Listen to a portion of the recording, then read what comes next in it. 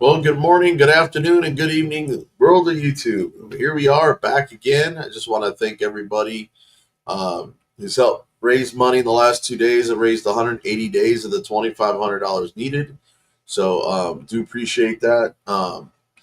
Again, all the donation links will be down in the sidebar down below. Brick Jonesy, what's going on? Ghost Man, Let's OTVO, Jody Shillo, James Forbes. Um, let's see, and the rest of you guys coming in. I want to start off with this one because it's a fresh video today. I'm going to be doing some more video reactions, have some fun before Delete Laws goes live in like 4.5 hours. So I want to get as much time as I can, try to raise some funds, have some good time with you guys. So right now, I want to share cult news video with you. Brick, if you like to come up, have some good talks. I know you love Mike, so if you want to come talk about this video, it's a fresh video he just put out. So if you want to come up here and we can critique it together. I haven't seen it. I literally just started 45 seconds into it. It was like, yay, another Mike Horton news. It's in Arizona. So OTVO, if you want to come up and talk about it as well. I know that Brick loves cult news like I do. KULT news. I know, same here. But as you can see on the screen, he's got 486 likes. This is like literally a fresh video that just went live about 23 minutes ago. He's already got 2,100 views on it. So I don't know if you want to come up, Brick. I mean, more than welcome to. But in the meantime, we need to get these funds raised, guys, for the lawyer. But I was trying to wait for more of you guys to fill up. There's only 7 of you in here according to my screen. But I'm going to go ahead and start this video. And Brick, you're more than welcome to come up, bud. Because usually pictures of our buildings, we just have to have permission to have them taken. Really? People taking pictures of our building, we just need to know why. So if one of those 3 were to come out, I could talk with them. We are still a financial institution. The weed shops have more money on, more cash on hand than you guys. You're not wrong.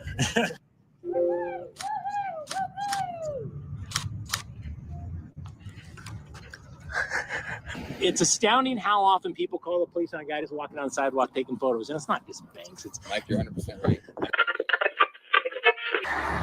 Hey everybody, KULT News back again with another video.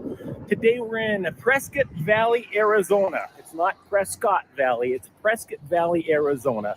Population is, in 2020, 46,475 people. And there doesn't seem to be a whole lot to Prescott Valley so far. We'll see how this goes. We're actually not too far out of a place called Arco Santi. I'll put in the bonus footage some really cool stuff about Arco Santi, some photos and all that. My brother has lived and worked there for over 30 years. Anywho, we're outside of a credit union west, minding our own business. And we're going to see if these good folks here recognize and respect our right to take photos. Hey, Big Mike, you want to come up? Jonesy, Big Mike, come on. We talk about this video together. You just dropped it. Come on up. We'll do video reactions. We'll bring up Big Mike. Maybe we'll show one of his videos. Come on, Big Mike. Don't be scared. Don't be scared. Come on up. Some videos in public and in publicly accessible places, such as this lovely sidewalk here. As you can see, they have a camera. King Bluto, what's going on, buddy? James Forbes. Up there. It's a pretty fancy one. And they do have a drive-through, and it looks like there's somebody just kind of using the drive-through as a ATM right now. Let's rock and roll.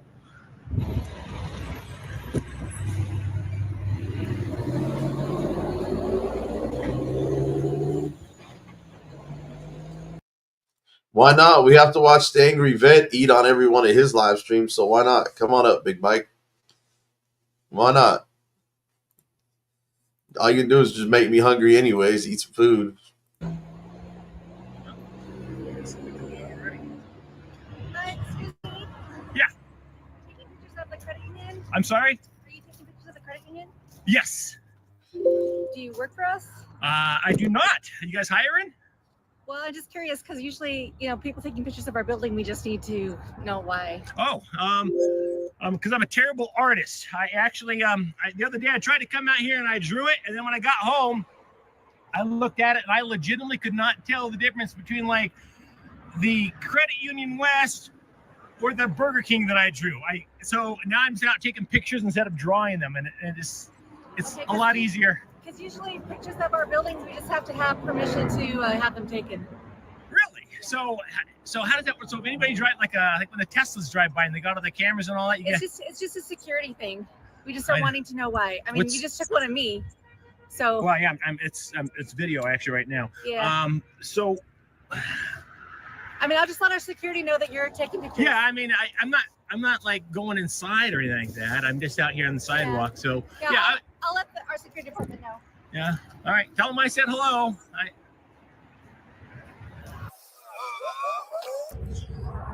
Let the games begin. Now the question is, will these good folks call the police and have the police? Jay Robinette, appreciate you coming in. Rick, you coming up? Big Mike, you coming up? What are we doing? I want to see that bacon. I want to see if it's crispy or soft. Come out and question me or what? I'm not feeling real chatty today. I woke up with like a kink in my back, so just not in the mood to chit chat with cops today. So if the cops come out, they're probably not going to get a chit chatty version of me today. Which, for those of you who watch our videos on a regular basis, you know I tend to be a little chit chatty with the cops. Not so much today. Not so much. Let's get back to the action here. And by the way, friendly reminder, when we get to 100,000 subscribers, Stacey and I are taking a teensy tiny itty bitty break and we're going to get married. It has dawned on me that this might prevent some of you guys out there from not subscribing, hoping maybe you have a chance. Stacey, you don't. So just go ahead and subscribe and get us that 100,000. Thanks. And by the way, I'm not telling her I won't marry her until we hit 100,000. She's not telling that to me. It's just a decision we made mutually that we're going to work our tails off on this business. And then when we get to 100,000 subscribers, then we'll get married. Oh, and last but not least, we've had a couple of breakdowns in our RV over the last 9 months. I broke my a bone in my right hand. Really want to say thanks to all you guys who have contributed. Sometimes, I'll be quite honest with you, sometimes your donations to us via Venmo, Cash App, PayPal, whatever, our GoFundMe account, all of those donations, they help significantly. And there's been a few times where they made the difference between having a really shitty week or a productive week. So thank you. Thank you very much. Let's see if the cops show up in this place, shall we?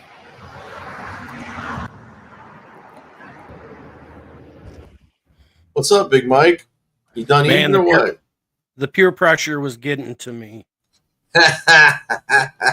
I'm easy to peer pressure. Well, I appreciate you coming up, man. I mean, we're always stream sniping each other over here, so it's like. Well, I'd seen when I was watching you, you was like, "Yeah, I'm looking for something live to watch," and I was like, I just started watching you. I was like, "Well, I'm live watching you." That was pretty funny. And sometimes I do that. What's going on, Richard Dickens? Thank you for joining us. Hey, so I don't know if you've heard. I put out a video last night. I've covered my arrest a few times. Did you see my arrest? Yeah, I've watched it a couple times. I don't always speak in your chats and stuff. I do a lot of lurking. You know what I mean? Yeah. So. But so I've decided, and now at this point, after my first court appearance and the way things went, that I'm just going to go hire the attorney here that I know. Now I got to raise $2,500. I'm at 180 of the 25. It's just a decision I started. I had like a coming to Jesus with myself Tuesday night after I kind of felt things were going not the way I wanted them to in court, the way they should have gone. So I talked with the attorney, told him, what's it going to take. We're looking at $2,500 to go to trial and everything else. So I mean, yeah, it's a misdemeanor, but it's a conviction that could be on my record. Right. It's a Class C. Yeah, it looks pretty good, man. Whatever you're cooking over there, must I be got cold out. bacon, eggs, and sourdough. There you go. Sour. I'm not really much of a sourdough. I'm more of a wheat or a honey wheat. I usually eat wheat, but my son's into weightlifting and stuff like that. He's been getting into health, and I've noticed on other channels, other like fitness stuff, sourdough's supposed to be a really good bread for you if you're gonna eat. Well, bread. I know wheat's supposed to be really good for you too, or honey wheat at least. The white bread has got way too much sugar in it, so I try to stay away from white bread. Well, that and they Things like bleach that. the crap out of that stuff. You know what I mean? Yeah. Well, I mean, I can lose this and have it go to appeals and lose, and I mean, there could be an avenue. I'm just not in a financial spot to be able to go long term to fight this thing all the way up in an appeals court. We got Brick Jonesy. You know who Brick Jonesy is, don't you, Big Mike? Yeah, I know who Brick is. Yeah, you said that like you didn't really care for him. No, shut up. I'm No, just I kidding. know I'm Brick. just throwing He's always tagging me and stuff. So, but so yeah, the court process. I try to tag everybody. There's been a couple of folks who said, don't tag me. But for the most part, people are appreciative of it. The thing is by tagging folks, that ends up in the algorithm. So I don't understand why people wouldn't want the tag. Yeah, tag the hell out of me. I don't care. Yeah. Well, what's funny is that video last night, I didn't really tag anybody. Hey, there's True North Transparency in the house. He featured that video last night. Of course, he didn't watch the whole thing. He just watched the very beginning and the arrest. So the whole police report. I put that whole police report and all those 911 calls in there because that's gonna be evidence at the trial that shows that not once did he ever claim on the 911 calls or on my video, and most likely on the body camera, that I ever dropped an F-bomb, which is what they're trying to claim that I dropped. I mean, Brick and I have had multiple conversations. Well, I shouldn't say multiple.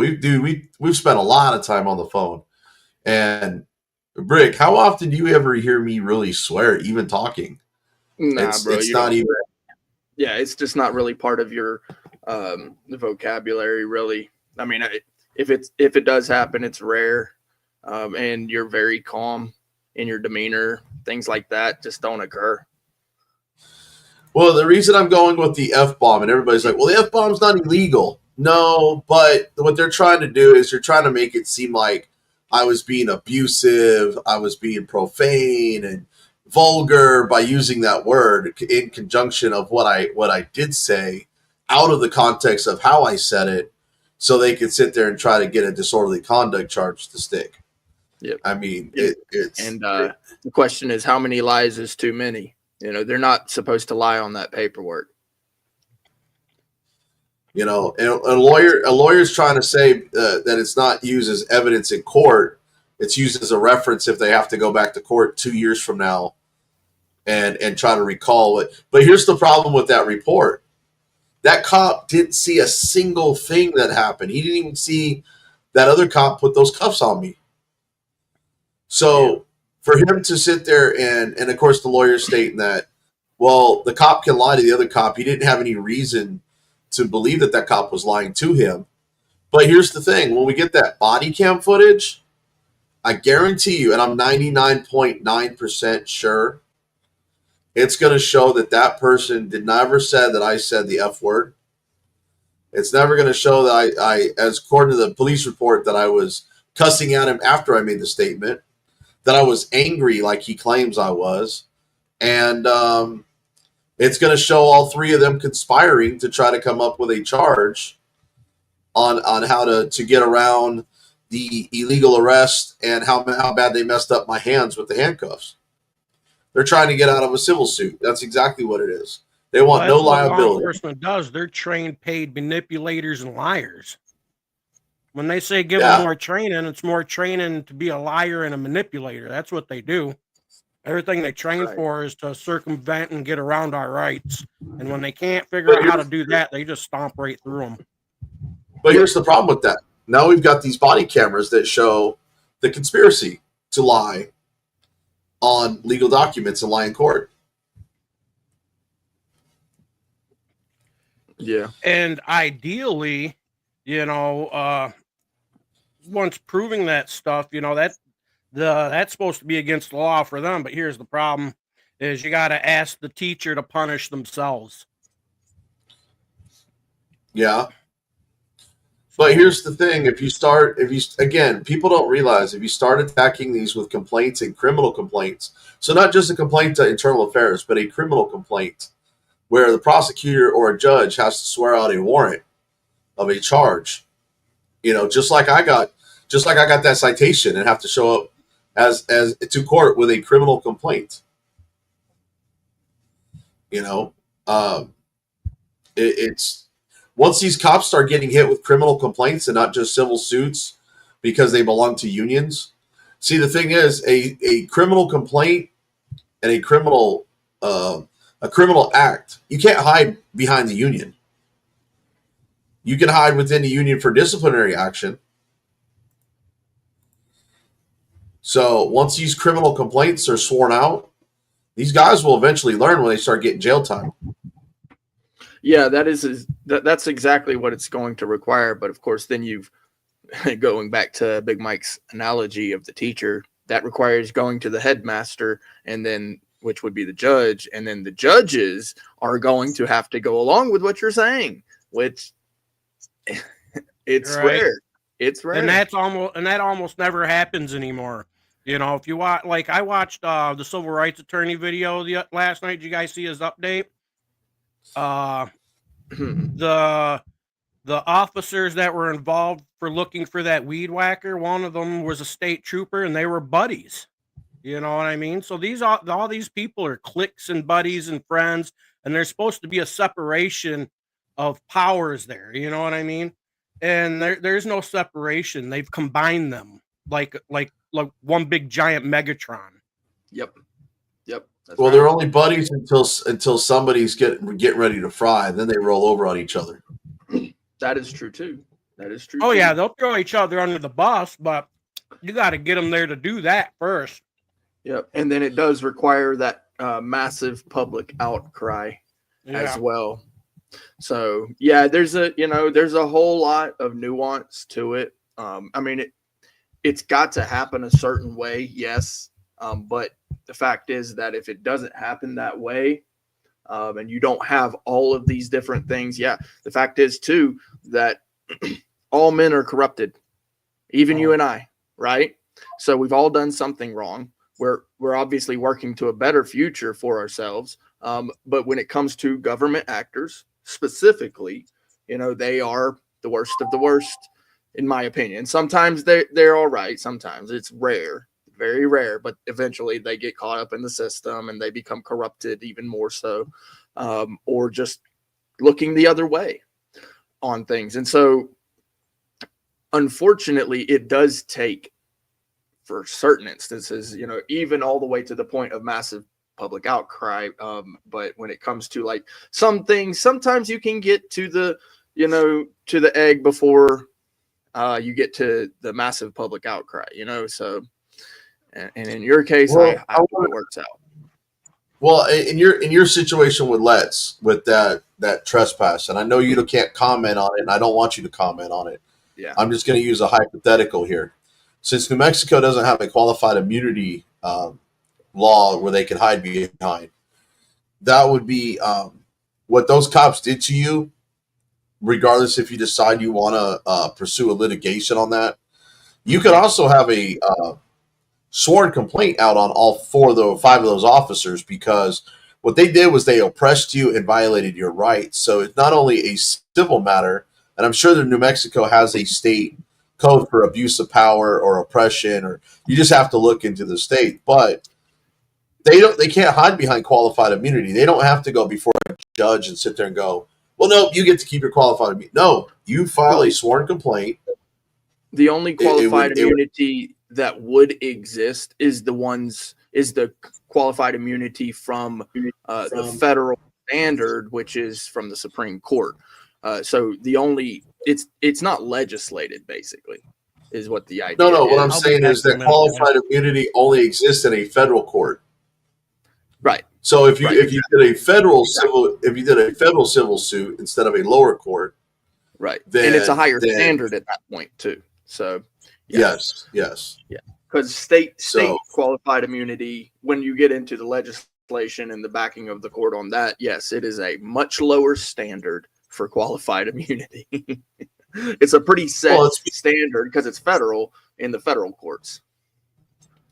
Well, that's because everybody wants to go after federal suits, and the thing is I think it has to be at a certain dollar amount, or it has to be rejected by the lower courts before you can take it to a federal court. So it just. Well, I'll say this much about it. There's always, for every case, there's always got to be a plaintiff and then a defendant. So it's just a matter of in any case that you or I or anyone files, there's going to be a plaintiff and a defendant, and it's a matter of figuring out who that plaintiff and that defendant is. Well, it's just like just any kind of wrongful. See, if everybody would plead not guilty, you would bog down the court so bad they would actually have to sit there and dismiss cases. Yeah, absolutely. Even if you're 100% guilty, why would you plead guilty? Like, that doesn't, like, I don't know. It's crazy that, and it's got to do with Terry versus Ohio, the fact that they can literally just hook you up, drag you off to the dungeon, and it's detainment all the way into the dungeon until they take you into the court. It's crazy. I was waiting for Big Mike to get back. That's why I was beefing about your stuff and my stuff. But now he's back. I'm going to play this Cult News one because I haven't seen it. He just launched it, and this is going to be a good one if he put it out. By the way, Mike Norton is number 2 on my list of 5. Like, so I always keep my top 5 list. He is number 2. Audit Them is number 1, but he is number 2. I just want to put that out there. He is literally Big Mike. Don't worry. One of my favorites. Big Mike, we're not on either one of his lists, so you're good, bro. We're just asked out on that 5. I hope to get there one day, at least on somebody's list.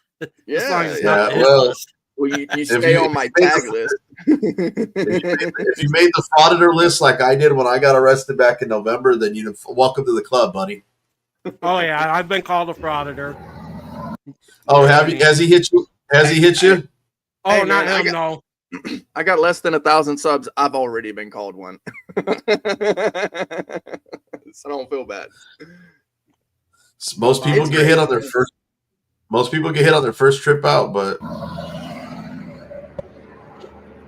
And just as I was getting ready to leave, it looks like a police officer is showing up. Check it out right here behind me. Off to this side here. Bada boom. Bada boom. Yeah.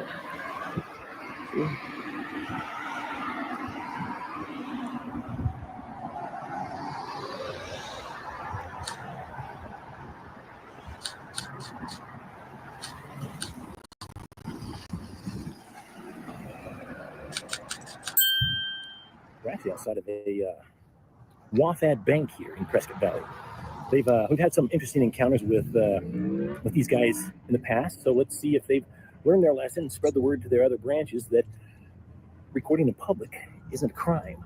So let's see if they respect our right today to take photos and videos in public and publicly accessible places such as this lovely sidewalk here.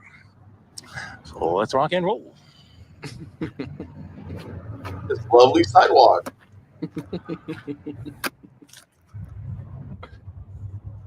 Damn, 6 minutes? Must be some sort of record.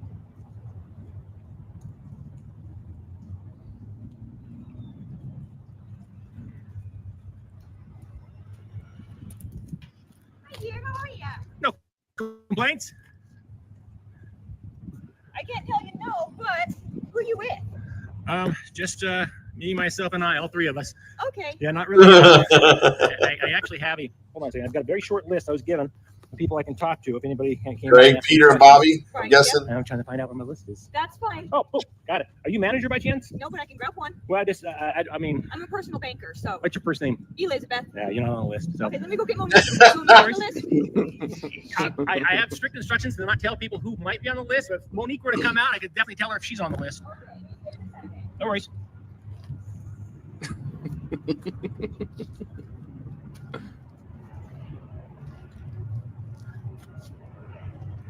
Damn, they must have the doors locked because she tapped her for a minute at the door. Monique is not on the list. Actually, I've got a very short list here. I don't know if you can you read that? Yeah, great. If one of those three were to come out, I could talk with them. I think there's also a Marcia, Jan, and Cindy on the list on the sub list. What's that, Brick?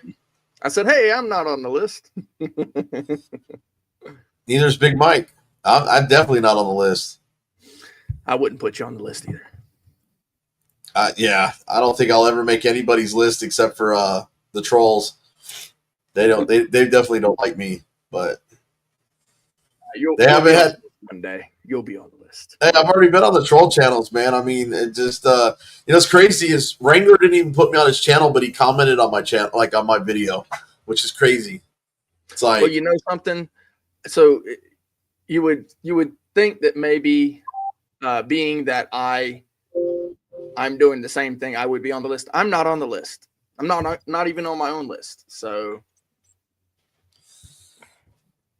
yeah, I'm not even on my own list either. I think it's because you didn't get arrested. I think that's what it does. I've seen some of them get trespassed and it show up on there, but like literally, you can't call the people that are divided in our community that are hating on each other considered trolls and making their channels. That's just people within our community hating on you. Yeah, just being unhappy with someone isn't gonna be like, oh my God, now he's not the thing anymore. Yeah. It will require literally having been gone hands-on to be on some type of anti-list. Yeah, you definitely got like me. Now I say arrested because technically, if you want to get legal about it, it was technically an arrest, not a detainment. Detainment is standing there or maybe having cuffs on, but the minute you get cuffs on and you're in the back of the car and a cop literally tells you you're under arrest, you're under arrest. Well, detainment, so let's go back to Terry versus Ohio. What is detainment? An over the clothes pat down, right? So they're going to tell you to stand against the wall or stand here, stand there, so they can do the check for officer safety. Now, once that check is done, then what's left? To make it where you're no longer detained, right? So if you're handcuffed, are you detained? No. You're arrested. Well, you got to remember, I was also in the back seat in those cuffs for about 40 minutes, which is more than reasonable time. So at that point, it's a custodial arrest. And he told me I was under arrest, never read me my Miranda rights, and started questioning me. So it's a violation of my Fifth Amendment. And I know that the case law has been extended through other cases, and that's why yours qualifies according to the case law as detainment. And in fact, they can actually detain you, quote unquote, detain you all the way into the dungeon. Until you go to court, it's still a detainment. That's why they're called detainment centers. Yeah, but I mean, technically, even in a detainment center, they still have. They're supposed to have at least 72 hours to get you in front of a judge or something. Anyways, it depends on the jurisdiction. Yep, right. Certain jurisdictions, they can kidnap you for 3 freaking days, and at hour 71 and a half, oh, never mind, kick you out. Yep, that's it. Ain't that disgusting? But just remember this: if they're going to detain you for 72 hours in those handcuffs and take you down to a detention center, they can sit there and legally not read you your rights, but as long as they don't question you. That's why you get in front of the judge, and the judge says, before you speak, I must read you your rights, because he's letting you know that you have officially been arrested, and that anything you say in his courtroom is going to be used against you. Okay. Now, he's not going to question you. He's just letting you know that any statement you make at that point in his courtroom, whether you've been read your rights or not already, is a definition of an arrest and of your legal rights. Now, cops don't care about legal rights. That's why they lie on documents. That's why they don't read your rights in question. This is why stuff gets suppressed all the time. It's because the cops break the rules and no one ever challenges it. You just go with the flow and take a plea deal. No one ever looks at the evidence. The cop never gets in trouble. And that's what happened in my courtroom the other day, Big Mike. 5 other black males, all like for disorderly conduct, petty theft. I mean, stuff that they probably would have gotten done better at a municipal level. It was a class C that these guys, basically the cops didn't have much, so they wrote them a ticket. Okay. They wrote us all tickets for these charges. Okay. One guy went to jail for a day, was released, but he still had 2 charges of disorderly conduct and public intoxication when he was in his own garage. Guess what he did to get behind it? He took a plea deal. Now, I wouldn't have taken a plea deal. Of course, when I told that prosecutor I didn't want to hear what she had to say, and I had my motion to quash in my hand and asked if she had any motions that she in front of her that I've sent, she said no. She snatched that thing out of my hand like a total bitch and ran right back into the courtroom. So that's when I kind of made my decision when I asked the judge, are we on the record? And he just ignored me. That it was time to get the lawyer. Hey, what's going on, Buzz? I just knew that at this point, it wasn't going to work out. Hey, what's going on, Mile High Community Channel? So at this point, it's better to have legal representation and have ineffective counsel or somebody who can take this to an appeal if I lose than not objecting at the right time or not knowing the trial part of this. I would rather, I'm not ready to go to trial with by myself. I'm not, even though it doesn't warrant any jail time, I'm not ready. Yeah, court's hard. It's difficult, and they put so much emphasis on that the judicial language, you know what I mean? And as a common man, you just want to come in there and speak common words, and they make it makes it so much more difficult, and then it makes you feel insecure because you're not 100% sure, and it's always better to be safe than sorry. Yeah, and in fact, I know that right now times are tough for you right now, BZ, because of the ridiculousness of the what the trolls have done. They've reached out to your employer and caused you hardship. They are the cause of that. I want to put that out there and make that very clear. This is literally the trolls doing. You were working. You were doing a great job. You were out there filming the cops, doing your thing.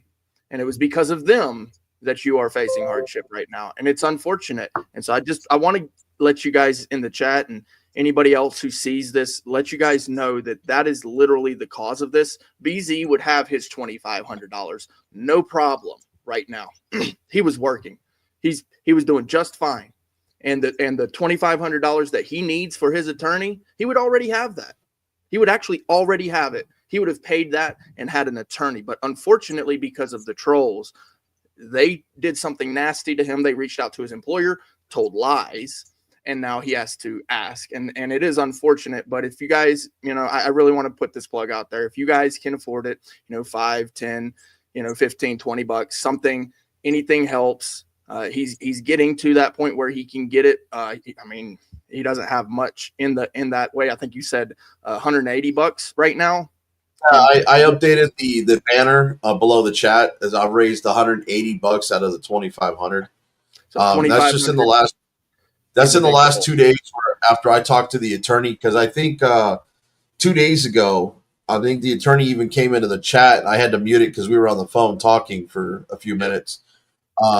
But yeah, that's what it's going to take. It's going to take trial, and this is going to go all the way to trial, man. Now, if he gets a drop before then, it's great. It was well worth the money. He'll even probably help me with other avenues. And like I said, I don't want to go into it in case and I don't want to comment. Is amazing. That's a very reasonable amount when it comes to attorneys, You know what's usually they cost disgusting? in excess of $3,000. Go ahead, Big Mike. Yeah, go ahead. Sorry. go. You know what's disgusting though is they will spend more to try to convict you than what they could even get out of you on a fine on it. They'll spend $3,000 to charge you $1,000 fine, and they're still, you know. Well, what and I mean? here's the point.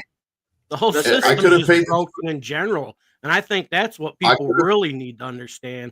The system is completely broken, mismanaged, manipulated, extorted. Anything negative you can think of the system, it is anymore. Yeah. Well, and Instead I'd say of this, Big Mike. apologizing, they would rather defend that bad action with tens of thousands of dollars when all they really need to do is just adjudicate the case, understand that it's wrong, maybe even issue an apology to the individual who they wronged. In this case, it was BZ, because they absolutely did him wrong. But then they don't want to do that. They'd rather spend tens of thousands of dollars to try to save face. It's disgusting. Well, and it's like this, you know. I could have paid $262 and been out of it already, but it would be a conviction on my record. There'd be nothing I can do about the way the cops did their job. You know, they screwed up. They manufactured a charge after they screwed up and arrested me, and put those handcuffs on me. And you know, the trolls went and lost. Because of lost of wages and medical bills that I had to go incur myself to get my hands looked at to make sure there was no permanent damage, is going to be bigger than the $2,500. I'm looking at the long game at this point. I'm not looking at just beating the charges. I'm beating the charges to get to the next step of the long game. There may be civil litigation after this. There may be criminal complaints sworn in after the officers. There may be criminal complaints sworn in on the deputy clerk for not looking at the evidence for frivolous prosecution, or malicious prosecution is what they call it. So it's it's like Chuck says as well, because I know it was being asked how far with $2,500. Well, $2,500, if that's the cost that the attorney's asking for, it's probably because the attorney believes that he can stop it pretty quickly.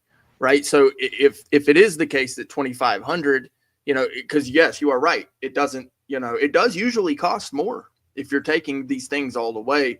But this is also, understand, this is city court. It's not county. It's not state. But also, yes, if it is the fact that he's only asking for 25, it's probably because he feels like that BZ's got a strong case. Right. But unfortunately, without representation, they just don't treat you the same. And so, yeah, anything helps. And that's, you can't afford and it. that's 5, more so 10, 15, 20, whatever. You know? And that's more so, and Rick, and that's more so why I'm going the lawyer avenue, because I saw that in that courtroom where the record, or the, you know, when I asked if we're on the record, I felt that the judge got offended by it. Yes. If you're going to take my formal plea on the record, shouldn't we be on the record? Right, because it's because you are defendant and you are the attorney. So when it comes down to that, you are representing the same person, and the judge wants to be careful about how much a defendant says, right? And so legal language is paramount when you are defending yourself, right? The judge doesn't want you making a mistake because it can make him look bad. So understand that the judge, and it's not always the case that the judge really cares, but he does care about his own representation, So the way he looks in court. So every time you open your mouth in the court and you're not representing properly according to the legal language, then he is going to feel some kind of way about that. He's like, I don't know if I can handle this, you know? So it's because of that he wants to see someone else as a representation, just right off rip. He just doesn't even want to have to deal with that at all. Yeah, because my whole key is why didn't they set me a trial date? They didn't even set me a pretrial date. They just said to be set. You know, that's the latest news I've gotten so far is we don't even have a date at this point. You know, all the discoveries, nobody's looked at any of my motions. I know they're there because I confirmed it with the clerk before I went into the courtroom. So it's all scanned in my docket. It's been scanned into my docket since the 13th or 12th of November. 2 months, and no one's looked at any of my motions. So I mean, I guess they're prepared to take it to trial without looking at any of the evidence. So, and just to kind of clear up what Mr. Dickens is saying, yes, you are 100% right. These things may cost more, but that doesn't mean they will cost more. So understand, these things can be worked out, but it's better to have this man who is a legal representative of the court on your side talking for you, especially when he is interested in the case at all. I mean, the fact that he's interested in the case at all, as BZ has been representing himself up to this point. Sometimes lawyers look at that and go, I don't even want anything to do with it. You've been representing yourself. Keep going. Yeah. And this is this is a pretty good lawyer. He doesn't know anybody in the city of Fort Worth courts. He usually deals with the county courts. He said this is an easy one to beat. So, you know, because it's based on speech. You know, I brought up a few other good points. He says it doesn't really matter. I'm thinking too much into it. This is an easy one. It's based on speech alone and what they're claiming. I said, and even though there's all this other, what's up, Clash with Bow? Look at this. I'm even blessed with greatness over here in the Dallas area here. I'm surprised Clash ain't even online yet, live, doing his thing that he does. Probably live watching you right now. Hey, I'm gonna make a coffee. I'll be at. Okay. All right. Well, I'm gonna go ahead and hit play while you're making your coffee real quick because I like my.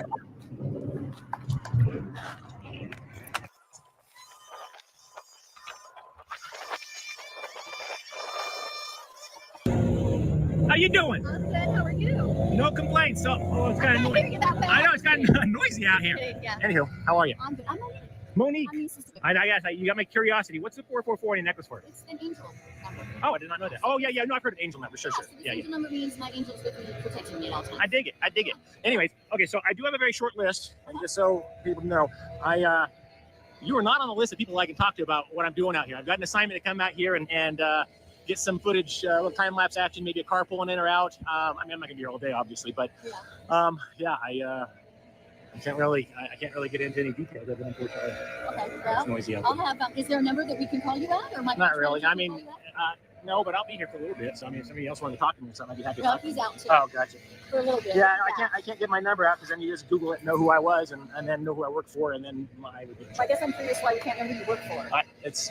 It's an ongoing investigation, is all I can tell you. So Okay. I gotta tell you, there's 10,000 reasons over the years why I've seen stuff like this done outside of banks. Everything from a workman's comp claim to a hit and run claim somebody made about somebody in the bank to bank merging with another bank and being big in the news in the next couple of days. To I mean, I can think about a dozen. Well, I appreciate you answering my question. Yeah, no worries. Monique, yeah. My Mike. Okay, Mike. All right. Yeah, you too. Now that interaction, what's going on there? Sly Shy, Chuck Bronson, Wild Journey, Clash with Bow, just kind of people coming in a little late. You know, he told them who he is, and I just think it's funny because it's none of their damn business. He's on a sidewalk. He's not stepped foot on that asphalt at all. But it amazes me how easy the curiosity gets these people. Well, okay. I did a bank audit about 10 days ago. And I have not done one before. Okay, I did two. First one I did, nothing happened. So I haven't even messed with the video because nothing happened. No cops weren't called, nothing. The second one, the cops were called out, but the bank manager and the cops showed up at the 40-minute mark. She never came out beforehand. They called the cops before even coming out to see what I was doing. What's up, Stomper? So I'm just waiting on the 911 call at this point. and I'd like to get the body cam footage. I've requested it. I just don't know how much it's going to be. It's just extra funds that I've got to come up with. I may just do a 911 call integration in there because they're free. Right. And then basically maybe an update later on down the road with the body cam footage. I mean, people love body cam footage, but that stuff's expensive. And I think for us in our community, we don't expect everybody to get that. You know what I'm saying? Oh, so I wouldn't pressure yourself on it. It's kind of what I'm getting at. Well, if I can get it, I might even do an update to the video and redo the video with the body camera in the middle of the video. I've done 5 bank audits. I've had the cops called 3 times, I think. With do you have that up on your channel? My bank audits? Yeah. Because I may show one of those after this one here. If you want to hang around, I'm gonna put this. I'm gonna put this in 1.5. This was in 1.25, but and I know Mike fast forwards most of this stuff for transparency, like I do. Right. I don't like doing jump cuts because then people accuse you of shit. Yeah, I do jump cuts sometimes just because. I mean, it seems like YouTube likes it. You know what I'm saying? What do you mean YouTube likes it? It seems like when I put a video out that has jump cuts versus trying to show the majority of it, I seem to get better views. Well, when you do the jump cuts? Yeah, because, I mean, everything else is what they consider non-tent. You know what I'm saying? And people value their time. And it could be. I mean, if we could ever figure out the algorithm one day. Yeah, well, yeah, that's it too. You know what I mean? Maybe I just had good luck with them. You know. Yeah. I mean, if I don't do a jump cut, what I usually do is I do like a 900 times speed. Right. So it's like, right. So yes, you are right that people value their time. If you're gonna not do a jump cut, I don't like doing jump cuts myself as well. I'm not a fan of it personally. Right. But I know the truth. I see the whole video. I mean, and that leaves me an opportunity just to leave an uncut video for later. If people really want the uncut, I'll throw it out there. Hey, is Clash with Bow still in here, or did he bounce already? I know he probably didn't stay long. The only reason I say that is because I know he'll be playing some stuff later. He needs to be playing my most recent video from last night. I mean, that arrested for free speech. That's the case I'm going to court on right now. I went ahead and put that out. There are a few cuts in there just because it was an 1.5 hour long video to begin with. So, and I added the 911 calls and stuff in there. So, if Clash is in there, I'd love for him to go ahead and critique me on my video. But I see Chuck says he doesn't do cuts, and I watch his stuff, and yeah, he doesn't do cuts. And I prefer to watch videos like that myself. But I'm a smaller channel, you know what I mean? So it's easier to get the numbers up. You have a nice loyal following of subscribers, you know what I mean, that watch your stuff consistently, and that's what they come for. And it takes time for I'm sure you remember small channels like us to get there. You know? Yeah. Well, I hope you're going live in a great area where you can get plenty of content. You know. Yep. See, Bao said he'll check it out on his next feed, and and he loves to play it like in 5 times speed, but he needs to slow it down a little bit. Yeah, I watch videos myself at 1.5 at least, sometimes 2, depending on how long it is. Well, my whole thing is it all depends on how fast people talk. Like if you're talking fast, it doesn't make any sense to crank it up because then you can't understand what they're saying. So I ain't gonna lie. So personally, I like to watch everybody. So I don't have enough time to watch all of your videos. Yeah. So what I do is I typically try to give you your minute, right? Get that view in, throw a comment down for the algorithm, like button, all that good stuff. If it's something I feel like sharing, I'll share. But then I will try to skip through to specific, like I'll, quick. Try to get the content itself But I swear I follow so many people. I subscribe That's to what jump so cuts many do people. for you. Yeah, I agree with that. So yeah, I mean it has its benefits, and then it has its not benefits. Right. It's a double-edged sword. It's a style preference. You know what I mean? There's all kinds of variables that go into it for people. You know, And yeah, every production is different. I mean, right. like the thumbnails. You look at the thumbnails. Every thumbnail is different, and the more content, the better. Especially when we're dealing with what we do. You know, Right. I'm new in the game, and I'm looking at it going, yeah, I could do all kinds of different things, and so I'm starting to develop my own style. And there's things that I'm going to be doing that nobody else is going to be doing, just like everybody does certain things that everybody else doesn't do. I love it. Well, I that's really it. do love the variety. Places like Texas and Florida and California, high populated places, plenty of content. Well, I'm way north. You know what I mean? You're north, more northern than them too, right? Where you No, from no, again? I'm New Mexico. I New was Mexico, Florida, but but now I'm New Mexico. still that's country. That's There's west. Yeah. Yeah, I mean, Yeah. Yeah. Yeah, So but he's in a major city though, Big Mike. I So am. he's getting So he's out there near ANCAP Cop Watch and you know it's Albuquerque. ANCAP Cop Watch. Shit, I'm that gonna dude's tell you always right live now, streaming. where I'm at, the content is rife. Like so Right. much. The ridiculousness of it, like, is that like I've already developed a name for this city. This is Corruption City. This Right. is Corruption City. Like there's just a little tiny bit that I've began with. It's like, holy crap. You guys really are just doing whatever the hell you want to do.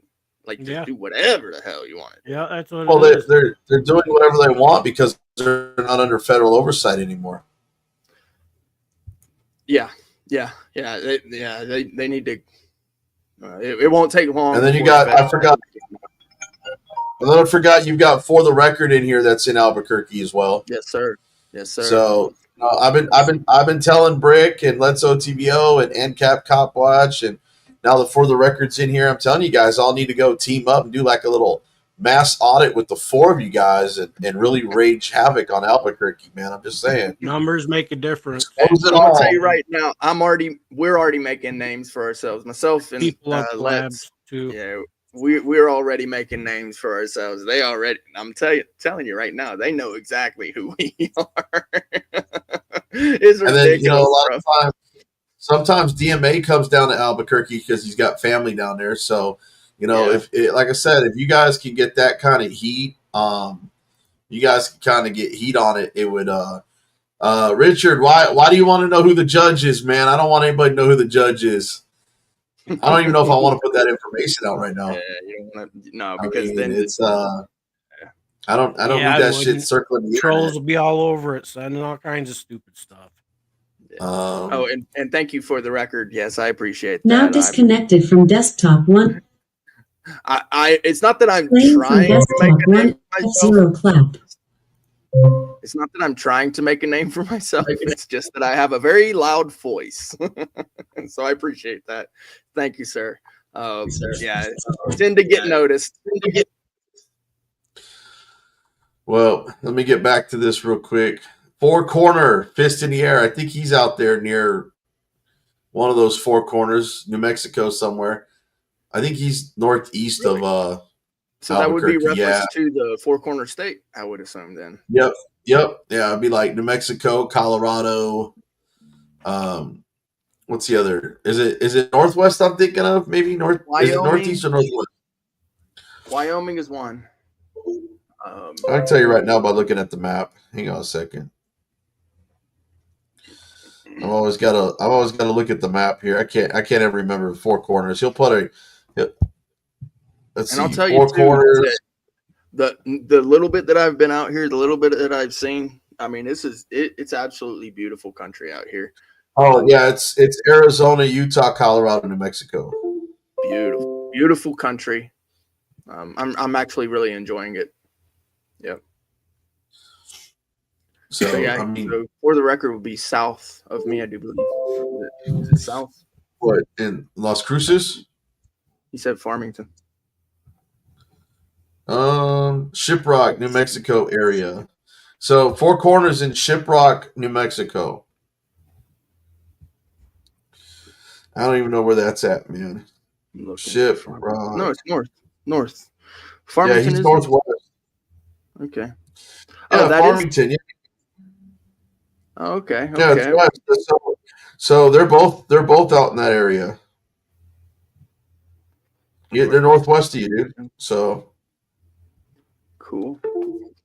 Yeah. No, it's great to have that much activity out here and be expecting, because ultimately, yeah, the like I said, the little bit that I've uncovered here with Let's, I mean, just to know that there's that much activity going on here, and yet they still don't get it and still miss. Like for instance, I'll give you an example: $250,000 for homeless funding, right? Just missing.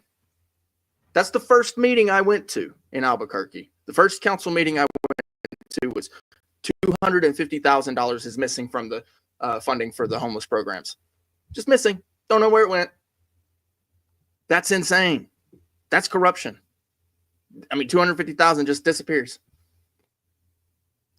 I don't get it. It's almost as if they like the city the way it is, being all corrupted and all that. So corruption city, man. That's what I'm saying. Maybe more boots on the ground, will help. But when you went to go get yourself a coffee or whatever, look, this other lady is now standing out here by the ATM, like literally watching Mike, trying to block the ATM.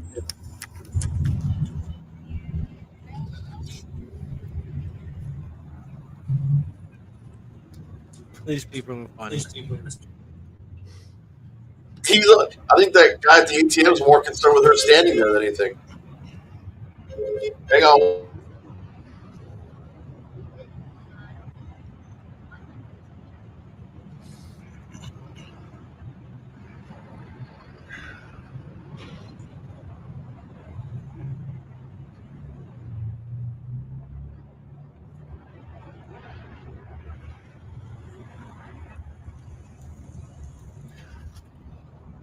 That was really weird. I think Monique must think that I have one of those special X-ray cameras now that you can, like, if somebody's standing at the ATM, you can see right through their body, or maybe it's like a CIA spy satellite. Maybe she thinks, and I can like see down. It's absolutely bizarre to me that Monique felt the need to come outside and stand in front of the ATM. The man is perfectly capable of doing that himself. It makes no sense. It was a little weird, but you do you, Monique. You do you. At least he didn't call it boo this time. I was leaving, walking away, and I saw that first gal from the bank come outside. And he always says, "Boo, you do you, boo." Yeah. This time it's Monique. He threw her name in there. But yeah, this is KULT news for everybody in there. Somebody in my chat, one of my mods, make sure you drop his link. So you guys, if you haven't subscribed to him, make sure you go over there and subscribe. Yeah, he needs to hit 100,000 so they can get married. Wait, I feel like she's called the police. Here we go, another one. That's correct, sir. What's your name? Your first name? Justin. You're not on the list, Justin. Well, I can say this. If it's Jim, it doesn't work anymore. Well, I don't have a Jim on it either, actually. So is it Brian? I can't tell you that. I've been told that if somebody comes out and asks if they're on the list, I can tell whether they are or not, but I can't just let them go on fishing expeditions trying to figure out who's on the list. Well, Brian's my boss, so that's why I'm trying to verify. Yeah. But he's based out of Scottsdale. Then my guess is it's unlikely he would be here asking me if he's on the list. Yeah, I can't really tell you who's on the list and who's not. Can I ask who you work with? No, because then you just be able to Google it and find out exactly who I work for. So it's I assure you, I got a piece in your arm. But Yeah, that being said, we are still a financial institution. the weed shops have more money on, more cash on hand than you guys. You're not wrong. so yeah, I mean, if I was gonna rob a place, it definitely would be a weed place, I think. I'm just saying, even my staff is a little nervous. So, yeah, just reassure him. I understand if I pulled up, screeched up, and had a mask on or something. I'm not. I told the guy my name's Mike, but that's about all I can say. And I just can't go into detail, unfortunately, during an ongoing investigation, is what I'm told. So take that for what it's worth. Thanks, Justin. Now I do see somebody inside that bank on the phone, and they appear to be pacing back and forth. So let's see if they're calling law enforcement on this.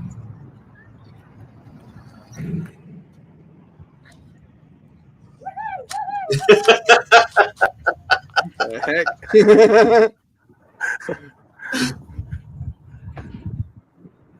Whatever that was about. That was one of the best reactions I think he's ever had from somebody walking out. Are they going to be in the news? Now, that's a happy Washington Federal customer there. This is the best bank ever.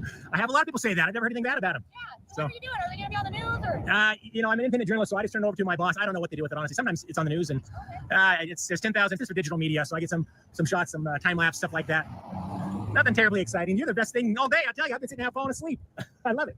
Maybe you should call it a day then. Hey, have a great day. You too. Seven Cities, welcome. Yeah, she's right. I think I will call it a day. Let me collapse this thing here. Yeah, I was just waiting for a really fun, excited customer to come out. And once I got that on video, I'm good to go. So, seriously though, good folks here in Prescott Valley don't seem to be too terribly uptight about cameras. So, so far that I know of, I haven't heard 911 calls and what have you, and we'll certainly request those. We'll find out if these folks are in fact as chill as they seem to be. So Stacy and I had left. We were driving down the street, and there was a cop car that was coming up to this well-fed bank real slow. So I'm heading back in case that cop car is it for me. Here he comes.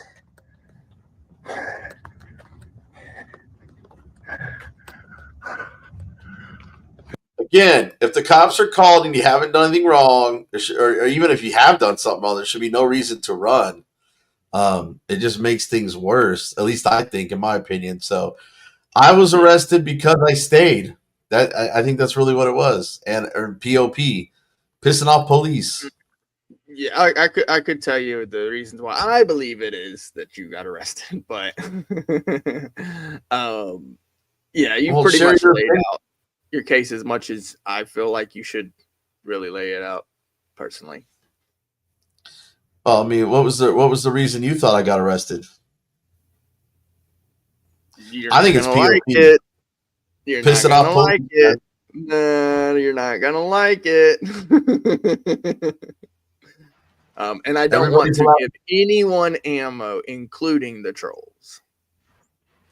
No, it doesn't really matter at this point. But okay, No, we'll deal with it at the phone call. Yeah, I'm okay with that. Yeah.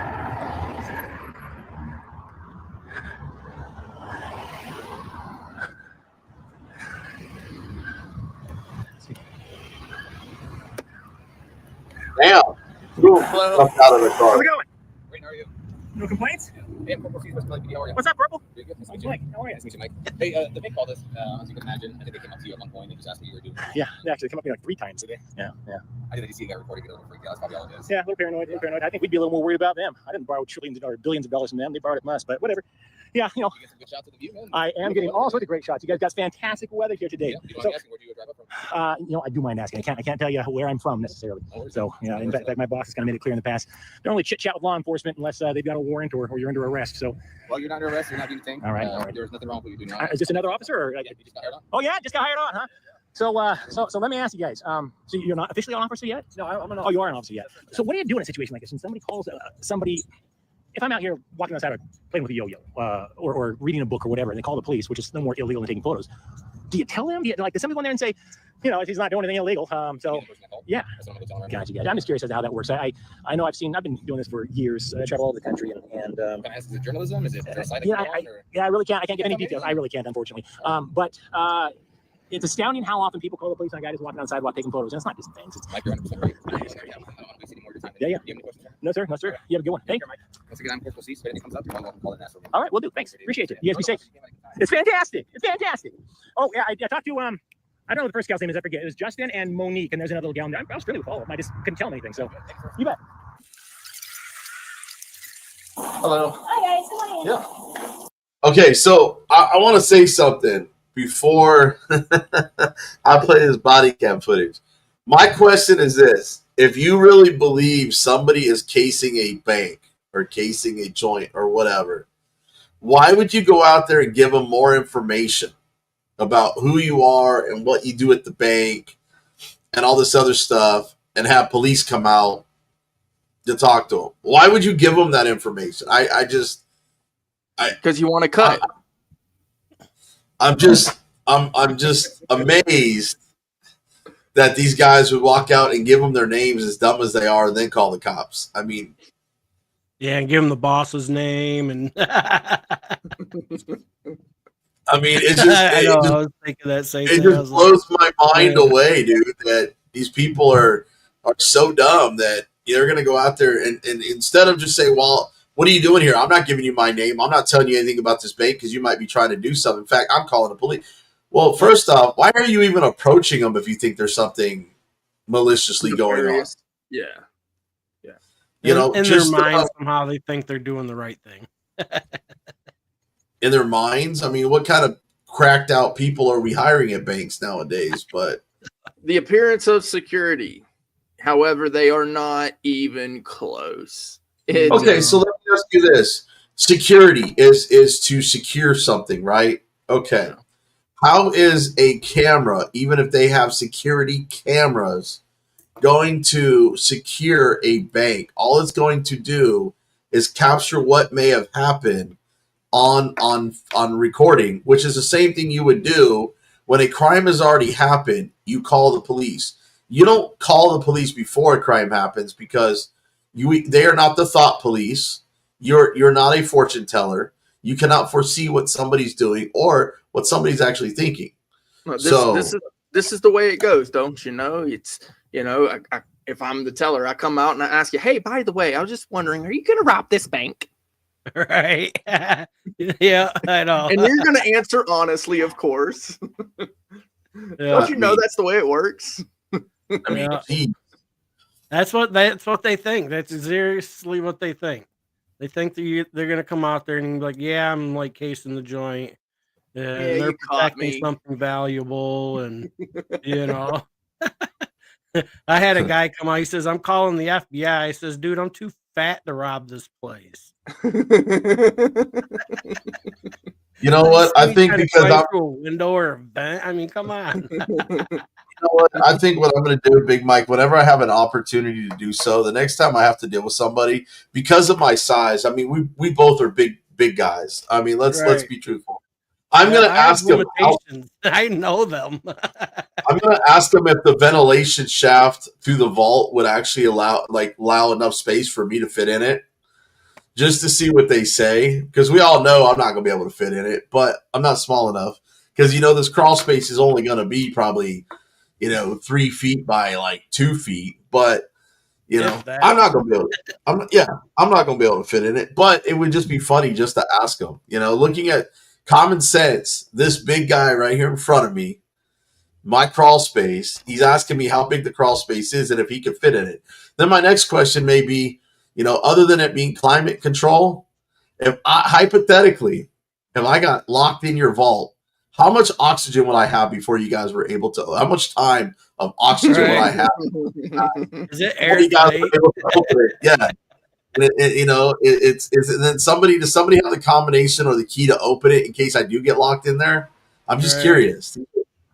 I think these are questions I'm literally going to ask one day, just because they seem so far fetched and outlandish that who wouldn't want to laugh at shit like that instead of running in and calling the cops? I mean, if I'm going to write out a list of questions when somebody comes out. These are the questions that your boss wants you to ask. You don't have any guard dogs, do you? Do you have ventilation for your vaults? And if so, then how big is the ventilation? Things like that, right? These are the things that need to be known. My boss also wants to know if beams in the vents. My boss also wants to know that somebody my size, if I was crawling around in your crawl space in the ceiling, would it be able to hold my weight? Nothing nefarious. Nothing nefarious. Just nothing nefarious. It's just, I can get these blueprint plans myself, but I just want to know, do you have firsthand experience? You got to let them walk into that. You got to find a way for them to walk into those questions, though. Well, yeah, it's called when they start asking you personal questions. You start asking them personal questions about the bank. Yeah, it's not if it's none of my business to know about your details of your bank, then it's none of your business to come out here and harass me while I'm taking public photography. But I'm just saying. Yeah. You're gonna come on the sidewalk and mess with me. I'm gonna try trolling you. Yep, that's exactly it. Yeah. But let's see what this cop tells him on this body cam footage, because I'm actually kind of curious now if he's gonna do the old, actually one of the videos I heard this morning, the cop actually called Kansas City Accountability, which we'll be seeing here shortly on this video. He calls him a frauditor. He doesn't even call him an auditor. He called him a frauditor. He goes, one of these frauditors tried to get a reaction out of people, and then they elicited a trespass when he wasn't even on the property. So, yeah, I'm curious if that's going to be the same thing for Mike here. So let's get into it. He gets that a lot. Hey, Dylan. Hey, you want to talk to the phone? It's perfect. Okay. Yeah, of course. Just what I assume people come in is usually ask for any of that good stuff, which I didn't expect him to. He's on a public sidewalk. He has the right to record still. So I explained him, I'll come in here. I'll talk to you guys, let him know, hey, he has the right to be there. But you guys know that already. There was a scam going on too, where they're trying to basically get us to react. And that's all it ever is. That's all it is. At no point was he ever like actually in the business or outside the door. He hasn't been inside at all. So he was just on that sidewalk the entire time. Yeah, he walked out. So he walked down, and when I was at another meeting, and then when I was coming back, I saw him walking out. So at least this way I can say it. Yeah, absolutely. Yeah. These guys usually have like a YouTube channel or some kind of webpage. They try to get like reactions from them to get views and whatnot online. So I don't get the vibe, and he's doing anything out of what they normally do. So obviously keep an eye if you see something else that comes up. Okay, so there you go. He said it. He's just trying to get likes and views out of his channel and get a reaction out of you. So they all, I mean, why do they got to go sit there? We don't try to get reactions out of you. It's if you look. No, I'm gonna be as bluntly honest as possible because I'm no liar, right? I absolutely 100% am trying to get you to hit that like button. I want you at least to react that way. If nothing else, yeah, throw a comment in the comment section. Boost the algorithm. I absolutely 100% want you to react to my. So I want people to hit the thumbs down if they don't like it. Either way. Here's my thing, Rick.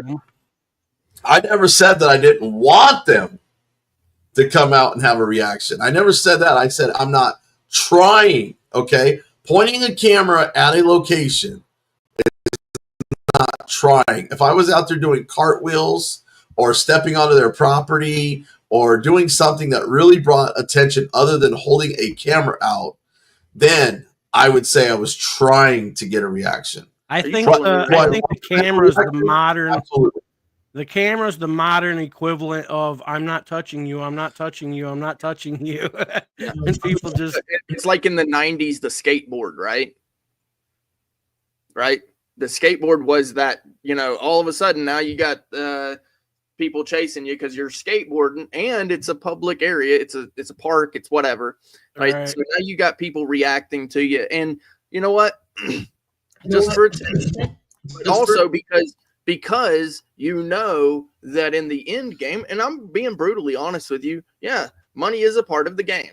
Money is definitely a part of the game. Here we are on YouTube. YouTube is going to pay for content, and people want to see the government held accountable for their actions, right? And so, yes, here we are filming to see what the government is going to do. The government is going to react. Absolutely, 100%. And it's okay that they react. It's just a matter of where their reaction is. Are they going to do a good job, or are they going to do a bad job? Right. I want them to do a good job. So if they get a call because some, Karen called them and they just do a drive-by, cool, good job. But there are bad officers, and a whole lot of them. There's a whole lot of bad government actors. And so I believe there is no good cop anymore. The philosophy of mine is good cops will let bad cops do bad things. They're bad cops too. Yeah. They can violate your rights nicely and politely. Still a violation. So, the ones that do it like that are just doing it for optics, and they know it. Yeah. Yeah, exactly. And, I know that some people might not agree with that. I know that some people might not agree with that, including BZ's. Like, I don't necessarily, I'm sure he's going to tell me, I don't necessarily agree with that. But I am absolutely 100% trying to get that reaction. What it is going to vary. Sometimes it's going to be a good reaction. I'll give you an example. New Year's Eve, I did the strip in Albuquerque, downtown, and I was getting some interesting content. I had shut down my live. Figured, okay, I'm going to go take a break, blah, blah, blah. Swear, I didn't wasn't 5-10 minutes later, the horses were on the sidewalk. Now, I didn't start up the live immediately. You know, I was setting it up. By the time I got my live set up, they were off the sidewalk and back into the middle of the street where they belong. They're not supposed to be on the sidewalk using those horses to push people around. That was completely unreasonable and uncalled for.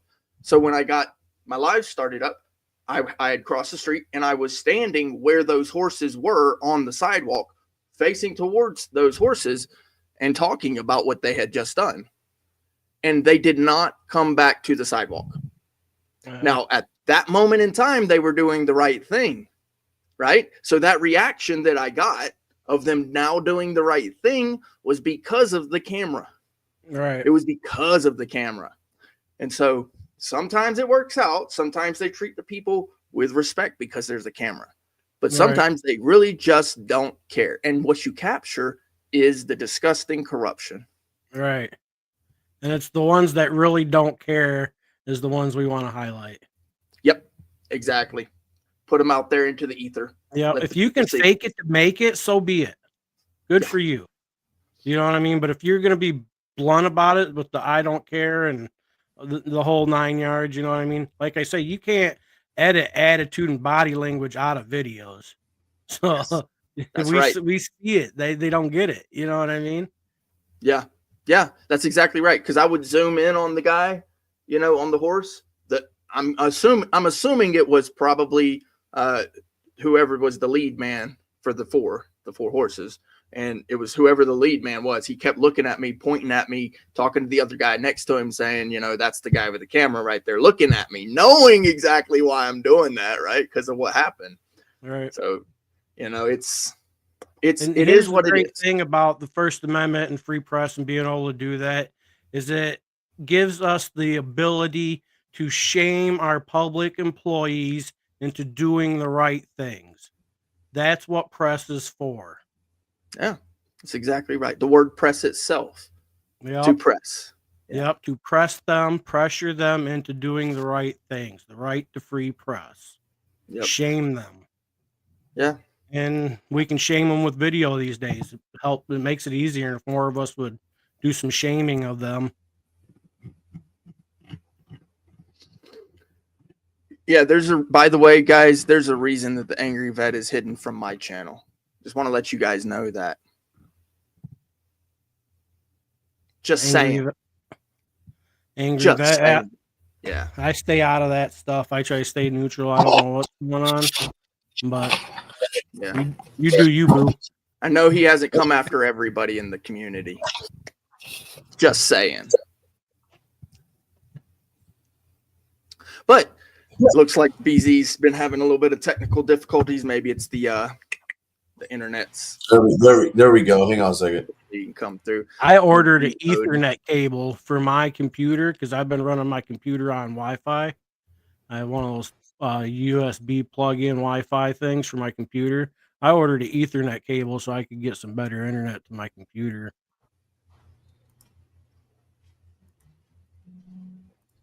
Yeah, the boosters. Yeah, they're helpful. Yeah, my room was upstairs, so I wasn't able to run it up there without running it across the floor. Something stupid, you know what I mean? Now that I got moved downstairs here. Actually, let me correct that. I did unhide Tav. I did unhide him because I saw recently that he was trying to make peace. And I hope that was sincere, and I hope that it continues. So Tav, if you're out there, you are unhidden from my channel right now. And I do want peace. I wish for it for both of us and all of us. I really do want it. I want peace for us, whereas we need to point those cameras towards that thin blue line. Yeah, any petty YouTube arguing between us and the communities is really a waste of time and energy. And I mean, you know, a lot of the stuff, it's really over something petty, how we want to stick to our guns and, you know what I mean? Because that's part of what makes us who we are in our channels. But, you know, amongst ourselves, it's okay to bend a little bit for the better of the good. Yeah. That means we all bend, You know what I mean?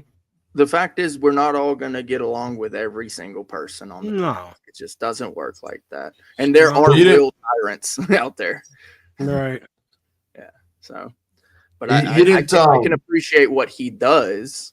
I really do. I really do appreciate what he does. So. He puts in more work than most. Yes, he does. And I'm thankful for that. In fact, I've learned some things from him. So, you know. But yeah, you finally back, Brody? Yeah. I don't know what happened. I was having some technical difficulties, dude. So my camera feet on the wires. I think I might have hit a wire. Actually, I had to plug some stuff in, unplug it, plug it back in, refresh. So it may have been. But yeah, I know you timed him out for 24 hours. I know you didn't like completely ban him from my channel. So I mean, but you know and then on top of that, I just want to put this out there. You know, so it's like this: you come into somebody's house, invited, right? It's your party. Right? You were invited. You're like the guest of honor. It's BZ's house. And there's a guest of honor, or there's guests, primary guests. We get the backyard. The ones who aren't primary guests might get the couch, might get the living room. And the guys walking through, they see the guys walking through from the backyard, see the guys in the living room smearing crap all over the couch, or just basically talking garbage. And I say, hey, man, I don't want to be here if this is what it's about. It's private property, right? I can stay. I can go. It's your house. I was invited as a primary guest. I'm not really digging this. I can leave. That is the way YouTube works. I know a lot of people sit here and go, free speech on YouTube, free speech on YouTube. Guess what? YouTube is a private platform. Get over yourselves with this nonsense believing that all of a sudden free speech exists on YouTube. It does not. It is a private platform, and every one of these channels is like walking into somebody's house. Oh yeah. Get used to that. Yep. And I can agree with that statement. If, you know, and I tell people all the time, if you're gonna come in here and you're gonna be hateful, which is what my rules are, it's my term of condition. You're gonna be hateful, then you go bounce and go to another channel. I mean, I just don't have time for it. People that want to have a conversation. Now, if we get into maybe a heated conversation or argument, then you know I might let it go on. But once it gets to a point where it's becoming too dramatic and too crazy, then I have to take over, kind of intervene and do my thing to gain my shit back. And I do want as much free speech as possible, but being hateful, calling names, you know, this nastiness, I call it, mean people suck, right? And that's the truth of the matter. And nobody wants a mean person roaming through their house, smearing crap all over the walls. Nobody wants that. And let me comment. He said they're saying that he says don't listen to Brick's advice. Okay, well, I don't listen to your advice. I may hear what you have to say, but I mean, I guess I am listening to your advice. Taking your advice, on the other hand, no, it's not advice. It's not advice. I would tell you the same thing as I would tell anybody. It's not advice. I can tell you what my life experience is, what my opinion is. And I can tell you what I see. Other than that, you're going to have to decide on your own. I never do the shoulds if I can help it. Sometimes very rare. I hate that word, the shoulds, the oughts, that sort of, the could, I'm okay with. It's the should. It's the should. Because as soon as you start telling what another man what he should or should not do, then now you've interjected yourself as his king. I am king of no man. I have a king, and that is not any other man. I don't do that. Yeah, I'm not trying to stir stuff up, but yeah, like, but, you know, I like what we're doing here. It's Cult News. You know, he's the man. We got about 6 minutes left of Cult, and then I'm going to go into Kansas City accountability. Appreciate it. Yep, have a good night. You too, Dave. Thank you, sir. You guys have a good schedule here. I'm going to have to get running after this video. When I first moved to Preston, I worked at the hospital. Oh, man. So you got to run? Is that what you said? After this video is over, I'm going to run. No, I was going to say maybe we should show one of yours, but okay. Well, if you're going to be on later, I might pop back on, but I've got a few things I got to get done. I'll be on here till about 3 p.m. Central Time, and then Delete Laws is coming on, so there's no point competing with him. So Right. be. You come back on tonight, though, maybe. I might. I got some things I got to do this afternoon, but if you come back on tonight, maybe. Okay, bro. I'll be rolling out after the cult news video too, as well. So, of course, you guys always just want to watch KULT and bounce. No, I'm just kidding. It's like 312. It's great. We only came for your KULT. And then sometimes you stay late in the 312. You're like 315. That's exactly what it was. Yeah. We appreciate it. Of course, have a good day, you guys. Thank you again for Yeah, of course. Thank you. Good. I think I saw one of our guys over here. There it is. What up, dog? What's up, dude? Oh, he muted it, bastard. Seriously, I got to tell you, I'm impressed with how clean your car is. I was in San Francisco recently, and their cars were so bad. I asked one officer, "How aren't you embarrassed to be driving around in that thing? Do you guys have to wash your own car? Or do you guys have people to do that for you?" No, we have a contract, so the car wash. We can go through the car wash anytime. Nice. Well, it looks fantastic. I love a good cop car that looks shiny and clean, man. I've seen some real bad ones. It worked out. I just left. I know a lot of jails make inmates. The cleanest exterior. What's that? I know a lot of jails make the inmates wash cars. Trustees. Yeah, but when you have guns secured in there and like personal information, you may not want them to be around that. Yeah, not all of the cars, but there are. You typically, the inmates are the ones washing the bulk of the vehicles. I know here in Michigan they do it a lot.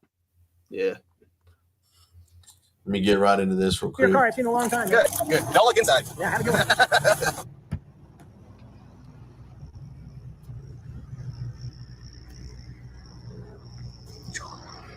All right, so that's I think that's gonna wrap it up for today. This has been Mike Norton, KULT News, Prescott Valley, Arizona.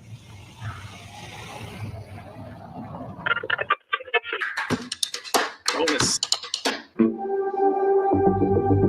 One of the main reasons why I love his videos, bro, is this. Back in the 1960s, Italian architect Paolo Soleri believed that the urban planning of his time was not sustainable. He believed that cities were too big, too wasteful, and too isolated. His dream was to build a harmonious town that would balance architecture and ecology. He thought this is how people are meant to live: simple, social, sustainable. Out here, the locals are known as arconauts, and this site is their urban laboratory. Soleri called his philosophy arcology, and he wanted to prove that it was more than just an utopian vision. He wanted to make it real. Soleri was once a student of the legendary American architect Frank Lloyd Wright. And like Wright, he had his students construct his visionary buildings by hand while they learned his philosophy and methodology. Soleri lived nearby in Paradise Valley, Arizona. His home and studio, called Casanti, is now surrounded by golf courses and McMansions. However, it remains a brilliant example of organic architecture. Today, the subterranean buildings and winding paths are open to the public, and you can see they seem ahead of the time. At Arcasanti, most of the structures are built using a method called silt casting. Dirt pulled from the site is used to create forms, which are then filled with concrete. Once the concrete sets, the forms are broken and brushed away, with the dirt returning to the earth. Walkways, bridges, and stairs connect the structures. Natural solar energy is used for warmth in winter, while domes and canopies cool in summer. There are spaces for living, working, and entertaining just feet away from each other. Since 1970, over 7,000 people have lived and worked at Arcasanti. Right now, about 80 people live here from all corners of the globe. Since the early days, Arcasanti has been funded by the sale of Paolo Soleri's famous wind bells. These bells are cast by hand in this foundry.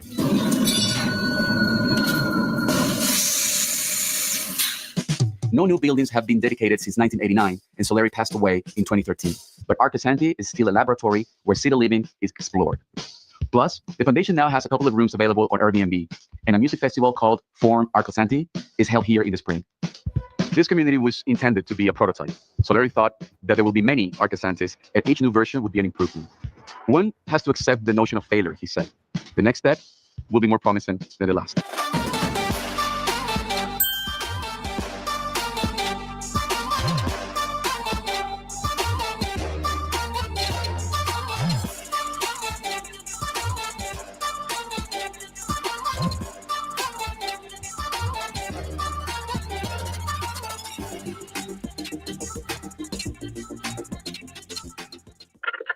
Absolutely beautiful footage.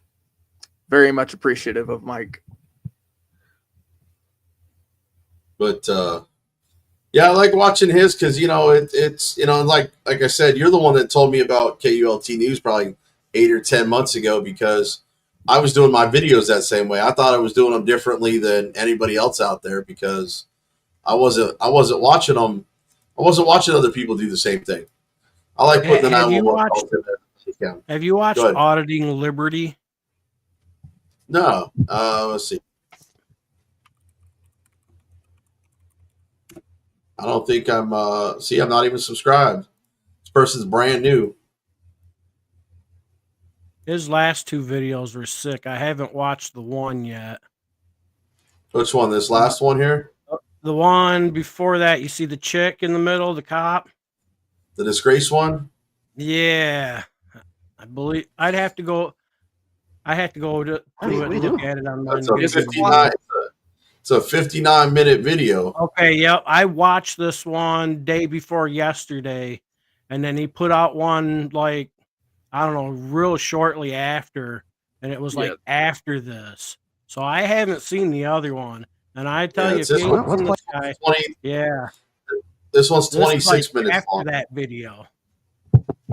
He went straight from his outro into this video because I haven't watched it. I've only seen a few minutes of the beginning part.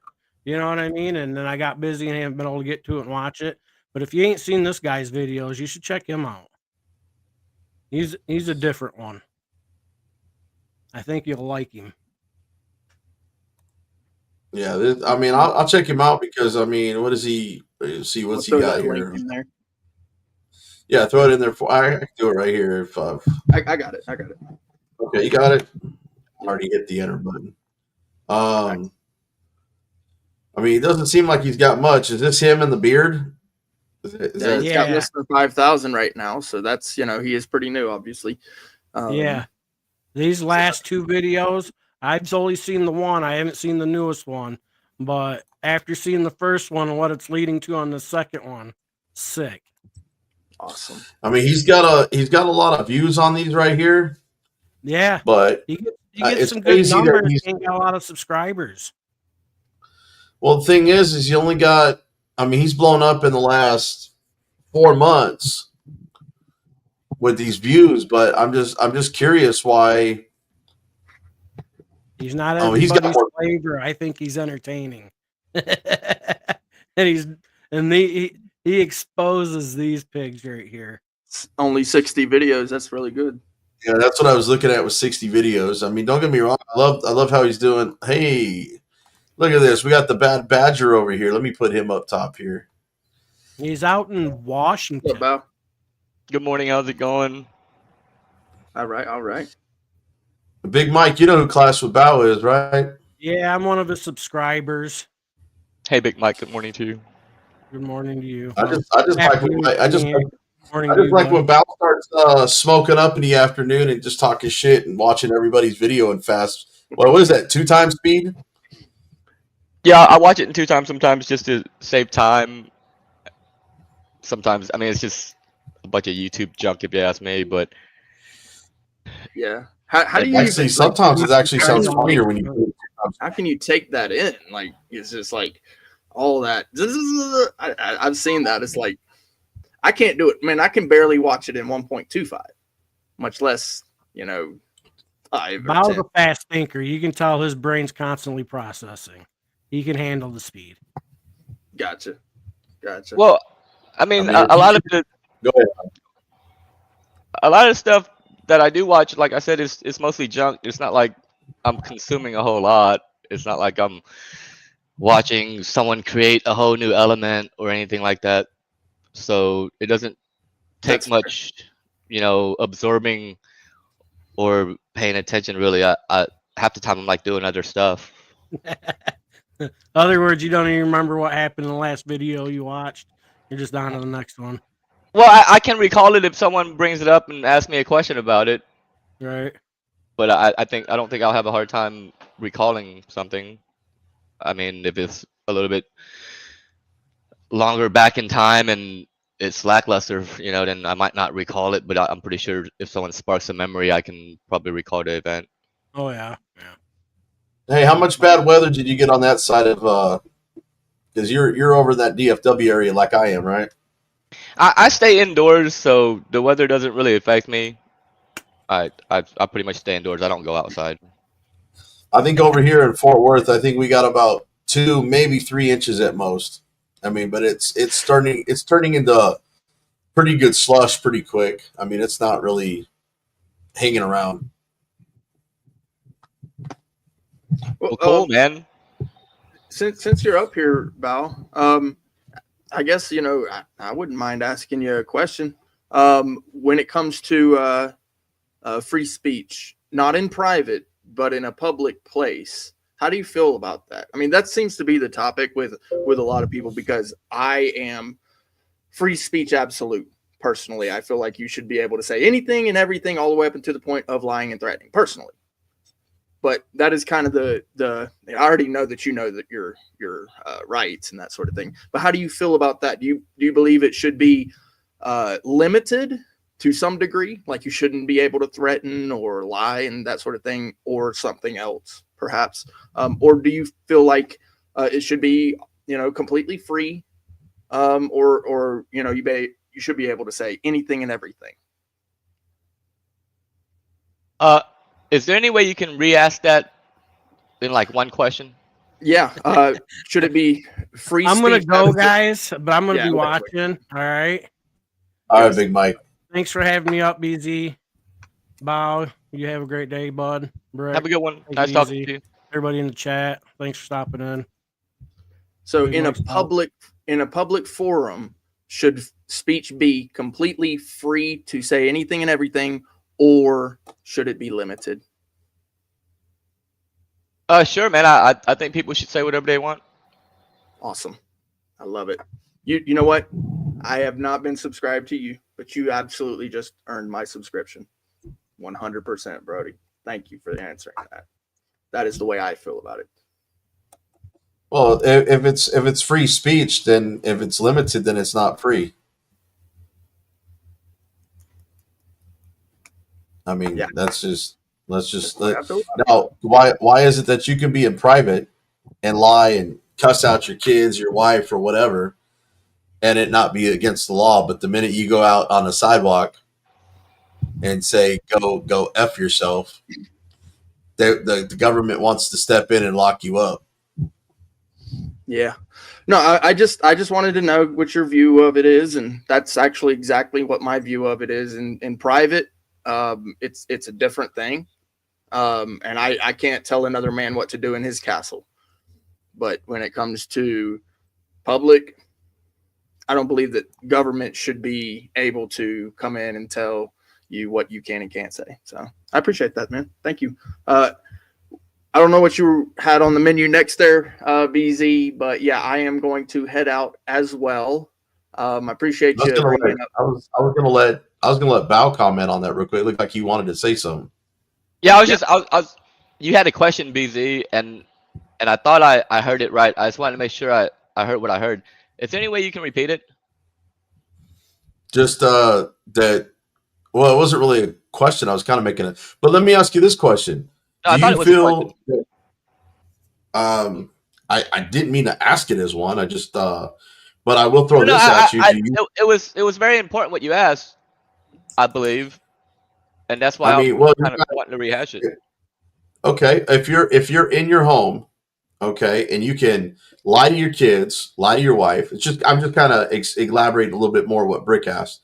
If you're at home and you can lie to your kids and verbally say what you want to your wife and kids and family members without the government stepping in, why is it that you can't go out on a sidewalk and say go F yourself without the government wanting to lock you up?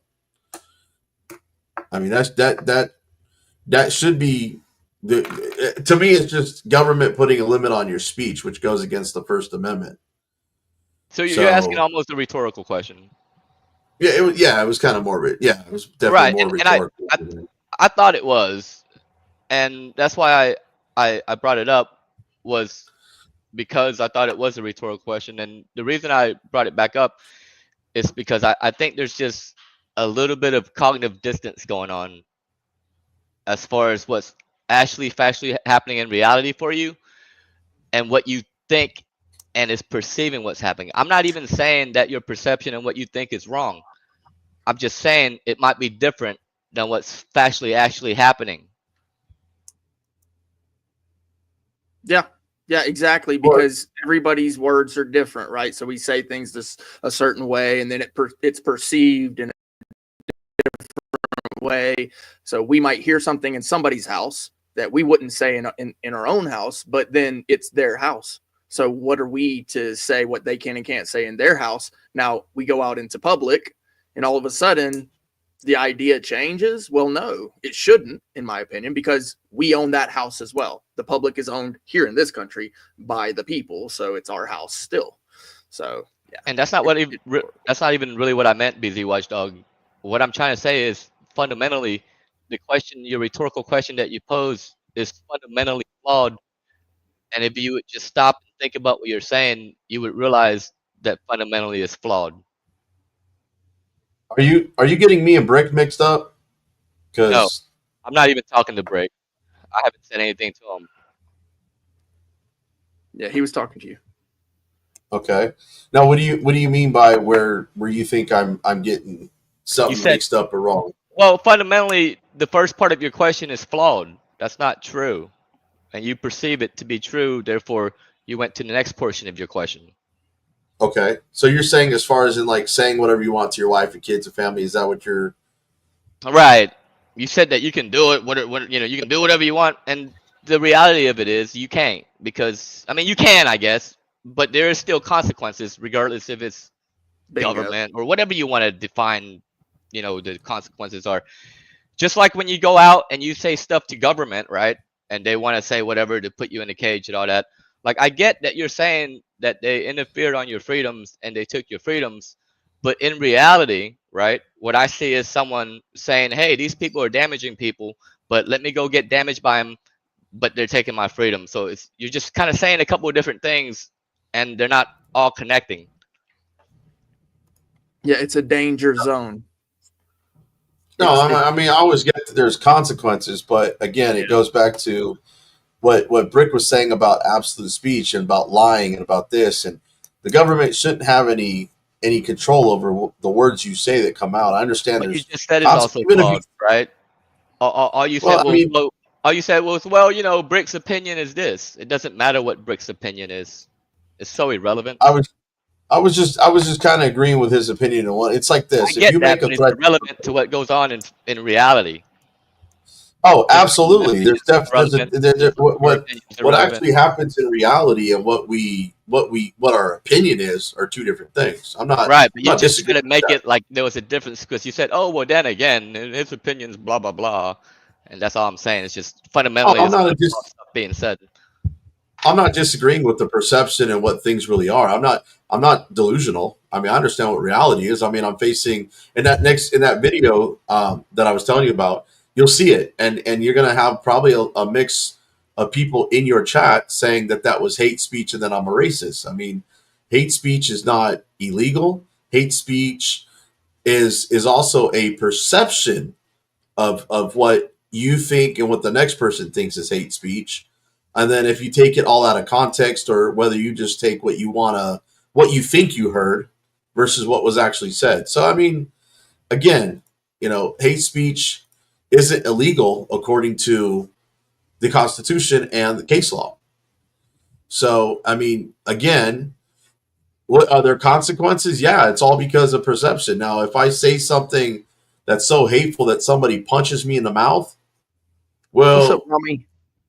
Then it probably crosses the line into say disorderly, where because you know about Texas law with the disorderly statute. It says I have to incite an immediate breach of the peace, so I have to do something that's going to cause an incitement of violence. And if I'm not threatening you or adding, I guess they use the terminology adding insult to injury, if I'm not doing anything that's actually going to physically harm you, or utter the words that by its mere utterance is going to incite or tend to cause the normal or ordinary person to cause violence, then it's not a crime.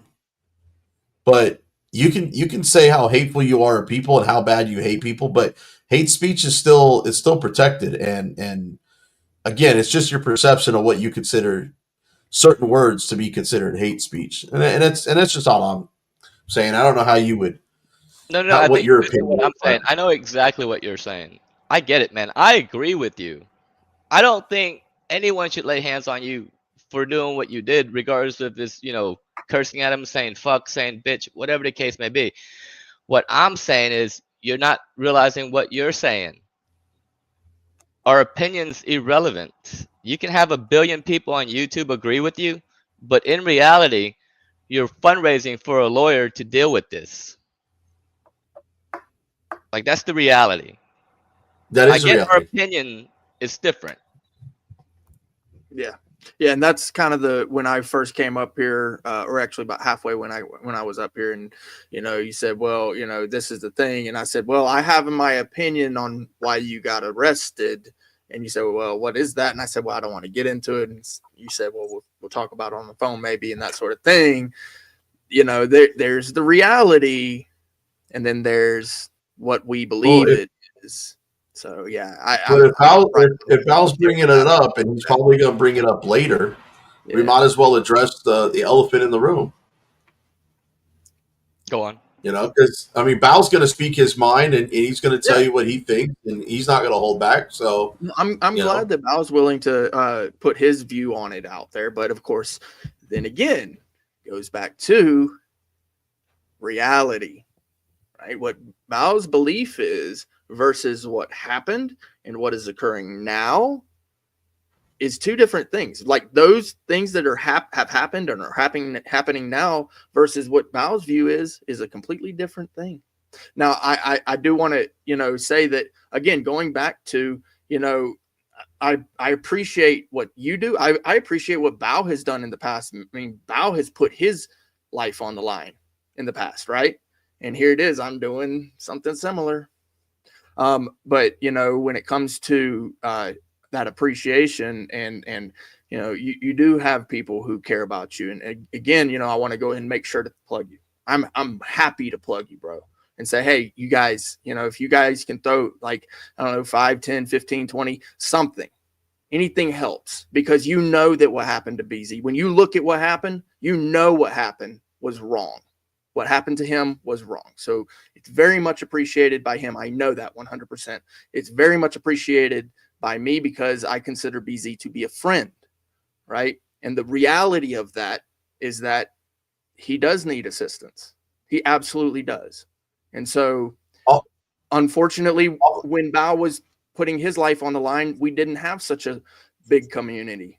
And so now we do, and that's wonderful. And so let us not forget those who came before us.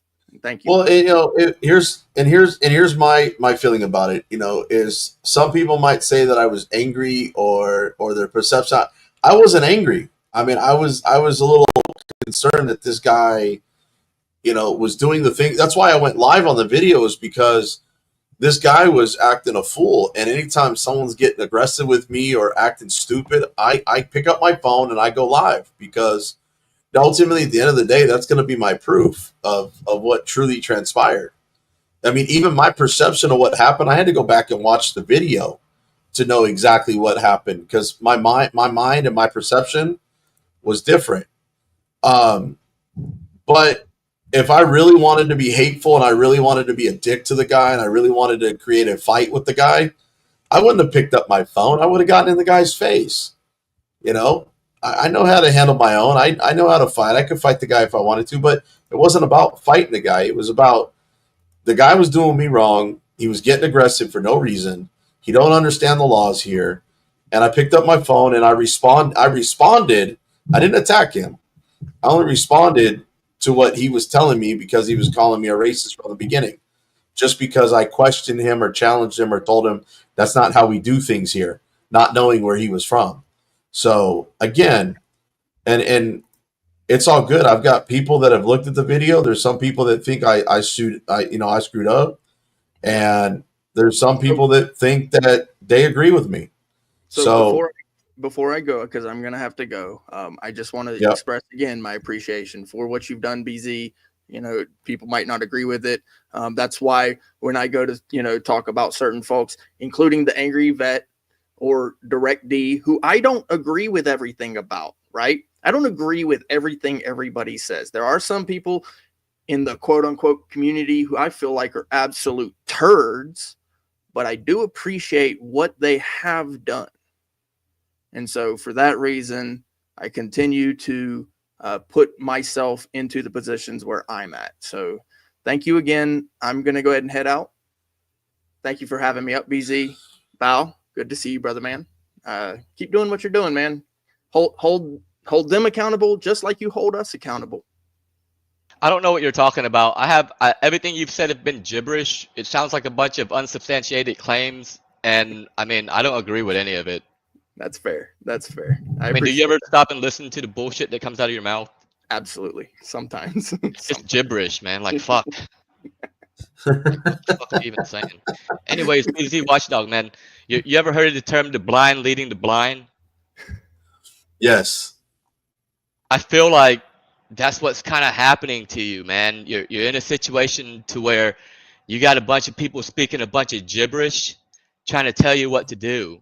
And if you really sit down and just stop and think about what they say, it's all gibberish. Like, did you just hear what that guy just said? It's just a bunch of bullshit he made up. And he's trying to give you advice on what to do when you got people trying to damage you financially. And, you know, whatever, I don't know if they're trying to throw you in a cage or whatever, but they're trying to damage you either way. You know, the cop initially did, and when we see the body camera footage, you'll see how bad the conspiracy was. But they ended up dropping it to the citation and cutting me loose out of those handcuffs and out of the back of the car. But right now that the fine is only a max of $500 with no jail time, but it's still a conviction on my record.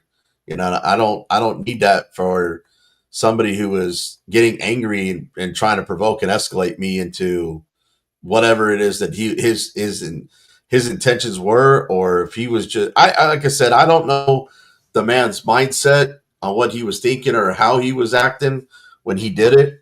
I just know that I've never had a guard at a guard gate ever act or escalate things the way he did. And that's why I started filming. It was a guard. Hold on. I don't even know like the full context. I'm gonna pull up the video right now. And it was a security guard at an HOA, like a gated community subdivision. Okay. And I'll give you a little bit of the background, because some of the background that happened wasn't on video. When I started realizing that shit was going sideways, I picked up my phone and started live streaming, because I just knew that it wasn't going the direction things should be going, and I had a feeling that just because this guy was a security guard or an immigrant who barely spoke English, that people will be sympathetic more to him. So I figured, you know what, the best way to do it is get the video proof, and that's why I live stream. But no, man, I came up there, and the situation was before the camera went live. I told him I was there to pick up for an Uber. And I gave him the address of where I was going. I gave him the name of the person I was picking up. Everything that's usually required into entering into a subdivision. And the minute the guy refused to call, you deliver food, right? It's for a food delivery, right? No. I was there to take someone to the airport. I was actually going to pick someone up to the airport. Oh, you're a driver, guy. Yeah, I don't do the food. It's just not enough money for all those. Yeah. No, we don't have to go into these details. My bad. I just wanted to figure out why you were there. Yeah, that's gotcha. So you know, I thought it was going to be as simple as, you know, hey, give me the name and the address of where you're going, and we'll document your license plate number and move on like I've always done. In this case, the guy was refusing to call the homeowner because supposedly the homeowner didn't call and say there was going to be an Uber. I mean, nobody really knows when the Uber is going to get there. It could be 2 minutes. It could be 30 minutes. So I don't know how long there was, but the guy didn't call down to the guard shack. The security guard was refusing to call the homeowner. I ended up getting off the phone with the homeowner twice because the homeowner was like, Have the guy call me. I don't know what the problem is. And finally, the second time, the guy overheard the security guard giving me a hard time and said, you know what? Just cancel the ride. So I canceled the ride, and as I was hanging up, he starts getting angry and demanding my driver's license. I'm like, dude, I'm not giving you my driver's license. If I'm not going to give it to the cops, I'm not going to give it to you. I don't know where you're from. I don't know what you're going to do with that information on my license. And that's when he got into the whole point of how he was from Africa. And if I'm not going to give him my ID, he's not going to let me in. I said, at this point, I don't want to be let in. The ride canceled. All I want is, for you to open up the little gate so I can make the U-turn and get out of here and leave. And he didn't want to do that. So he told me to back up, which I couldn't do in the busy intersection behind me, safely anyways. So I requested his name, and when he didn't want to give me his name and screamed to me to get out of here, I picked up my phone and started recording. And that's kind of where you see the whole situation kind of go from there. So there's about maybe I don't know, I'd say anywhere from a 2 to a 5 minute encounter prior to that video leading up. And instead of me getting upset at somebody, I usually just turn my camera on. I figure, you know what, if I turn the camera on, maybe they'll act differently. It's called the Hawthorne effect. But in this case, this guy just got more, he just got more irate, like a Karen. And that led into an arrest? Yeah, that led into arrest. How? Well, at first I ended up leaving the property because the homeowners association president came out, and I figured, you know what, he was calm and rational. I was calm and rational. He helped back me out into the intersection so I didn't get hit by anybody. And I pulled over to the side of the road, and I was getting ready to leave, and I asked him, I said, and you can hear this all on the video. I said, did he call the police? Because if he called the police, I'm going to park right here, which was off their property, away from the gate, not interfering with traffic, and I'm going to go stand on the sidewalk and continue to record until they show up. And he was like, fine. And then as soon as I actually got out to do all that, the homeowners association president started kind of escalate. His attitude changed a little bit. But then I sat there an hour and 15 minutes waiting for the police to show up because the call for service had already been put in. So I wasn't going to leave. You could have left. And then get felony stopped down the way because they claim I did something. I don't know what was going to happen, to be honest. I'm just asking. That there was an hour and a half window when you could have just left. Yeah, and there's a lot of people that say that where I could have just left, but I'm just asking. I'm not saying what you should do or shouldn't do at all. I'm merely asking a question. All right, what were you saying? I'm sorry, I didn't mean to interrupt you. Now, in that video that I put out last night, I actually cut probably half the video out because it's just me standing there on the sidewalk doing nothing. Yeah. Just waiting. Yeah. So I killed a lot of that time out of there. Did you? I'm sure I'll see in the video. You just got out of your car, I guess. How did that happen? Like, how did you go from being in your car to out of the car? So I backed the car up away from the guard shack, and I pulled out back onto. Oh, sorry, I had to sneeze there.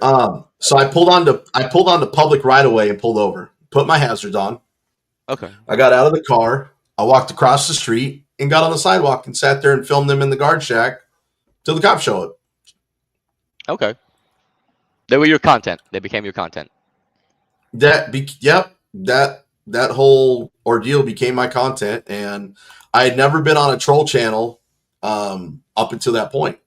And I've been doing this. Actually, I just hit my 1 year mark yesterday. And when you say doing this 1 year mark, what do you mean by that, if you don't mind me asking? What? I'm sorry, my speaker cut out. What was that? When you say doing this, right? I'm at my 1 year mark. What is it that you mean? Yeah, when I say doing this, I'm talking about First Amendment auditing or cop watching, and because I do both. And are you talking about running your YouTube channel for a year? Is that what you're saying when you say the 1 year mark? Yeah, I started. So to give you a little backstory on why I started this about a year ago is I called Fort Worth PD for one time I had an issue at a park. I took my dog to the dog park, and this lady's dog attacked me and my dog, and then started turning into a Karen and making threats of her husband coming down there and harming me. And I started filming. So then she called 911. So she called 911 on herself, basically. And so because the call was put in, I sat and waited. They showed up. Cops didn't do anything, which is fine. I didn't want any charges pressed or anything like that. It was, she just needs to have better control of her dog is all. Not a big deal. Sometimes dogs do what they do, and that's it. And then about 2-3 months later, I ended up. So did you post that video on YouTube? Is that what you mean when you say doing this? No, actually, I didn't even post that video, to be honest with you. That I wasn't even trying to do any YouTube stuff at that point. This was in, I think, September of 23. Oh, okay. So it was prior to the YouTube. I see. Yeah. So I just did it just like have documentation and proof of what was being said and everything like that. So when things like I said, when people start acting crazy, I always whip out my phone just to have proof. And then 2-3 months later, this was in December of 23. I was picking up for an Uber at a 7-Eleven near the jail down here in Tarrant County. They called that the jail 7-Eleven because that's where everybody goes when they get out. And they've since closed it down because they've had so many problems. But this guy literally kicked the car and attacked me when I got out of the car. He was my ride, and I refused to ride because he kicked my car and was becoming kind of irate for no reason, and I didn't feel comfortable taking the ride. So when he attacked me and threw a rock at my head, and I mean, I didn't think to turn my camera on. I was trying to defend myself at this time. Well, I just said, hell with this. I looked at the store clerks. I told them, just go ahead and call the police. The police came out. Same cop, again, at the dog park showed up and basically was telling this other cop that I was basically acting like a complete Karen. Hang on one second. Oh, no worries. Do what you got to do. Welcome into the feed, everyone. You guys are watching BZ Watchdog. I'm having a discussion with BZ about something he's going through and some of the circumstances of his situation. He's giving me a little bit more insight on his Genesis story and how some of this come to be and what he means by some of the things he says, which is very respectable because most people just say a bunch of gibberish and they never ever really stop and explain to you what they mean. Welcome back, BZ Watchdog. Sorry, man. I had someone at the door real quick. That's all good.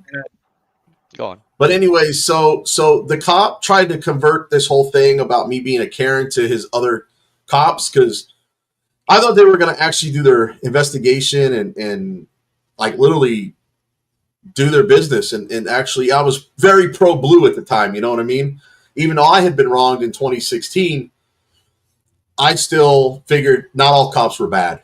All cops, are about the law and doing this. And they showed up, they turned around, twisted it on me, let the guy go, and then trespassed me from the property. And I went and filed an IA complaint.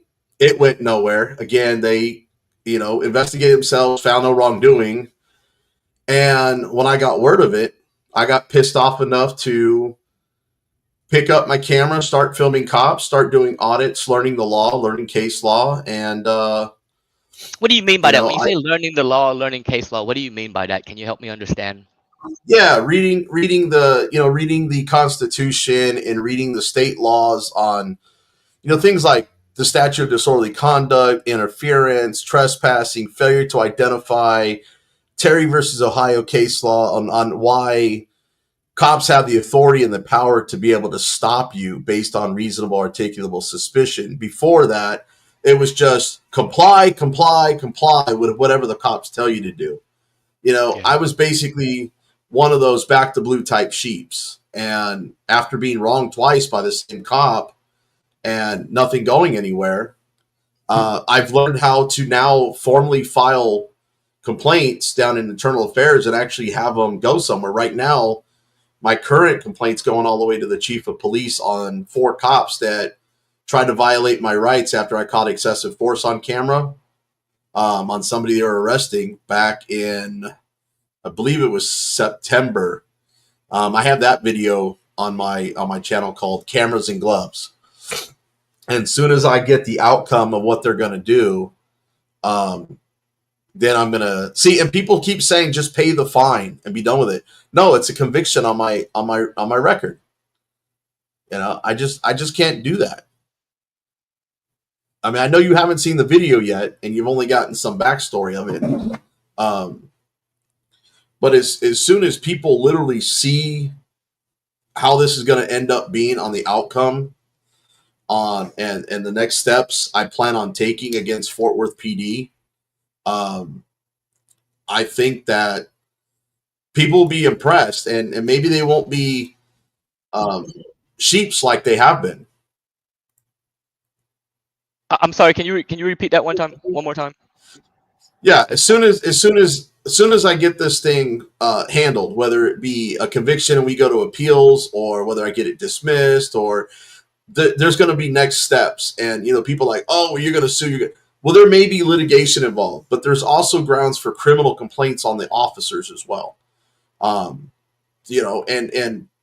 people just do this auditing or cop watching, and they don't take the next steps when they get wronged or when they get arrested. They just beat the charges and don't sue, or they don't file criminal complaints. They don't go down to internal affairs and file the complaints and do the things that they do. You're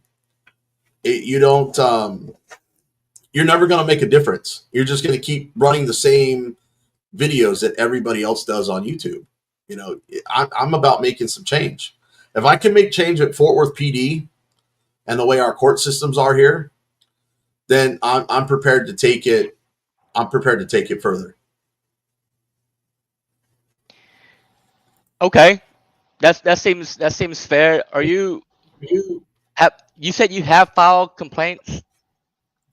Yes, I have filed a complaint in ULIS against a detective for unprofessional conduct, and it was founded.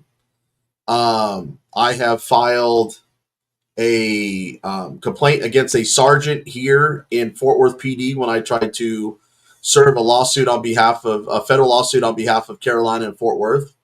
That was founded. I've got a current complaint on 3 officers now that is founded. It's going all the way to the chief of police desk. So there might be a head or 2 that rolls. Other than that, the only time they go to the chief is if there's any kind of major misconduct, excessive force, or untruthfulness. And I was already told it's going to the chief's desk. It was sitting on the commander's desk at this point. So I may not know for a few weeks what may end up happening to those officers. And then once this situation's done, there's going to be some more. So now have you said I know you said a few things. I'm just trying to clarify a couple of things. You also said filing lawsuits. Have you been through any litigation? I have not filed a single lawsuit as of yet. All right, sweet, man. All right, that was my only clarifications. Go on. So you got out of the car, you waited for the cops to come, and then the cops end up trespassing you and arresting you, and they put handcuffs on you. And well, they ended up giving me a trespass warning. Oh, okay. So because the thing is, I was on a sidewalk, so they weren't understanding of public right of way and private property and public easement, and so there was that. So they basically manufactured a disorderly conduct out of the entire situation.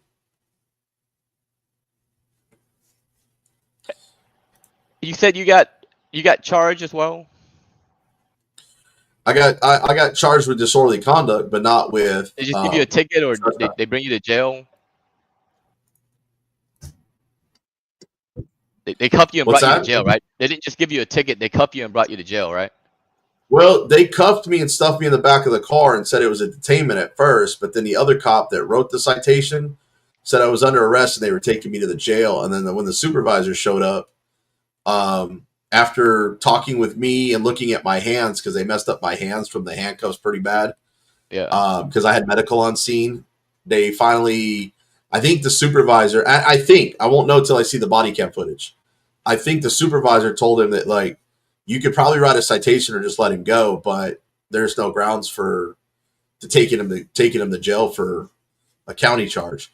Chevy, thank you for that $20 super chat. He's done 2 other $10 super chats in the in the chat so far. That ought to help. But I ended up with a Class C city municipal citation for disorderly conduct, and right next to it, it says language. And the officer wrote in the police report that I said go back to fucking Africa and started cussing at him, which is not what I said. But yeah, the reports are never really accurate, are they? No, that's because they lie and twist shit to get charges to stick. And they do that to pretty much everyone, yeah?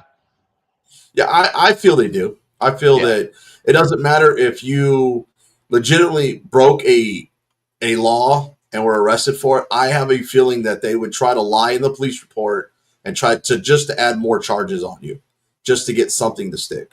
So the status quo is you have to go to court on Tuesday, and you have to get a lawyer now because they're proceeding with the charges. They're trying to put you in jail or something. Well, I was going to do all this pro se, but when I went in and saw that the prosecutor didn't have any motions in front of her that I've filed already, she had no idea of any evidence of what may have transpired. I don't even think she had the police report in front of her. And when I told her, I said, do you have any of my motions? She goes, no. And I had my motion in my hand. I wasn't even trying to give it to her because I emailed them all. You know, I made them sure they were scanned. I hand delivered them to the office. She snatched it out of my hand and walked right back in the courtroom. And when I tried to speak to the judge about being on the record and requested a hearing and asked if he had any of my motions, basically he was real cold. He ignored me and just said it was set for trial. So I said, okay, I don't feel right continuing pro se at this point, which is what I planned and anticipated on doing. But at this point, it doesn't feel right. I feel that I should just hire counsel and let him deal with this at this point. What if you don't get the necessary funds before the next date or whatever? Do you have a course of action or plan? At this point, I don't. I know the lawyer's going to help me out, whether it has to be on a payment plan or whatnot. I'd like to get at least a good chunk of this money to get him started.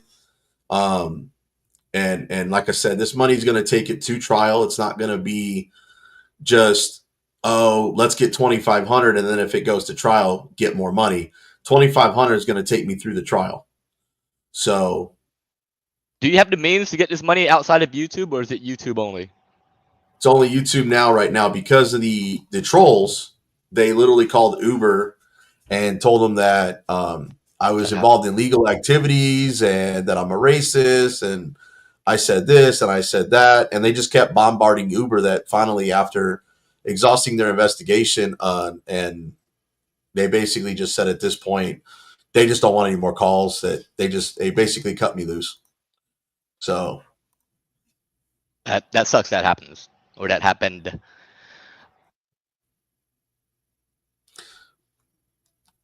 I mean, I understand them trying to get us. You know, the trolls are trying to get us. Take it down from. I mean, I hear you saying a lot of this us and we, and that's where I get a little cringed out in a sense that I was like, man, this guy isn't really fully realizing what's happening right now. You know what I mean? And it's kind of, you know, like it's a tough one to swallow for you because I'm trying to like show you like, hey man, like you're saying one thing, but then you're saying something else in the very next sentence. I mean, you're saying that the cops are corrupt, right? You're saying they're bad, right? Absolutely. And you're saying that the judges are bad as well. They're corrupt as well, right? I don't want to publicly come out and say that all the judges are corrupt. You don't have I to, do you know don't have that. to publicly say it. Do you think the court system is a legitimate system? No, I think there's flaws. Well, let's just have a couple concessions. If we think the cops are bad, right, Right. and the courts are corrupt, right, Mm-hmm. and then in the very next sentence you wanna go along with what the cop did to you, right? He said that you were disorderly or whatever. You want to go along with the court process that's corrupt, right? And you're gonna do whatever you need to do to go through this corrupt system, right? That's not fair, right? Like you can't really have it both ways. You can't. I mean, either it's a legitimate court that you can get justice in by getting a lawyer, right? Or this shit's corrupt. Like which one is it? Is what I'm really asking. Well, I'm pretty sure that once you go to the higher courts, they're not as corrupt. Not When you go as to court, corrupt, so it's still corrupt, just not as corrupt. So we're gonna put I up was gonna with it, right? say, Right? as flaw. I guess I See the should. cognitive distance I'm trying to point out, and these I know, I courts get have. it. Let me rephrase. Let me rephrase it as flawed. How about that? No system's perfect. I don't think any system's perfect. I think that's why we have multiple appellate courts. You have your lower courts, you have your circuit courts, and then you have your Supreme Court. Um, and I'm not saying that it's going to go to the Supreme Court based on something like this. This may not even go to trial. And I don't want to interrupt you, but it's funny to me when people say stuff like, Supreme Court. Do you even know how the Supreme Court's process works? Like, I'm not very clear on it. I'm just curious if you were. I know a couple of details, but not all. I have a little bit of an idea of the way it works, but I'm not fully detailed on how it works. I do know that. So, like say I get found guilty at the city municipal court level, right? Then you have a criminal court appeals. Now, before we go, I'm sorry, I don't want to interrupt you anymore, but now, would it be fair to say that you're going to get found guilty at the city level, right? Because the court is corrupt. Would that be fair to say and assume? I'm going to sit there and not sit here and tell everybody that I'm going to say, well, I'm not going to be found guilty. It could go the opposite way.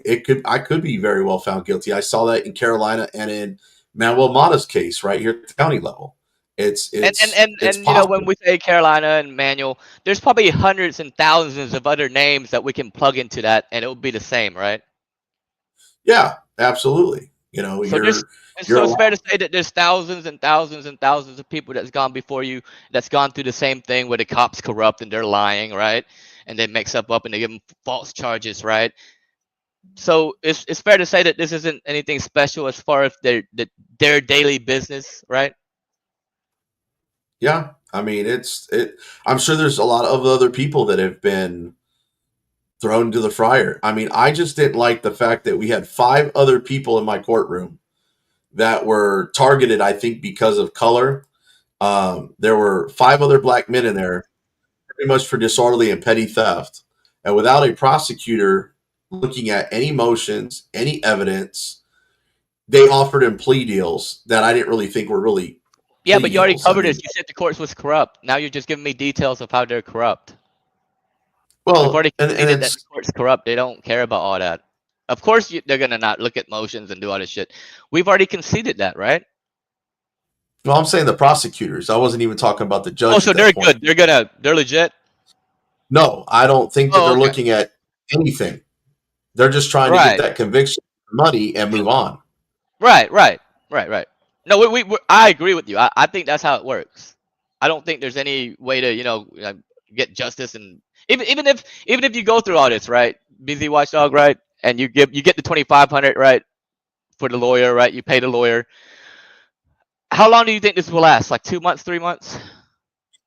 I really don't know because this was just the formal. Let's say 1 month for the sake of just convo, right? Okay. Let's say 1 month. You get found not guilty. We know that's probably an unreasonable thing to think, right? Due to history and what we just spoke about, right? So it's probably an unreasonable thought. But for the sake of argument, we're gonna say you get found non-guilty, right? And you go about your ways, right? Okay. You've lost a month. You've lost $2,500, right? You might gain it back in content or whatever. And then moving forward, you're gonna spend more time filing complaints, I guess. And then you're gonna look you're gonna try to learn how to work on a civil suit, right? And you're probably gonna file that, right? I'm not And you going to probably need comment on more. that, No, well, but I'm just saying. Let's just say everything goes that way, and okay. you're gonna learn about that process, or you're gonna get a lawyer to help you with that, and you're gonna realize that it's gonna cost money, right? Is that fair to assume it's gonna cost money to do all that? It is fair because I don't think that a lot of lawyers would want to pick up a civil suit because if there's not really big money in it, then they're to them it's not worth their time. It's I think lawyers who are you got to remember lawyers make up an amount that they think you can pay for you to represent them. You got to go get more refill on your cup there. It's all right. I can probably finish this convo. I thank you for clarifying a lot of things that you said. Not a lot of people do that, so I appreciate that. I appreciate the convo. And if you have any questions for me, I'll be more than glad to go on and on and on about what I think. But I mean, I think I have a good idea of what I'm going to be watching later. And thank you for recommending and suggesting that I should watch that video that video that you put it out later. It looks like it's a 44-minute video. Yeah, I like I said, it was an hour and a half. I had to cut it down to just the content that you hear on the video, plus the 911 calls, plus what was I did read and narrate, and I put it on the screen what the police report said, and I only covered what the police report said based on what I captured on video. As soon as the body cam footage comes out, then I'll probably do a follow-up video with the body cam footage to maybe to expose how corrupt the cops really are about trying to conspire and throw charges on people.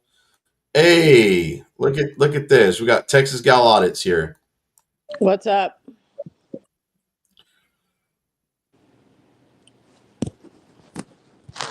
Val, you got anything? Hey, what's up? No, was I He supposed to? doesn't really know who I am, so he wouldn't. Hey, Bao. Hey. Hi, how are you? Hello. I thought you guys were talking. I didn't know you were talking to me. We talk, but not often enough. But I know who you are, so I don't know if that's a good thing or a bad thing. it was a good thing. It's not turned into such a good thing anymore. If you want to know the truth, I'm a very truthful person. So, but Yeah, go is for what it. It is. I'd love to hear. Believe me, the same thing has happened to me in my lifetime. Some people used to like me for what I used to be and don't like me for what I am now. So, happens to people. Yeah, go for it. What's on your mind? Would love to hear it. I don't know. He just asked me to come into the chat, so I'm here. Who? The YouTuber. She was. Oh, my bad. She was saying some things in the side chat, so she wanted to come up. I put the link in there. What do you want me to say?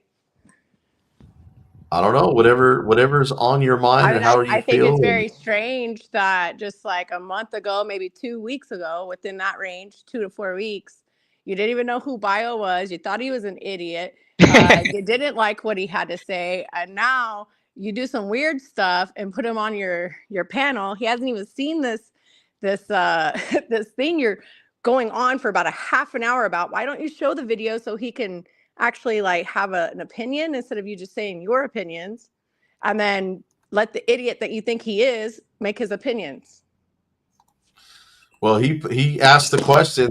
He said he'd review the video later on his channel, so I told him that to go for it. And again, he asked me questions. It wasn't like I No, it's good. I mean, if you want to respond to idiots, that's on you. I don't respond to idiots or people I think that are fucking stupid. and you have that opinion, and you're allowed to have that thought. Hey, I mean, this is your show. You can show off however you want to. I'm just saying it looks a little cringe and retarded, but as a friend, you listen to idiots all you want to, honey. I'm just gonna sit here and watch. Hey, you know what? It makes for a great show, doesn't it? Because I've heard all kinds of show. This one's kind of shitty. Wow. What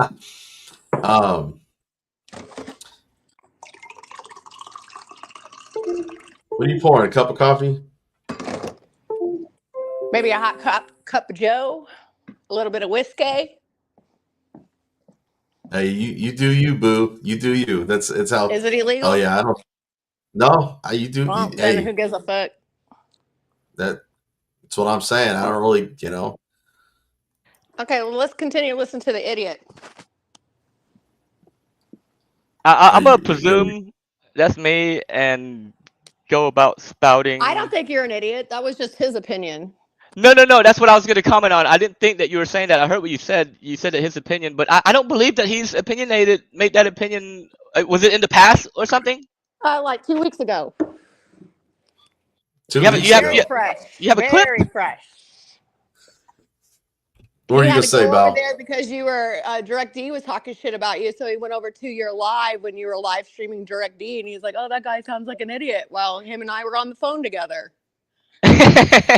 But maybe I was an idiot. Maybe I still am an idiot. Hey, well, if you are an idiot, I won't be listening to you for much longer. That's fair. I mean, I don't blame you for not listening to idiots, but.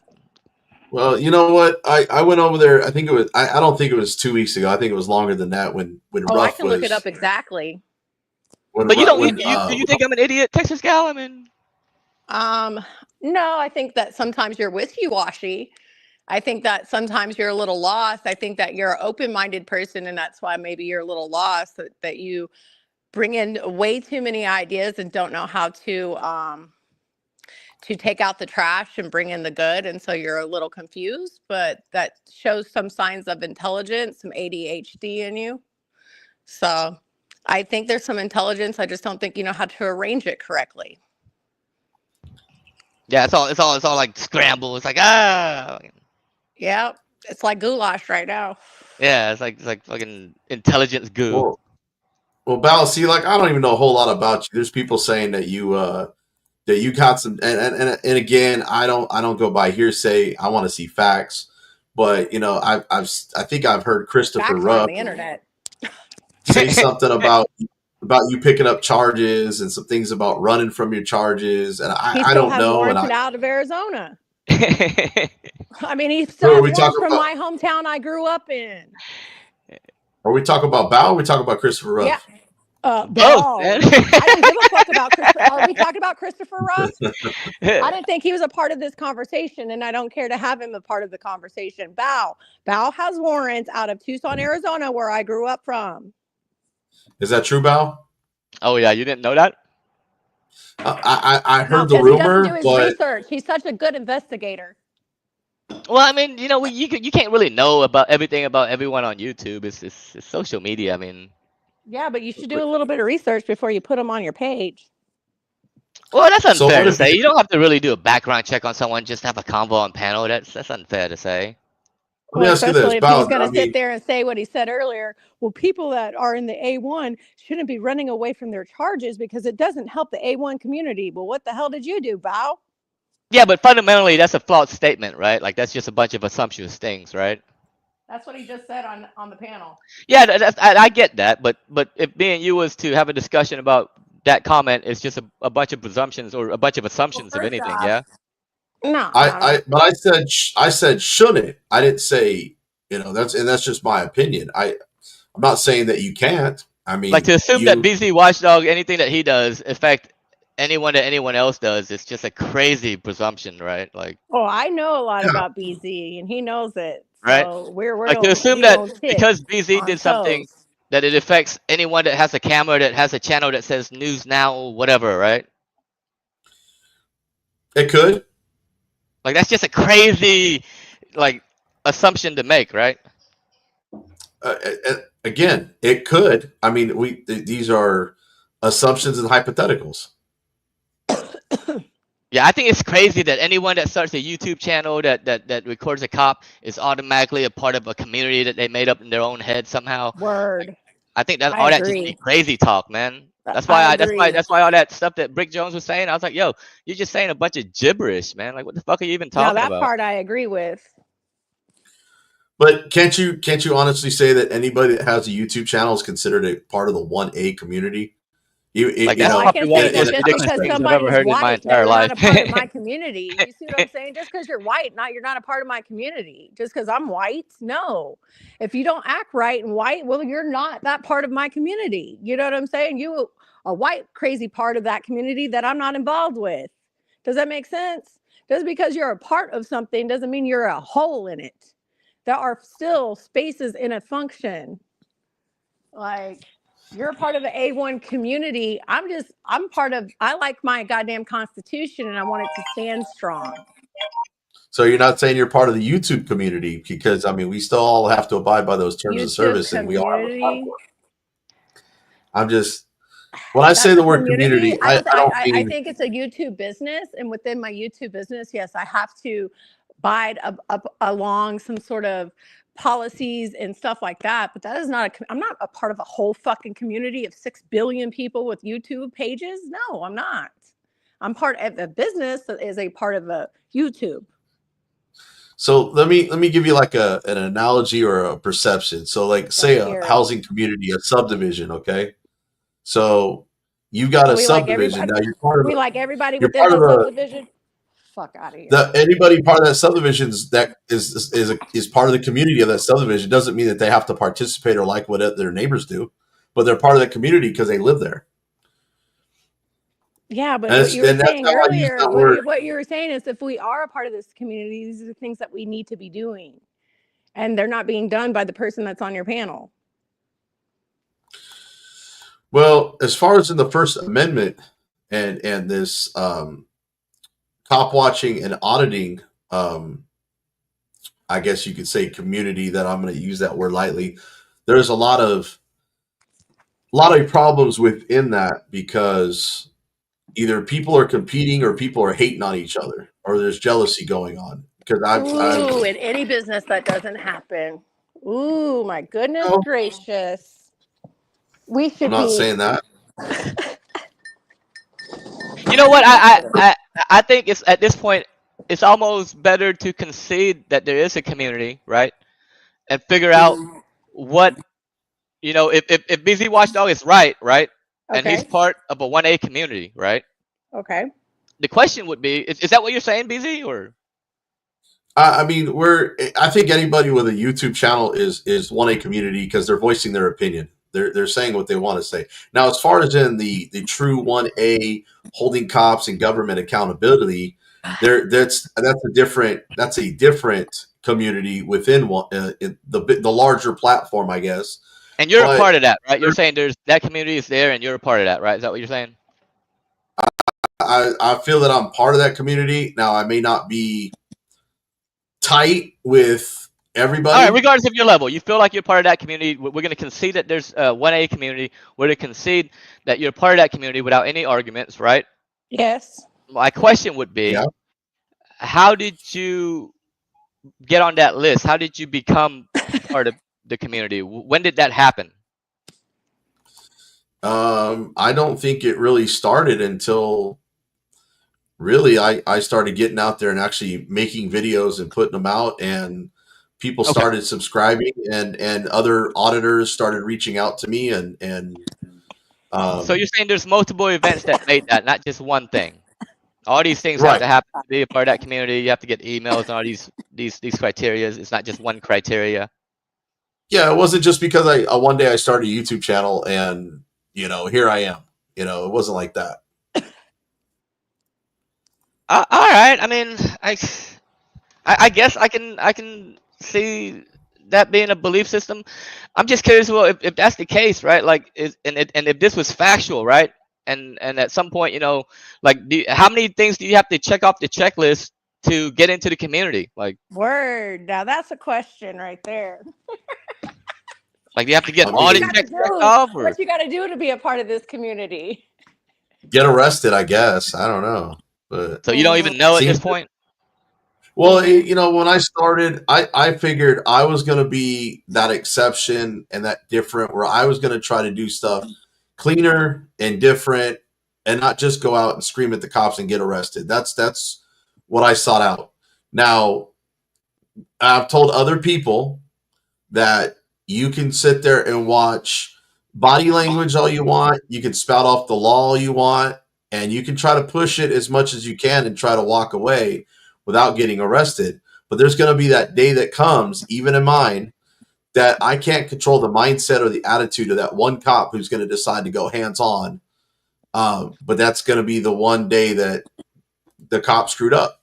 And I'm not trying to go into other people's situations, but I think mine is very similar to other similar situations with cops just having that wrong mindset and put hands on and not having a legal reason to do so. And now, here you are getting arrested and having to deal with charges and being known in the community because of an arrest, not because of the clean things you were doing prior to that, but only due to your one arrest. I don't know if that makes sense, but I mean, it made sense. I heard you. Are you saying that in response to being on or what it takes to get into a community? To really be known around, I really think it takes getting arrested and being in the right. And like I said, I got I'm not trying to monetized go within 4 months, and I never got arrested. So all these before I got arrested.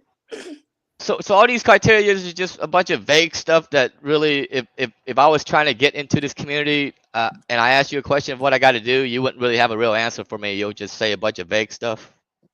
I was actually getting ready to say that I don't think there's really any real prerequisite to be considered part of the community here. Fair enough. What are the benefits of being a part of this community? I'll be right back. Okay. You know what? I've every day I sit here and try to ask myself that same question, because what I'm going through right now is the same stuff I know you're going through, the same stuff other people are going through, and questioning what are we doing and how are we doing it, and are we going to continue to do it? So I don't have the answer. I don't have all the answers. Hi. What's up, Slashy? Hi, Texas girl. What's up, lady? How are you doing? Texas gal. That's all right. Everyone says girl. It's all right. Okay, so I wanna answer that question a little bit. Which question? I'm sorry. Back to what? The A1? The community, all that good shit. Okay. I just want to make sure we're on the same track. Yeah, let me turn this heater off for a second. So what I know about being a part of this community, and I had to find the community I wanted to be a part of. The community that I'm a part of is the education, along with the respecting and engaging with each other. What I don't see a lot of these auditors don't engage with each other enough, right? Stopping in the chat and getting your channel dropped or whatever, that's all fine and well. But when y'all start engaging with each other, supporting each other, instead of just dropping the channel, go in the chat, hang out in the chat, speak to people. I have a hard time, and I said this for 2025. I've been around for almost 4 years now, right? And I go in these guys' chats that I've been supporting for a long time, and I see them in chats and speak to them, and they'll speak to everybody but me. So I'm like, yo, if you don't know who I am by now and you don't want to speak to me, hell with you. I ain't got to support you. You know what I mean? But I'm not going to go on somebody else's channel and be like, oh, well, this person didn't speak to me. And da, da, da, da, da. I ain't going through all that. You know what I mean? It's like I do what I got to do for myself. But I also can't put everybody in this community far as 1A and all of that. Bow, he did his thing in the street, right? But now he has another purpose on his YouTube channel, and that's just entertaining us. And he's good for doing that. You know what I mean? And that's what he's also doing now. He's entertaining us. That's his purpose. And we don't have a problem with it. Well, I know I don't. So if anybody else has a problem with Val doing what he does, it's crazy. Because everybody in these YouTube streets have a different purpose, right? But if you don't serve a purpose, it's no need to be here distracting people that have a purpose. So that's why I always get on the guys in the chat when they start being beta bitches and start acting, start doing that 8th grade bullshit. It's a distraction, and they don't understand how don't come in somebody else's house throwing beer cans across the room and, just pulling on girls' sweaters and shit like that.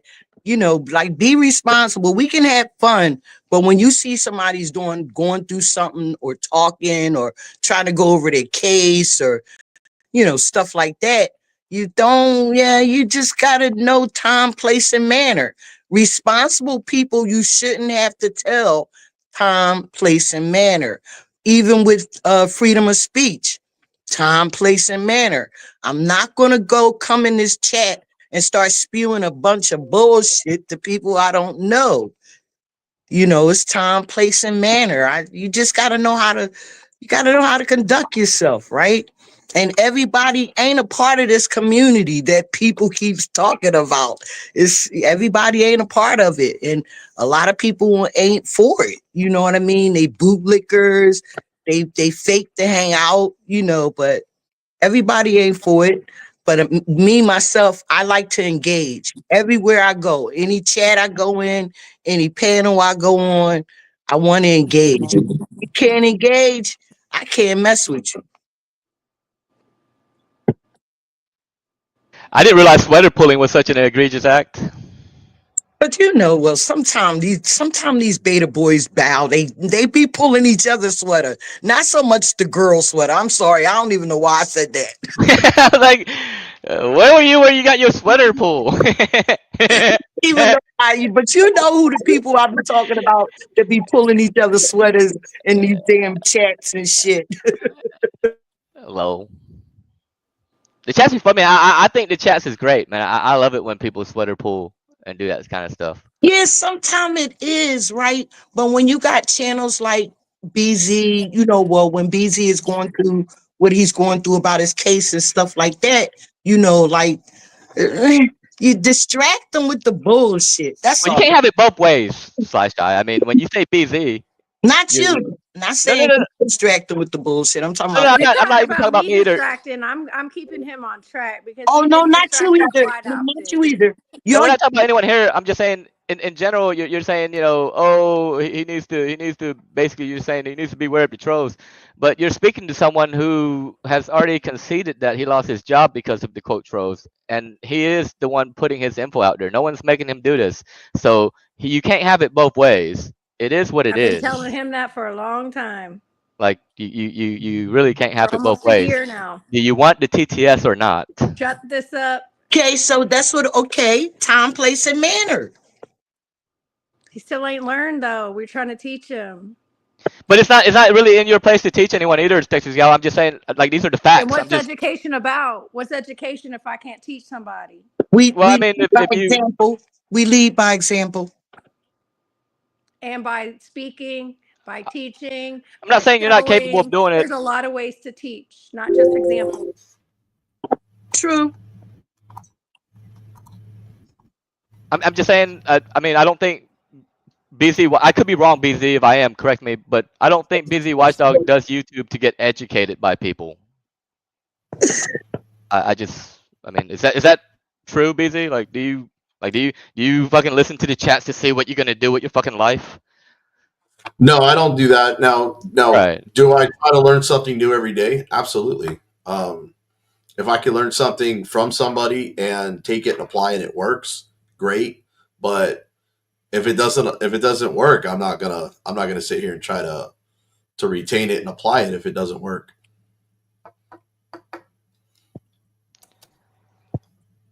So you don't listen to the chats to run your life? No.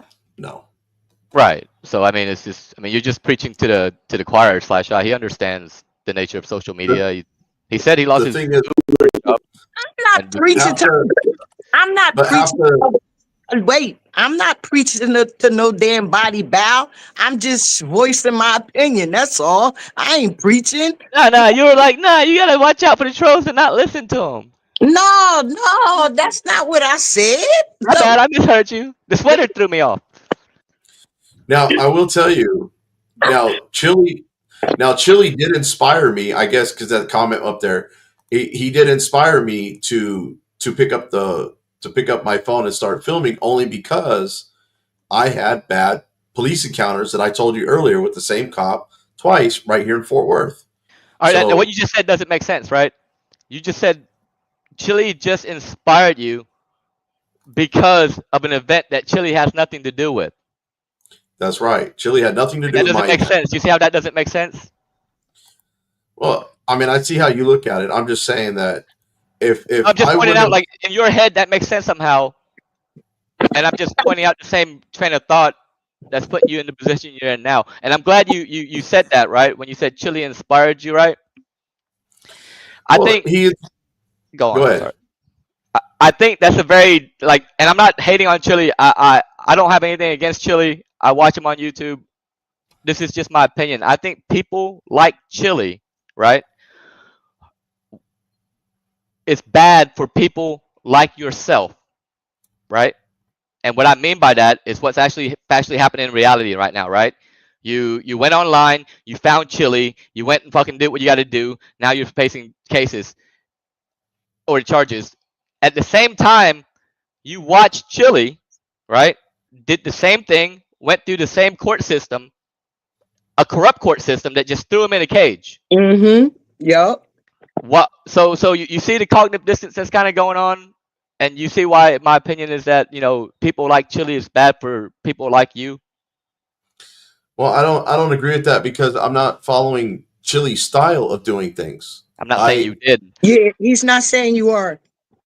All I'm saying is I didn't know that I could pick up my phone and start filming police encounters. I didn't realize how bad the cops really were, even with my two Until encounters. Chili, right? Until Chili, and then Right. I also watched Long Island Audit, who, there is Regardless of who it is, Long Island, whatever the case may be, people like them, right? Who tell you all these things that aren't true while showing you how those things aren't true, right? But trying to get you to go do those things that aren't true, right?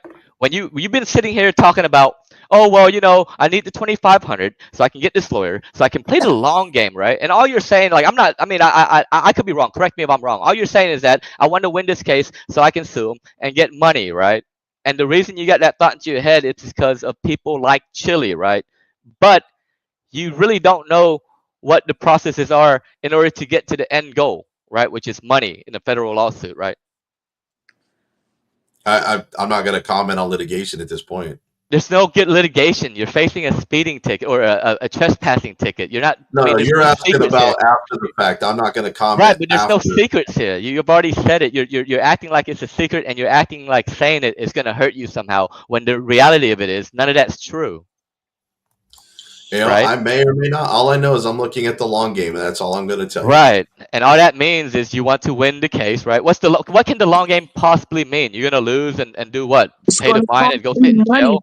You're gonna I mean, get fundraising. That's for damn sure. Well, there's going to be other complaints. I'm going to hold these cops accountable. I'm not just going to sit here and. at that point, it's time, right? And for some of us, it's one and the same. Well, it's like I was telling you about the IA complaint that I've already done on previous cops. Now, I didn't get arrested. I didn't file any civil lawsuits because I don't feel that there were any damages to be able to award me other than some rights violations. I wasn't thrown in cuffs. I wasn't thrown and stuffed in the back of a patrol car. I wasn't physically touched. There's no point to bring a civil suit because I probably won't be awarded anything. It'll be loss of money and time. However, if I can file the complaint and actually have a officer fired, suspended, or a permanent blemish put on their jacket, then maybe that officer will learn, or maybe that officer won't be here anymore. Or listen to what you're saying. You're saying maybe. So you're willing to go blood, sweat, and tears on a maybe, right? You don't, I mean, why do you have to spend money on a maybe? You know, why can't you stand like a man and say, hey, this is what needs to be done, right? Why do you need another man to defend that for you? I'm just throwing the maybes out here because I'm not. A long term, for a long-term fight, for a maybe. Sly, I'm just throwing maybes out there because I'm not going to sit here and say what I'm going to do on a live stream. Oh yeah, I understand that part. But Matthew, oh dang, it was something Matthew said. Oh man, it done lost me. I gotta go back and see what Matthew said so I can respond to it. But let me ask you this question, Sly, and it's just a question. Hypothetically, I'm just going to throw a hypothetical out there. Hypothetically, let's say that I get these charges dismissed. Okay. Wouldn't I have more grounds on an unlawful arrest to file a complaint against these officers? YouTube didn't.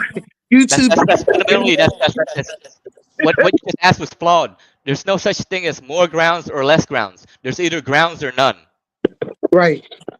You keep saying things that are not true, and you assume them to be true. You're hoping, you're wishing. Well, don't we always expect the worst and hope for the best?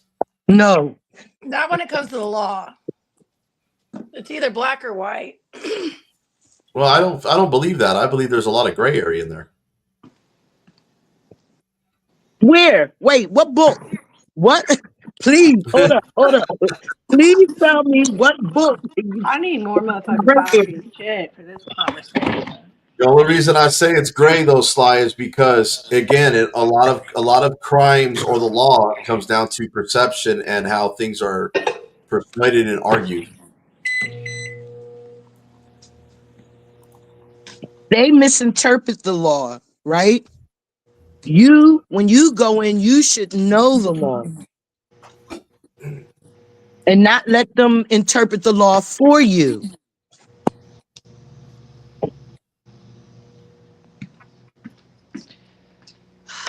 BZ, thank you for having me on. Thank you for explaining or answering all my questions. I appreciate that. Sly Shy, nice to hear you speak. It was I can't believe I'm gonna panel with Val, though, y'all. I'm gonna panel with Val. Hi, Val.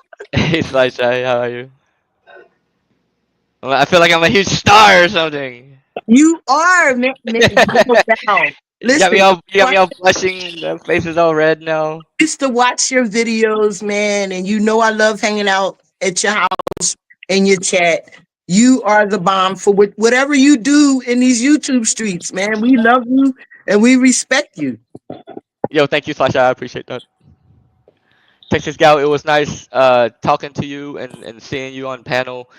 And I would just want to leave with having warrant shouldn't have any merits on my character. No, I don't. I have no hate towards anyone on this channel. No hate, you know. I just will, you know, establish that there's some dislikes, and that's it. Yeah, I got warrants in like 5 states right now, but I'll see you guys later. I got to run. Yeah, I'm pretty sure from 5 states.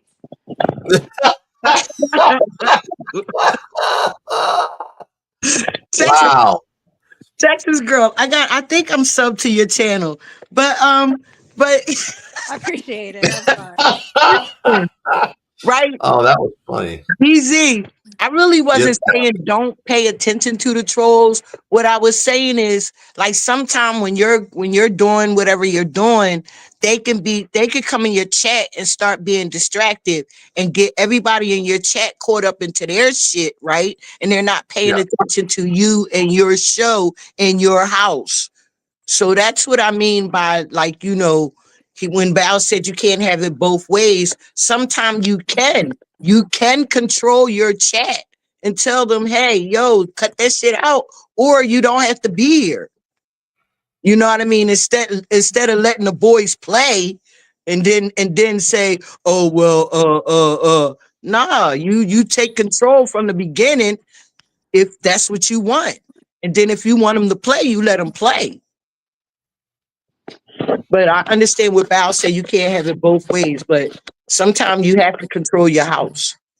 No, I get it. You can never have your cake and eat it too. Look, I get it. I take everything in with a grain of salt. You know, now I do have some friends that I probably listen to their opinion more, take it to heart, even when it's not something I want to hear. Sometimes I may get a little mad, but I still hear it. Tough love You know? is tough love is hard to take sometimes. It is, and Or the you know what? truth. When those people that you're People around don't like to that hear the truth. They like to hear lies. well, Go you know, along. They I like mean, to shit. they like to hear. Fleetwood Mac made a whole song about it. Tell me lies. Tell me sweet little lies. That's all motherfuckers like. They like lies. They like go along, get along people. And I don't when I go to chats like that, like I was kicked out of somebody's chat, timed out for a whole day, right? And I said, yo, timing me out like a little kid. You don't gain Just go to support. the corner now. Okay, now. Bitch, You there's know, other corners, not just yours in the whole motherfucking World Wide Web. yeah, you know what I mean? Like, yo, don't you ain't gotta embarrass me. I ain't no little fucking kid. I ain't gotta come back. Nope. but I've been no, kicked but out of you worse know, places than this, bitch. but TGA, without going into too much of your business, and I really don't want to put it out there unless you want to discuss it.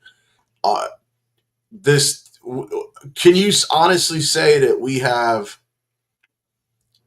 It's not exactly, it's not identical, it's not the same charge, but similar situations and similar concerns of what We we're have dealing similar of what we're dealing with. concerns. Most of y'all do.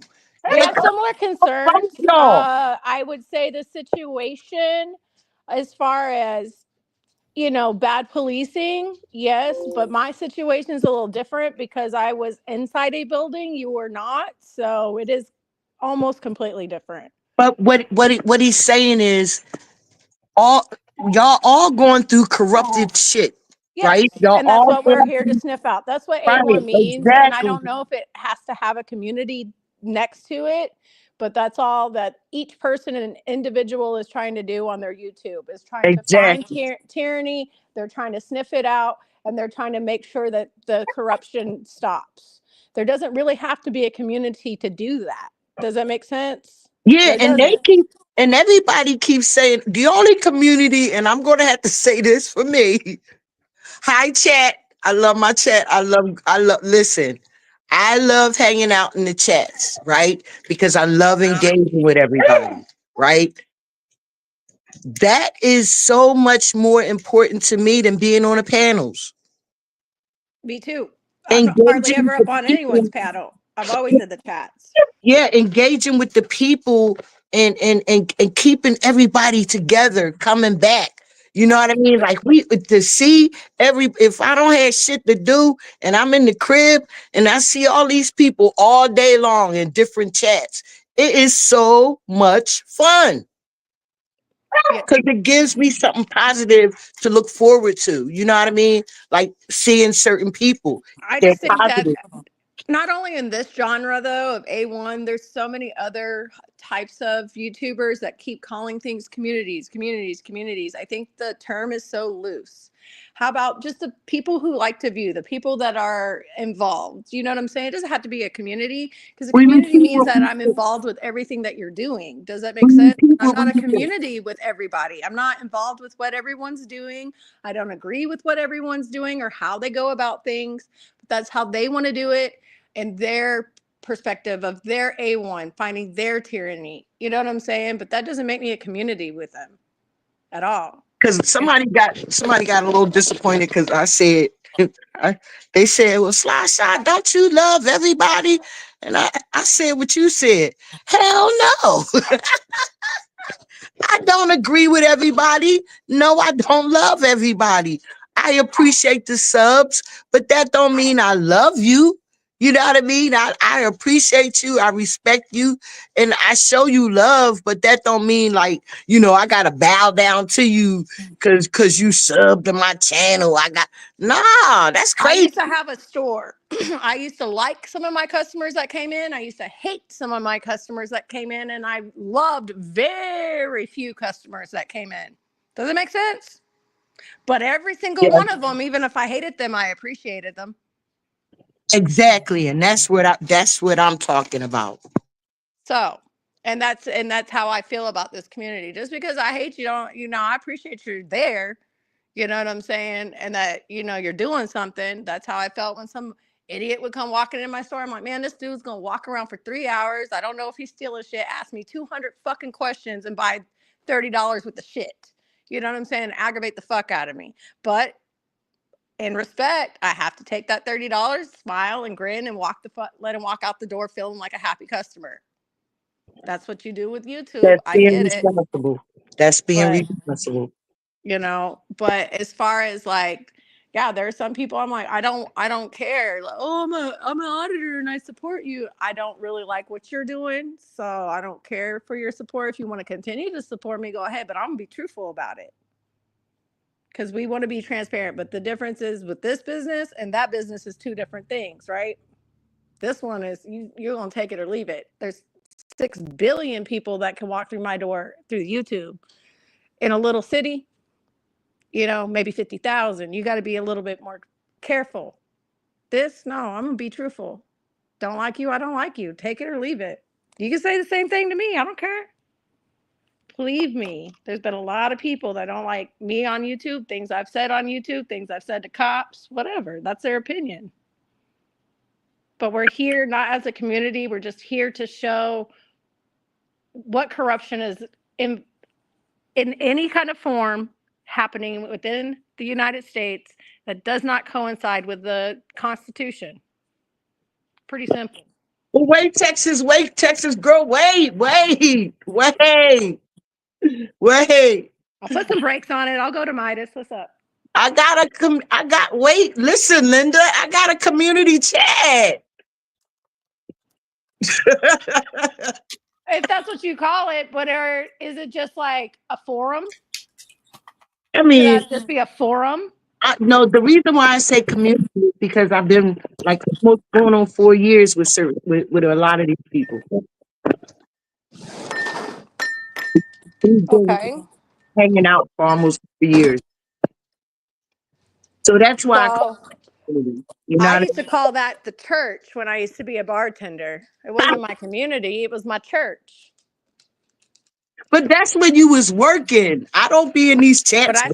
I still like to go to church, even though I'm not working. I don't do church. Whatever your church is, that's what I mean. Fool. Do Oh, you think a bar is a real church? no. Jesus. That's what I'm saying. So whatever you put, that was my place, my church, my temple, so that's your community, your temple, your space, that's your community. But I don't think everybody as a whole is a community, right? You've gathered your community and you know who you want in it. Yeah, like You've made your tribe. yeah, we engage certain it's a certain amount of us, and we engage with each other for almost 4 years now. But not everybody's a part of that tribe, right? No, they can't be because they don't know. Right. That's what I mean by community. It's too open, too broad. We have our own little, that's why I said we have spaces within spaces earlier. Spaces within spaces to make it a whole. So you want to talk about your case, BZ? Wow. Well, I mean, I thought I said what I had to say about it. I mean, I don't want to go any further than this case getting dismissed or going to trial, if that makes any sense. BZ, I gotta ask you though, what scared you, man? What made you say I can't do this? Oh, with getting the lawyer? When you take your time, when you went in the courtroom and you did everything you said you did, what shook you and made you say, I need a lawyer?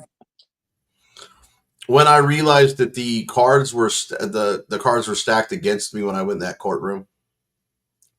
I think a lot of it was and I think maybe Texas Gal can maybe agree with some of this. When your prosecutor comes in, doesn't have any motions in front of you, doesn't even know you filed motions that should have been in front of her,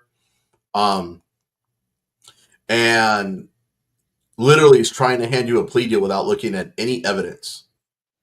Not even the criminal complaint in front of her. And then snatches your motion to quash out of your hand, runs back in the courtroom. You try to ask the judge if we're on the record before you enter your plea, and he just ignores you. You try to ask about a motion to have a hearing about your motion, and he just ignore you and tell you it's going to happen at trial. You try, or you see, this is what I'm saying. You try. I spoke up. You gotta stand, man. You gotta stand on your shit. Not try. I did.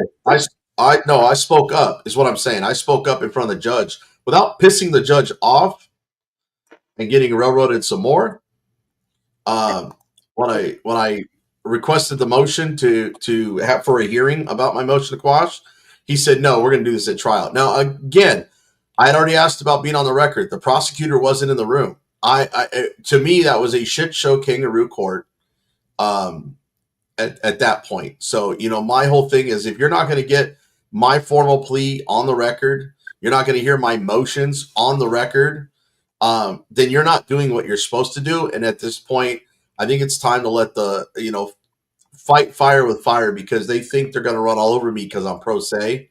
It's time to get the attorney to who knows the court procedures, who's had county trials and works in all these counties around us, and doesn't have any connections with the city of Fort Worth Municipal Court. Wait, why don't you talk to somebody that hasn't done that?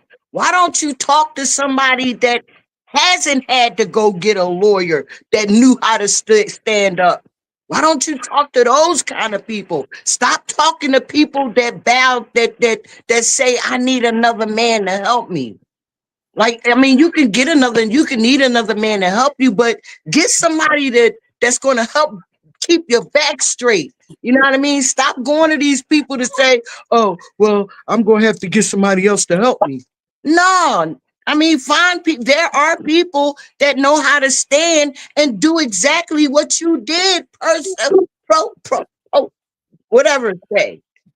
Okay. TJ, well, let me ask you this, TJ. Are you taking it by yourself, or do you feel that you're facing too much for what's on your plate? Because that's kind of what I feel at this point with the circus shit court that I had to deal with. I think there's too much. There's too much for me to do on my own at this point without going to law school for 4 years. Are you talking to me? Yeah. With your situation, without going into details. Yeah. I mean, honestly, with all the FOIA requests that we put together and we sent off, honestly, I think I could possibly make a good case for myself inside the courtroom. But since I was granted a public defender, I'm going to utilize my public defender. But if I wasn't granted a public defender, I would probably at this point have to fight it myself. So, I mean, that would be probably my situation. Now, my situation when I got arrested was different because I did have a lawyer, had an attorney for over 18 years, the same attorney. Unfortunately, he passed away like 7 months after I got arrested. So 6 months after I got arrested. So that changed my whole dynamic in my situation. I didn't go into A1 without an attorney. I didn't talk to any. I had spoken to my attorney before I started a YouTube. I asked him what was legal, what was not legal. I had counsel while I was doing this. So my situation was secure at the time. Well, I'm not granted a public defender in city municipal court. You're not, That's but you also didn't have an attorney before you started doing this either. that's right. I So I didn't. think our situation's different because you asked if it was the same, and I'm telling you it's not. And you didn't, No, I mean, you didn't talk to anybody before you went to court, BZ.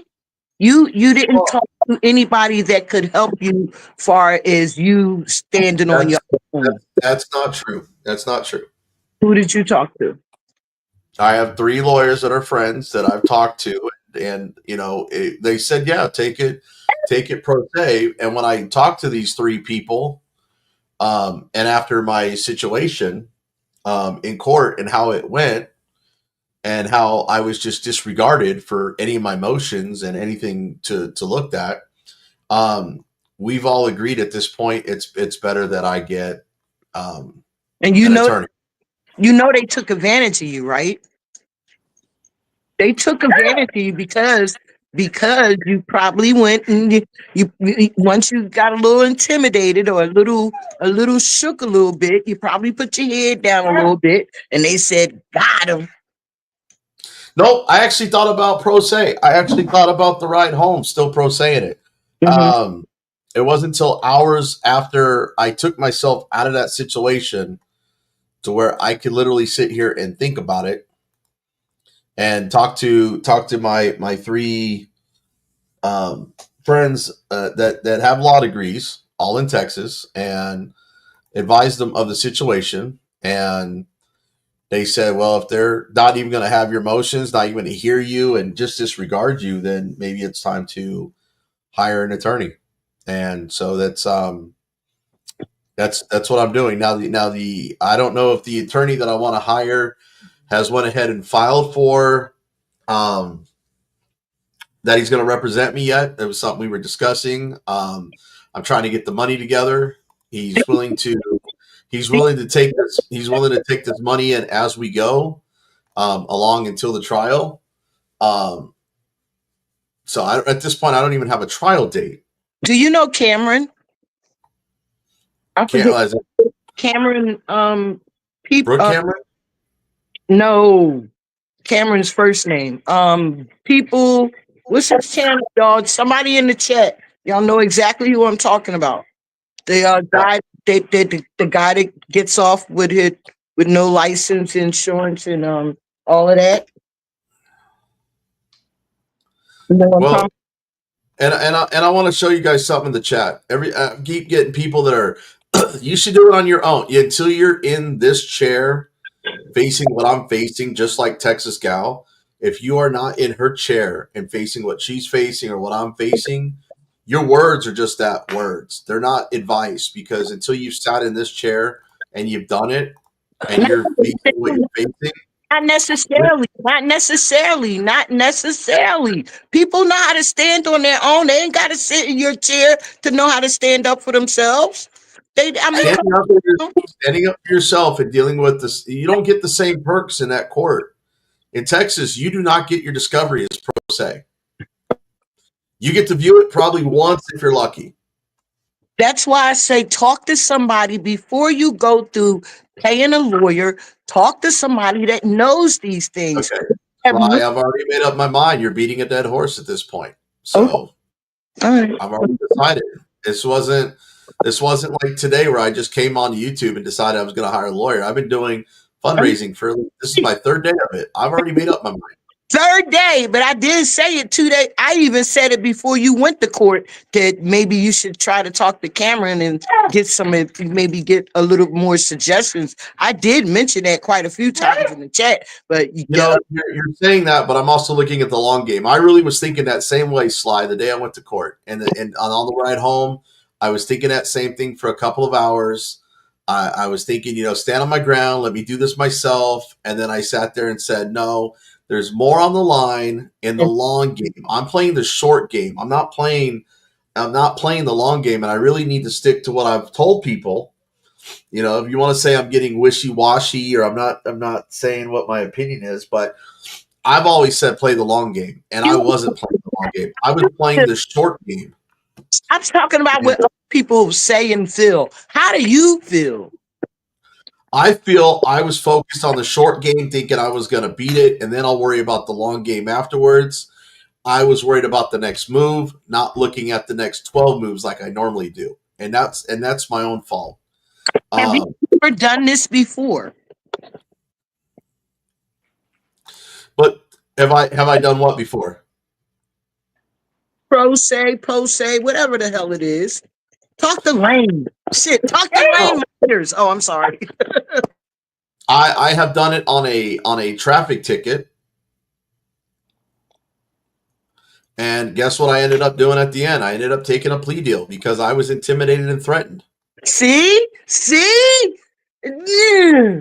I'm sorry. The Texas guy, I'm so sorry. And I'm a female, and I just don't understand how y'all can just let them just do anything to you. You let them intimidate you and scare you when you have the law, when you have the Supreme Court, when you have case law.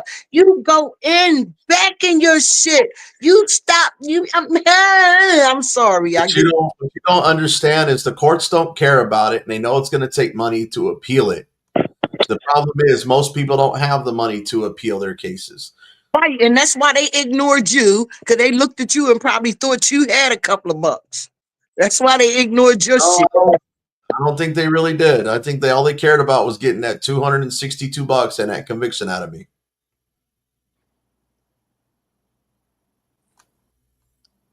I know the PDF. I know the courts don't work for us at all. So it's not about trying to. You just don't understand what my mindset is, and I'm not going to get into it over here on this live stream. Listen, I'm not trying to disrespect you or bring you down or anything like that. Trust me. I'm just saying. I just suggested these things, and I did try to suggest them before you went to court, so you can, because if you haven't done it before, they are going to intimidate you. They are, you know what I mean? Just snatching your stuff. You seen what they did to Chili? They snatched his fucking phone out of his hand. Yo, they wanted Chili to get upset. They wanted to escalate Chili and make him get upset. That's why he snatched it. That's why they was talking shit before he even got to court, before he even got up there in front of the judge. They wanted to aggravate him, right? Okay, but let me ask you this, okay? So let's say he would have done this pro se. That judge would have still been the same outcome. The judge would have still sentenced him to 6 months in jail. Now he had to spend all this money to appeal a conviction. That's what they're doing in these court cases. He went in for himself. He probably would have came out a little better. He went in with a bitch ass lawyer that couldn't stand and look at the judge. You don't know all the facts. No, you don't know the facts. He was supposed to go in as pro se with the lawyer doing co-counsel, basically meaning objecting whenever Chili might screw up or when there needs to be an objection. Unfortunately, he wasn't prepared to take over the whole case the day the judge said, no, you're not representing yourself pro se. You have an attorney, and that's it. The lawyer was not prepared to go full blown on with a trial litigation on his own. That's where everything got. Lawyer's not prepared for that, no matter what. Like, they're supposed to be prepared for any kind of smoking gun when it comes to trial. So, they forced him on the Chili, because Chili could have, if Chili could have done for himself better, I believe, than his bitch ass lawyer. They forced that on him so he can obey and comply. Well, one of the reasons he got awarded the appeal is because of ineffective counsel. Okay, so that was one of the reasons for the appeal granted. So having an ineffective counsel and doing what that lawyer did actually helped Chili. Chili was trying to represent himself, but the judge wouldn't have it. You got to remember, the judge is the one that dictates whether you get to represent yourself in court or not. She was biased. She already had an attitude towards Chili. She already knew about his YouTube channel. Right, let me stop you so we can stop beating this dead horse. If they were willing to give me my evidence and discovery and allow me to have possession of my discovery, then I probably would have gone that way. Criminal courts and procedures here When you represent your pro se, they are not obligated and most time will not give it to you. So, with that being said, this is why we have the lawyer. Now we can get all the discovery and prepare for a case. Okay, so I didn't know that having a back and forth was beating a dead horse. No, I'm just saying, you keep going about the pro se, do it yourself. I'm just tired of hearing it. So I'm just understanding it. I was trying to be nice about beating the dead horse, but now it's just kind of getting a little aggravating for me. And be aggravated. I mean, that's with the purpose of having having a panel and having a back and forth. Don't get aggravated because I'm just trying to understand and maybe help some other people that might be out there in the world that don't want to get intimidated. I'm not Lane Myers. How about that? I'm not Lane Myers. How about that? I don't think you should be Lane Myers. I think you should be BZ. Watchdog. That's what I think. BZ Watchdog decided to get an attorney. Okay, but don't get upset with me. We only having a back and forth. That's all we having. I'm not telling you doing something wrong. Now, if we can't have a back and forth, then I shouldn't be on your panel. I'm not saying that. I'm just saying we've beaten a dead horse with Bow. We've beaten a dead horse with the same thing. Bottom line is I've gotten the attorney. It's said, it's said and done. I just got to raise the money now, and that's it. It's okay. We're just talking about it. If you can't talk about it, you just want to control the conversation about your case. You don't want to have other people have their opinion or whatever. I mean, help me understand now. Because see, I thought that a panel was open discussion. We talk about it, whatever. Everybody's not going to agree with you all the time, BZ.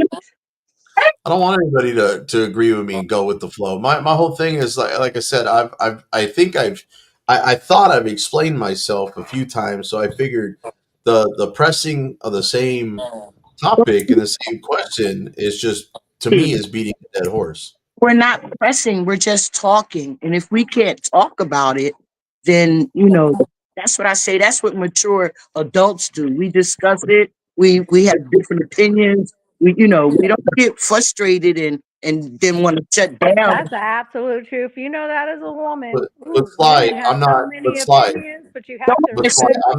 I'm not yelling at you. I'm not cussing you out. I'm not insulting you. I'm not. Down, you want to shut down and say we're beating a dead horse. Heck with enough with the bow, enough with your shit, enough with it. I don't even know where the bow thing came in. I'm still trying to figure that out. I just said what I had to say about bow. I was truthful, but I didn't beat nothing down. I didn't continue. I didn't nag him. I just said my opinion and moved along. Even when he said bye, I gave him a peace sign. I didn't say nothing rude. I didn't beat no horse. I didn't shit no hands.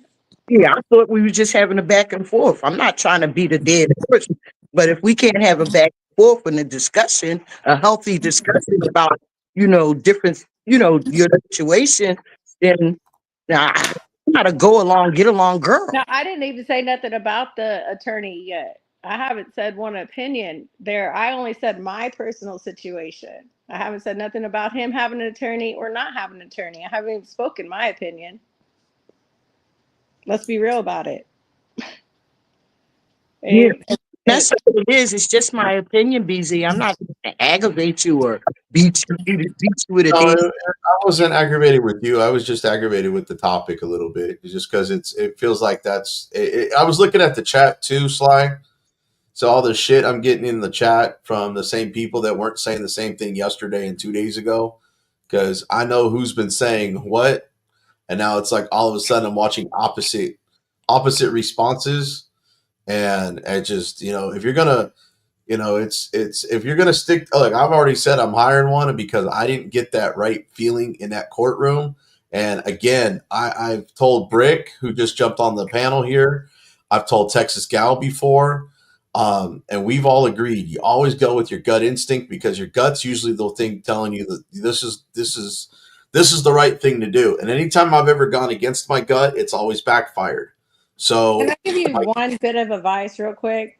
The chat will go back and forth. It's like waves of the ocean. Don't pay attention to it. Run your YouTube. Stop getting so emotional about chats, how many people, numbers you have, how many subscribers, how many, all of that. That stuff is going to ruin you. What you need to do is focus on the things that you focus on. And if people are back and forth and they're coming in and out like waves of the ocean, that's what they do. Okay. But if you're going to go with your gut, go with your gut. But don't blame other people and their opinions. I'm not blaming anybody And on rage opinions. quit the whole chat because of people's opinions of what they're saying in their chat, or they changed their mind. And I told you the other day, BZ, stop being so defensive. Stop defending everything. You don't have to defend your decisions. Yeah, so I just wanted to hop back up here because I just want to put what I see out. What I've seen, this is kind of just what I've seen right now. BZ is not, in my opinion, being, of course he's going to be defensive, but he's not being incredibly defensive. He's not shying away from the points of view. I'm not here to give advice. I'm just here to put what I see out there. And I know that BZ and I have had long discussions, not only about this case, but other topics as well. I mean, me and BZ talk on the phone a lot. And so with this case particularly, I really, it's one of them situations where less said is better. You know, troll food is everything. Literally everything. They will pick apart anything and everything that is said. Took him a year to learn it, but yeah, he's there. I'm sorry. Go ahead. Yeah, sorry. I, from what I see, BZ is taking in everybody's viewpoint, and you know, he's going to mull it over. From what I know about BZ, just having conversations, he will mull it all over. But this is my view of this occurrence for him, is that there are times when the judge will back whatever the cops do. And the only thing that will combat that is having representation. It's the only thing. And it's because, in my opinion, judges are lazy. Judges are lazy. They do not want to hear what the defendant says, because what happens is if a defendant makes a mistake and the judge acts upon that, then it falls onto the judge. Now the judge is liable. Not really, because he has full immunity or whatever in his courtroom. But people look at that and go, hey, wait a minute. The judge allowed the defendant to say this or whatever. And so when the defendant is representing himself, pro se, we call it, what happens is the judge says, well, I can't necessarily let the defendant say whatever he wants, because what will happen is if it's not a correct motion specifically, then I'm liable. I'm at stake. My reputation is at stake. My job is at stake. So when you go in there with representation, what happens is typically the judge will trust that representation more than he will trust the defendant. Now, I know this because I've seen it many times. I've been arrested for things that I did do, as well as for things that I've not done. And as many court cases that I have seen go through, one of the things that sticks out to me is that representation is always, always beneficial. Now, if you do know the motions like the back of your hand, then yeah, pro se, I'm not going to say it's advice, but pro se all the way. That's what I'm saying. That's exactly what I'm saying, Bricklin. I'm sorry to cut you off, but that's exactly what I'm saying. If you have the discernment and you know what you're doing, do it. Right? Don't second guess yourself. Don't belittle yourself to a corrupt system that you know don't have your best heart or whatever at their interest. Interest. You know what I mean? Yeah, and I do agree with that. Yes. You know what I mean? If you do know it well, yeah, definitely don't second guess yourself, right? Yeah, you're good to go. Be your own man and that sort of thing. But if there is an unsurety, that's all I'm saying. There are times, you know, and that's when you reach out. And this is my opinion. Again, going back to, this is not advice. This is just my opinion from what I see. After watching BZ's case, like others, the judge, as well as others in the courtroom, tend to show their cards too quickly. And they will show their cards to be a bit dishonest, where they really don't care what you have to say. The motions that you put through, sometimes the judge looks at them and says, this isn't even good enough. I don't even care what the motion is, because you're representing yourself. Is it their feelings or is it their cards? Like, is it, because most of the times I see the judge get into their feelings and their authoritism behavior because they're the judge. Exactly. That's exactly right. And that is, and this is again my opinion, what I have seen or what I have heard in this case. And you know, maybe I'm wrong. Maybe this judge just saw something that wasn't, you know, a crossed T or a dotted I, and just based off of that alone. Or maybe it was something more serious. But I don't believe that's the case. And so because I don't believe that's the case, I would advocate for representation personally, but that is not advice. This is just my opinion. That's my opinion. In this case, advocacy for representation, and, you know, that's, you know, everybody has their own opinion, and, you know, everybody will, not to give advice, because advice in a legal capacity can be construed as very poor, and then you could be liable for that. So be very careful with your words. Let me step in for a second. Now, Slideshot, this is going to be directed towards you, okay? And don't take this. I don't think you'll take this the wrong way, because you seem like you are just, you know, got a very open mind, high spirited, and you're just going to tell how it is, or at least your opinion of it. So, if you obviously saw my video, right? It was in your chat. Okay. I just want to make sure before I ask the question that I got the facts before I ask you. Now, you saw what the criminal complaint said on what I'm being accused of, what I said, right? Exactly. Okay. Now, you know my whole story. Okay. You're still up here on the panel. You're not taking it the way that other people are taking it. Now, the fact that and I'm going to put this out there, and I know Lawyer Dog in the chat's going to call me another racist. I'm just going to call it what it is, okay? The two prosecutors were in there. Was a young white male who looked like he probably just graduated law school. And then the other one. I'm sorry, that was the setup right there. I'm sorry. Go ahead. He looked like, and if it was just him, I might have taken it pro se.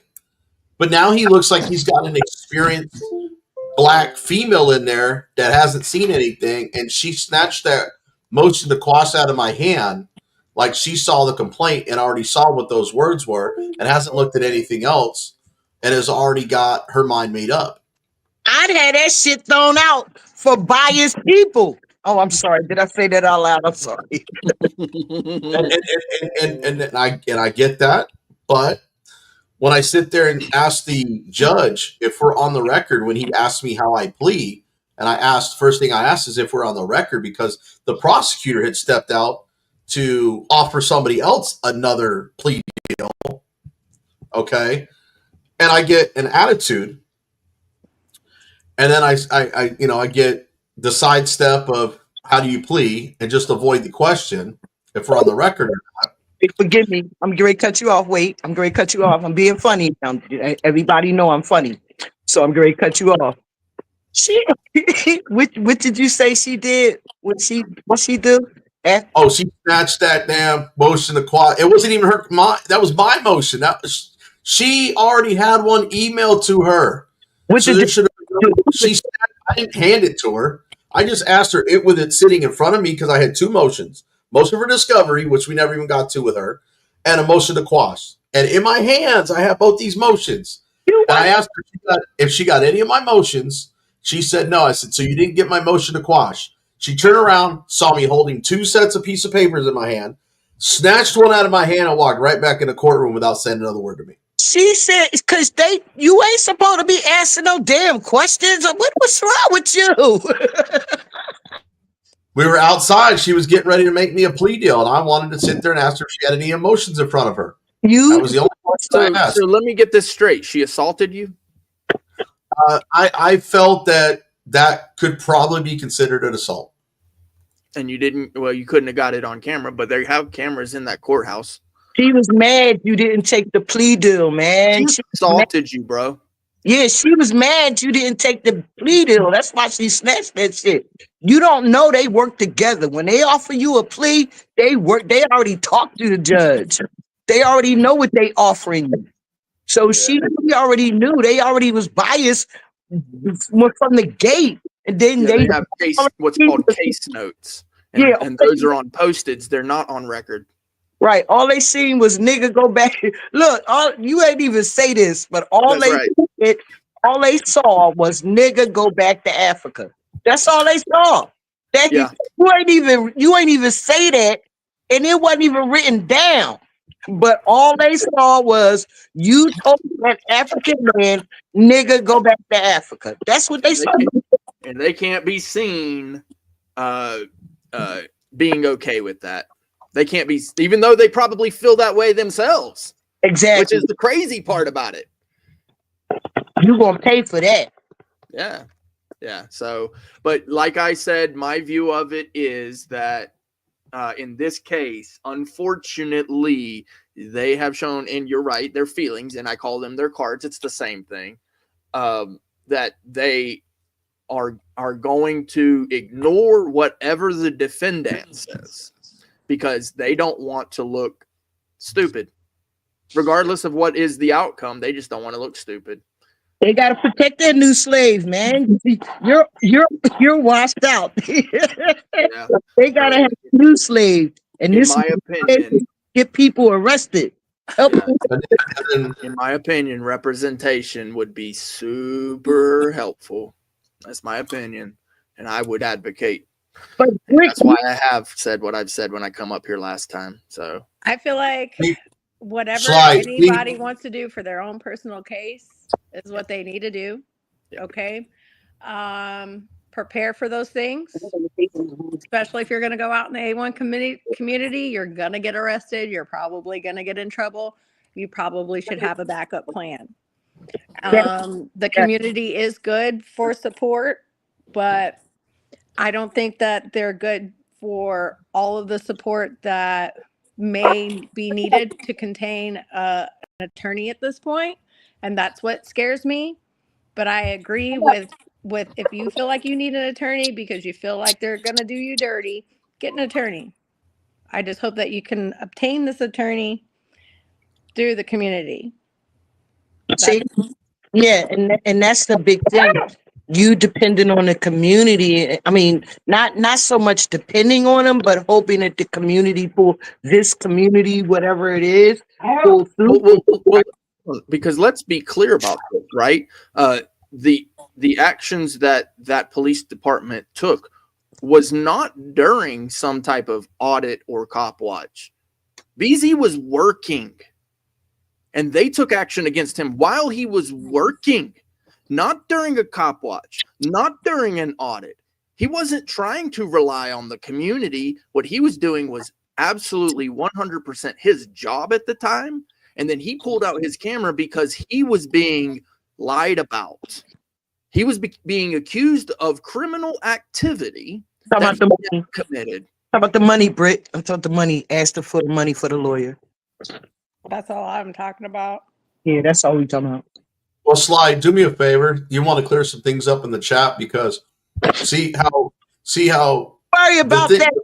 BZ, I don't do that.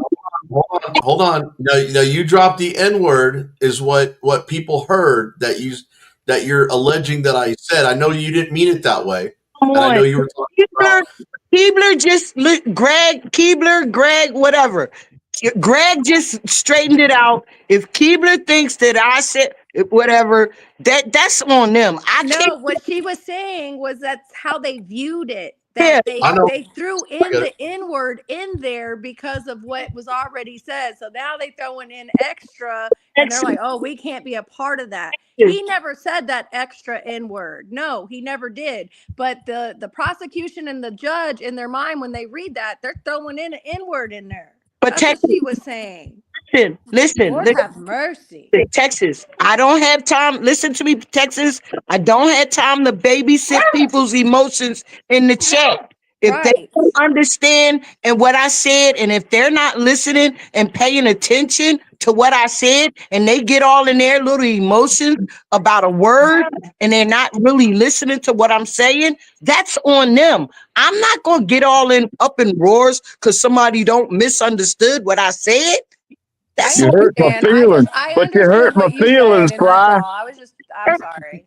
I know. Fly. Hey, can I say something to BZ though? I'd like to say something real quick, like to BZ. Ooh, he Hey, gonna one speak. thing I like to say is this is one thing I learned. I'm old too, so I learned it long ago. Like so long ago, I can't remember how long it was. But you never talk about, never talk about an open case with anyone but your lawyer. Has your attorney ever told you that? You ever had an attorney, a good one? I'm gonna tell you right now, this was already on the internet before I even got the charges. I'm just saying, though. I'm just saying. I was asked a question. I said, "Is it something an attorney ever asked you?" Never talk about an open case. Have an attorney, a good attorney, ever told you that? Question mark. Maybe. How about no? But I already know Well, that's one thing that you should take to heed, especially out here on the internet. Especially. Okay, so then I'm just saying, I'm not trying to make it, I'm just getting my little 2 cents in. And then the other thing was with your charges, using the word that you used, that word can't be the charge, can it? When you just by saying someone go back to Africa and learn our rules before you come back over here to America and try to tell me what to do. That's pretty much basically what happened, right? So they charged you with another crime.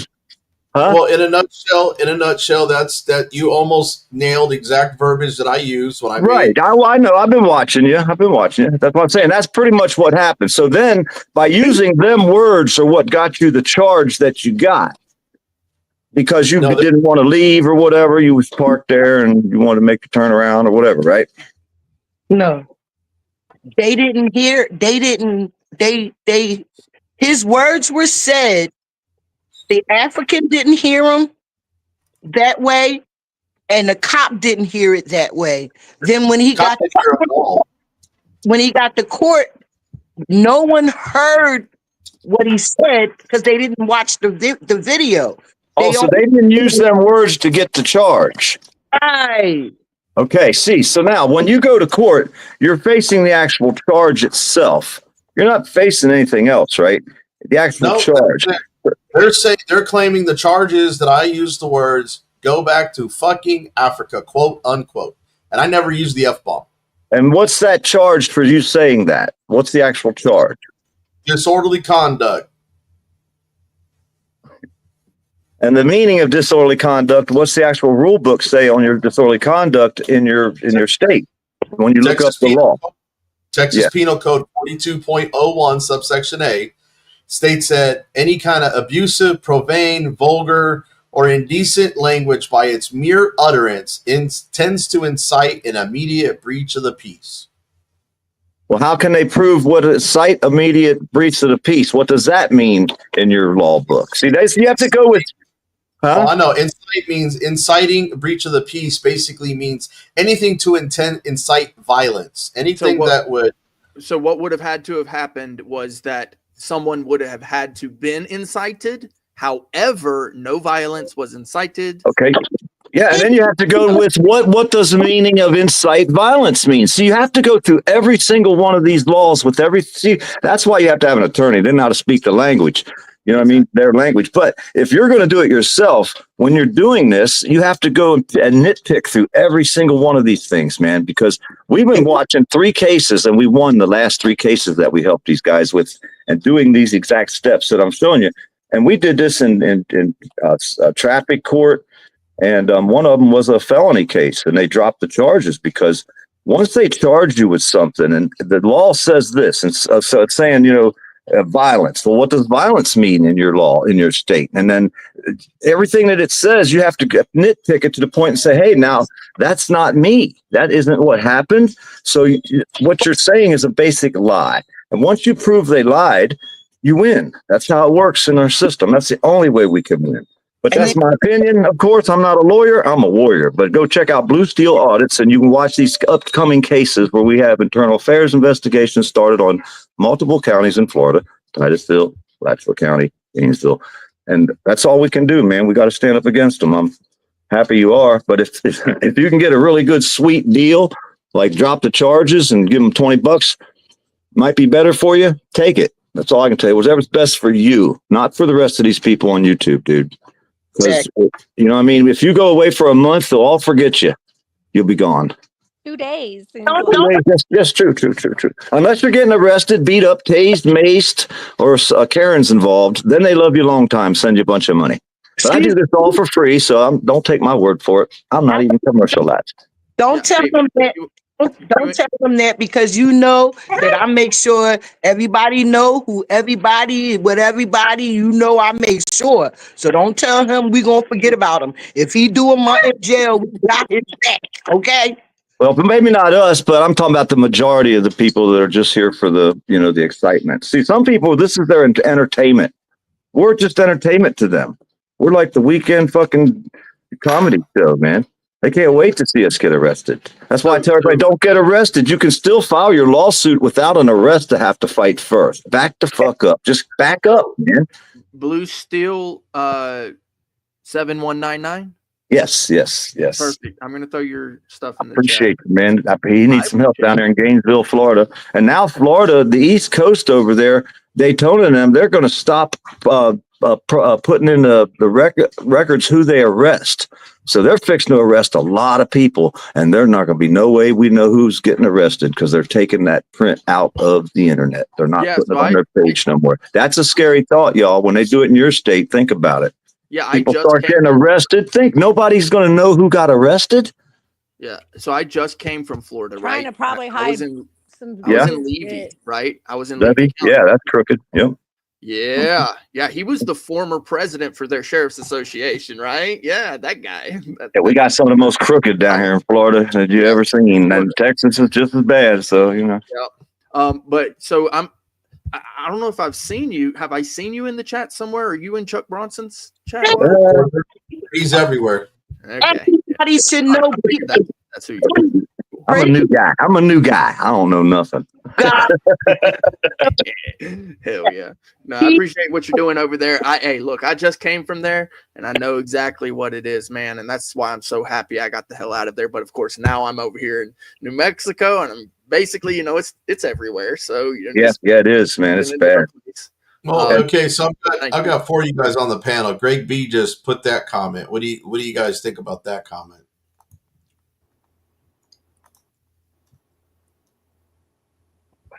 Well, actually, I don't know, because I have a video up of me cussing a guy out that I don't know where he was from, but he did not speak English, and he was very dark colored, and he was working for FEMA. And he's one. If I got guns, I don't even understand. I didn't say him go back to Africa, but I told him, you don't even speak our language. Who the hell do you think you are? You know what I mean? Yeah, we live in a free country where all ideologies are accepted as long as it doesn't go to violence. Well, here's a good video I put up. There's a guy running around out here. I just put a little short clip up yesterday or today maybe. And the guy's a cop, right? And I asked him, do you know what the First Amendment is? And he says, free speech. And I was like, well, what else? What's the rest of it? So he started telling me I didn't know it because I couldn't quote it to him, quote unquote. And I said, well, I got the book right here in front of me, the United States Constitution. I could read it to him, but I was asking him, do you know the Constitution? Of course he did not. Most cops don't know even the First Amendment. So how are they going to be able to stand up for our constitutional rights like they swore an oath to if they don't even know the fucking First Amendment, except for the part of free speech, which they don't even know what that means? So if I want to tell you to go back to Africa, it doesn't matter what color you are. You can say that. But disturbing the peace? Okay, wait a minute. Did you scream and holler in a large crowd where the crowd was going crazy? And no. See, if you dissect that case, I don't believe a public defender will help you. I believe you'll have to build your case yourself. But, What they did was he gave the report, right? He might have said what partial what BZ said, but I believe the cop wrote what he wanted to write on the report. Yeah. But it doesn't matter, even if you did say that, even if you called him the N-word, breach of peace, you have to go through, let's say you did call him the N-word, you said the worst thing you could say, right? And there was only one or two people there. You have to go through the laws of everything that he read on his charge, what it relates to get to the fine line to say, well, am I guilty or not? Did I do that? Because I believe that if you say, go back to Africa, it shouldn't matter what color you are. It shouldn't say, well, you get special benefits because you're black, and he said that. But if he was white and he said that, that would be okay. Well, that takes away from free speech real quick right there. See what I mean? So right away, that said, you know what I mean? Right away, hey, wait a minute. So where's the book that says I'm allowed to say you can go back to Africa and I don't have to say, I mean, where? That's not free speech at all. What if it was Elon? What if it's Elon that BZ said go back to Africa? Then it wouldn't be. That's what I'm saying. So it doesn't matter in free speech that what the actual law that the charge that they charge, you have to dissect the actual charge. Yes. That's how you fight your case. I don't know. To me, it's hard. You need a good lawyer, huh? Texas Gal has her We hand got up. Texas Gal who's trying to get a word in for the last 5 minutes, and we got the charge right here on the screen. Go ahead, TG. So I don't think that the charge should stick, A, because of free speech, B, because it's not exactly what you said. The cop did write down whatever he felt like you said, or maybe the African gentleman said that that's what you said and that's what he wrote down. Either way, somewhere in the telephone scope in the wire, it got cross-wired, right, which is already not a good thing. I do think you need an attorney, like he's saying, to comb through all these things to get all of the, information, to be able to delegate that delicately through the court system, the way they like to do their things appropriately, and objections and all of their mannerisms that they like, and have that all go through the system. They just want to get their money. It's not really, they're not following nothing about the law, right? They just want to make sure they get their money. Each they can bullshit him, they gonna bullshit him. But what does abusive? I had a what does hyphen cola there, and I'll make it quick. So in 1912, Arizona became a state. My stepfather's grandparents became United States citizens. They were Mexican citizens. They lived in Mexico, but Arizona became United States. Do you think those people knew the Constitution? Do you think those people even knew how to speak English? My stepfather, second generation into the United States, was the first generation to speak English, the first generation to understand the actual Constitution, and the first generation to go to Vietnam War and actually serve for our country. So there are lots of steps and a lot of people that misunderstand going back to your country sometimes, and there are situations that going back to countries and saying things, you can say what you want, but you just got to understand what you're saying. Understand, you have the freedom to speak. Just understand what you're saying. But he didn't say anything wrong, though. Texas. I'm not saying that he said anything wrong, but everyone's saying like, oh, they should know the Constitution. They should know that before they come here. Not every situation's the same. True. I'm trying to say. Listen, you ain't never lied. Texas Gal, go back to your country, Mexico. Came over here like the smoke shops and stuff, Texas. Yeah, well, if we go back to Mexico, make Texas back to Mexico the way it was before it was Texas then. No, Texas will be its own nation before that happens. Hey, don't you think, hey, y'all don't remember all Eric Brandt's. A question first. Y'all know that most of these folks. Check this out. There's a page out there you can buy.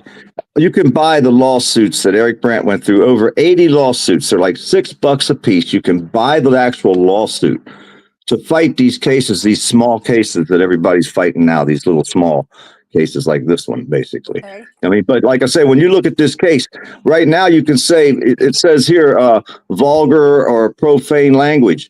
What's the definition of vulgar in the Black Law Library book over there in Texas? So we pretty much know what vulgar language is. We know what profane language is, indecent, abusive.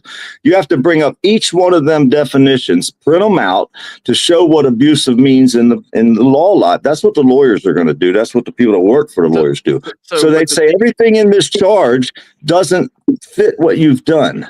That's how you. Huh? However, look at the next part of the statute. No, the statute is going to have definitions. There will be definitions in the statutes, right? And so I can guarantee you are not going to find definitions for vulgar words. You're not going to find that. Yes, you are. You're going to find what. Yes, you are. You will find that in the law library book.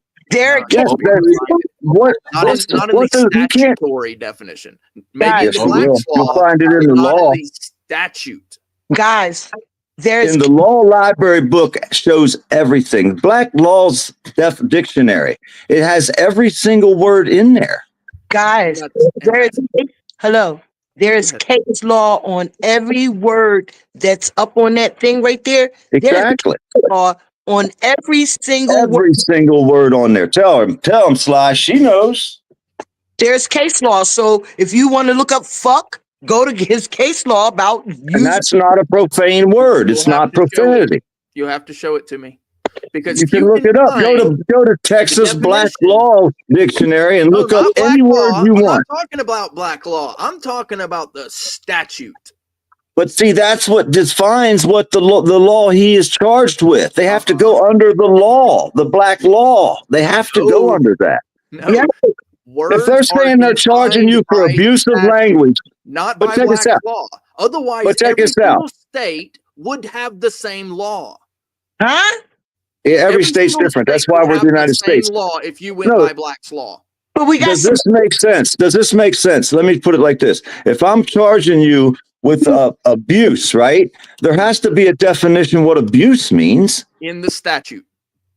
In what statute? This law here he's got up this small little paragraph. Yeah, every single state. So you get to go and find out what abuse means. Every single state has. Where do they store all this stuff at? Go to the statutes and you will find the definitions. But if you want to be lazy and go to Black's Law, you're going to go in there half-assed. No, you got to learn what the words mean before you can battle them. The library in Fort Worth, downtown. That's how we have to learn their language, dude. Library in it. Hey, that's the only way we can learn their language is from their book. Right.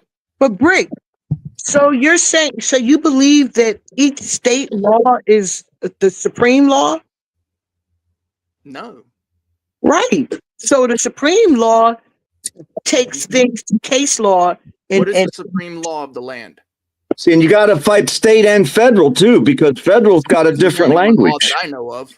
Now, federal got the whole different laws. Federal's got a whole different thing.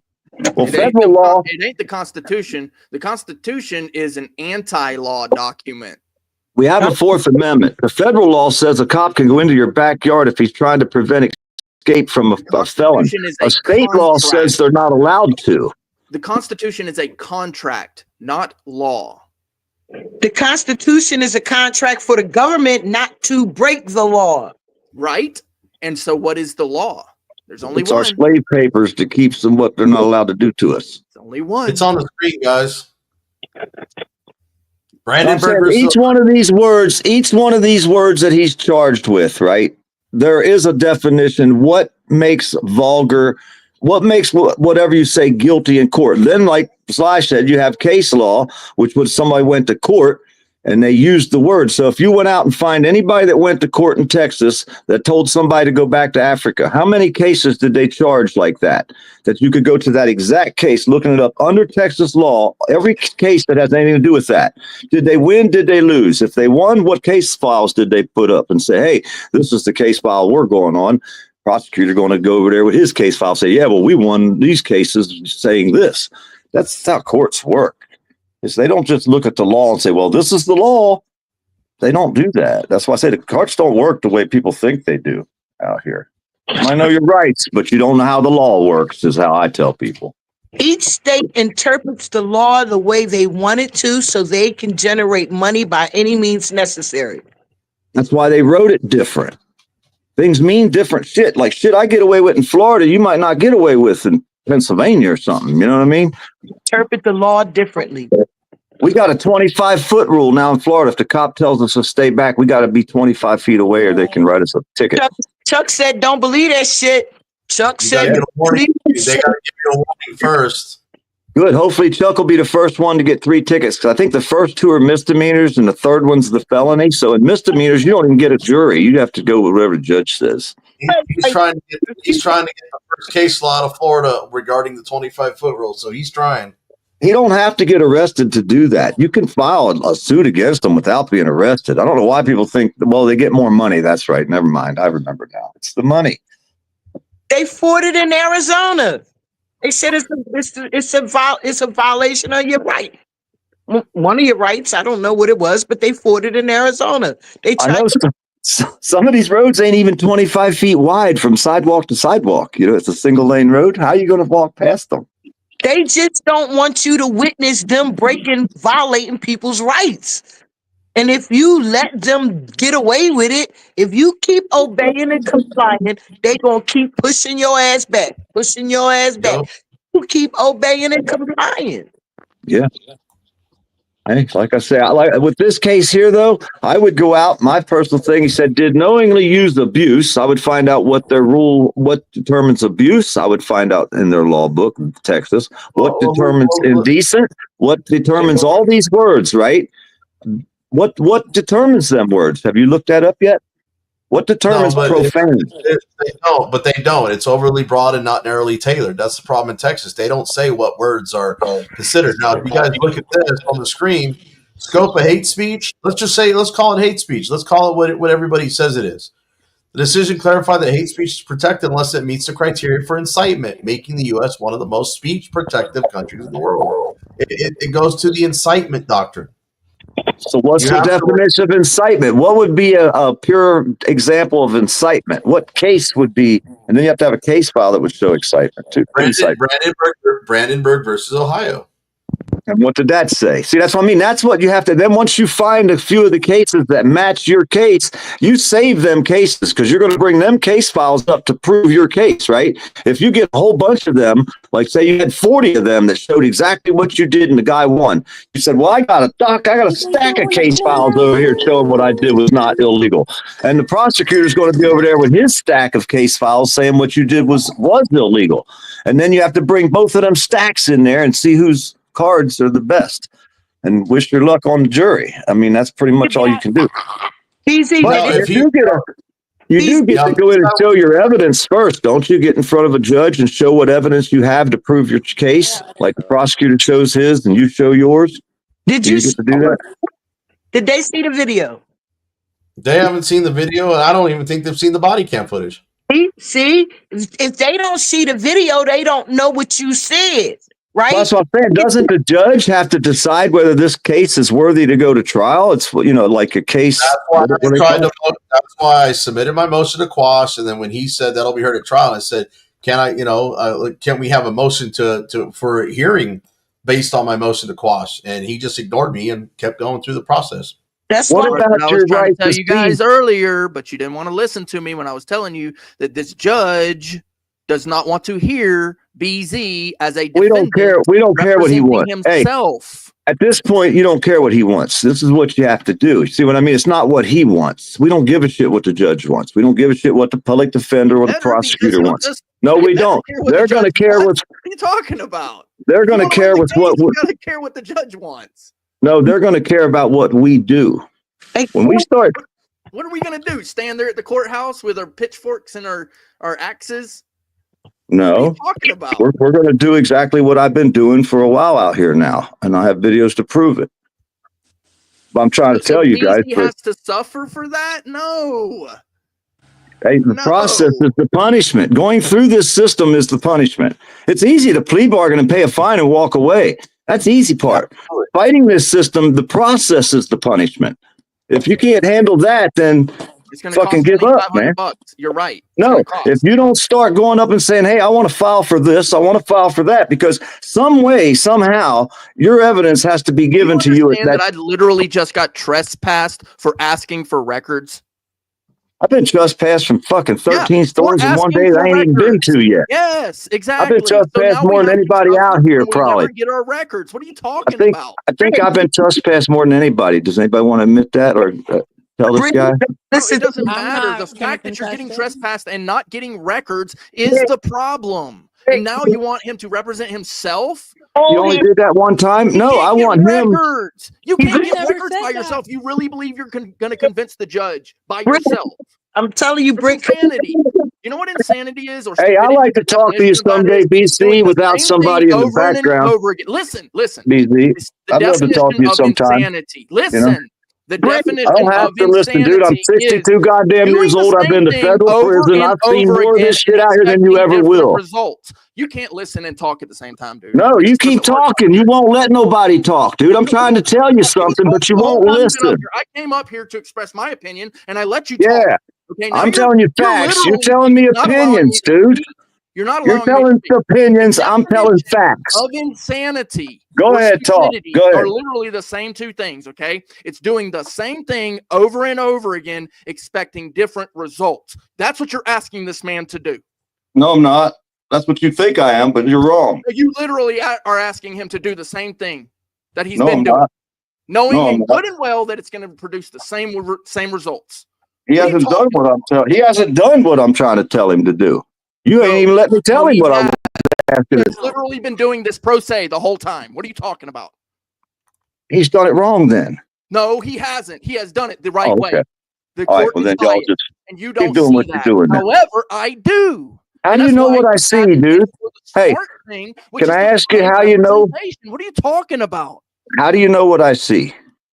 Because you keep saying it. You keep saying that he shouldn't do that. You keep saying that. You ain't let me talk yet. No, you have been, bro. You have. I've been telling you facts, dude. I've been telling facts, not opinions. I ain't saying my opinion like you've been saying. I've been saying facts. No. I've been saying I have video to prove what I say also.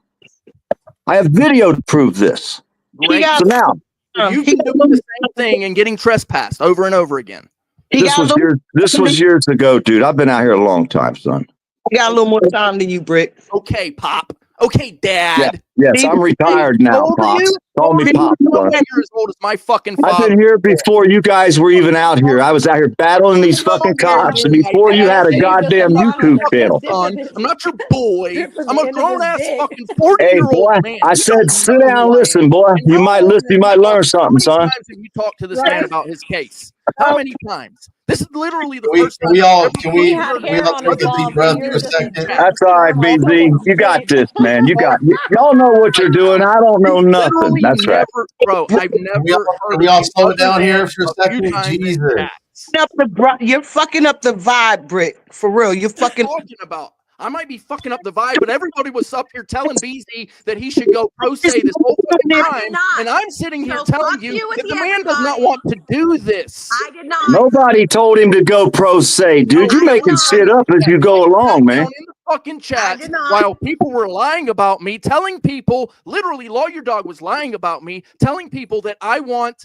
You can't tell me. Well, now it's about you. I thought it was about BZ, blood. Literally listening to. Why gotta be about you now? It's bullshit. It's all about. He's a victim, y'all. Now he's a goddamn victim. Son of a bitch. He's a fucking victim. He's a victim. My God, this is literally what I've listened to this whole fucking time. That's why I never said that he would go pro se. Ain't nobody said that. I never did. Call bullshit. That's not one person told him to be pro se, man. I waited for fucking 10 minutes. I said he needed a lawyer, and I spoke about my parents' family. And then I never said pro se. You keep saying fucking everyone on this panel. So get your mouth straight. Get your mouth straight before you speak again. Not everybody. You're right, Tech. You're right, Tech. I apologize. Not everybody. Thank you. I appreciate that. Panel. Do not argue with him. He done fucked up the whole vibe on the panel. All I can tell you is I know how to build a case, right? I know how to build you guys to leave him alone about the fucking bullshit. And then I came up to straighten that shit out because you wouldn't yes, boss. But Yes, It's real boss. straight. Yes, boss. God Greg, damn, he's telling us what to do now. Son of a bitch. We done lost our rights. He done took my rights away. He done cut my goddamn lips off over here. What the hell? What to do. Better I'm use just your telling you ears. the way it is, what I see. You don't know how it is, man. You couldn't even handle Florida. You ran to fucking New Mexico and Tell got all your your ass own out of facts Florida, all didn't you, day boy? long. You can tell all your own facts. Great job.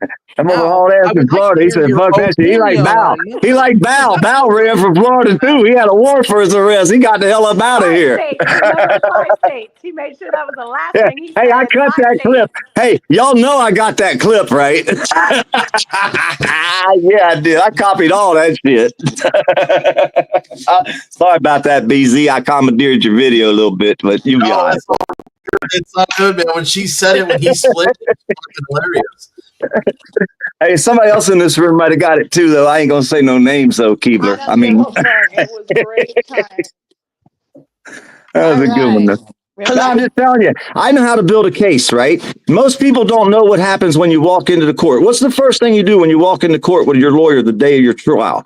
But wait a minute, before the trial, don't you get to go to court and show your evidence? Don't they have to give you their evidence that they're using against you? I mean, everybody has to take all this evidence and go put it in front of the judge. The judge looks at it and says, I'm not going to accept this. I'm not going to accept that. I'm not going to accept this. And I'm not accepting that. I don't think people know how the system works. I really don't. And people want to fight cases. Hell yeah, you need a damn lawyer. Yeah. But you need to also learn how to fight your own case, because if you let your lawyer do it, you're screwed. He ain't going to fight for you. He's only out here to try to get you the least amount of time in jail. That's his job as a lawyer. People don't understand that neither, do they? My lawyer that passed away used to say that you're going to have to help me help you. I can't do it all by myself. You help build your case. He don't know what happened. You're the one that's got to go out there and say, wait a minute, they're charging me with this. Like they charged this guy with trespassing the other day. Well, we were like, wait a minute. We went and filed and got all the evidence, right? And fucking found out he was never trespassed. Then all of a sudden, Blue Steel went live at a damn farmer's market and was standing there talking. Some dude walked up and started talking to him, holding a cooler. And I had him restreaming him. Come to find out, that dude was the frickin' judge of the case. That next Monday, they dropped the charges because of listening to Blue Steel tell the story, because we said, hey, we got all the evidence. We went and filed. There was no trespassing warning. They arrested him. They slammed him on the ground. He was told he was trespassed before. He never was. All this shit. Well, we went and got all these records. We looked up the case files. We found out all the charges and what the words mean. It's what you have to do. I mean, people want to sit there and say they're going to fight these cases, but you don't even know how the system works. And it's hard to maneuver, dude. So if you don't have a good lawyer that you can call and see, man, when I went to fucking my case lawyer, I had the best federal lawyer in the state of Florida. He said he had never read so many case files since he got out of college, but he read every one I sent him. That's the kind of lawyer you got to have. But like I said, don't listen to me. I don't know nothing, right? I'm just an old guy, back quiet.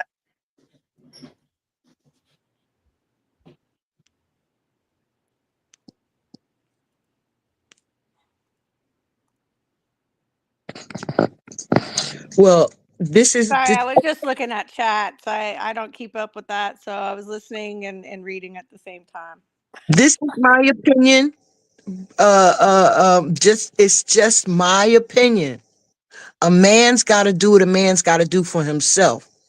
Anybody that's talking, it's just talk, right? You make your own decisions on what you need to do for yourself. All I want you to do is be a man about it. Stand on your business. That's all I want, right? I want Don't cry in court like Chili. Don't cry like Chili did in court, y'all, please. I was getting ready to say that. Shut up. I was getting ready to say, you took the words right out of my mouth. I was getting ready to say, don't stand in front of the judge. I just want to say that I fully and completely support Chili. Just don't cry. Just don't cry like he did. That's all. You make us look bad, I'm man. going to tell you right now, I fully and completely support Chili. Nobody's saying that they don't support Chili. All right, get out your fucking feelings. I don't support his sorry ass. I cussed him out when he was in fucking Ohio and he ran from the charges in Ohio. What are you pissed off about? Chili, because we can joke about it what we want to joke about. Nobody Nobody is saying they don't support Chili. Oh, okay. Yes, we are. I'm saying on the record, I do not support Chili. Thank you. Make that document, Why please. did you get in your feelings whenever I said I fully and completely support Chili? I could show I don't. about him if I want to. Oh, okay, so you don't. That's why. That's why. Because you don't, and I do. Cool story, bro. Hey, and I got a list of reasons. Hey, check this out. Hey, check this out. When No Justice asked Chili to go check out this guy that got killed, that was a black dude, and this black community was outraged about what was going on in Ohio. Now listen, he said there wasn't no black people. There wasn't no black people in that town, and he left out of town and fucking hauled ass with warrants behind him. I do not give a flying fuck what the fuck you got to say. Joke. You have no support. Chili's a joke, and you're a joke. So yes. fuck you. How about that? Oh, I like free speech. I love free speech. Hey, Brick, this is 2025, right? I am not going to be on no panels with no bitch ass beta boys. I'm letting you know that right now. If you want to be going on that bitching and you going to be crying, I support those who I want to support. I go where I want to go. I'm not up here for it. Exactly. You know what happened when Chili went to jail? You know what happened? That was karma. He got what he deserved. He fucking deserved every day of that shit. You know what else happened? A few others did. A few. Only a few. Two in particular. BZ was one of them. BZ. And then also Lexo TVO came out in full support of Chili. Hey, you know who so did nothing, it? hey, nothing he did previously. Sorry ass motherfuckers. Hey, Brick, nothing he did previously matters. Nothing. Hey, Brick, all the people he screwed over, none of that shit matters, right? Bullshit crying. You hey, none of that shit mattered, though. You cried about what somebody else did. Cool story. However, I fully support. That's no bitch shit, Brick. That's no bitch shit. If you don't like it, well, I don't give a flying fuck. Really? I don't care. Are you really going to be mad at me about Chili? Wow, cool story. But if I'm going to be up here, I'm going to tell you straight up. Oh my God. Oh, fucking river when you sit there and complain about somebody else's actions. You sit there and claim that I should stand on business, but then you talk about what somebody else did. We just want to joke. We just want to joke. And bitch and piss and moan about what somebody else fucking did. We just made a joke. It been all over the fucking internet that Chili cried in front of the fucking judge. I said the words, I completely and fully support Chili. I do too. So what? He cried in front of the fucking judge. And support him. He cried. I still support him. And now you're sitting here crying because I say I fully, completely I'm not crying about shit. You sound like a bitch. I just thought we were talking about don't cry in court. I thought that's what I'm we not were the one talking saying about. I don't support somebody in this community. You, on the other hand, are bitching and pissing and moaning on what somebody else did in court. You are complaining because you saw somebody else do something in court. What are you talking about? You went in too deep. All I said it was getting ready to say PDF said it first, and then I agreed with him. So if you all of your emotions about another man and what my emotions, no, I don't even fucking believe in emotions. What the fuck are you talking about? Because I don't like the way you believe in no fucking emotions. I really don't like the way you talking to me. I really don't like the way you accuse me of something I don't even believe in. What the fuck are you talking about? I really don't like the way what are you talking about? Yourself down. You need to calm yourself down because you calm yourself down. You're accusing me of something I don't believe in. I don't believe in your stupid emotions, okay? You believe in emotions. Cool story, bro. You won't need a psychologist. All right, I got everyone's mic muted. Calm down. I got the mics muted. Calm down. Everybody calm. I just had to mute everybody because everybody relax. Say everybody, why you ain't stop Brick? Why you ain't just say Brick, stop the dumb shit? That's what I'm talking about. Y'all just want people up in your panel. So you ain't on me right now. The fuck are you talking about? Because it Hey, ain't just PZ, hey, here's something you put up. You put up a minute ago. Did anything happen? Did anything happen after it says the ruling reinforced that the free speech, even when it is hateful or controversial, is protected unless it incites immediate illegal action? Did any illegal action happen after you used your words, your freedom of speech? Just Did the the guy cop come out and start? Huh? Just the cop attacking me. No, Well, he's that's talking what I'm about when saying. you As far as you see, the way these laws are Stand on his written. own business, Sly Shy. I've been reading the stuff that you put up there, right? A little bit of it. I mean, I just go through it real quick, like, but it goes from. I mean, You wait, hold on. You mean this right there? Hold on, let me. you put was it back putting on. it all through, and I stopped it, and I was reading through some of the stuff you was putting through there. But if nothing else bad happened, like in Florida, the cop can't be the victim, right? The cop can't be a victim in Florida. Like, he can't say, well, his feelings were hurt. That was one of the reasons we got that guy out of that trespassing case, because when we filed to find out who the victim was, they said the state was the victim. Well, the state can't be the victim. So then we found out that some lady supposedly filed the charges. So that meant she would have had to work from the state. So we filed for all her information. She don't work. I mean, when you start filing for all this stuff and you get all this information together, you're basically building your case, right? But you have to do this. And then you can give your whole case, like you'll have a folder. All the lies that were told will be in one folder. All the videos in another folder, all the 911 calls in another folder. You start putting your case together. You build your own case for your lawyer. You don't sit back and let your lawyer build your case. If that's the way you want to do it, that's one way of losing. But if you want to win your case, dude, I'm telling you what, man, if you got to talk to Blue Steel on the phone a little bit, we've been doing this stuff. We've been learning this stuff. I mean, we don't go out and get arrested. None of that shit, No, for PDR, I've already done all this for the lawyer. Okay, so you got all these folders. You got a whole box of your whole case is ready to go, start to finish. I do. In a box. Okay, so now you know what happens, what you get to bring into court. You're going to have to get certain evidence approved to be brought into court to stand up for your case, right? What date does that happen? The day of the trial? No, there's supposed to be a pre-trial hearing to make sure I got all my discovery before all that even happens. A pre-trial hearing. Okay, so that's what they're calling it out there. See, all these states, they call it something different. But when you go in there for a pre-trial, that's probably when, if that's what they're calling it, evidentiary hearing, they call it too, some places. But that's when they bring the evidence and you bring your evidence, and the judge will look at all this stuff. Now, if you can present your case properly that day, you don't fucking need your public defender if you got one. You tell him, step the fuck aside, man. I'll show you this shit. And you're ready to fight your case because you went through all the law. You're going to know at the end whether, most of the time we know if we're guilty. You know what I mean? But in this case, whether it looks like you're not guilty because we're standing on the grounds of free speech. Nothing happened afterwards. You didn't cause a riot. I mean, it says here, if something causes, a problem. Well, there was no problem caused other than you got arrested. See, I mean, so once you have all your case together, you can pretty much fight your case. But that's when you give this shit to your lawyer. And if you can't talk to your lawyer, like a lot of us can't do, they won't talk to people. It's hard, dude. It's going to be hard for you. If you got a paid attorney, well, maybe you can, huh? Listen, PDF.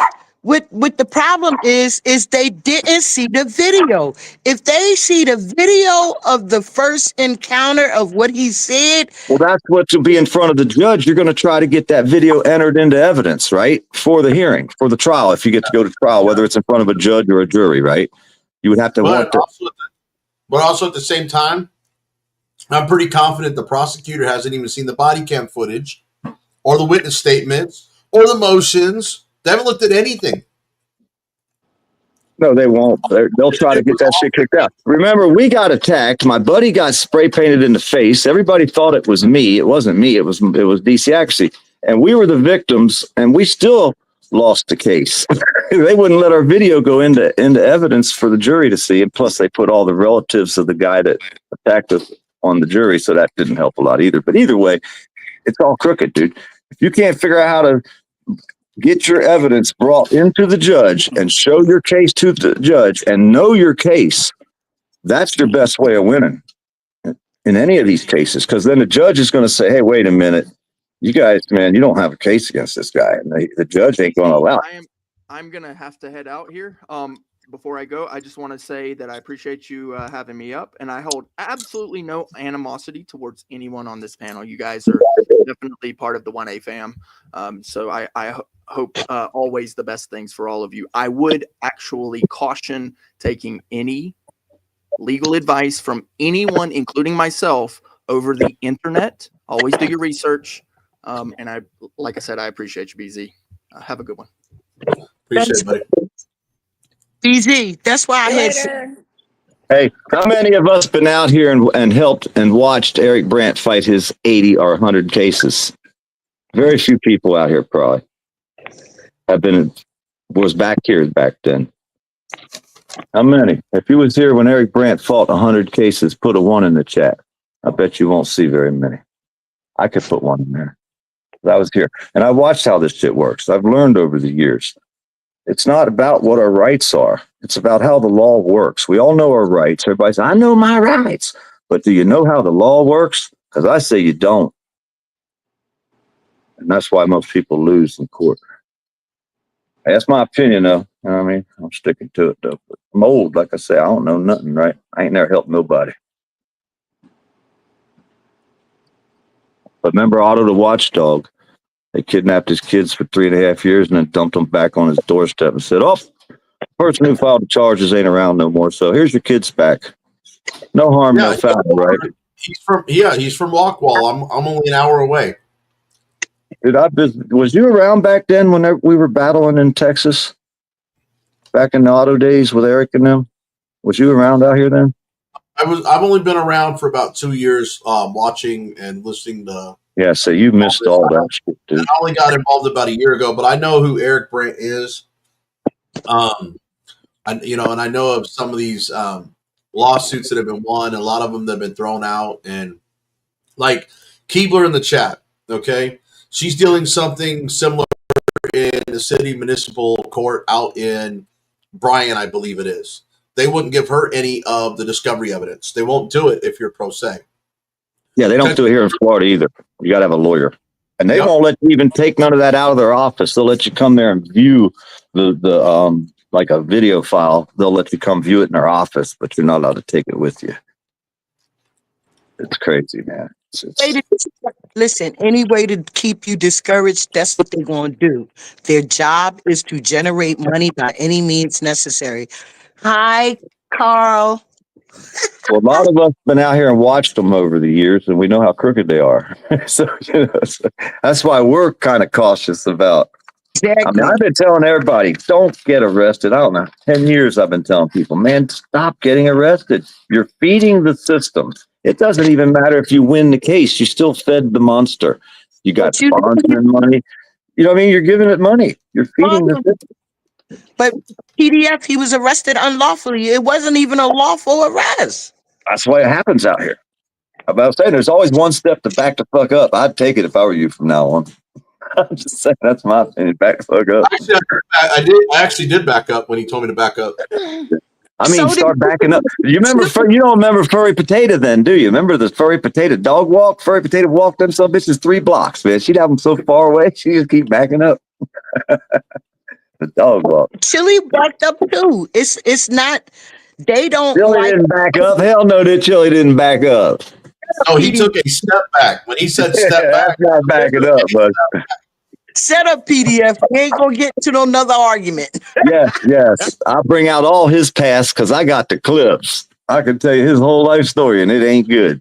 So when he got arrested, I laughed. I did. I laughed. I said, yeah. I told him it was coming. He didn't want to listen to me. None. I'm a dumbass. I don't know nothing, right? Let me put it there. I don't have nothing to do with what PDF is saying. He got a raw deal. I still don't like him though. Look, I don't want Brick to be talking about I don't support Chili. I love Chili. Chili loves me, but everybody in the world joked about Chili. I thought you didn't like them kind of guys. I thought you said you didn't like them kind of guys. Well, shut up, PDF. My bad. PDF though, but you don't have to like someone to respect what they're doing. Exactly. feel bad for him, I mean, I stick up for him even if when he's not wrong. You know what I mean? If he's not wrong, I'll stick up for him. But when he's wrong, I'm gonna say that's wrong, dude. You shouldn't be doing that shit. That's fucked up.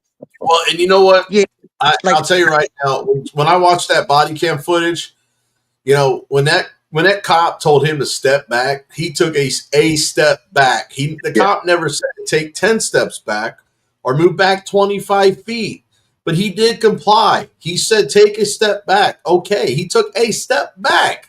Hey, back in Blind Justice days, right? I don't know if y'all remember him either. We went to a protest in North Carolina. That shit was crazy, dude. You wouldn't believe the shit we went through with Jeff is here and Blind Justice and the whole North Carolina, South Carolina crew. We drove from 10 hours to get there to protest for Blind Justice. Well, we learned back then when they tell everybody to leave, right? All right, we're closing this thing down. This is 100 people or more here. Protests done got crazy. People fighting. We're closing it down. Everybody leave. I told one of the big auditor dudes, I said, well, they can't really make us leave, can they? He said, well, if you stop to tie your shoes, they're going to tackle you and take you to jail. He said, so I would suggest to leave, keep walking. So I've learned when you're out there on these things, don't stand there. Keep moving. Just keep walking. See what I mean? Don't stand in one place. Just if they say back the fuck up, start walking the other direction, go around, come back. You know what I mean? You don't have to stand in one place. We have Zoom. We can go for long ways and zoom in on that. You're giving them the chance to get you. PDF. Listen, when y'all, if there's a protest with more than 100 of us, right? Yeah. They gonna send people. They send people in to disrupt, start shit, so they can chase you off the street, so they can tell you to move, because they don't want to be bothered with you. They don't want to be bothered with a protest. So They chased us with golf carts with machine guns down there in front of Trump's house one time. Remember? That's what they do. They were down there at Acura Amanda and all them and Joe Cool and all of us. We was all down there. They was riding around on golf course with machine guns telling us we weren't allowed to be on them. I see some crazy shit, man. I see some crazy shit out here in the last years. And the people that are coming out here now, the new people, they don't have a fucking clue. And I feel bad for a lot of them.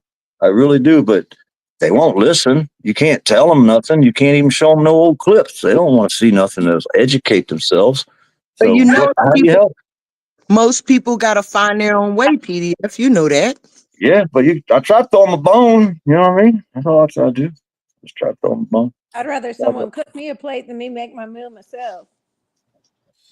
But if you see somebody going down the road and you say, hey, that's a dead end, I wouldn't floor it going down that way. And they say, fuck you. And they floor it. Oh, well, have a good day. I just want to let you guys know that Lawyer Dog's over there on his channel, restreaming this channel, stealing my content and all you guys in this chat.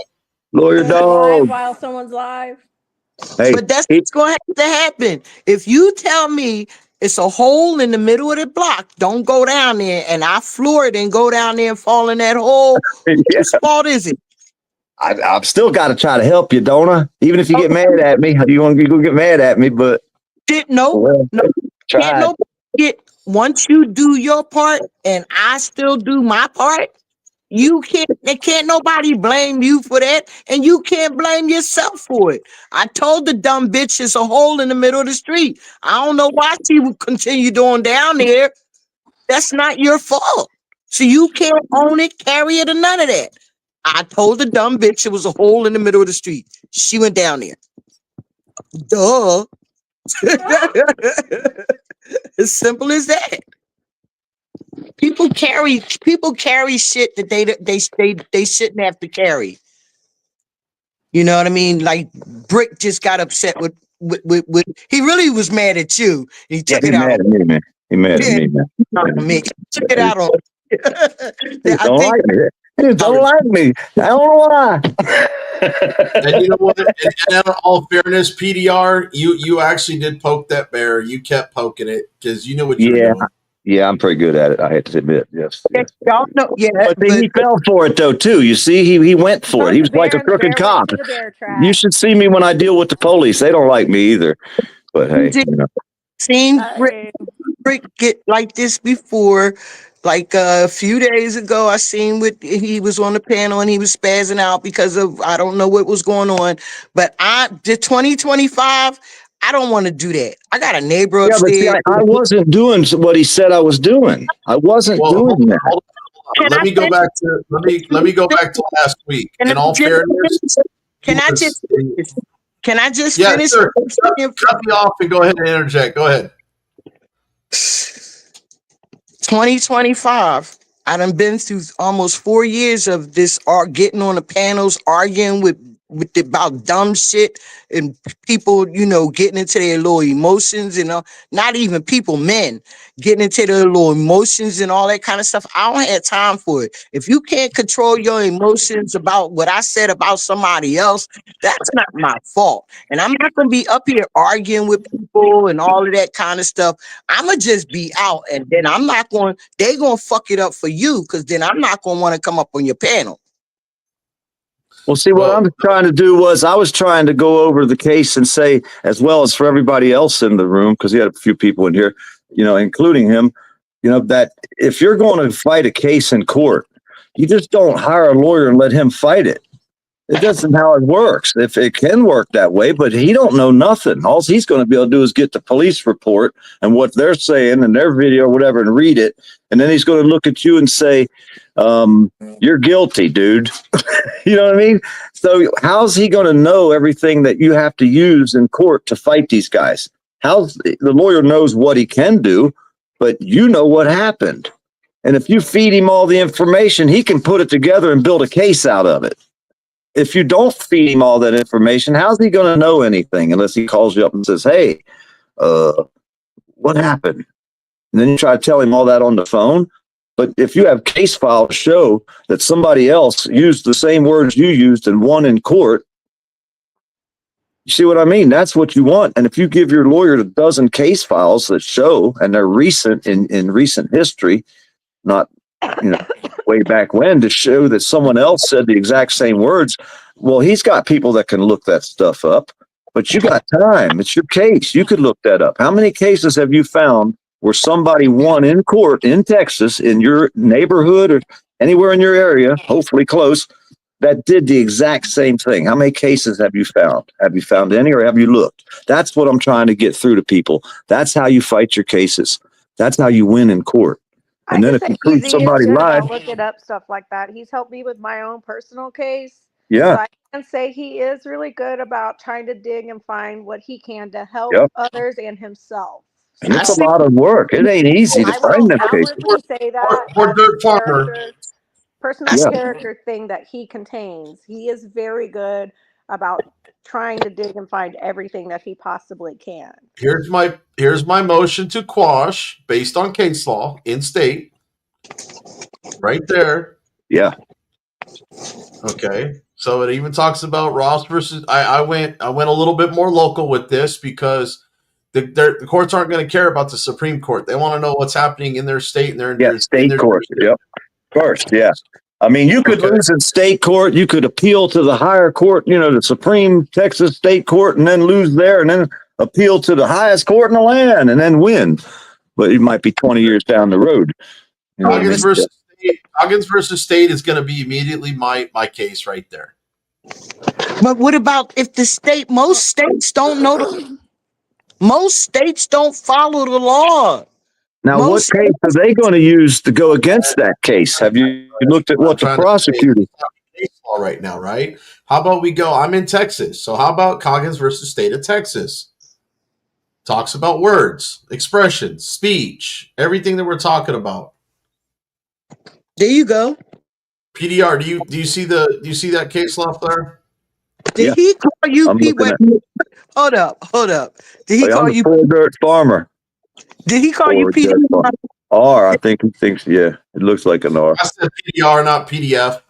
It's PDF, not PDR. I call him Poor Dirt Rebel. I'm calling him the Poor Dirt Rebel. His name is Poor Dirt Farmer.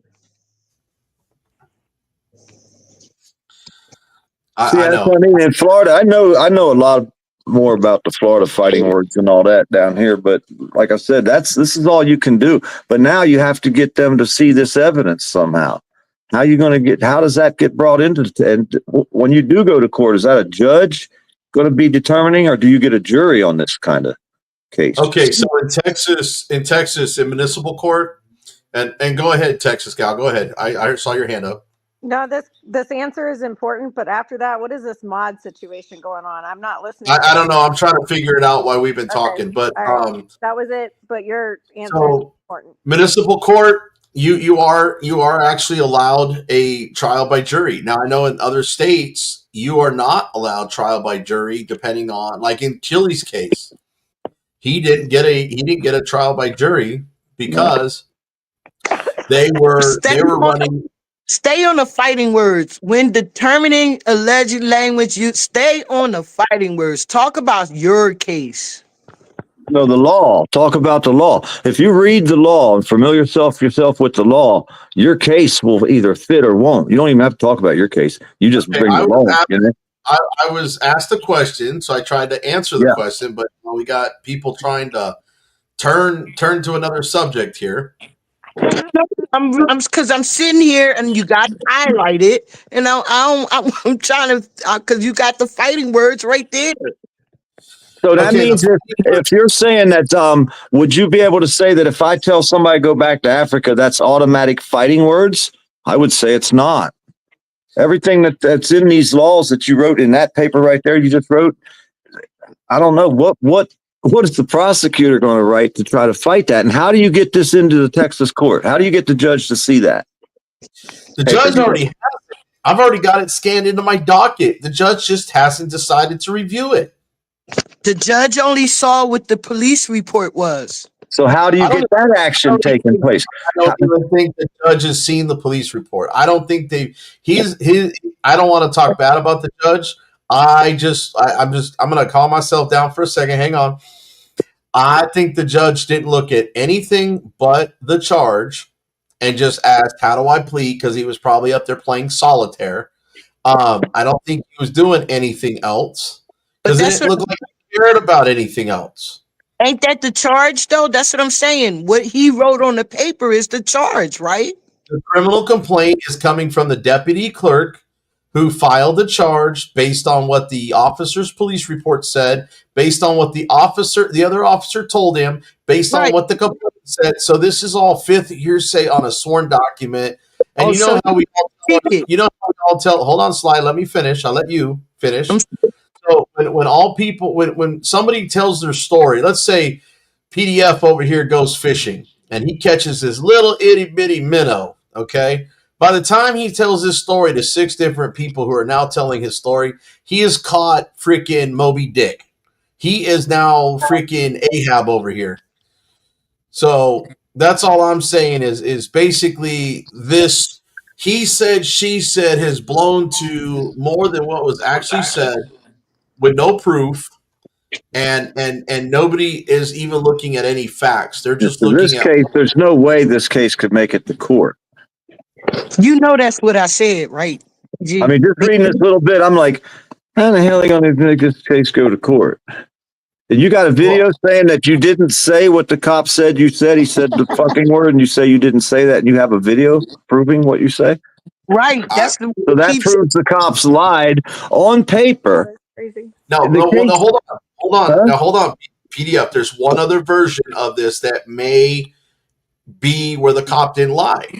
Let's say the complainant lied on camera, on that body camera footage, to that officer. Now, I'm not saying, I'm 99.9% sure the cop lied and added the words. I don't think that the African security guard, based on what he said on the 911 call, based on what he said on my video, I don't think he added additional words like fucking and saying that I cussed him out and everything else, which is what was on the police report.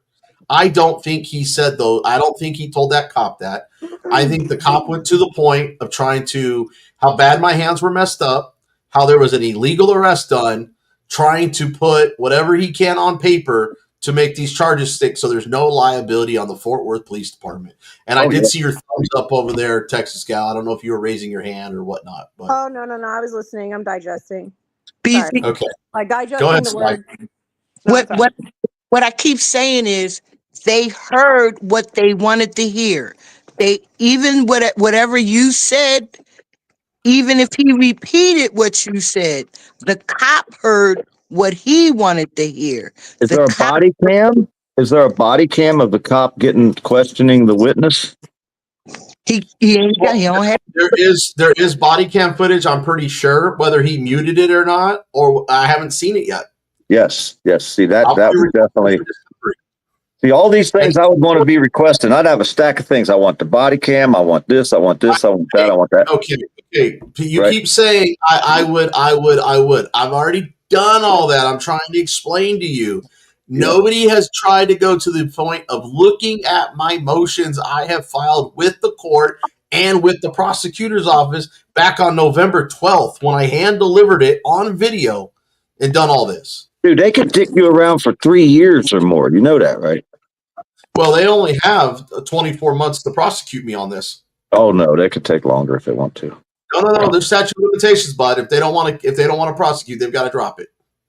Dude, that's the way it's supposed to work. Hopefully it'll work that way, but that ain't the way it always works. I hope it doesn't even go that long. I hope this thing gets dropped before it even gets to. Yeah, I don't see where just telling somebody to go back to Africa, even if you told them to go back to fucking Africa, and even if you use the N-word, if there was no violent response where people started fighting or the whole crowd got riled up and everybody started throwing chairs and shit, that's inciting violence. There's a definition for inciting violence. That's not just saying, well, he felt like he might get violent. That's not inciting violence.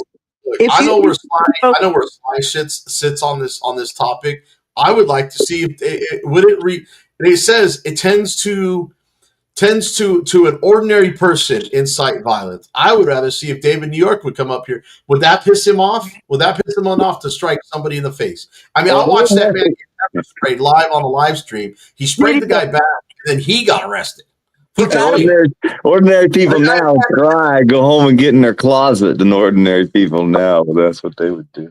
Guys, gotta watch the video. If you watch the video and you listen to BZ and then see the reaction of the African guy, he wanted to escalate. He wanted it to be something really bad that he said. He didn't listen to what BZ really said.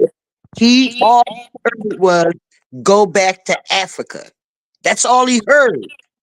He automatically thought, hey, you're gonna fight this all the way to the end? You ain't gonna give up. There you go.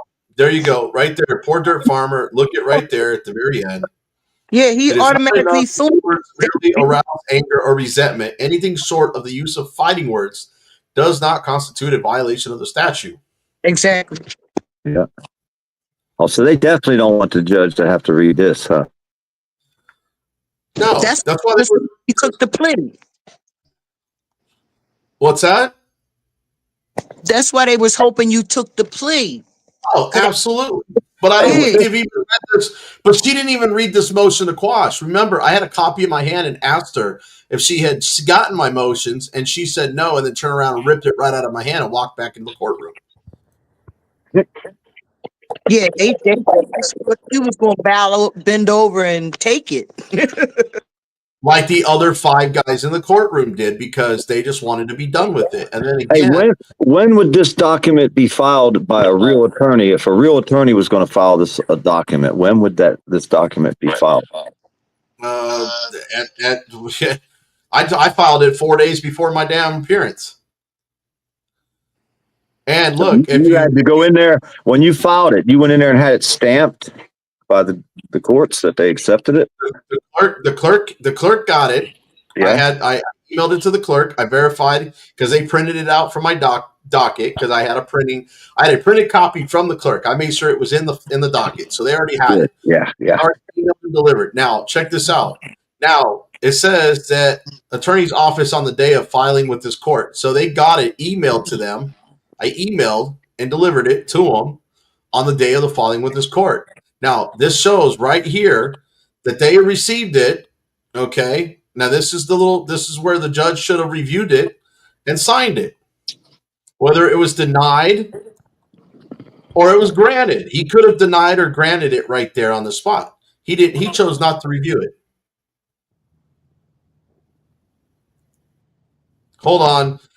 We got the guy that keeps calling me the racist every chance he gets coming in. Lawyer Dog, who's not a lawyer. I just want to put that out there, by the way. Was live stream not doing so good? Oh, hello. Thanks for the introduction. And before you do any of that, do me a favor, mods. Do not time anybody out because I'm tired of getting emails and everybody bitching, moaning, and griping that you are timing them out because of feelings and everything else. If I see something so inappropriate in the chat, I will let you time them out or ban them just so you can sit there and have fun doing it. Please do not time anybody out because I'm literally getting blown up in emails and chats. Please. Okay, go ahead. Easy, wait, easy. Be careful of that because sock accounts could come in your chat and start trouble and say that, start sending you a bunch of emails talking about your mods, and it ain't even happening. I know, but I'm talking about people that have donated to me and they're literally being timed out. I don't want people that are donating to me to be timed out. Okay. And I don't appreciate that. But did you see it though? That's what I'm saying. That name I have not seen in your chat for the past. No, I'm talking about somebody else. I'm talking about somebody else. Okay, not the person that said I'm donating. Go fuck yourself. Not that person. Not that person. Nope. Not that person. Nope. All right, because that's the person I seen, and I've never seen them in your chat. No, it was somebody else. It was somebody else. Okay. Because I just got the email. I know who it is. Because I just got the email. All right. I'm just trying to think back of how many. I mean, he only got arrested 100 fucking times and won 83 or 87 of the cases, fighting them himself, pretty mostly all of them. But like I said, I kind of remember a case where Eric would have got arrested for disorderly conduct for using words, and if you can find that case, and you could, you know, I mean, that's the actual lawsuit that you could use. Once you win this case, you could download that case for like $6. It costs like $6 to download, and it's an official document. You can use it in court, and you pretty much put your name on it, what happened, and file, and they'll probably give you a check at the end of it after you win this case. Because I don't see how they're going to win this just by saying that to someone. They being biased, PDF. They being biased. They know it's a sad day if they win this case and force you to fight it to the next court's up. That's a sad day, man. But of course, Texas sucks, man. I mean, look at the shit we went through back in years ago. People weren't even out here then. They would not believe if they actually knew the shit we went through watching Otto and Eric and I mean everybody. There was so many people out here, and most of them are all gone now. You know what I mean? They're all gone. They put them in jail or they went and got real jobs. But I you know feel what I mean? like It's the system's just trying to use white guilt in order to perceive this as like a actual thing that he did that was against the law. You know what I'm saying? Like it's like you can't say that, you know, you're yeah, white. that's a It's a serious white guilt breach thing, of you free know? speech, man. I mean, Like, so fight it, get your lawyer. But let's see what Law Dog has to say. you know what's lower than a lawyer at the bottom of the deepest ocean? Another lawyer. Just saying. Oh yeah, you know, I appreciate BZ addressing that thing. Right when I came on, you know, I had actually had a lot of people who were getting timed out, and BZ addressed that, and so that was really cool. I'm glad he did that, and so you know, I'm sure and I'm sorry to everyone that got timed out on accident. Anyways, beside that, that's all I kind of wanted to mention that, but that's why I originally got on. But like he said, he already covered that, so forget all that. It's been taken care of. So I'm just, you know, it's good to see you, Texas gal, on here, and so you were sending your trolls over here? Is that what you just said? No, actually, a lot of BZ's fans.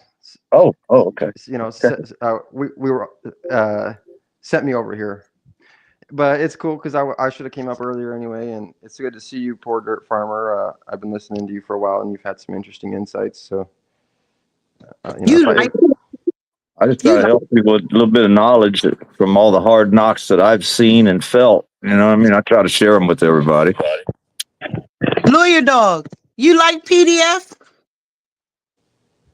Oh, yeah, I mean, he seems legit. You know, he seems like he understands. It's kind of what I've been saying to people is you might know your rights, but do you know how the law works? Do you know how the courtroom works? Yeah, there's a big difference. And we all need to, I'm not saying I do. I'm saying most of us don't know what happens in your state or your county when you first walk in the door. And then what happens before you get there? You know, how do you get to that date when you walk in and your jury's been picked and all that crap? What are the steps that happen before there? That's when you want to win your case. That's when it's the most valuable. Once you've walked in there for a jury, shit, man, we were the victims and they found the guy not guilty because they had a crooked jury.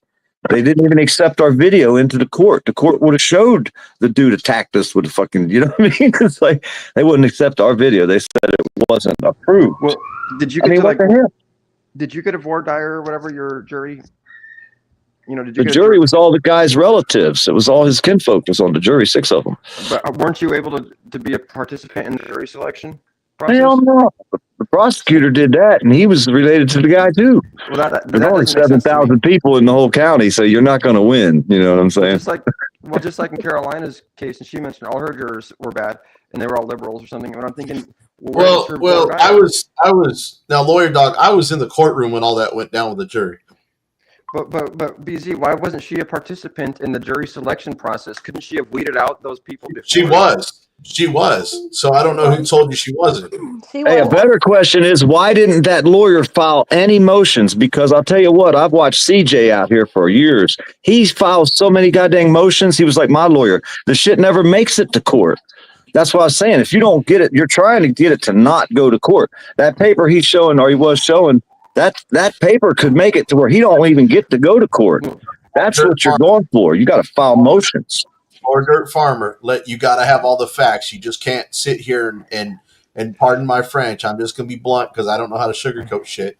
Yet before you run your mouth and you don't know all the facts and look dumb, let me tell you the whole story so that way you can make a educated opinion about everything once I tell you what goes on. She originally had CJ step up to help her while she was still in lockup, okay? And I'm sure you saw part of this shit where she had CJ. She dropped CJ because she was listening to somebody, decided to go pro se, and I kept telling her to get an attorney, call CJ, get all this squashed and everything back, and make up and all this shit. You need to have a lawyer because they're going to try to crucify your ass.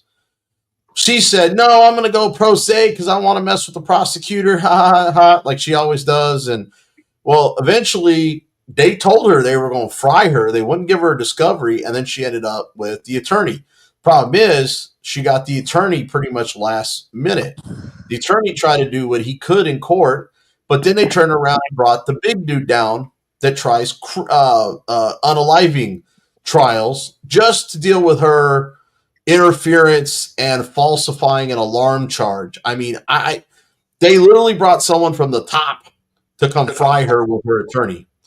So all her motions, just all the motions that they had a chance to review and look, they didn't get a time frame to put these motions in. These motions have to be in by a certain time or you're SOL.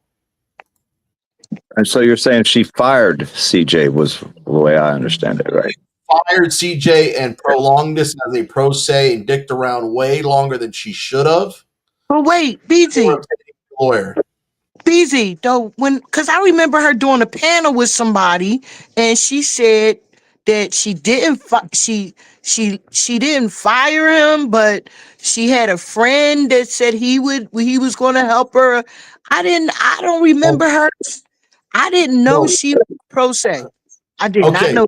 No. You're right, Sly. On panel, she was saying that, and there's a lot of rumors and speculation, and I don't know the truth, but there are rumors that she got involved and listened to the Angry Vet and the Scars organization.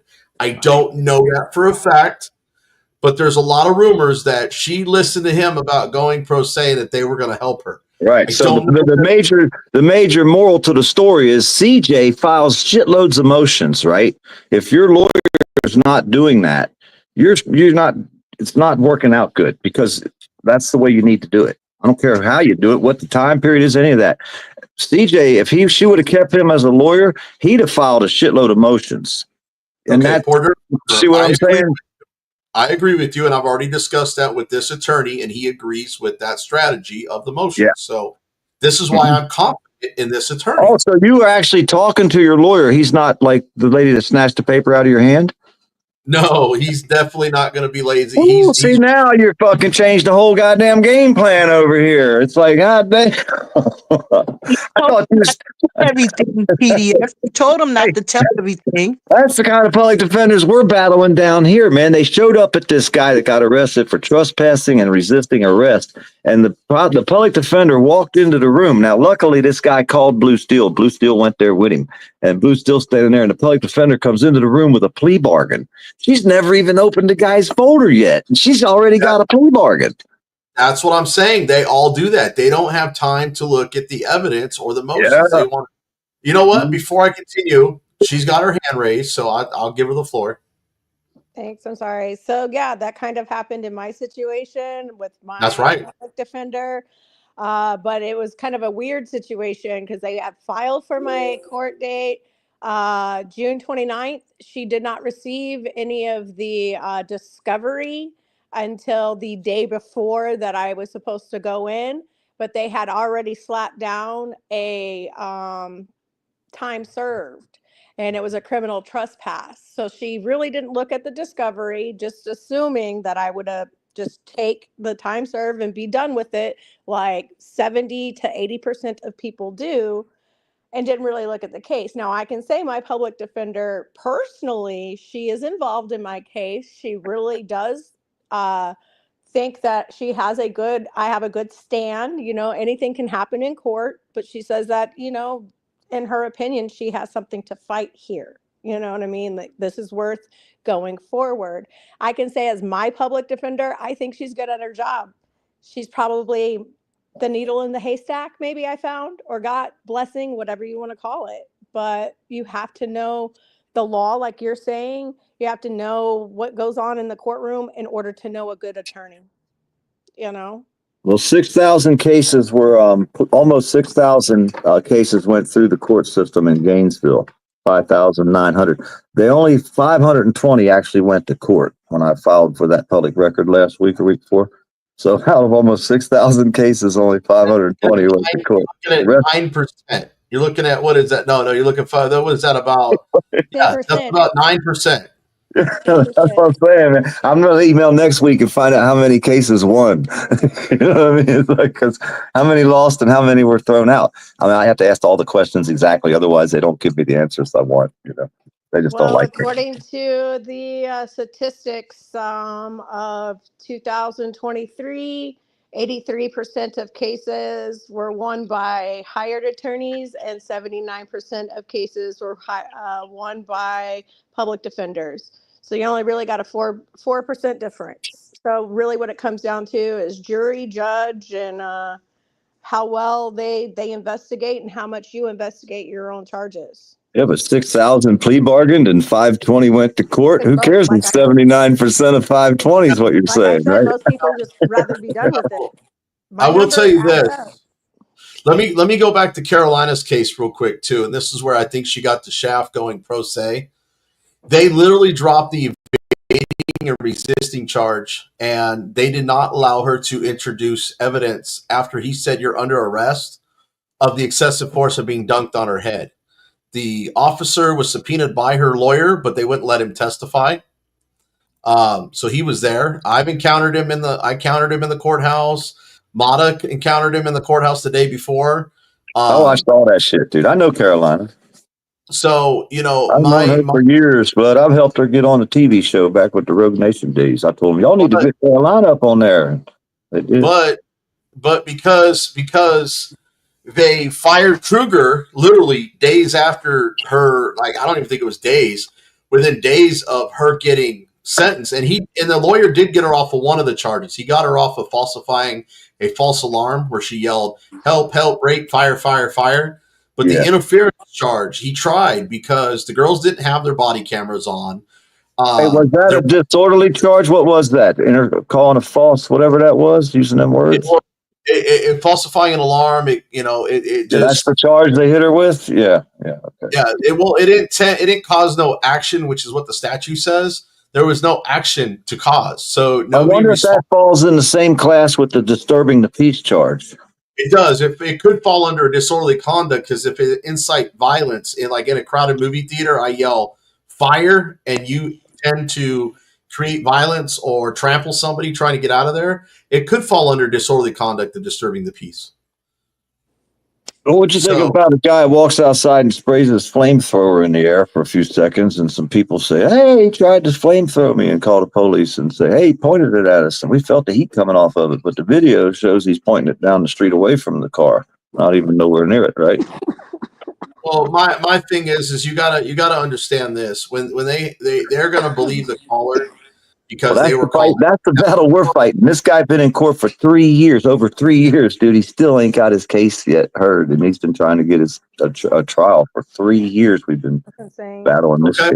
Well, I'll tell you right now, depending on the statute of limitations in the state, you could probably get that thrown out, because the thing is A, it violates the Sixth Amendment of due process, the right to a speedy trial, and two, the statute of limitations on when you can file the charges.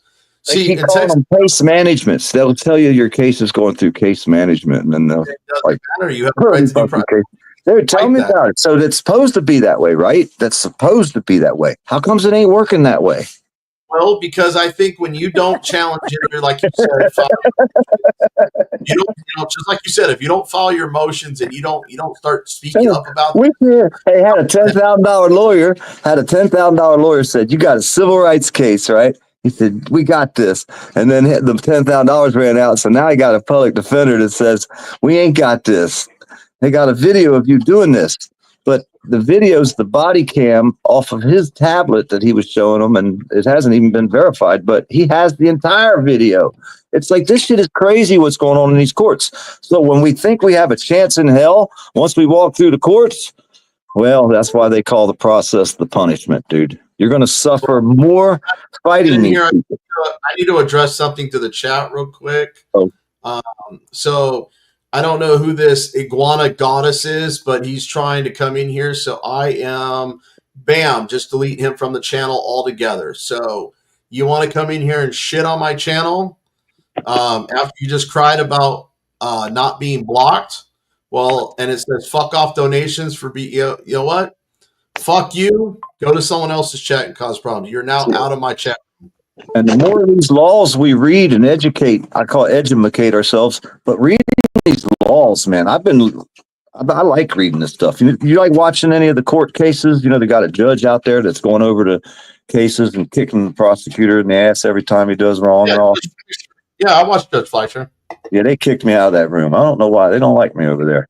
But either way. Really? I don't really comment over there, but I like watching him because, you know what? Sometimes he beats up the prosecution for not having a lot of times, dude. A lot of times. Mm-hmm.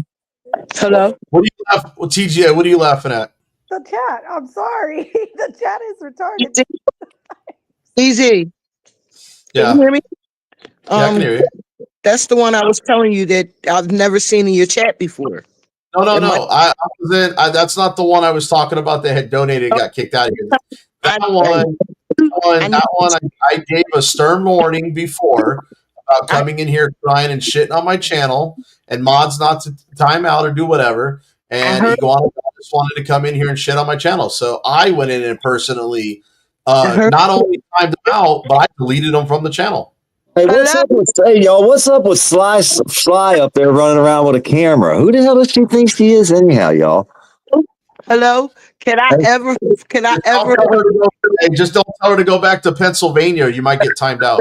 I'm from Pennsylvania. She can go back there if she wants to. I'm in Florida now. Please, can I ever complete a sentence? Just can I? Please, because if I can, there's no need for me to be up here. Go ahead. Carry on. Go ahead. I'm just saying, every time I start talking, y'all start talking over me. I asked you what the heck you doing running around with a camera for. You're going to get in trouble. You know that, right? No, you know I've been running around with a camera for a minute. Yeah, but you were getting dangerous out there. And I said, woohoo. Look, woohoo. Ain't nothing happened to me yet. When they come towards you, just remember my words. Back the fuck up, quick. You know what? My videos. You must not be really watching my videos. They don't get me to back up. I done had plenty of them in my face. I don't back up. I know. That's why I said you're scaring me now. Yeah. I'm all right. Let me get in here. God damn, it's my channel. Let me get a word in. Jesus Christ, people. Anyway. Listen to you and damn Jesus. Oh. Cheese and crackers here. Now you're telling about backing up. TGA over here backed up into a corner and still got snatched up. So don't tell us to back up because even get snatched up. Literally, he goes, get out of line and come talk to me over here. And I was like, fine, I'll get out of line and come talk to you over here. And then he plays on his walkie-talkie for about 2.5 minutes. And when the other officer gets in there, he tells him to put me under arrest. And I'm like, wait, where was the conversation? Wow. We never even had that conversation. You know what I mean? Like, if you would Well, like, it was insane. Well, in all fairness, when you started talking to him like his mommy, he didn't like it very much. When he said, officer right here, and he said, no, that's not your name. Let's try this again. I think the conversation was over for him at that point. It was. He went unprofessional, and that's why he got written up for that. I didn't say it's going to work every time. I said that's not going to work every time. It right? doesn't work every time. Oh, shit. But we'll see February 18th how that works out for me. So Hey, I was told to back up. I did. I went through the archway and told him, if you give me your CAD number, I'll be more happy to leave. Before I could finish that statement, I was in a pair of cuffs going, how am I? I'm not resisting on a public sidewalk. I mean, come on, man. Yeah. So, Sly Shy? I don't think she's been arrested. She just tells them what's up, right? Sly, your turn. I've been arrested. I got arrested for standing behind 2 cops. Officer safety. Officer safety. It was a big fight going on after the club out in the street, and I was waiting for my ride, and so I seen the officers. They were trying to break up whatever. 2 was standing on the side, so I stood back behind them, thinking for my safety that I would be right. Turned around and he said, "Move. If I turn around again and you still here, I'm gonna lock you up." So y'all know I didn't move, and he turned around and he locked me. He turned around and said, "See, I'm gonna lock you up." And 5 officers came running. He meant what he said. Yeah, wait. 5 officers came up running up to me to grab my arms and put me in cuffs. And I locked my arms real tight and I stood firm and I said, I am not resisting. It does not take 5 cops to put me in a pair of cuffs. They let go and they let that one officer put me in the cuffs. Then they guided me to the car. They was getting ready to force me in. I stood my ground once again, tightened up my body. I said, I am not resisting. So it doesn't take all of y'all to put me in the car. I can get in myself. They backed up and they let me get in the car. And I remember when you were the first time you came on a panel. Mm-hmm. Yes, you came a long ways in the last little while, you know. Yeah, I had to I'm come not sure along. if that's good or not. I ain't saying that's a good thing. I'm just saying you came a long ways. Fuck if it's a good thing for you or not. It's a good thing for me. It's not for them. It's not a good thing for them. I can guarantee you that. I know that already. It's a good thing for me. Yes. It's been a long road out here, man. A lot of new people show up. I don't know what they're going to do or how they're going to do it, but I'm saying we're going to have to make a change, man. We got to get people start running for offices and commissioners' offices. We got to start filing paperwork on these subjects. Stop getting arrested. Stop feeding their system. When you get arrested, you're feeding their system. PDF, why be a part of that system? Why the system is not going to change? If So we why keep be following, we keep following. Hey, do you know there's actually AI programs that they can put on the police department's body cams because only 10% of body cams ever get watched, and the AI would go over every single body cam that gets plugged into the machine at night, and it would tell them when they did good and when they did bad.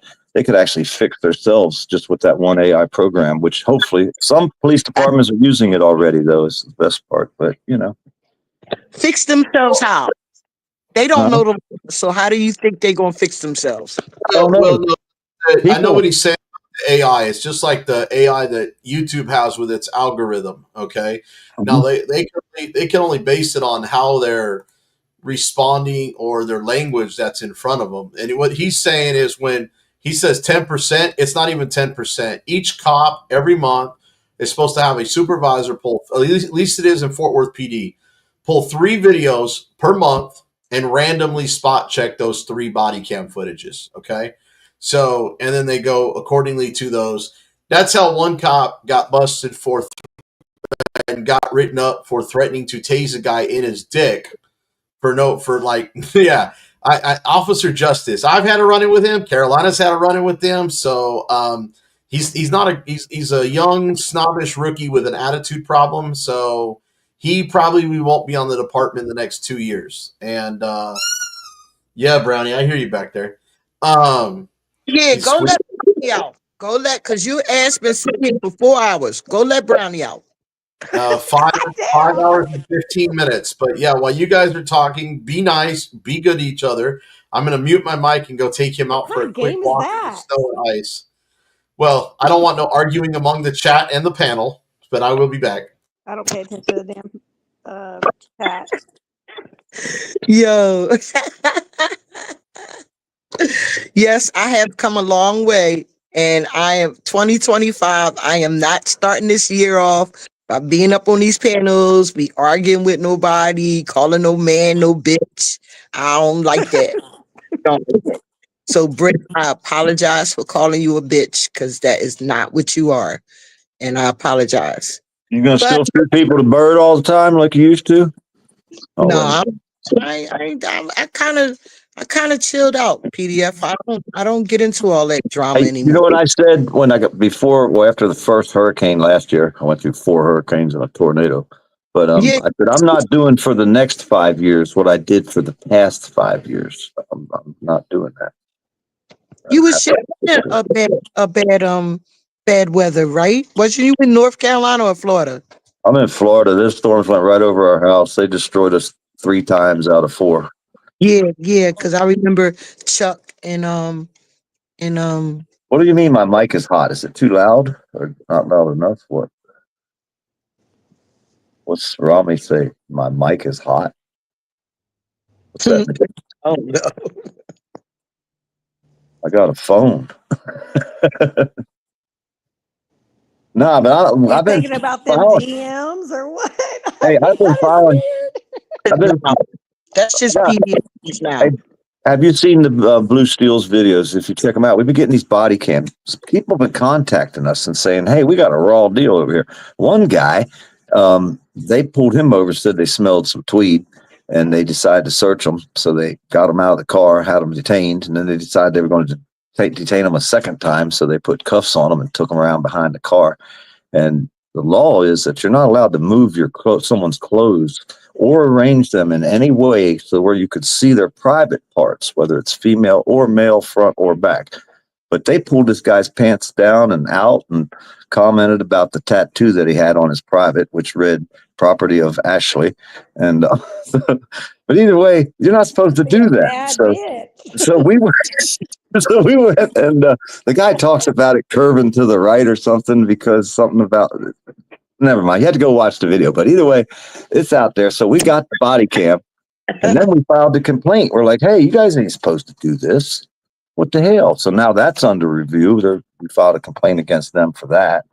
And Blue got another copy. His friend got pulled over or walking down the street and handcuffed and searched and for no reason at all. So we got that body cam, put that out there. So we're trying to get them cops under investigation. I mean, that's how we make a difference. There's no money in it, you know what I mean? But nobody watches the videos, but still, at least we're getting something done with the police department. Because if we can get an internal affairs investigation started, even though it takes 6 months, we're going to do it. We're going to keep doing it because what else can we do? The things we did in the past ain't working no more. Getting arrested ain't working. It's just causing people to disappear. But remember what you said about getting elected. Why would you want to even be elected and be a part of that system? Well, because my friend Hebrew Hammer out here, the real Hebrew Hammer, not the fake one that runs around here, he was our commissioner in the county next door to me, the one where the sheriff said, "Boy, get your ass out of here. Who the hell do you think you are?" You know what I mean? Deputy tells you to do something, you do it. And backed me down the steps of the courthouse, and he was about 400 pounds. I was afraid he was going to fall on me and squish me. But either way, I got out of there alive, you know what I mean? But he was the commissioner there. And he's seen that video and he's seen how crooked the sheriff was. And he made a difference while he was the commissioner there because they are the most powerful people. They're the ones that write the check to the sheriff. And if the sheriff and them ain't doing right, commissioners can do something. They won't because we got the wrong people running for these small little commissioner offices. But they're the most powerful people in your little town you live in. People don't realize it. If you get good people in there, then they could make sure good things are happening. Yeah, that's That's the very only true. hope. I I mean, run a election. I don't know. A lot of people don't believe in those election surveys, but I've been doing it for about 12 years now. yeah. On the elections, I go to, they send me to different ones all around the DFW area. I stand out there after the poll and ask them if they're willing to do like election polls. But I meet a lot of commissioners Yep. doing this, and they are very, very, it's a good person to know to have in your pocket or in your deck of cards, whatever you want to say on your chest. Keep it on your chessboard, you know.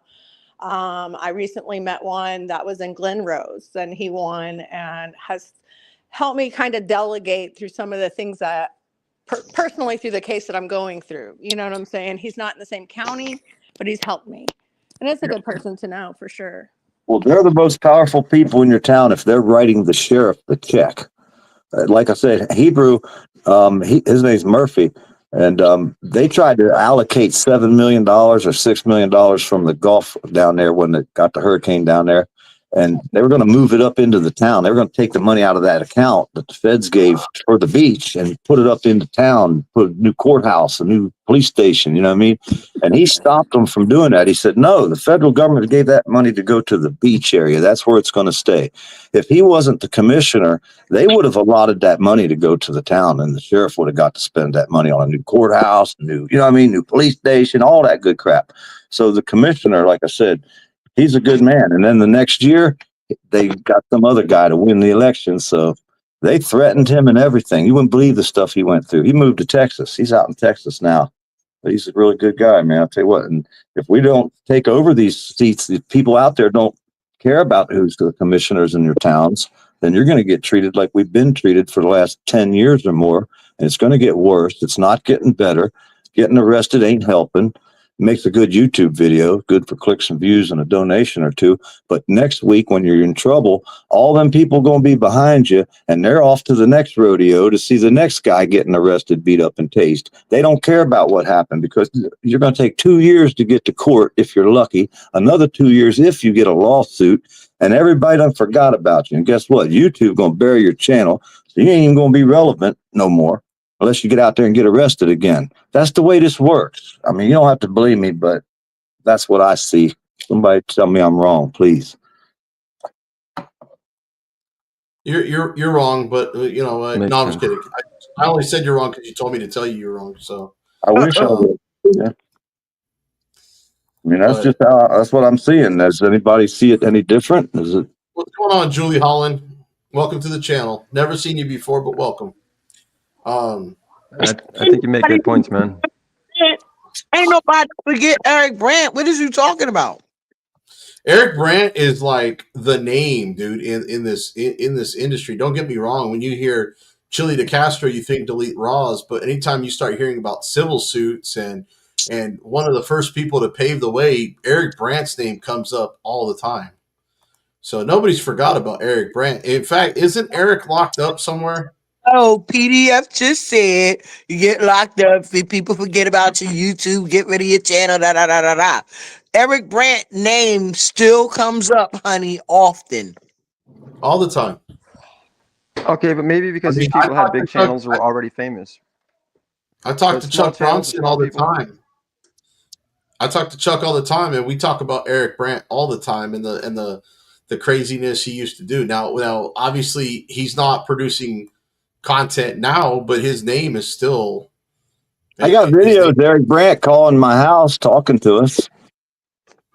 Eric used to call my house a lot. He hasn't recently because of some other problems with the feds that popped up recently, but they're being squared away. So I'm not going to talk about that. But yeah, I know Eric Brandt personally on the phone. I've never met him in person, but I've talked to him dozens and dozens of times on the phone, long before he got in trouble. But there's a page out there I wish people would get to. Dude, every one of his cases that he won, there's a legal document you can buy on this one webpage. I'm going to find it again. I got to get a hold of somebody. I lost my old computer, but it was like $6. You can download it. Now that paper's legal to use in court. You can take that paper, fill it out, and that's a basic lawsuit. It's already written for all these little cases that everybody's going through, but nobody ever does it. They might win their case and all, but they don't fight. They just, well, I can't get a lawyer for a lawsuit. Eric's done fought in 180 some cases. You can take his case. It's exactly what we're doing now. The same shit over and over again.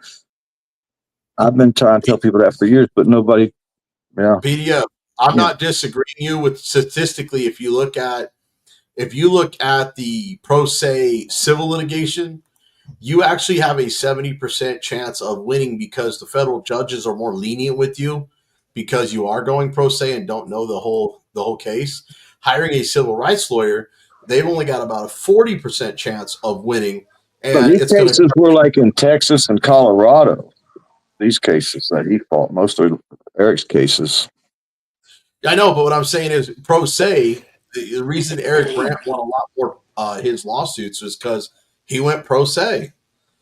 He's smart. He knows the law, dude. He knows the books inside and out. That's things and your cases than hiring somebody who's licensed to actually bring on that suit for you. Plus, they're going to charge you an arm and a leg, and you're probably not going to get the return. If chances are you're better off going pro se when it comes to a civil rights lawsuit. But when it comes to the criminal court system, where they don't give two shits because they know you don't know the system, they don't care about the system. All they care about is that conviction and a fine, or throwing your ass in jail to silence you.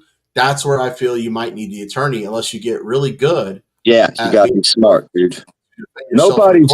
Hey, why you think they got? Why you think? I hope that I'm not arrested that many times that I have to get good at defending myself. I hope I don't ever get arrested again. Well, no, I know if you get that good, that's when they're taking you out. I'm echoing. No, you're good. Hey, when you get that good, that's when they take you out. See, once you've been battling them for a long time, look at all the biggest and best people that have been out here in the past 5 years. Most of them are gone, dude. I could name you a list of them, man. They're gone. The biggest and best people out here are gone. And Florida, let's just go with Florida. Acura Amanda. Yeah, I haven't seen her in a while.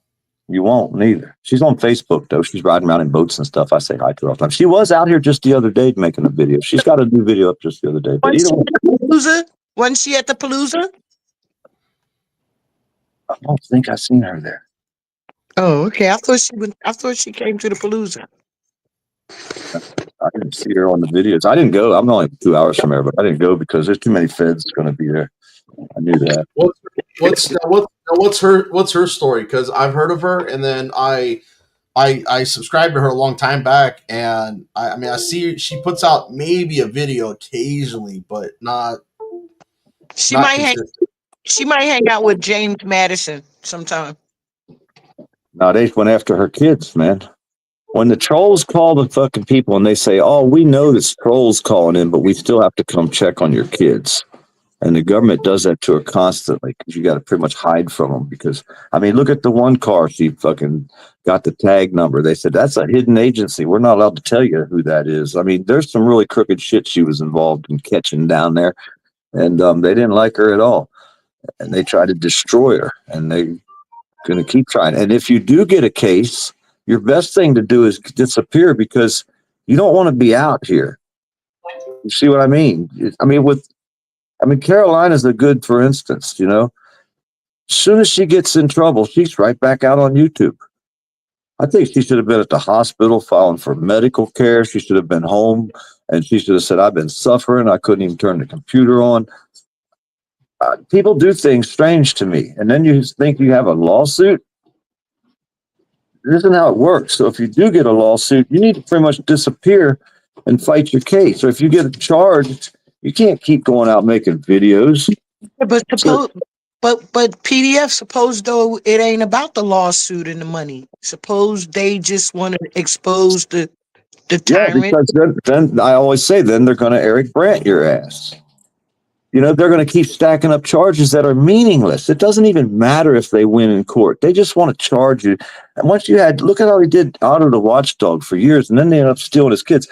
They'd arrest people for no reason at all, knowing they're not going to win in court, knowing you have to fight the process, knowing you're not going to plea out, knowing it's going to take years off your life. And then if you go back out there while you're on bond and you continue your journey and get arrested again for no reason at all, how many arrests can you take?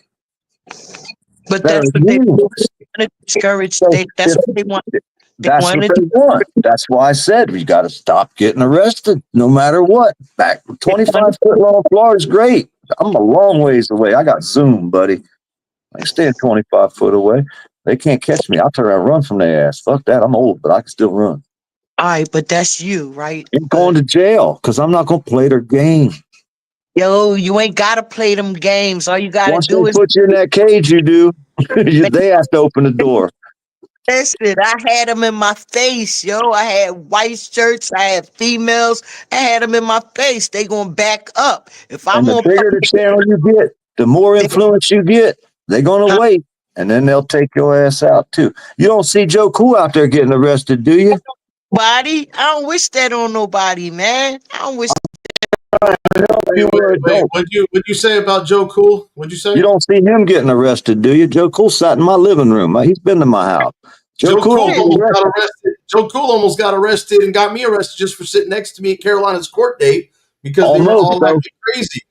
And what'd he say? Time to go, didn't he? He looked at me and I said, "Why is that judge looking at me?" He goes, "He ain't looking at you. He's looking at me." I said, "No, he's pointing to both of us." He goes, "Yep. I think I'm gonna get arrested for what happened yesterday. I'm gonna get the hell out of here." And I said, "Okay." That's your one chance. That's your one chance, and you took it. See, don't get arrested. That's what I'm saying. Take that gut feeling and go. I'm your age, PDF. I don't get arrested. What is you saying? Once you become an influencer on YouTube and get some power and some people behind you, and the trolls start calling into them and bugging them like they do, making them sound like they're your friend, but it's really trolls doing it.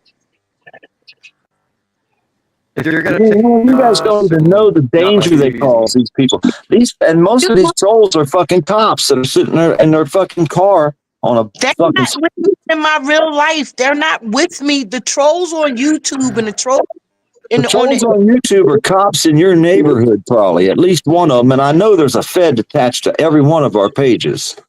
It's still up to me what I allow them to do to me. They're pit bulls. They're being heat. They'll attack you like a raging pit bull, run across the parking lot and tackle you. You don't get to allow it.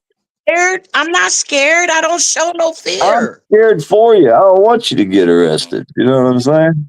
You go ahead.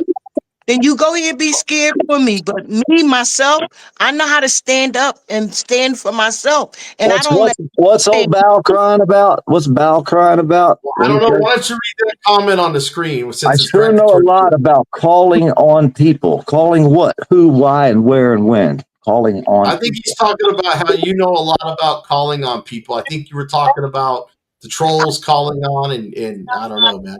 Oh, I've called shit back in the day. I used to do all the live calls to all the police departments for when Bal and everybody. Or I don't think I called for Bal ever any before in Florida because it was over quick. But Texas, I made hundreds of phone calls to the Texas police, Colorado police. Yeah, live on the internet. I called, cuss them out like there wasn't no tomorrow. They'd hang up. I'd call them back. I think he was talking about you being calling on somebody, but. Yeah, we talking about other stuff, PDF, other stuff that you have done outside of police. Calling. I think he's talking about like getting people fired at their jobs as a troll, or calling courts and getting people in trouble. Taking people's kids away. Allegedly, I put a camera up outside somebody's front and back door for 18 months, but that was up in Canada, and I'm in Florida. But allegedly, I did that. I'll put a camera on your goddamn house for fucking a year and a half and watch everything you do. BZ, Bow knows we've been around a little longer than you. We know, hey, we know PDF. Hey, I'll tell you what, Bal was funny as hell back in the day. But he come out here and said, "Oh, I seen Port Earth Farmer. They stretched out pictures of me, tried to make me look all bad and make funny videos about me and make fun of me because I'm an ugly motherfucker and all." I said, "But I don't have to look at my ugly ass. You do, bitch, unless I'm looking in a mirror. So look at you, Bal. You Mr. Handsome, ain't you, boy?" Now, so I don't give a shit about him none. But he did get arrested down there in South Florida, and he was running from this lady cop after he called her a bitch. He's screaming, "Help me, help me." Who was he hollering for? Freeman, James? I forget who he was hollering for. I think it was James Freeman. "Help me, James, help me." They chased him down the street, tackled him. He lost his phone in the bushes. They had to come back later and find it. That shit was hilarious back in the day. I used to have to laugh at him, but then it's all about the money now. I mean, all he does is sit out there and beg for money. Pretty much all he does, huh, Bal? You can tell. You can End tell. of the month come around. End of the month come around. Bal be out there running this fucking begging money. Beginning of the month, he gets his check. You know what I mean? He's looking good for a week or two. But after that, watch his page. Watch him. He'll probably change it up now, won't you, Bal? PDF. What's that? You can tell BZ a Texas gal. You can tell with you can tell with a old country guy just get old and just don't give a fuck. Hey, what's your sentence? What are you facing, BZ, in this trial if you get found guilty? What would be the worst that would happen to you? A fine and a conviction. Just a conviction, and that's it. It's a misdemeanor, right? It's a Class C city court. Yeah, I got a stack of them. But here's the thing in Texas, man, and I don't know if it's like this in other states. In Texas, once you start getting convictions on your record, let's say you get in trouble down the road, okay? So like in Manuel Mata's case, okay, he was facing interference, right? Well, they started bringing up all his shit from like 99, his felonies and everything else. And then when they start bringing that up, it's called an enhancement. So here, his now Carolina's interference versus his interference, because this was just her third time being in trouble, and not so many times that Mata's been in trouble. Hers was a minimum of 0 days in jail, the max fine of 6 months in jail. Problem is with Mata, he couldn't do less than 30 days with his enhancements. So there was a minimum of 30 days max, like for the minimum. Yeah. But they could enhance a max. They were asking, I think he ended up with 90 days and Carolina ended up with 30 days for the same charge. I was facing 80 years and I didn't even cry. They gave me 15 months, but that's federal Camp Cupcake Club Fed. And don't get me wrong, when it came to the sentencing trial, because they have two separate trials here for your case, you have a trial for your charges, and then you have a trial for your sentencing. And for his, Mata kind of started playing the sympathy card like Chili did in court. It's trying to act like you're sorry and trying to break down like you're sorry, and you may really not be, but you're playing sympathetic for the jury, or in Chili's case, the judge trying to get his bond. And I don't know, Chili might have been sorry at that point. I mean, he was already locked up for however long he was locked up. Mata hadn't even gone to jail yet on his, because this was like the next day. Hey, was he in solitary confinement at least for a little while? Probably the whole time, maybe. No, not the whole time, but he did. They did throw him in the hole a couple times. But that shit sucks, man. That sucks. People don't know what it's like to be stuck in a box for a couple weeks. That shit fucking. You better be strong-minded. You better be able to have a book to read and think good. Well, yeah, because you don't get anything when you're in solitary. You're in solitary. You don't have a sense of time. You don't have a clock. I mean, you're isolated. There's nobody to talk to. And most of us that are up here on YouTube, we are social people. So when you take that away, that can definitely break someone's spirit or will. And I think that Zimmerman had some influence rights because her ex-husband used to be I think it was like a lieutenant or a commander with that department who actually, because it was mixed with the sheriff's department, they actually controlled the detention center where Chili was. So, and the fact that she's a judge as well, if she didn't have some strings pulled there, I would say that I'm sure she pulled some strings to get Chili thrown in the hole. And see, they don't care if he sues and wins. They really don't care because they pretty much destroyed him. They've changed him. They've changed him. I don't know if they destroyed him, but most of us have been done wrong, and they've destroyed us before we fucking opened up our YouTube pages and said, "I got to show the world this shit." They're not going to believe it. I mean, most of us that I know that come out here that are strong activists and stand for what's right. The people that come out here and never been destroyed before or done wrong, I mean really wrong, and start these YouTube pages and they got all the Christmas tree, every donation fucking thing out there. I just look at them like they're money grubbers, man. They've never even been through nothing. And people and a lot of people are that way. So that's how I feel. Well, I mean, you got people like Direct Douche, as I like to call him. He just hates on everybody. Hey, I'm the one who fucking got, I think Keebler, I'll blame Keebler. Yes, Keebler's the one that did it. She got all 8 pages of his arrest records or whatever. Or no, wait a minute, that was fucking Wolvie. I think Sly's trying to get a word in here, of course. I'm trying to put it in because y'all doing a lot of name dropping and all that, and I ain't about all that. So y'all go ahead, holler at y'all later. Yes, I watch all this shit. I know what's going on. I got clips to prove what I say. I file for the records. I see what these people are about. I'm the one who turned in a lot of these people out here that have all the diddler charges against them, and they come out here with cameras. The trolls a lot of times gave me these people's names and said, "Hey, investigate one of your own. I bet you won't." And I said, "I bet you I will." And I put their damn police record out. I don't care what they've done. If you want to be something like that, I'll expose you, because if I can't be accountable and I can't hold the people I'm with accountable, how in the hell am I supposed to hold some public official accountable?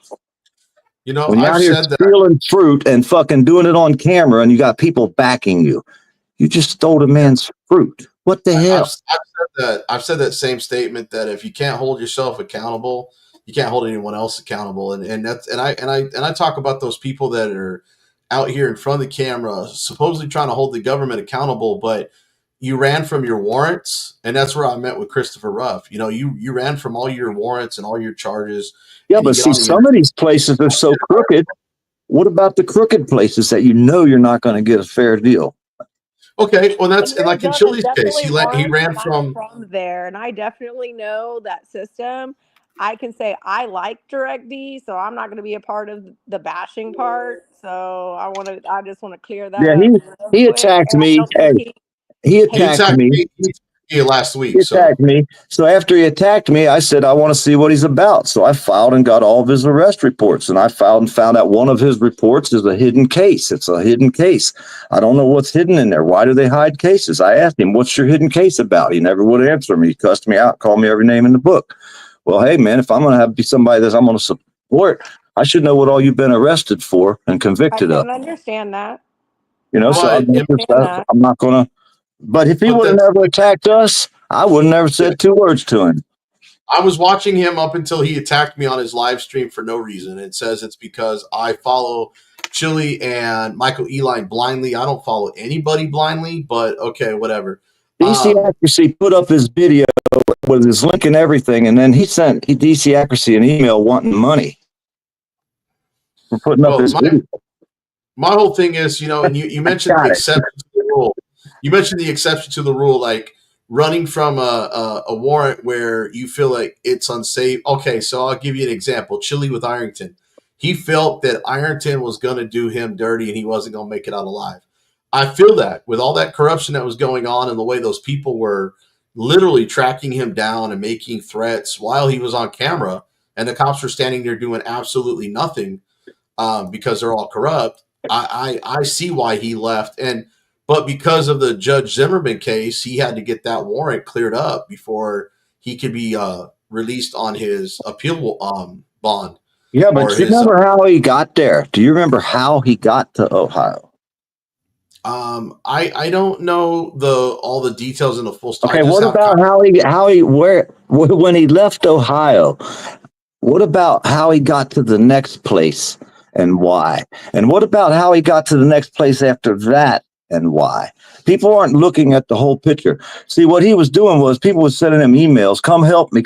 And then he'd get them to give him money and he'd bounce to the next town. And then he had that girl, she was out there bitching about how he was trying to get some. Her husband was in the house. There's a lot of things that go on in between these things that people never see. And I'm sitting there watching this shit thinking, damn, he just waits till somebody emails him some more money and he bounces to the next town. Oh, I got to go help this lady over here. Oh, I got to go help these people here. And never does anything. Never filed the first bit of paperwork. Never filed any complaints. Never had any investigations opened up. Now let me stop you because I know he's helped several people help file suits and stuff here in Texas. Right over there. We're talking about the first 3 or 4 towns when he first came out here. We're going back to Ohio. We're not talking about in the last 6 months, the last year or two. We're talking about when he first showed up out here. No, he left here helping someone file a lawsuit in Forney to go up to Ironton to help. Look, I'm not going to fault the man. If they are willing to pay him to come up there to expose corruption, he's getting paid for his time. He's getting paid for what he's doing. He's putting himself in harm's way. So, if someone was going to pay me to go to a certain area to go expose the corruption and investigate, I would do it. But unless I have the resources, I can't go help everybody for free. I'm trying to focus right here in my backyard where I'm at because it's not costing me to go anywhere. Nobody's having to pay me to go out and do it. I'm doing it right here in my own backyard. That's what I do. I'm not a big enough channel. I'm not a big enough channel to where I can expose a lot of he exposes. And don't get me wrong, I'm a little biased. Chili's a friend of mine, and I do kind of defend him at times. But at the same time, he's got to be paid for his time, man. He can't. He just can't go and help or try to help somebody without and all this other. Every channel out here comes out here and says, "I'm not doing it for the money. I'm standing up for your rights." Go ahead, Texas Girl. I've watched it, almost every one of them. Texas Gal, do you have your mic on mute? Or? Yeah, you guys, I'm out of here. You guys have a good one. See ya.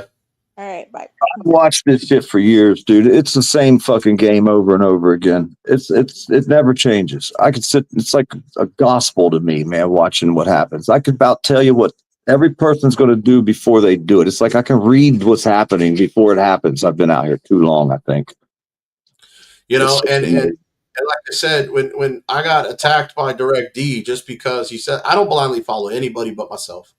I march to my own toot, my own horn, and sometimes I might reach out to somebody for some help or some advice, or call him the bumper jumper. Yeah, it's drama. It's drama when it's someone you like, Texas Girl. She likes Direct D, probably. That's why. She watches his channel, and it's the problem is there's so many people that want to bash Chili, they want to bash Christopher Ruff, they want to bash Chris Ryder, they want to bash Tab, they want to bash me, they want to bash every. The thing is everybody's out there bashing, trying to get their dollar from the YouTube channel, and putting everybody else down, and I'm not, and I get TJ, you like Direct D, and I'm not trying to put you in that boat. I kind of liked him up until he put my name on blast the other day and called me a bitch because I supposedly simply blindly followed somebody around, and that's not the case. Nobody's gonna like you now that I'm here. I forgot to tell you that part long ago. Shit, goddamn, you're fucked now. Sorry, man. I apologize, but. Well, you're speaking your mind, dude, and you know what, and you're kind of attacking somebody. Save the recording, save this recording, put a date on it, and time yourself to look at this video a year from now. Oh, don't worry, Chili. Remember what I said. Remember what I said, and then you see if some of this shit, probably most of it, ain't gonna be the same. Is what I'm saying. Don't worry, Chili's gonna be getting a bunch of screenshots because somebody's gonna say that I was talking shit about him, which I'm not. And he's going to reach out to me and be like, hey, why Dirt Farmer was telling his truth. And you know what? I got the clips. I used to go live every day for like 2-3 days straight, man. I'd stay live all the time for like when my back was out and I was fucked up sitting here for like over a year. And I'd sit here and be live every day, all day long. Everybody came to my channel. I'd help them grow their channels, and then they all cussed me out a week later. You know what I mean? It was ridiculous to watch this shit out here. But like I said, I would learn the law. I would learn the law. You know what I mean? How to read the law. That's our hardest part. We can't read their language.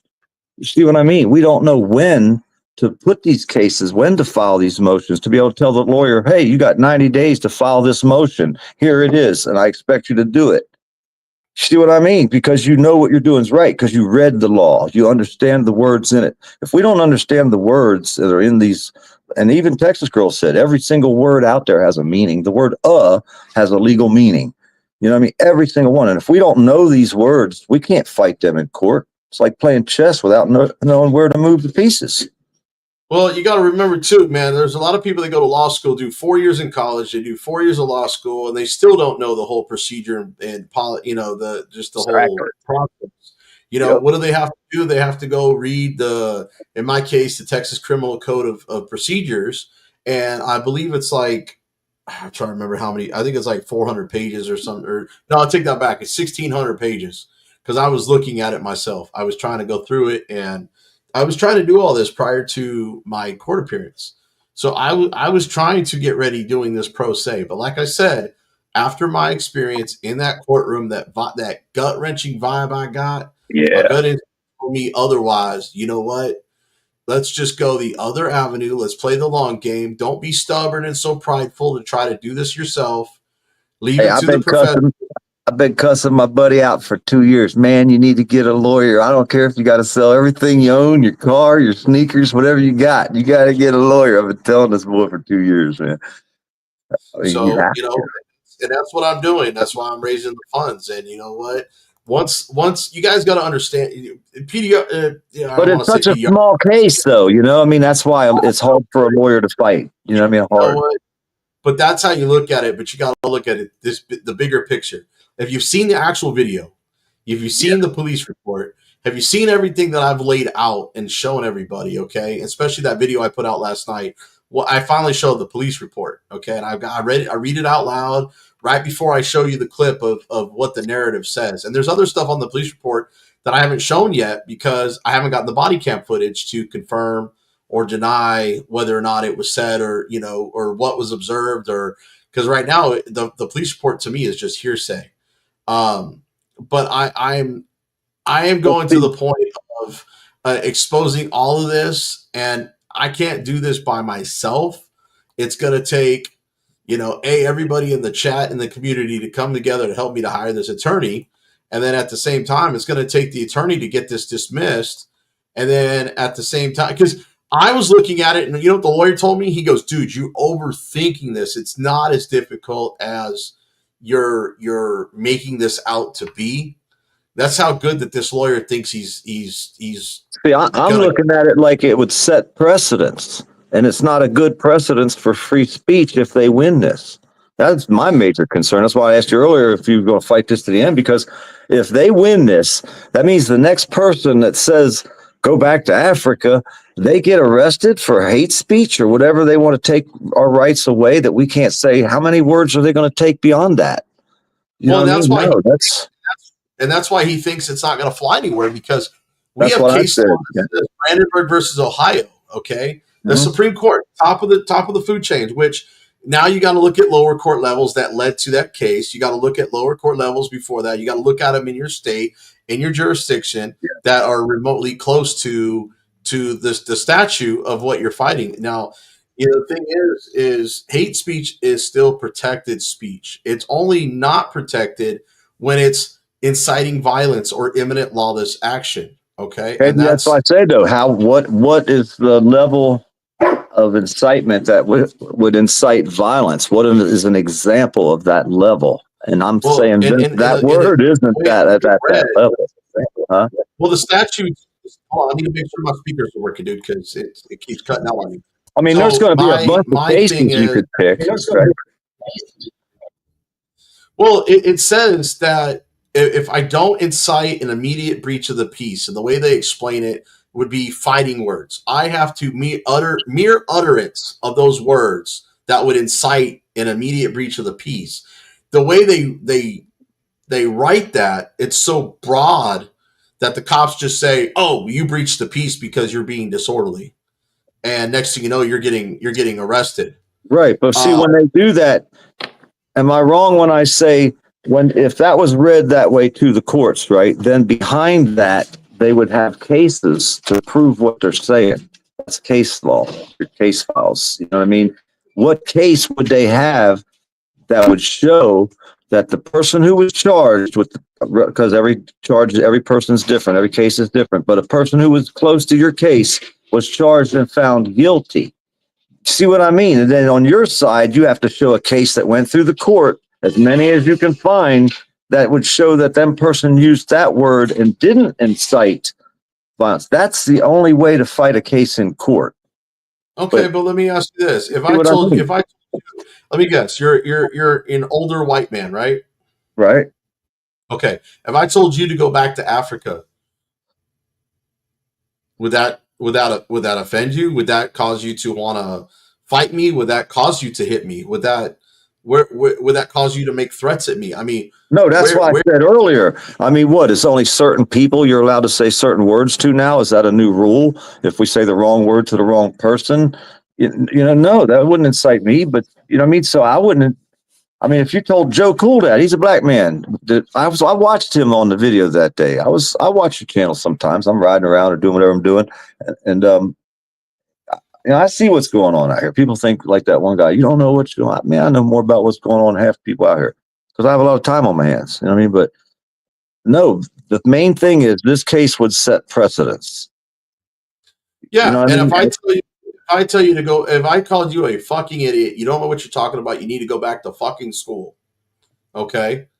If I told you to go back to somewhere and I used the word fucking and told you the place to go, would that incite violence? Because, that is, that's argued in my motion to quash, actually, to be honest with you. It actually is. Yeah, but see, that's what I'm saying, though. Once you wrote that down, right? Now, where's your proof that doesn't incite violence? How many cases? And you have to get as many as you can. And when you bring all them cases in, that's how you fight your case when you finally make it to court. And they're going to have the same thing over there. They're going to have a bunch of cases where that word did incite violence and it caused a problem. And the person was found guilty. And then you have to bring all them cases up and show them all and read them off. And hopefully the jury got a brain and you win. Let me stop you, though. It's also claiming that I said go back to fucking Africa. I never used the word fuck. So I'm going to tell you right now, even if I said just go back to Africa, that is a blanketed statement. The word fucking. So the vulgar, now the supposed profane or indecent or you got to find out. Hey, you got to find out if the person who made the report put the word fucking in there or the cop did. But if the guy who made the report, the dude that was there, then he could be impeached. His word ain't worth a shit. You could file to have him impeached. Here's the thing. You see him on the video. And I don't know if you got to see the video because he called me a racist and then told me because he said to go back to Africa. And then I responded with my statement. You need to go back to Africa. You need to learn our laws and then you need to come back. That's the exact phrase I used. But I never used the word fucking. Now he is on the 911 call saying this guy's a racist because I'm from Africa. He told me to go back to Africa. Not once did he ever use the word fucking on the 911 calls or in my video. Now, I think because I saw the police report where the officer wrote, he told him to go back to fucking Africa and then started cussing him out. I think the cop took it a step further to write the narrative to try to get the disorderly conduct to get the charge to stick. Wow, you see that comment? Did you get trespassed from an entire town? 13 stores, only 13 stores, and most of them I've never been to. I even got trespassed from the dress shop, dude. God damn it, I've never even been there before. But you know what's funny? Every one of them businesses are now closed down, almost, except for the hardware store. Yes. I wonder why. They must have been doing something wrong, huh? Operating without a license, no insurance, huh? But if you look No, at this, here's the funniest part. I reported on a teacher that was diddling children in the high school in the county where I live, Lafayette County, Florida. So we went and made a video of that, and the fucking Karens attacked us. This fucking monster dude. And spray painted my buddy. It was viral. That shit, my video is on fucking World Star Hip Hops. This shit went crazy, right? Check this out. Going back to case law, not to get off topic, because I know it's so easy Yes, to it was fun. foul in the room. Right here, the Coggins case. Right. Read the Coggins case right here. Read the Coggins case. All right. Read that right there. The Coggins court had, yeah, go ahead and read it out loud. That's fine. No, I'm better off reading it right here. It says that Coggins extended his middle finger towards another vehicle on the highway, tended to cite an immediate breach of the peace. That's what he was charged right here in Texas on, okay? The driver of the other vehicle indicated that he became angry and called 911 to report Coggins as a reckless driver. However, Coggins was never arrested or cited for reckless driving, kind of like my trespassing. Coggins was convicted of disorderly conduct, but the appellate court reversed and rendered a verdict of acquittal because the evidence did not support the finding that there was any actual violence or threat of violence by Coggins extending his middle finger.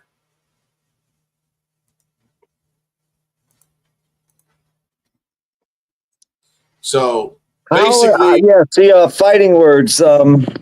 What does Texas say? Does they have a list of fighting words anywhere in any of their law books? What's that now? Yeah, well, it goes back to Chaplinsky versus New Hampshire, which is the fighting words doctrine. Mm-hmm. But the problem is that stems from imminent lawless action from, I think, the 1912 case of Schenck. But then you got 1968 Brandenburg versus Ohio, which stems from the Chaplinsky case, which is basically saying because Chaplinsky and fighting words are overly broad and not narrowly tailored, these would have to be words that incite violence. See, in Florida, here in Florida, I would have to say, I'm going to whoop your fucking ass or whatever, and then start stepping towards you like I'm going to come at you. Then, no, because if you tell me you're going to kick my fucking ass, that's a threat. Those words are not protected under the disorderly conduct statute. In Florida, they say that shit all the time. I'll beat your goddamn ass right quick around here. And here, let me show you the statute right here. Okay, I think I've got it big enough for you on the screen, right? Can you see that, or do I have to blow it up just a little bit more? Here we go. I got attacked and shit and everything. They found the boy not guilty. Here you go. They're trying to hit me with number 1, but if you look at number 4. It says abuses or threatens a person in a public place in an obviously offensive manner. So you're threatening somebody, you're threatening. It could be verbal or physically threatening, a gesture, a physical gesture with your hands, your fist balled up and stepping to somebody could be threatening. I want to tell you, Florida's a whole different world down here, dude. It's not even close to the way it is in the rest of the world. It's unbelievable. But if you look at this statute, they're hitting me right there with number 1. Uses abusive, indecent, profane, or vulgar language in a public place, and the language, by its very utterance, tends to incite an immediate breach of the peace. See, they use the word immediate breach of peace and incitement. Thanks, Greg B. I appreciate that, buddy. What other words could you have used, like to go get screwed or go back to Africa? What other words could you have used that would have pretty much been the same type of word? Go fuck yourself. Exactly. See what I mean? So there's so many variances of that, which you would be able to say now. That would set precedence again. You know what I mean? That now you can say anything that they say is no. This case could not be won. Hopefully. But again, if I tell you to go back to fucking school or go back to your fucking country or, to go fuck yourself or like in your case, go back to fucking Florida. Yeah. If I tell you to go back to fucking Florida. Well, you know how many times they told me to go back to Pennsylvania? Because that's where I'm from, but I'm in Florida now. Okay, go back to fucking Pennsylvania. I've been told that all the time. Take your Yankee ass back to Pennsylvania, would you? But that's what I'm saying, right? And now if you go back into further of the statute, okay, now it also says makes unreasonable noise in a public place other than a sports shooting range, fights with another in a public place, discharges a firearm in a public place other than a road or a sporting range, displays a firearm or other deadly weapon in public place in manner calculated to alarm, discharges a firearm on or across a public road, exposes his anals or genitals in a public place. I mean, they are getting more like descriptive the further you go down. So when it says use abusive, indecent, profane, or vulgar language in a public place, and the language by its very utterance tends to incite an immediate breach of the peace. And you have to look at those certain key words. Then you bring up the Supreme Court ruling, what the vulgar words are, and to prove again above even the state law what vulgar words are, because that's already been, fought and won and a bunch of times. Yeah. So, I mean, what is abuse? I mean, could you say that the African guy calling me a racist was abusive, indecent, Well, see, profane, just and think, if they can win this case, right? Just think what the next guy they bring up, what they'll do to him. And they'll use your case as a case file to fight their next case. You see, like with me, I get it.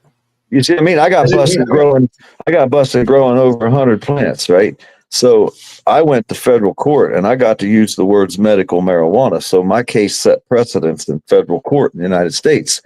Anybody that gets busted with over 100 plants can say, hey, this guy won his case basically and got a plea bargain, a real sweet deal, and had fucking 80 years worth of charges facing him because he was growing medical marijuana. And I got to say them words in federal court and they didn't get stricken by the record. So them words were entered into the courts, federal courts of the United States, medical marijuana. See what I mean? So that'll be in history. It didn't help my case none, but it might help the next guy if he gets busted with a whole shitload of plants. See what I'm saying? He can say, well, I was using it for medical. This guy, he said he did it too. He only got, 12 months, 15 months in jail. So no, I mean, and I get all that, but what I'm saying is these case laws here in Texas, okay? So like right here, this I'm trying to look for I'm trying to pull up this case law right here. I bet you, I wish I had my old dead computer, dude. I had every single one of them links. If we can find somebody that's got the link to Eric Brandt's lawsuits on that you can go download one. He's won this case already. He fought 80 some cases and won in court. Now, this ain't lawsuits. These are cases too. So he fought 80 some cases he won. I'm sure there's a case in there that you could bring up and show where he took it to court in Texas and won. You see what I mean? Where you can sign your name and hand it in there and say, here you go, motherfuckers, your asses are doomed. Even if it is the lawsuit afterwards, they're going to know they did wrong. The cases are out there. They've been fought and won. And that's how we have to do it ourselves. If we're dependent on lawyers, we're fucked. I'll tell you that right now.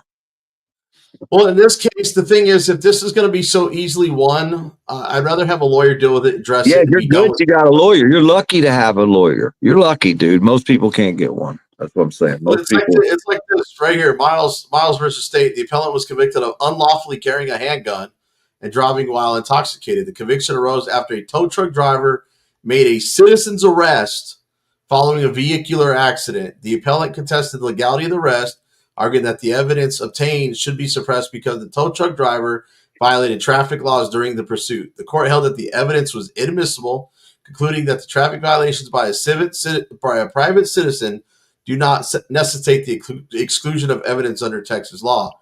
But see, case involves the death of Rose and Jackie, so basically it goes into here that was found guilty, 9th district veins. It goes into about challenging things like, it just goes into more stuff about, that's what this on this motion here on how it goes into basically all this stuff does not rise to fighting words, even though that actual or threatened violence here, like Woods versus State, It's just that they got no grounds to stand on. I want to make sure my audio didn't cut out again.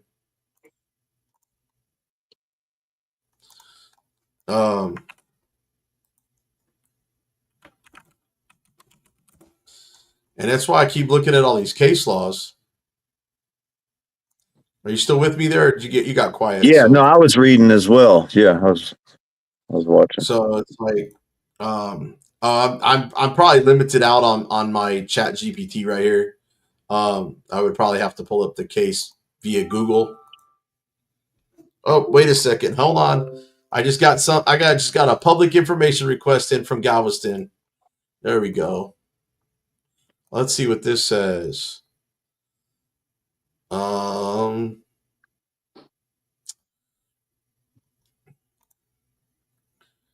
Let's see what we got here.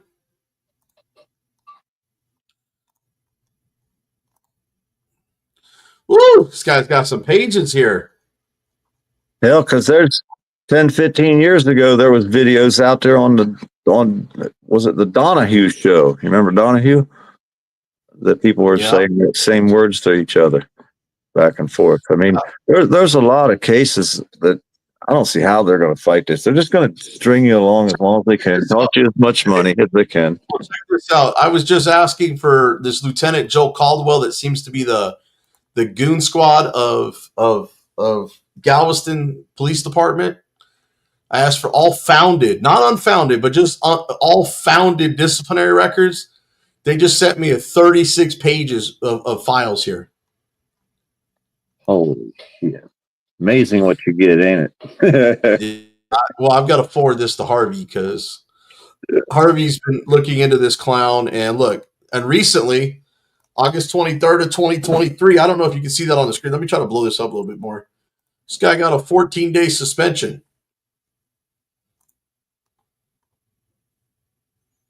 A lieutenant. Now, I think Harvey's been after this disciplinary record from this guy for a while, and they've been stonewalling him. And I just got this. Yeah, download it quick before they spike the punch. Oh,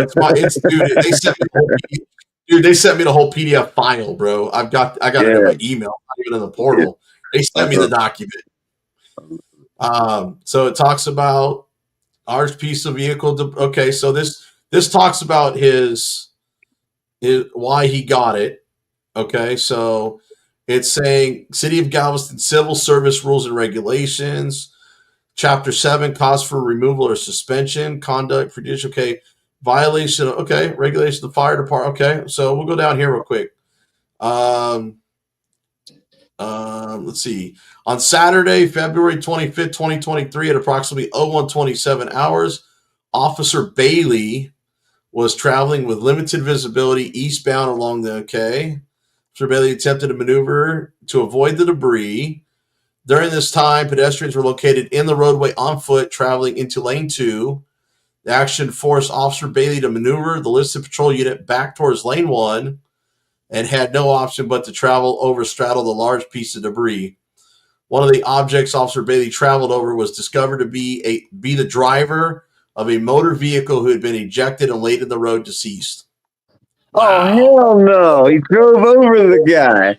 God damn. Watch commander on duty arrived on location and provided command-level oversight. Caldwell was provided details by Officer Bailey and Sergeant Brosh regarding Officer Bailey traveling over the descendant.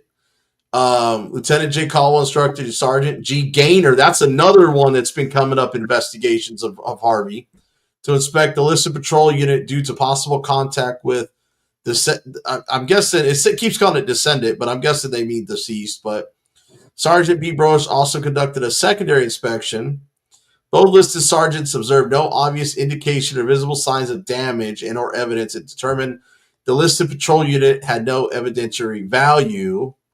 Okay, I just want to make sure you're still here with me. Oh, man. This is getting better by the minute here, man. Caldwell. Now, it was determined that Caldwell did not inform or ensure that the crash scene investigator was informed of Patrol Unit 1720's involvement on the scene.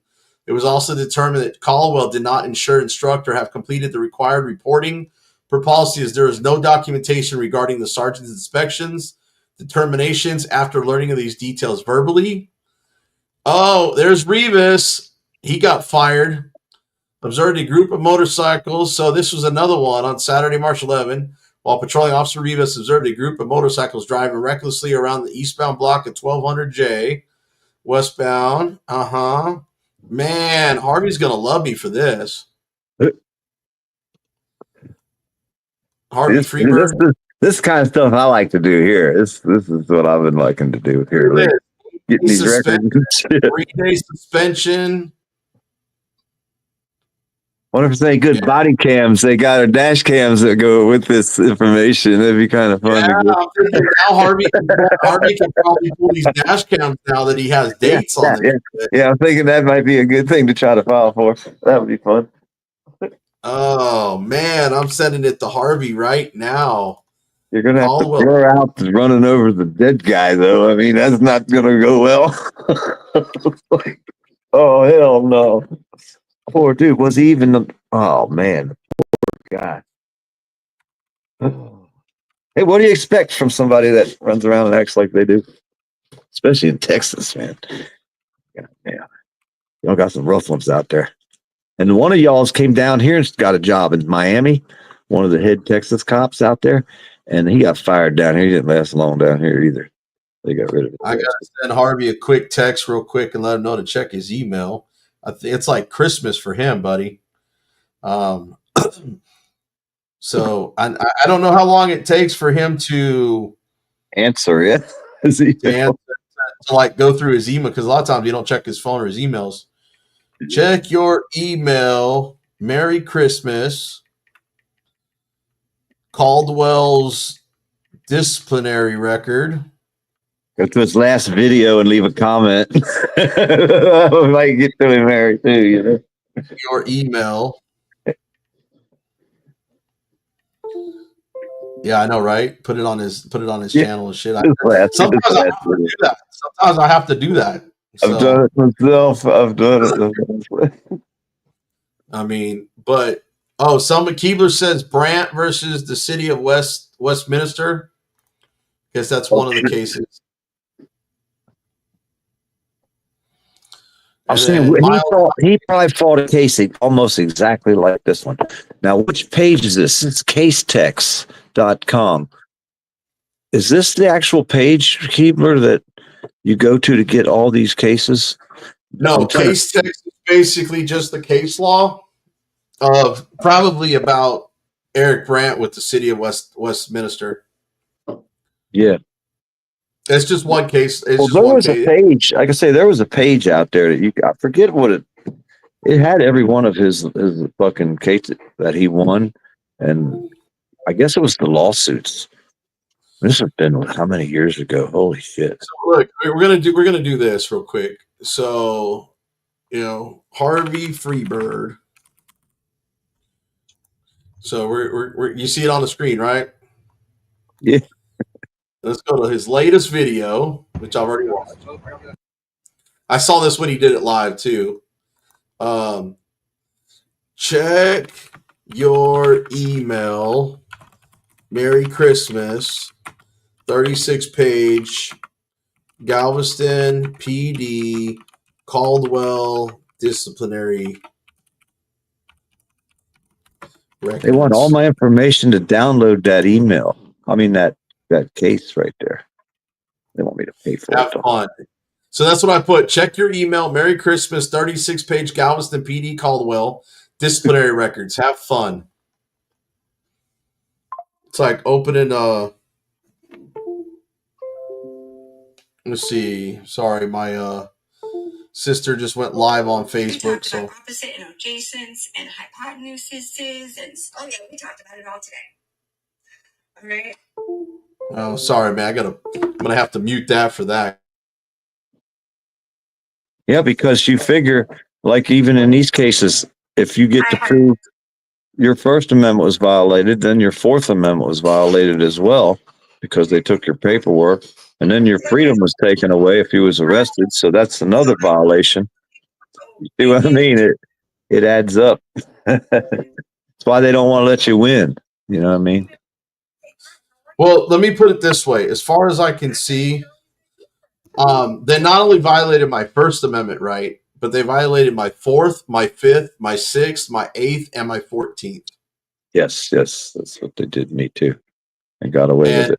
I do have a motion. Let me go in here real quick before I show the screen because I want to make sure I don't dox myself on any of this shit. I did a couple different motions to dismiss. Hey, you should click on that link and read that link Keebler put in that case. That's some good information right there, buddy. So here you go. Let me show this because I know what part I can't show. Okay, so this is one of my first motions to dismiss, right?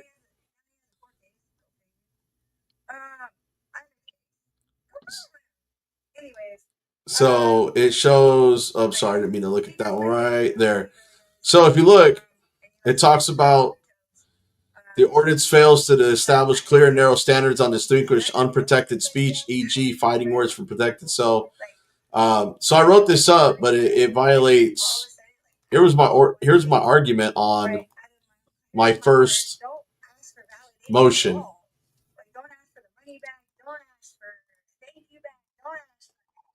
So I did a couple motions for dismissal, but then I also did motions, a motion to quash to just. I want them to take me serious here. And then look at this: Houston versus Hill, Rav versus City of St. Paul, Reed versus Town of Gilbert. But there was another one. Where was that other one at?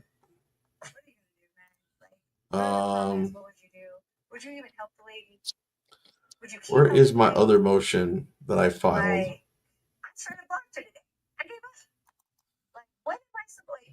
But this is what I want to ultimately do when I'm PDF. This is what I ultimately want to do when I'm done filing getting my case dismissed.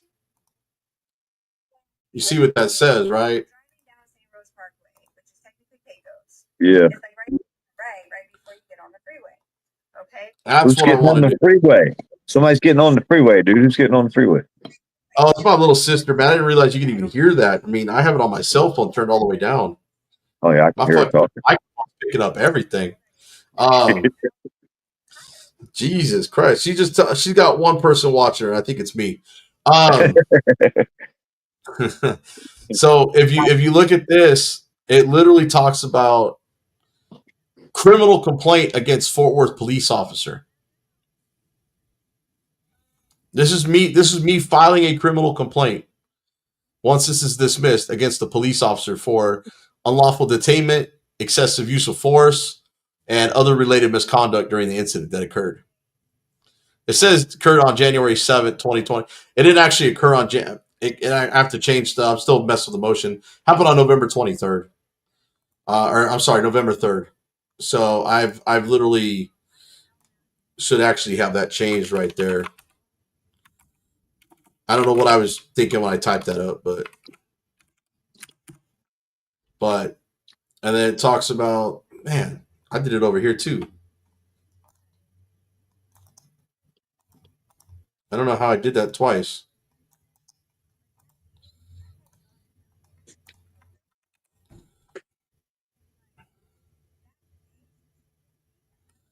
There you go. So those are based on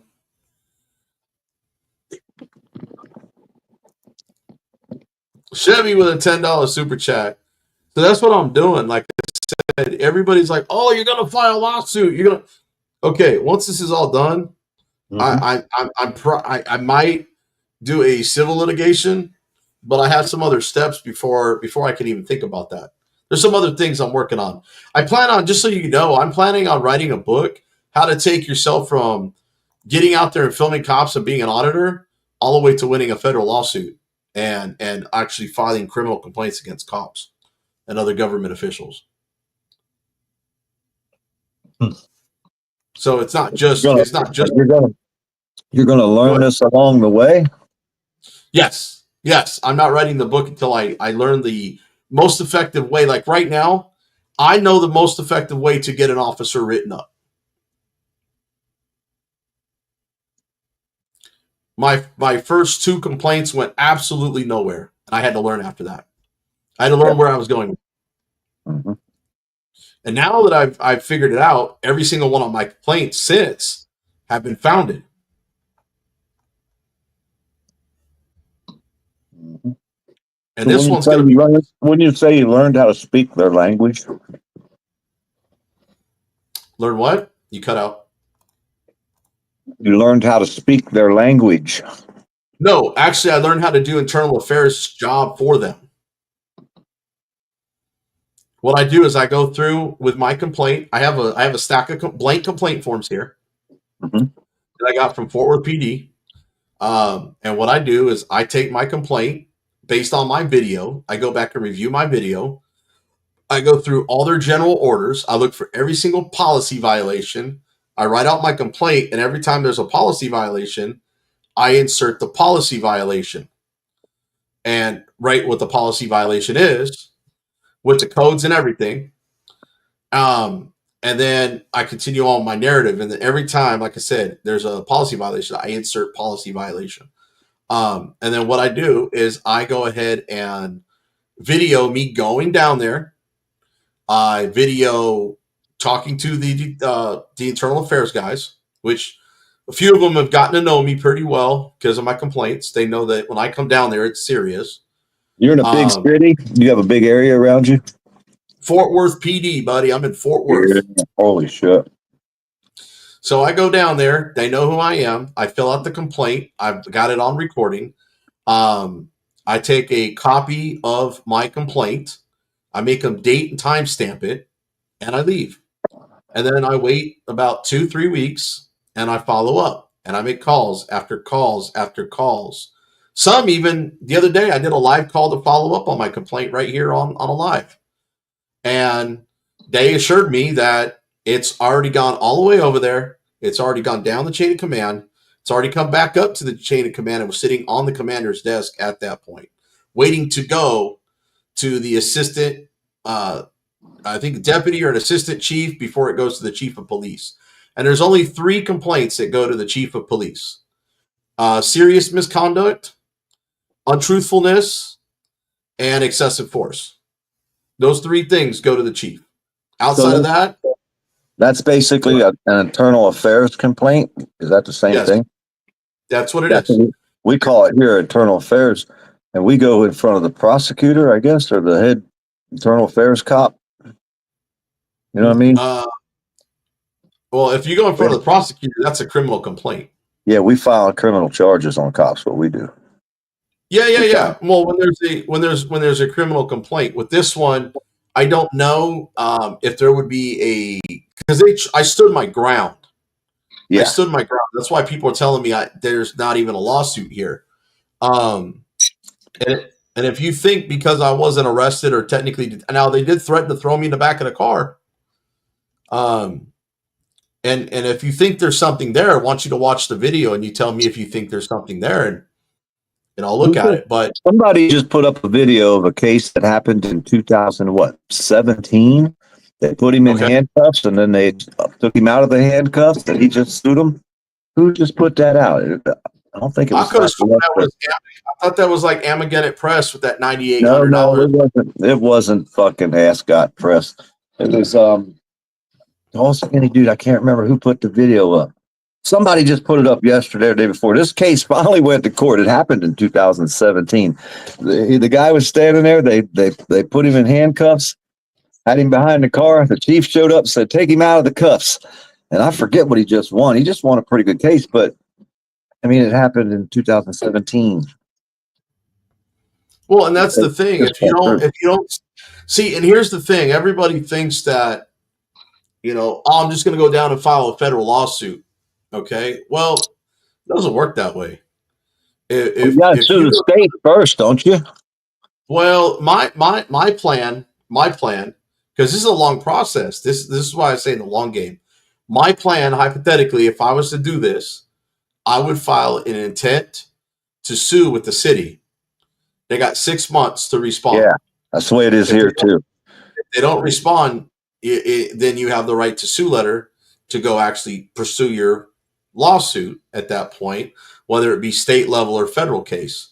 And then I they think send you, a settle out of court money, and most of the times, if you're smart, you'll take it because you go to court. Even if they ended you, you might only get $1 if you actually go to court and win. And that is absolutely true because you don't know what the jury's going to award you when it comes time for damages. You could win the case but get $1, which would not even cover your court or legal fees. Right? You could be awarded millions of dollars, but again, they're going to look on how you acted. They're going to look on what took place. I'm not jury friendly. Hey, I'm not jury friendly, so I already know that before we get there. I'm not jury friendly at all. I think I'm pretty jury friendly. I mean, if you look at my video, I do stand my ground. I do argue the law when I'm out there, and I set case law, or I don't want to say I speak case law and show, that basically my rights are invoked. You're violating my rights due to this case law, and that way, if they decide to proceed, qualified immunity's off. It's gone. It's easy to take it off the table. But what people do is they get out there, they get upset because they get their buttons pushed, they get angry, they get belligerent, they start swearing and cussing at the cops, and then eventually something happens, and then what happens is you beat the case, you go in front of a jury, and you caused that because you escalated by screaming and cussing them out to where I don't cuss at the cops. I don't cuss. I don't swear. I know I'm on camera. Me neither. Well, maybe just a little bit. No, I don't cuss and swear. I know I'm on camera. Okay. Thing is, I know I'm on camera. I know I'm on audio. It's just like if you look at that rear-facing dash cam when I was in back of that patrol car, I knew I was still on video. I knew I was still on audio. Okay. And when I get all these videos and I get all this audio, you will see. This is why I've never been arrested. I try to de-escalate if I can. I try to diffuse the situation. But I also try to stand my ground. I'm not going to let them just tell me to do whatever. If they're going to make I'll leave. Now, when that cop said in my video, well, we could do it this way, and you can just go in the back of my car, and he did the motion with his thumbs back like this and everything, I said, okay, fine. I literally walked about 20 feet back, turned around and said, okay, there, I'm off their property. You're violating my First Amendment. And he said, no, I'm not. Blah, blah. We went back and forth. And I said, look, dude, just give me your CAD number, and I'll be more than happy. That's when he's like, oh, come here. He chases me all the way through that archway, 20, 30 feet away on a public sidewalk at this point to put me in cuffs for no legal reason. Yeah, that's not going to look good in front of a jury either, as far as a judge. But see, that's what I say. I think when a judge, you have to get this in front of the judge first. Hang on, you cut out for a second. Hang on. Your audio cut out. There you go. Are you there? Hello? Can you hear me? Okay, yeah, I can hear you now. What were you saying? I'm sorry, the audio cut out. So my first hope would be that the judge would look at the evidence and realize it's not going to make it and throw it out. That'd be my best hope. Look, and I'm with you. I hope that's what happens.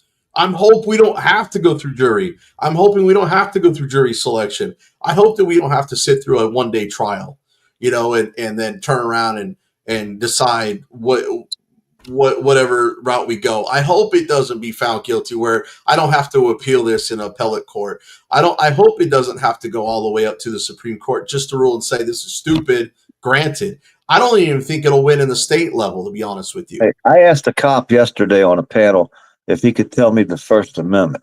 Now, I already knew he couldn't. You know what I mean? I already knew he don't know it. So he tells me, yeah, I know the First Amendment. It's free speech. And I said, well, what are the other parts to it? And right away, he went to attacking me, telling me that I don't know it because I can't tell it to him word for word. Right? Now, he'd been a cop for 10 years, he said. And I had him on a panel. He popped up on a panel I was in yesterday. And I, of course, got the clip, too. So it's on my channel. But I'm thinking, so then he starts after he's giving me shit because I can't read it to him. I said, well, he's the one that swore the oath to it, not me. I didn't swear an oath to stand up to hold the Constitution. You know what I mean? I didn't do that. He did. I mean, I got the book right here, the United States Constitution. It's a book. I got it right here in front of me. I could have read it to him word for word, but I was like, well, what about, I said, I know you know the part about religion. And then, but they don't know the other parts about redressing, protesting, and our free press. We're all press. So we got our right to free speech, press.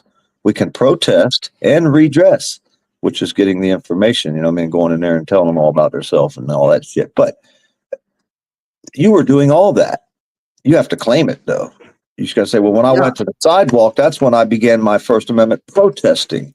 At first I guaranteed my free speech. He told me to leave. I left, and then I decided to make it a protest. And then when he told me I had to leave, I had to redress him with the law, and he didn't like it, so he arrested me. He violated your First Amendment right. When he arrested you, there's your fourth. Taking your papers. Well, that's why I told him he was. That's why I told him he was violating my First Amendment. I never said he was violating my right to assemble, my right to press, and my right to speech. But that's what would be brought up, wouldn't it? Wouldn't that what you would want brought up in court? Absolutely. When does that come into play? Well, that comes into play in a civil suit, or in a criminal complaint of oppression. Mm-hmm. That's what I mean. We don't know how we really don't know how. We like to think we do, but none of us really know how the law works. We really don't. Well, let me pull up the video here for a second. Let me pull. I pulled up my video, so hang on. I'm trying to get to my the arrest. Right? Okay. Here, let me show you right here where I'm talking about. I just want to make sure my audio is still working, so you can hear me clearly, so that I can hear you. So I just want to prove a point here. Okay. I'm not on the premises.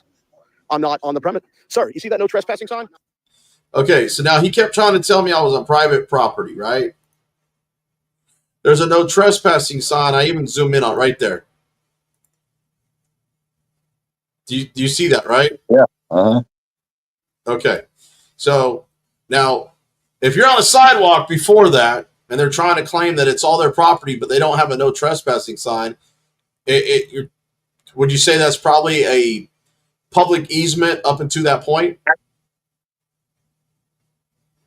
Yeah. Okay. I mean, so let me. It doesn't even look like a county sign, though. It does. Is it a real? No, but this is the gate. This is a gate to an HOA, which they have the right to put no trespassing signs on their property. Okay. Yeah. Okay. I'm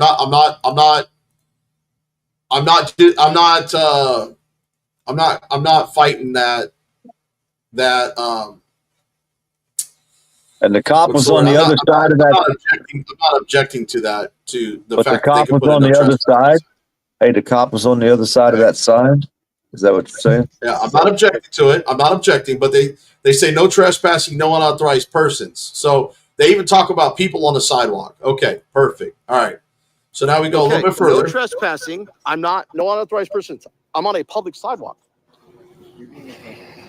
I'm being a pain. You're being unprofessional. 703 conduct of your policy. So do me a favor. See, now he threatens to throw me in the back of the car. Okay, look.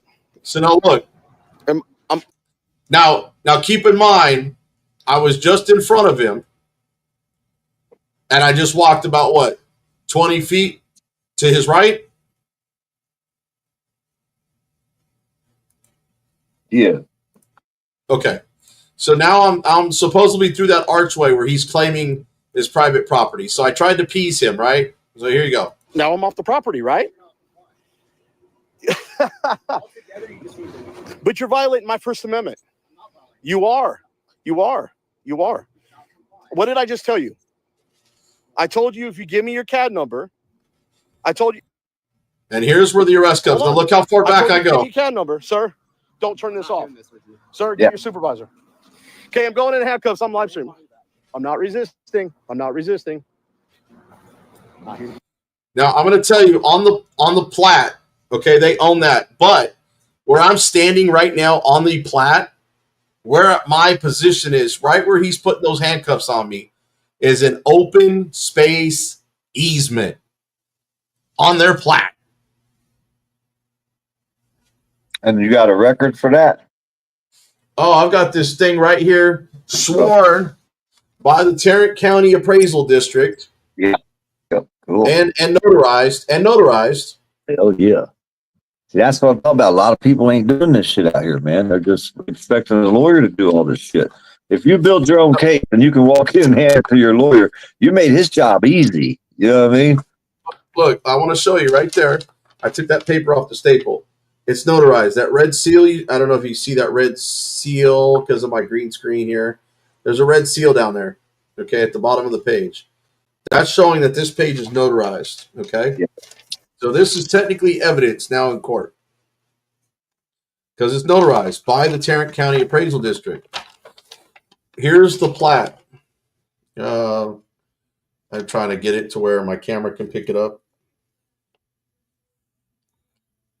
See, there's the plat right there. It shows the map. There's an open space easement right where he's putting the handcuffs on me. Yeah, so when we used to go out, we would download that shit before we went out. You know what I mean? We know where the shit's at before we Well, get you out gotta there. remember, the thing is, just because there's a GIS survey and shows their property, also you got to remember on their plats, you can go a step further and pull the plat. The plat will show you where the easement is as well on the plat. Yeah. Just because somebody's got a GIS survey doesn't mean that there's no easement that you're entitled to walk on. Well, usually we on the side of the road in the middle of nowhere in front of a bomb plant or something like that. They just didn't like us back then. I don't know why. No, I get it, and you can look on. In fact, you can go to. I'm You in the can go right. woods. I'm in the woods, dude. I'm out in the middle of nowhere. I'm like, Well, the thing is, you got to understand. If you go to Google Maps, it shows you the and it shows you the parcels like the GIS survey does. But the GIS survey doesn't show you the easements. You have to pull the plats. you know, you can blur your house out on Google on Google Maps, so nobody, the trolls can't see your house. I did not know that. Yeah, because I did it. It works. And my house is now blurred. If you go to trolls want to go to my address, they can look at my address, and my house is blurred now on Google Maps. I did it just to see if it worked. But here's my thing. There's nothing that indicates that that's private property up into that no trespassing sign. There's an open space easement that goes right there up to the archways. There's a utility box on the other side of that archway that I was leaning against initially when the cop approached me. Yeah. But and Keeper or KS over here like, I was thinking private, not easement. Well, think about it. If you own, and let me put it in a perspective that some people might understand. They think just because it's private property that it's a private sidewalk. That's not always the case. If you have a house and it runs along a public road and there's no sidewalk, you own that grass up to the curb. You have to maintain that grass up to the curb. But it's a public easement along that road. So you can be standing on that person's grass and they can tell you, I own that grass. You need to get off of it. It's an easement. I have the right to walk there. They tried to tell us that down there in West Palm Beach out in front of Donald Trump's house. They told us we couldn't walk down the side of the road out there. There's no sidewalk. There's trees. We had to, so we're out in the road trying to get through. You know? That is a public easement. And people don't understand when they sit there and go, it's private property. Until you understand the word easement, which most cops don't, okay, that is an easement. I have the right to walk on that because there is nothing provided. Or you got to remember, this street was vacated by the city back in, I think it was like 2004, okay? So they vacated the street and they allow these people to gate it up and build these little nice things here. They can't vacate the sidewalk up into a certain point because it's joined at the city street intersection, 40 or 50 feet behind me. I've had to pull this. I've had to show everybody so many times this stuff because every live stream I get on.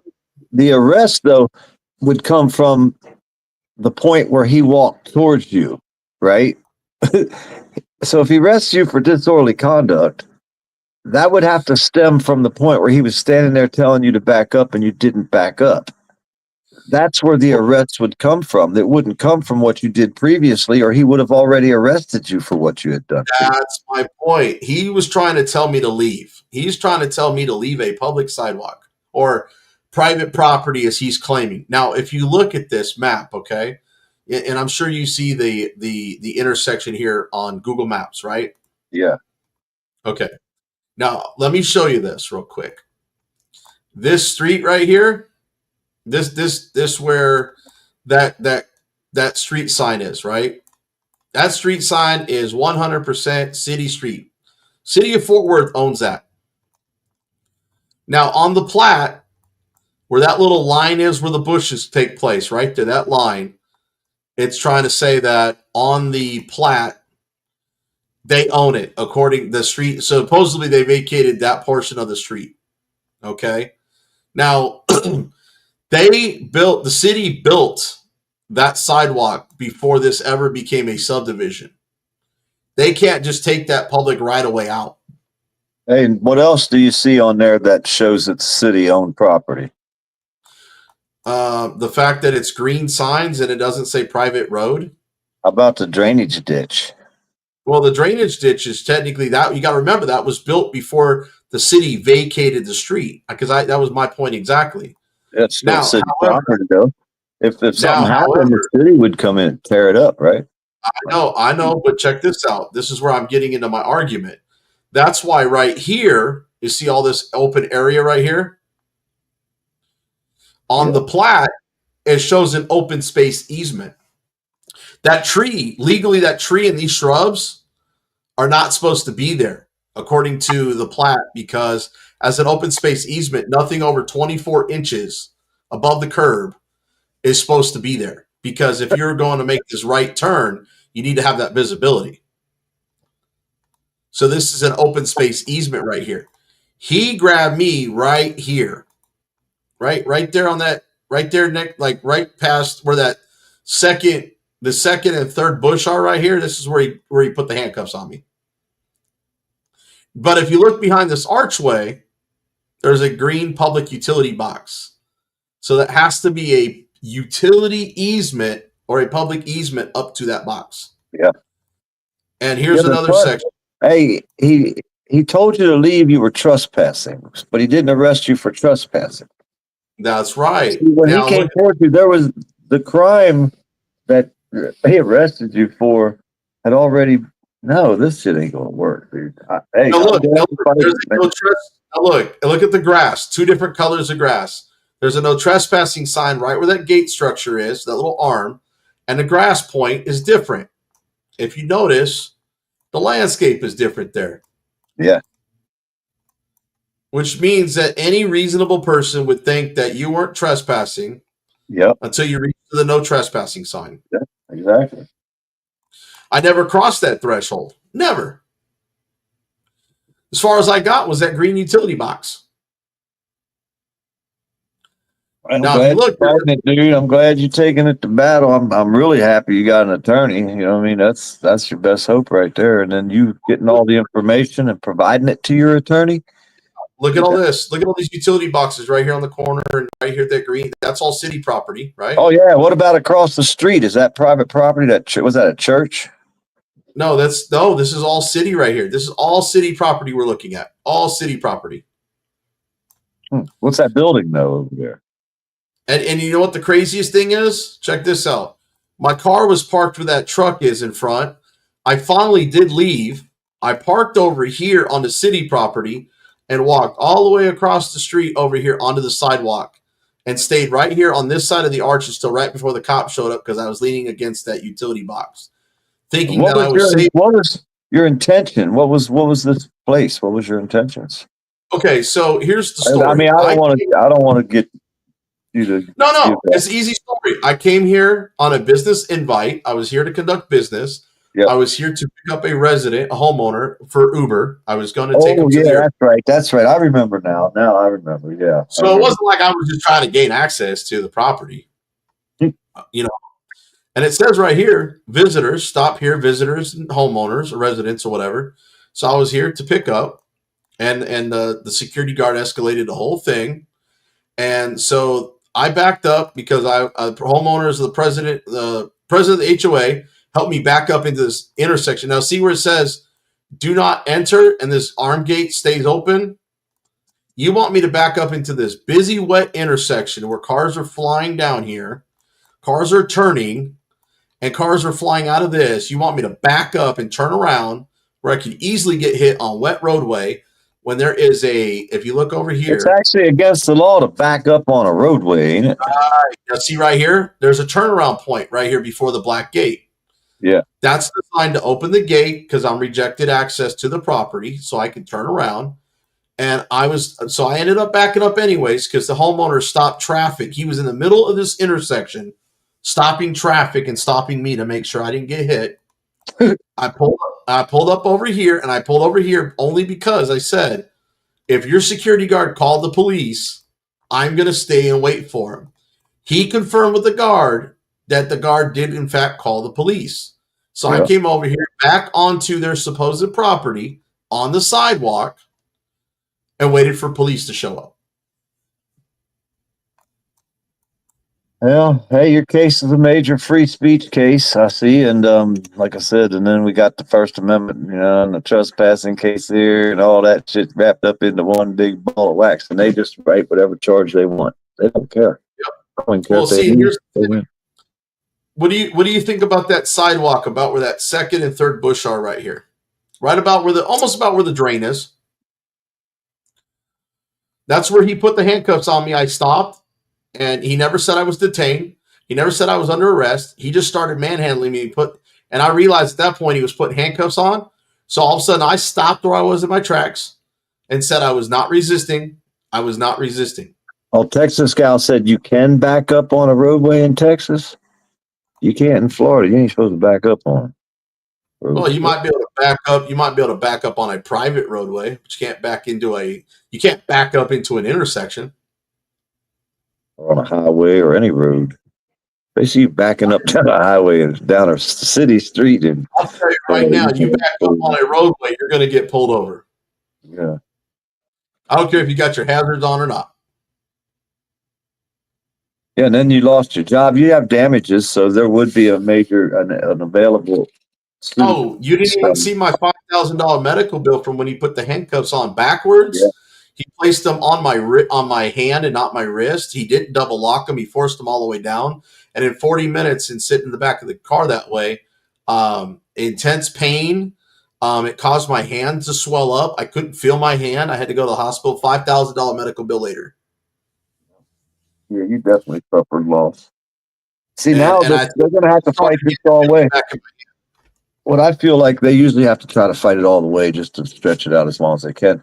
And half the time, by the time it gets to court, the prosecutor that started it is gone. There's a new prosecutor in town, you know what I mean? Or a new judge, or, you know what I mean? The cop's been busted and fired. He's gone, you know what I mean? I don't know, dude. And like I said, I still got my hand doesn't feel the same, dude. Where that tingling and feeling, it still doesn't feel the same. And I feel like there's some weakness in the hand. Like I can't. Wait till you get old. I'm only 45. I can only imagine what it's going to feel like in 20 years. Yeah, you're really going to be suffering, but it's going to hurt real bad. I'm telling you now. You ain't going to believe the pain you're going to be suffering. It's going to be unfucking believable. You're going to smoke a lot of weed. That's all I can tell you. A lot of weed. Well, once they legalize it in Texas, maybe, but. Oh, yeah. We got medical in Florida. I don't give a shit about all the terrorists come down here, whether they get the smoke or not. I can get mines. That's all that matters. They were trying to make it recreational in Florida, but we only had a 57% vote pass, so minority won. They said we had to have over 60%, which is bullshit. Because old Ron DeSantis, he decided to change the law to where it wasn't a majority no more. It had to be a 60% majority. He was actually trying to get 70-some%, which they didn't help. They didn't pass that. That's crazy, dude. But after knowing what you've seen today, okay, what I've shown you, I mean, and I'm not trying to get you to float my boat, and I just want you to be real. The way I see the courts work, the smaller courts don't give two shits. They find you guilty. They make you appeal just because they can. And then you got to fight the shit as high as you can. And it takes years to get to court. That's what I see. 2 years from time. I get that. I get that. But what do you feel about my case based on what I said, based on how this went down, How do you? I mean, do you feel that I could have walked away? I mean, I was literally just I told him, at the give me a time cat of the number, I'll arrest. leave. I told him 3 Yeah. times. Yeah, I don't know, man. That's a hard one. Once I I start mean, backing how up, hard was it? I'm gonna keep backing up, keep talking until I can get away. Until he But I decides. did back up. Yeah. But I did back up, and I kept backing up. That's why I say sometimes they're gonna be like a pit bull and they're gonna just come attack you, and there's nothing you can do about it. That's the way it works in this. And that's camera kind of thing. what happened with Texas Gal Audits. I mean, I think she's still in the chat, but it's something similar. She still had a sergeant who, and this guy is already being sued, and CJ Grissom's already working on the civil suit because this guy already snatched up somebody else's sign 2 years ago. Like, Jeff Gray with a sign, kind of like a car horse. Yeah, they were trying to basically run for political office, and this dumbass snatched up their sign. And like out of their hands or whatever, and they're dealing. And CJ Grissom. Sometimes, hey, we've been checking too. You have to request this in Florida because we don't have the Brady list. It's not there. There is allegedly a Brady list, but it's never filled out. If you research, you'll find out that the company that created the Brady list, if you go to every state, owes this company like millions of dollars, and they don't pay them. So that's not being updated. There is no real such thing as a Brady list. But hold on, who are you looking for? You got a name in Florida that I can plug in real quick to see if he's on this Brady list? No, I'm saying it doesn't work like that because they don't update it. It's not updated. No, it's only updated as you put it in. But if they've got some sort of public records that you can submit, because it's such a big database, but it's like, well, what we have to do in Florida, we have to request with the prosecutor, with the court system, the records request to see if the person is allowed to testify in court or not. And we found out several of these cops that have been involved in some of these cases aren't allowed to testify in court. They're not you mean allowed. like this guy right here? False statement? Probably like if this he's guy on right here? Brady's list, then if he's still working, if he's still a cop and he's still on a job, he can't testify in court. But you have to request that information in Florida. It's not going to be available if you go to the Brady list and type the cop's name in. You're not going to see whether he's on it or not. You might if it's a big case or whatever, but in most cases, these newer cops that are out here, they're not going to be on that actual Brady list program. So you have to, and DeSantis, again, our governor said, well, being as we have such an open records law in Florida, anybody can just request it to find out if the cop is Brady listed or not. They call it the gigolo list here in Florida as well. Yeah, they call it the giglio. Yeah, I know what you're talking about. But let me ask you this. Here you go. So look, they got you weren't arrested for trespassing. It's okay. So I had to sign a trespass warning. Okay, but let me ask you this. Now, if they were going to arrest me for trespassing, well, you would have had to been trespassed first and then came back. Yes. Oh, so why did they turn around and get the disorderly? They went and manufactured the disorderly because they messed up my hands. I was already asking for a supervisor medical, and I was in the backseat of a car. The cop realized he screwed up when I asked for medical and a supervisor. Well, once they put hands on you, they have to arrest you for something. That's just the rule. Well, that's their internal rule, but they had no legal basis for putting their hands on me to begin with. They don't care about legal though or lawful. Let the jury figure it out. Let the courts worry about it. And that's their philosophy down here. That's everywhere. Just arrest them and let arrest them all. Let the courts sort them out. That's exactly what they're. But here they go to the point of trying to get charges to stick by lying on police reports and lying. That's where your best chance of getting them right there. A lie shows when you catch lies like that, that's your best chance of winning. Say they lied. Their words ain't worth a shit in court. They can't testify in court, so you have no case if they lied right from the start. They have no case. I won't know for sure until I see the body cam footage. Is what I'm saying. So that's your best hope, though. That's how you win your cases out here. You catch them in a lie. That's but easy. I'm 99.9% sure the cop lied on the report, which caused the deputy clerk to file a false statement.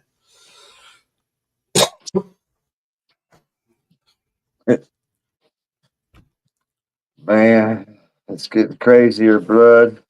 I don't know.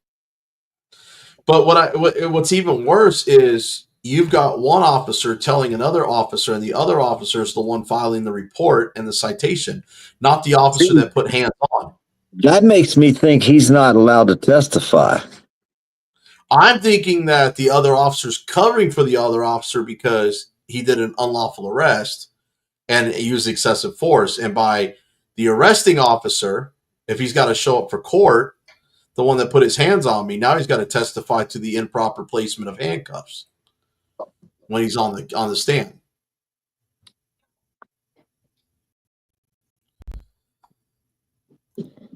Yeah, it's getting crazier every day out here, dude. Every day. Because the second cop, he claims that he assisted in bringing me to the patrol car. But when he walked up, I was already being walked over, and that cop forced my shoulder up. I even made sure I blurted it out on his camera, so you hear it on the body camera. That like, why are you lifting my arm up, dude? That hurts. Why are you forcing me? I mean, everything they did to me, I made sure verbally to put it on the body cam footage. Because he knocked my camera out of my hand when he put the cuffs on me. Yep. And I do care about improper handcuffs because it's policy violation and it actually is considered excessive force.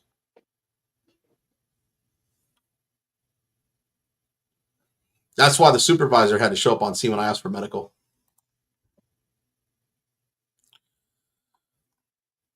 Yep, they're going to drag it out as long as they can, dude, and try to wiggle their way out somehow. And they don't even care if people sue them or not. They know how many years it's going to take, and they don't care about us, dude. They think they own. So check this out. This part right here, I don't know. I think this guy's trolling me. Can you go over the part of the arrest where you tell someone to go back to Africa? I didn't hear. Yeah, you did, because how would you know that I said that? Well, if you don't know the American law, maybe he might want us to go back where he came from to learn the law before he gets here. Like I said, I asked a cop yesterday, a 10-year cop. This cop was a veteran cop, 10 years. He could not tell me the parts of the First Amendment. You know what I mean? He couldn't tell me. And I'm like, you swore an oath to the Constitution of the United States of America, and you can't even tell me the 5 parts of the First Amendment. That's a scary thought, man. It's kind of people that are running the show now. Well, my whole point of this is I put the video out yesterday. So if he's in here trolling, so you know, go watch the video. Come back and tell us what you think. Is that free speech or not? You know, it's if you're because I mean, the person just came into the chat and we haven't really mentioned what was said for a while. We've only been talking about the trespassing and the report and everything else. We haven't even said exactly what. So he's trolling.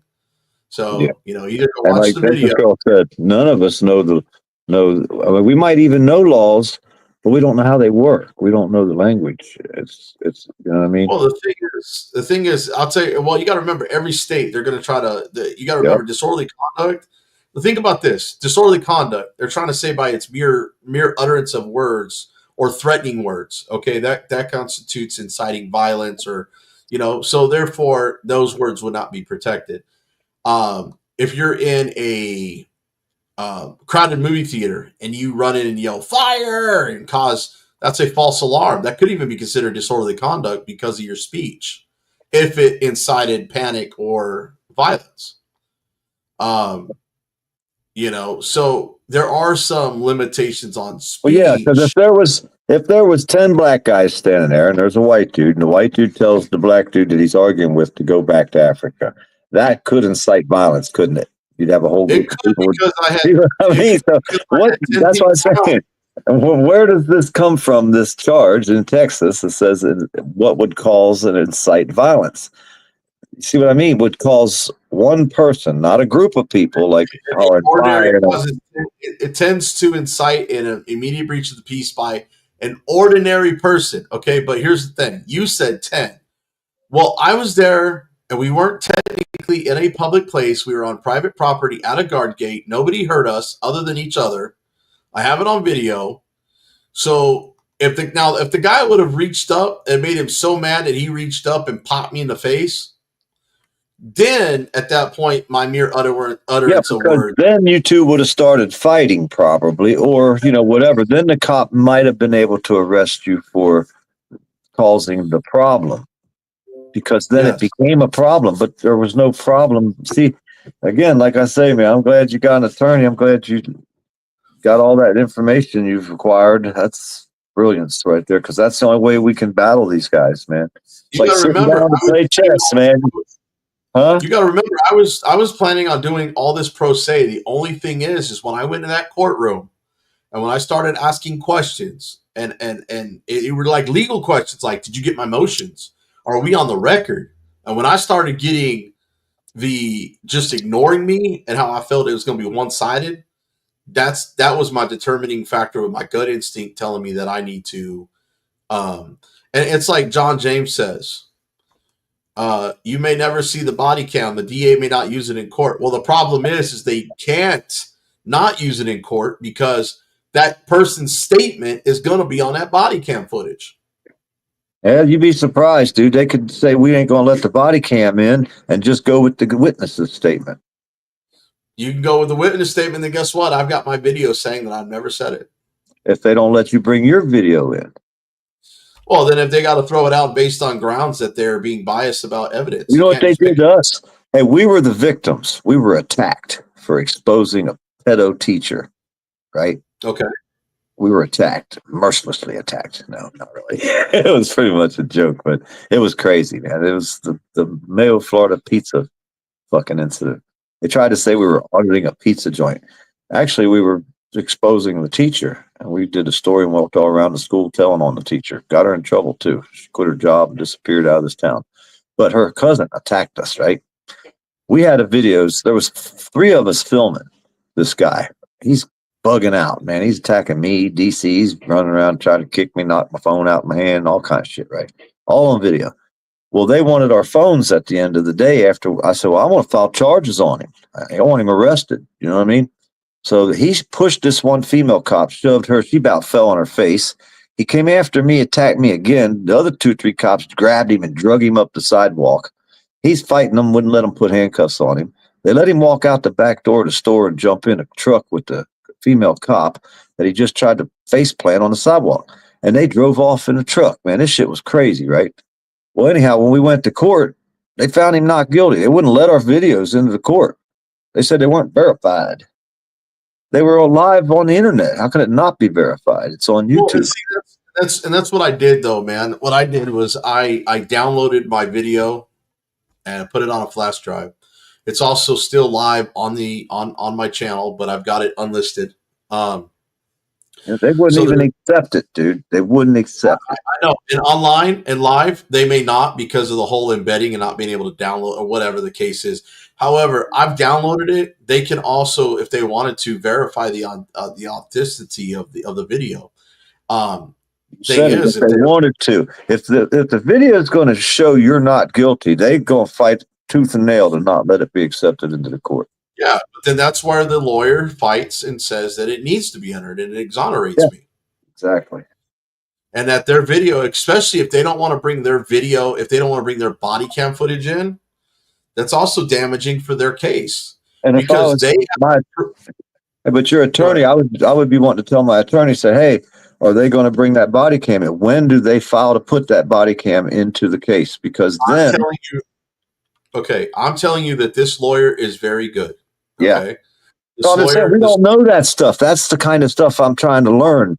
When I say this, I'm not saying what to do. I'm saying how do we do these things? Because we don't know when to file this stuff. I mean, you don't know when you're supposed to. Every time I try to tell this lawyer to how to do his job, no, I asked. I know, but I know. I'm trying to get it out. Yeah. Let me get it out. Good.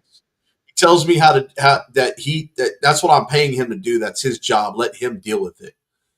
I said, he go, I got that covered. I've got that handled. This is how we're going to do it. He's already explained it. So I don't want to put this on the internet of every single thing he plans on doing, because if somebody's by chance but see, that's the thing. You keep going back to that. I'm not talking about your case.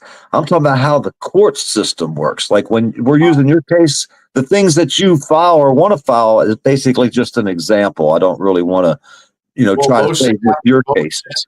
Motion after motion after Yeah. motion. The more paperwork you bog them down with, the more they know you're going to fight. Right, because we got a case we've been battling, and we can't get a motion filed. We've been trying for years. They won't file any of the motions. Huh? What do you mean? What do you mean that who won't file any of your motions? The public defender, the paid lawyer, or none of them. We've been battling with this guy trying to get this case into the courts, and we've been battling. So, then what you do is you fire your fucking attorney. Get another Oh, one. we're working on that, but you have to do that correctly as well. You got to have an actual document with a reason why you're firing, and then the proof of the information that you're using to request a appointment with the judge to get him to fire the person in Florida. That's how they make us do that. Well, you can fire an attorney that you're paying for. That's not a problem. Right. No, these are public pretenders. Yeah, public pretender is a little bit more difficult to fire because you're right. You do need the I like to call the proof in the pudding there that shows that they're not doing their job. Most public defenders don't do their job, so you kind of have to do your job. You have to do their job for them. Yep. So they're unfortunately that's the case. Hey, that's what we've been trying to teach people out here for many years. And like I say, we see the best people come and go; they be gone. Because that's the ones the government goes after first. Look at Rogue Nation's case. You watch Rogue Nation? Yeah, they just shut his channel down, man. No, he got hacked. But either way, he'll be back. But is that what it was? He got hacked? Probably. They didn't shut him down. He don't do nothing to get shut down. Well, he's I think featured I think the feds did it, man. I think the feds did it, dude. He's featured 2 of my videos, and I'll tell you right now, I've never seen anything too crazy on his channel. For him to get shut down by YouTube, I think the feds had something to do to it. I talked to him on the phone every once in a while, but I think the feds went after him. I told him they was coming to get him, but the feds don't like people like him. How can you lose a case? But he did, didn't he, in federal court? Didn't he lose? I don't know. I haven't really followed his. He went into the damn Social Security office. A year later, they arrested him for going into that Social Security office. He went to court and he was found guilty. They said they found him guilty, and this is the way I understand it. I watched it pretty good. That they found him guilty because a year before he had went into a different Social Security office, and they told him to leave.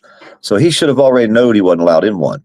So a year later, he goes into one, and they welcome him in with open arms. There's a sign, a thing on the wall saying you're allowed to be there. A year after that, the federal government arrested him for being there and found him guilty. Yeah, well, I mean, you have statute of limitations even at the federal level, but here's the thing, okay? DMA got arrested for the same thing, got found guilty of the same thing in a Social Security Administration office. So now they got to appeal it. Mm-hmm. After he did all his time already. Yeah, still got to appeal it. I said most people's appeals go through court while they're sitting in jail. So what you don't understand is on some of these lesser crimes, like trespassing and disorderly conduct and recording in the Social Security office, their penalties aren't nearly as bad as at a state or local level. They hit you harder at a local level, punish you harder than what I've noticed in the federal government does. Yeah, but they give you good time. Federal government don't give you no good time. You get day for day in state. And you may. I just know that I think it's harder to fight the federal government. Yeah, they win 98% of their cases in plea bargains. Well, it's because one fights and wins and one fights and loses. That's their statistics. Well, you got to remember too, man. You got a federal judge, and they're the federal government, so they're going to try to rule in their favor, so the federal government don't get sued. Well, the state has to fight every case, and the federal government gets to pick which cases they want to fight. So they only pick the ones they know they can win. Yep. It's all crooked, dude. The whole system's crooked. And it's not the system, it's the people in charge that are crooked. We got to get rid of the people in charge of these systems. Our system can work. like I said, the system's set up for the people, but the people in charge get in there and they use it against us so they can keep their damn jobs and get rich quick off of us. All the way Well, from yeah. the top. Well, if you think about it, look at all the people that get into federal government. They are meant to serve us, right? Okay. Now you get all these people in there that cry, bitch, and moan and gripe that they have rights and that we can't do this and we can't do that. They don't realize or understand that they're working for us. But then they get in there, they move up the ladder. They're trying to protect their paycheck. They'll roll over on their own mother and their just to keep their job, and then abuse their office of abuse their power of office and to get by and to get rich, and we'll try to suppress and screw everybody over up the way. These people that try to get into, like, say, elected officials, the people that get into office at your local city council level, okay? Those people aren't trying to get rich. They're trying to get on a board of council members and make a difference. And then as soon as they get in there, if they don't play with politics and play nice, people are backstabbing them left and right, trying to get them out of there where they can't do any good because of all the corruption. And so what do? You jump on the same gravy train. You shut your mouth. You make your money. And then when it's your time to leave, you work on the next campaign somewhere else to try to do the same exact thing. Make more money, get rich, and move up the chain, move out. But I don't think it's just like cops. I don't think every cop becomes a cop to be a bully. I think a lot of them join to do some good, and then when they get stuck into that culture, it protect your job. I think I'm going to go with statistics and the research that was done that says that most people that become cops come from rural, uneducated families that never went to school or college. And in most cases, they can't make over $10 an hour doing anything else, just like the one I talked to the other day that's out here running around talking about he's a cop. He don't know the First Amendment. He's a goddamn refrigerator salesman. He worked for Whirlpool or Maytag or something. Probably never even sold one. But now he's a cop. Okay. You don't even know the Constitution or even the First Amendment of the Constitution. Let me ask you this. If you caught that guy fresh out of the academy, okay? Fresh out of the academy, or maybe even before he hit the academy or during the academy, if you ask him why he joined, I guarantee you is to do some good and make a difference. He told me that I asked him that. He said because the refrigerator sales position was a dead-end job. So 10 years ago, he became a cop. But he don't have to know the Constitution because all he is a security guard at a goddamn mental health hospital. And he rules 20 people that work 3 shifts. He's the boss of all of them. But he don't know nothing about what he's talking about. But let's say you get one that says, I joined to make a difference and to do some good. Ask him that same question in 10 years, and I bet you that answer is completely different. But who are you going to get? Who are we going to get to go do some of these really disgusting jobs that we send somebody to go do? And I always use for instance, was not too long ago, the lady had used a blade on her newborn like a dozen times, and she still held it hostage inside the house, even though it had expired. And a cop had to go in there and take this knife and this dead baby from this lady's hands. Who are you going to send to do that? Uneducated rural people. And you're not allowed to go in there with your nightstick in your hand either. You have to do this legally and lawfully, of course, right? I don't think I could do it, dude. I would. My whole thing is, if I was a cop, okay, because I almost went that avenue. I almost did. In the way policing was 15, 20 years ago when I started to go that avenue, I would have been more of that resolving things and having that calm temperament and I'm trying to taking all the cash. If there's a pile of cash there, I'll say, dude, you drive the hell on and you just leave that pile of cash sit there, and I better not see you around here again with that much money. No, because because the thing is, I believe in karma, man. I believe in karma's a bitch. It's going to come back and bite you in the ass. I figure I did him a favor. I didn't lock him up behind a jail, and all he had to do was give me that box full of money. I'm good. Well, and see, that's where the dirty cops start coming into play. You know, your job. You know, I'm you just do your saying, I job. know I would. So when you're sitting there making these cops around here make $30,000-$40,000 a year. Out in California, them crazy bastards bringing in $250,000 a year with overtime. Yeah, So the you think cost of this living. cop over here? Here in Texas, they're making about $100,000 a year. They make out 60 here, I think, to start. If that, probably 30,000. Some of them here in Florida.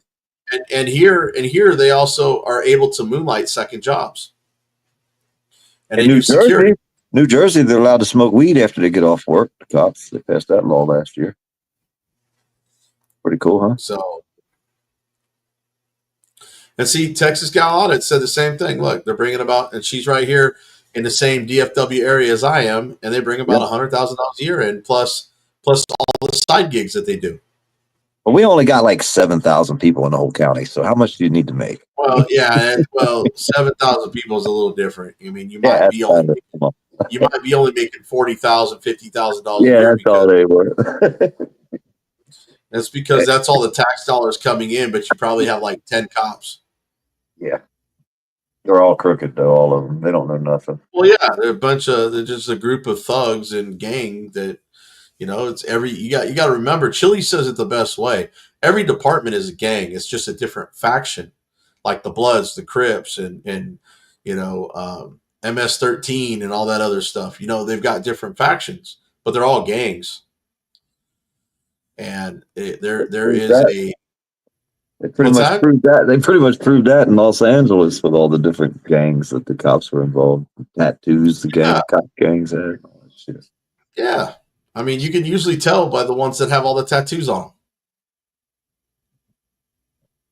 And look at them two cops that walked up to that guy that tried to end himself in a park. They said, "I'll just let him lay there and walk away."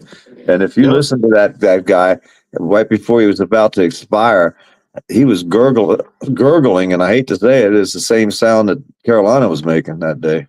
Man, why are you trying to copy exactly what Big Mike Audit said on his live stream yesterday? And it was agonal breathing, but yeah. No, Big Mike said the exact same thing on his live stream when he covered it. I was gonna cover that story, and Big Mike beat me to it, and I was just like, well, might as well just have him come up here, and we covered it a little bit this morning. But those cops, man, they literally left for like 10 minutes or whatever it was, and came back and pretended like, you know, and then they left. Yeah, after then the other cops were on the scene. And the gun disappeared too. Hey, that gun disappeared too. Whatever weapon the guy used disappeared. Yeah, that was one thing I brought up. They're trying to rule it a suicide so they can get out of possible charges because they basically contributed to a crime of murder by not investigating and allowing the guy to die. Because the guy doesn't shoot himself in the head and then walk, 3 blocks and lay underneath a tree to just sit there and slowly die. I mean, but where was the gun? Somebody's not going to come by and go, hey, look, this guy's dying. Let me go ahead and take his gun and run. Nobody's around. No, nobody's going to do that. Somebody shot him in there and ran off and allowed him to expire underneath that tree because who else would have called it in?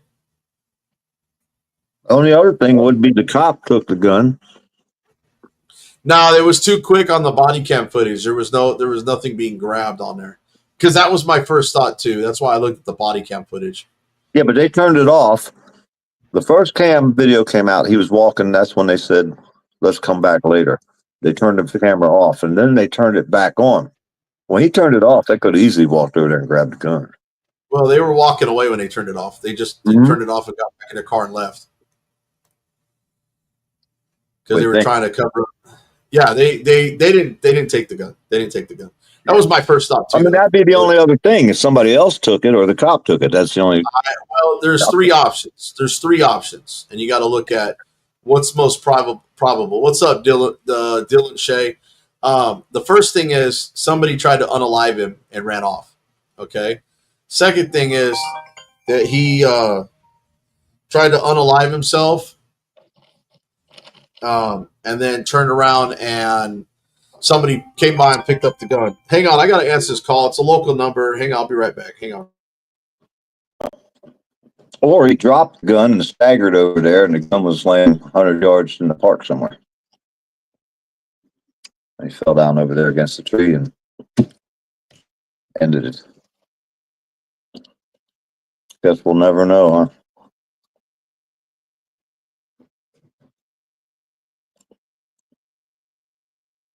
I guess we'll never know. But at least that one cop got fired. The other one's under investigation. He's probably going to get fired. We would have never known if he wouldn't have had that camera on the first time when they were talking about let's come back.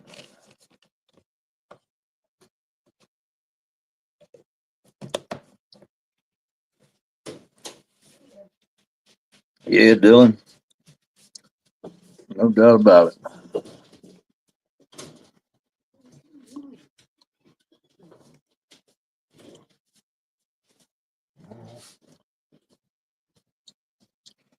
Oh, my monsters just made it back home. Nope, you get no cashews.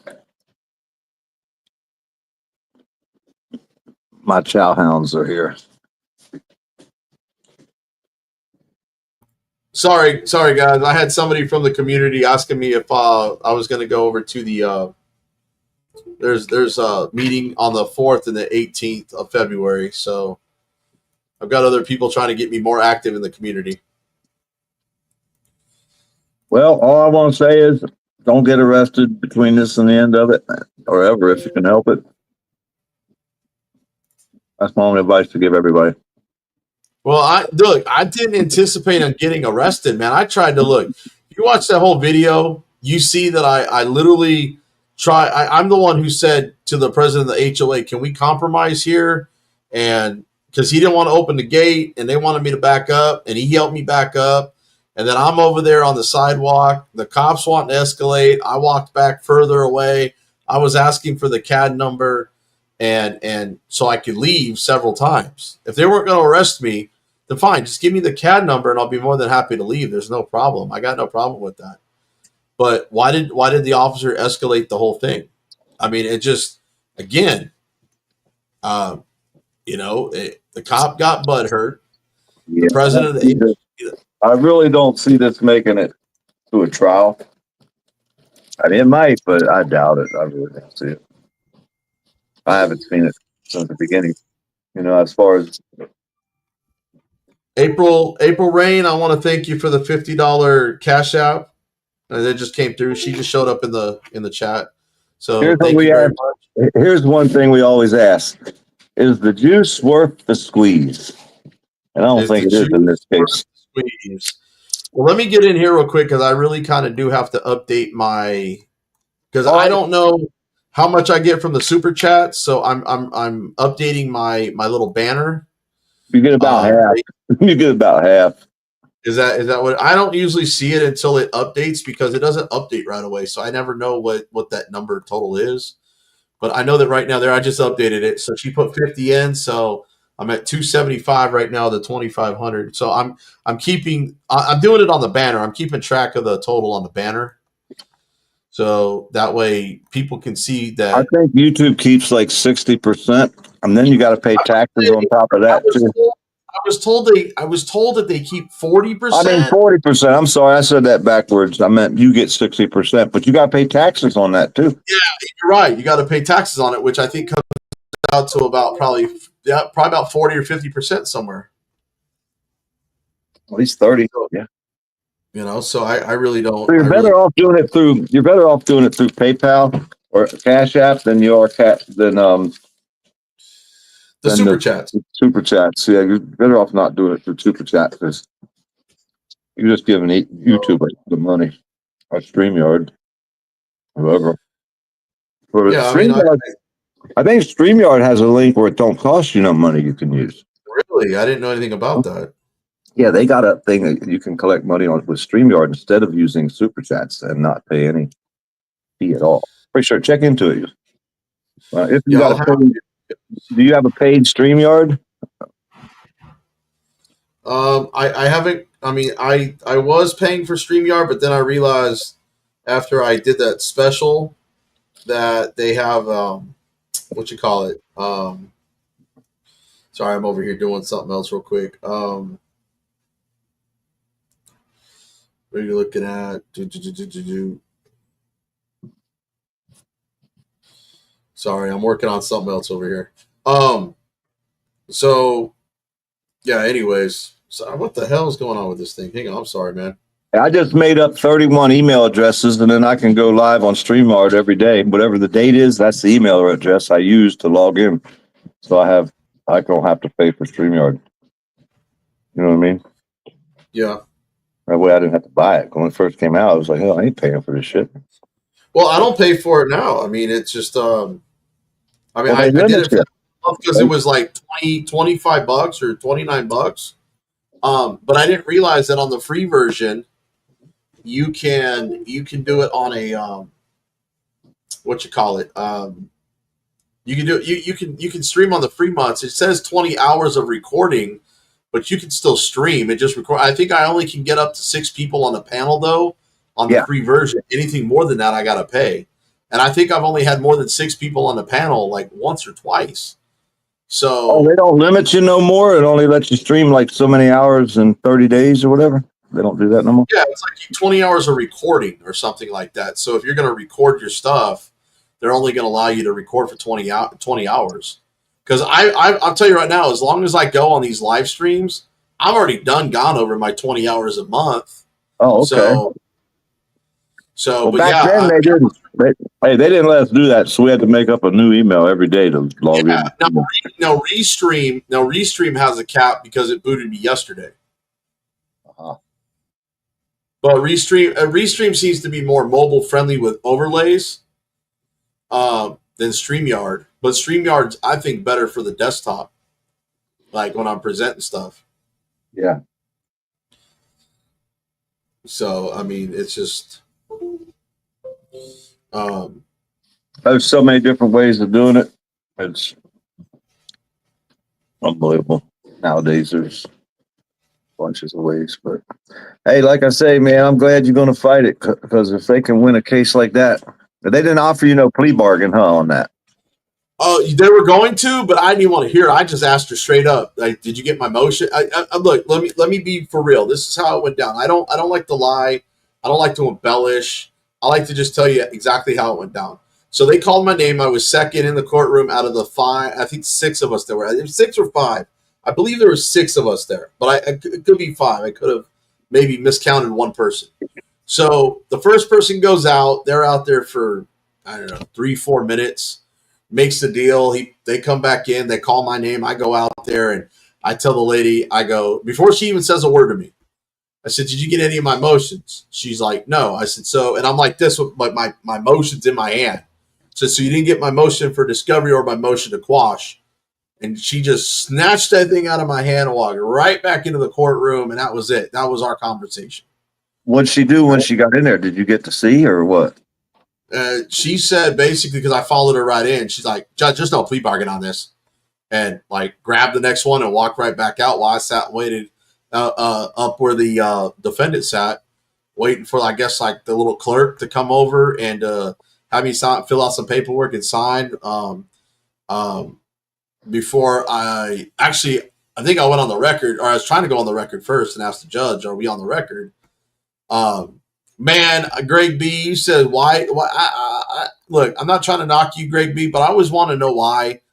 People always want to ask you that question. Why'd you I didn't let her do anything. Dude, she snatched it out of my hand so quick.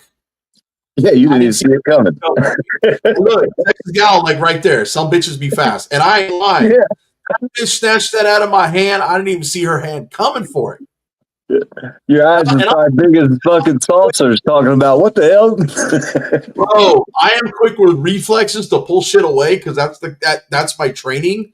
And I'll tell you right now, I literally didn't. She was so quick, I didn't get a chance to even respond. And I'll tell you what, when I took Taekwondo years ago, when I was in a lot better shape and a lot younger, I was probably in my late 20s. Okay. There was an instructor who was 18 years old, female. Okay. She literally kicked me in the side of my head twice faster than I could respond. So she was that quick. And I'll tell you right now, speed, it don't matter how quick your reflexes are. There's always going to be somebody faster than you. And that bitch straight up snatched that fucking paper out of my hand and turned around before I could realize what happened to my motion in my hand. So, but dude, look, and I'm sure if Lawyer Dog's in here, he's going to call me a racist for saying this, but she was a small black female who looked like she was already fucking angry. So I don't even know if she even read my complaint and know what I said. All I know is I felt the tension and hostility when my name was called before we went out the door. And I just figured she's a prosecutor. She probably just hates people, and that's why she's prosecuting. But the minute I got out there, it was like almost like her attitude was worse because I was challenging with emotion. And even the bigger white guy that looked like the young guy that looked like he was fresh out of law school, he had the shocked look on his face when she snatched it out of my hand. Probably the same look I probably had on my face too. But can you get cameras of the courtroom proceedings? I'm not sure, man. It happened right outside the courtroom. I don't think there was a camera where that was. Yeah. I think that's why she did what she did. Blue got a couple the other day.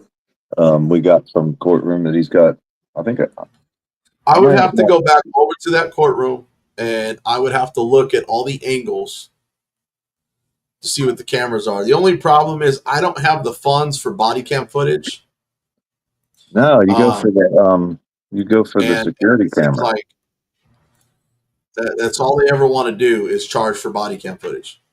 Well, we got 2 camera recordings the other day. Blue Steel did. They're the security camera of the courtroom. Now, I kind of wish I had my body camera on me that day so I could have flipped it on when we walked out there. But I'm sure that I probably would have gotten hit or charged with something for filming. So they're not recorded in them little ones. Well, the ones we got, they show this public pretender, I call him, with our friend Andre, and I got both of them court proceedings up on my page. We got the courtroom camera video. You can hear what's going on. You can see everything, and the public defender's basically telling this guy Andre he's basically guilty. Judge, he's basically guilty. I don't think he's mentally fit to stand trial and all this shit, right? This is his public defender saying this shit in an open court. And we got the camera videos of it, right? We got both of them videos. It's crazy what these public defenders do to people, man. Now, this guy's, like I say, been fighting this case for 3 years. He hired a lawyer paid 10 grand. Then the lawyer quit after the money ran out. And I mean, what they're doing to this guy is horrendous, man. Yeah, this case, it's unbelievable, dude. So when some of these cases, I mean, like I say, when I say your case is small, your case is big when it comes to precedents, because if they can say the mere words or fighting offense, the next guy, you know what I mean, he's screwed. They'll take our words away. So I'm glad. Well, and that's what I'm looking at. I'm looking at the whole picture, man, because the way I'm looking at it is you're going to try to hit me for disorderly conduct. You basically could have called him the N-word with the hard R, and that should have been legal, basically, in the way the law's written. Am I wrong? Well, I look at it as yes, because if you look at the Brandenburg versus Ohio, they actually use those words. They actually use the N-word. Yeah. So if that's case law, how can you tell somebody to go back? Oh, no. Check this out. And you cut me off before I was even done with my statement. No. Brandenburg versus Ohio, they are using the word N's and Jews to go back to Africa. Huh. In that case law. That's why I bring up that case law. And that's the one that said. What year is that? 1968, I believe. Yeah, so you'll need that one and a bunch of newer ones. You need something fresh. So look, let me pull this up real quick. Let me share my screen real quick. Look, let me just show you. This is why I keep bringing up Brandenburg versus Ohio. Wait, did I say Brandenburg?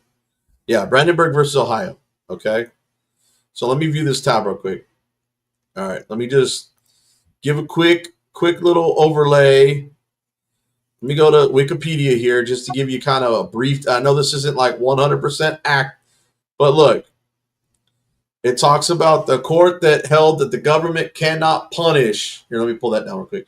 Inflammatory speech, unless that speech is directed to inciting or producing imminent lawless action and is likely to incite or produce such action.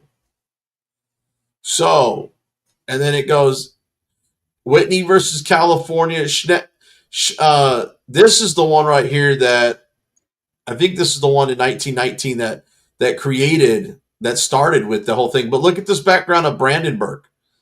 The guy was a Ku Klux Klan member, bro. And portions of the rally were filmed showing several men in robes and hoods carrying firearms, first burning a cross, then making speeches. Look at this. Dude, if my speech is, I mean, and how it suppresses the white Caucasian race. They charged him with criminal syndicalism for participation in the rally and for the speech he made. That's what they call it during the first Red Scare is what it was in 1919 with that Schneck case. Talks about political reform and assemblage of person. And on appeal, the Ohio First District Court of Appeal affirmed Brandenburg's conviction, rejecting his claim that the statute violated his First and 14th Amendment right to freedom of speech. The Supreme Court of Ohio dismissed his appeal without opinion. Now, that was the Supreme Court of Ohio. That's the state Supreme Court. And if you look at the Ohio First District of Court, it affirmed his conviction.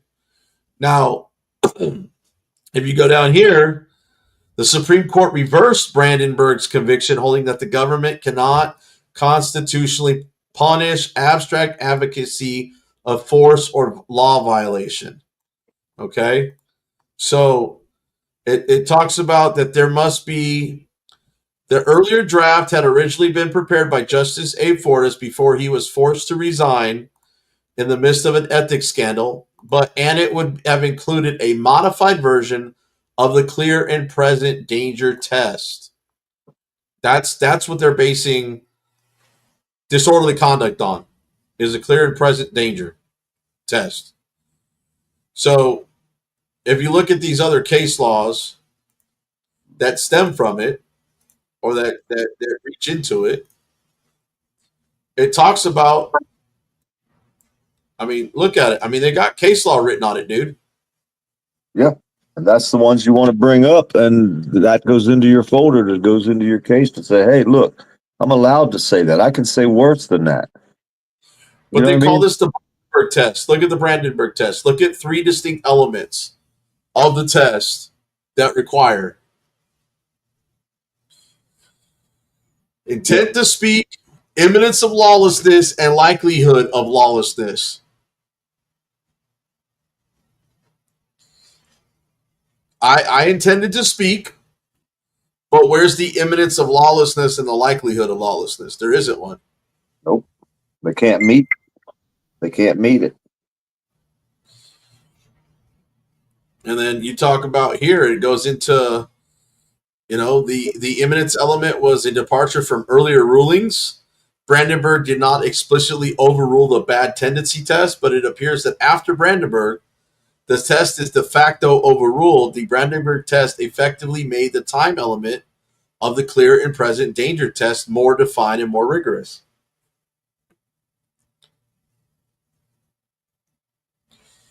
So look, even applying Brandenburg test in Hess versus Indiana in 73, which is after 68, the Supreme Court held that the prerequisite for speech, which is not protected by the First Amendment, is that the speech in question must lead to imminent disorder. It did. That cop lost his mind. Yeah, but that we call that charge POP, pissing off police. Yeah. Blood hurt pig. Yeah, exactly. And that's what I'm PHP. saying. What happens if to go back to Carolina? I was saying the other day that cop got fired, so he'll disappear. He'll probably move to Florida somewhere, and they'll never find him. No, that was the second. That's the second place in the DFW he's been fired for excessive force. Yeah, but if she sues, right, he would have to show up to court. Wouldn't she have to sue him, or does she just get to sue the state? Well, she'll get to sue all three, but here's the thing. You know, we're pretty sure that he's on the Brady list. Yeah. So he probably won't testify. He wouldn't be able to testify anyhow. Yeah, he's a liar. Yeah. So thing is I guarantee you, once she's okay. So the same lawyer that represented her and is handling her retrial right now is the one that I'm hiring.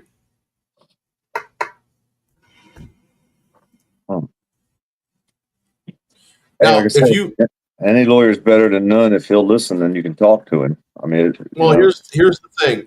He went to, he's got a good college education. The guy was in the Marine Corps. He believes in auditors. Yeah. And he's a freedom fighter, buddy. He's a young spitball freedom fighter. Now, I'll tell you right now, Keebler puts out a good point. Kruger is going to sue the city, likely he did. Yes, and that is the case. He will sue for his job. And you know why they do that? Because it's a civil service union. What he's going to do is because right now he's under indefinite suspension. What they're going to do is they're going to sue for his job back, to get his job so they can make sure that his license stays intact and he'll land somewhere else. All right, April Rand, I appreciate you. Thank you very much. Much love back to you, darling. But that's what's going to happen to Kruger. Hey, have you ever read the Texas Police Bill of Rights? I haven't read it, but I'm sure it's in my email. They got them next. All of our states have the cops have their own Bill of Rights, which is different than ours. And they all have like a Bill of Rights that exclude. I mean, you have to do things a certain way. Like the one guy, I remember a while back, the wrong person fired him, so he got his job back. Right, he's getting all of his back money.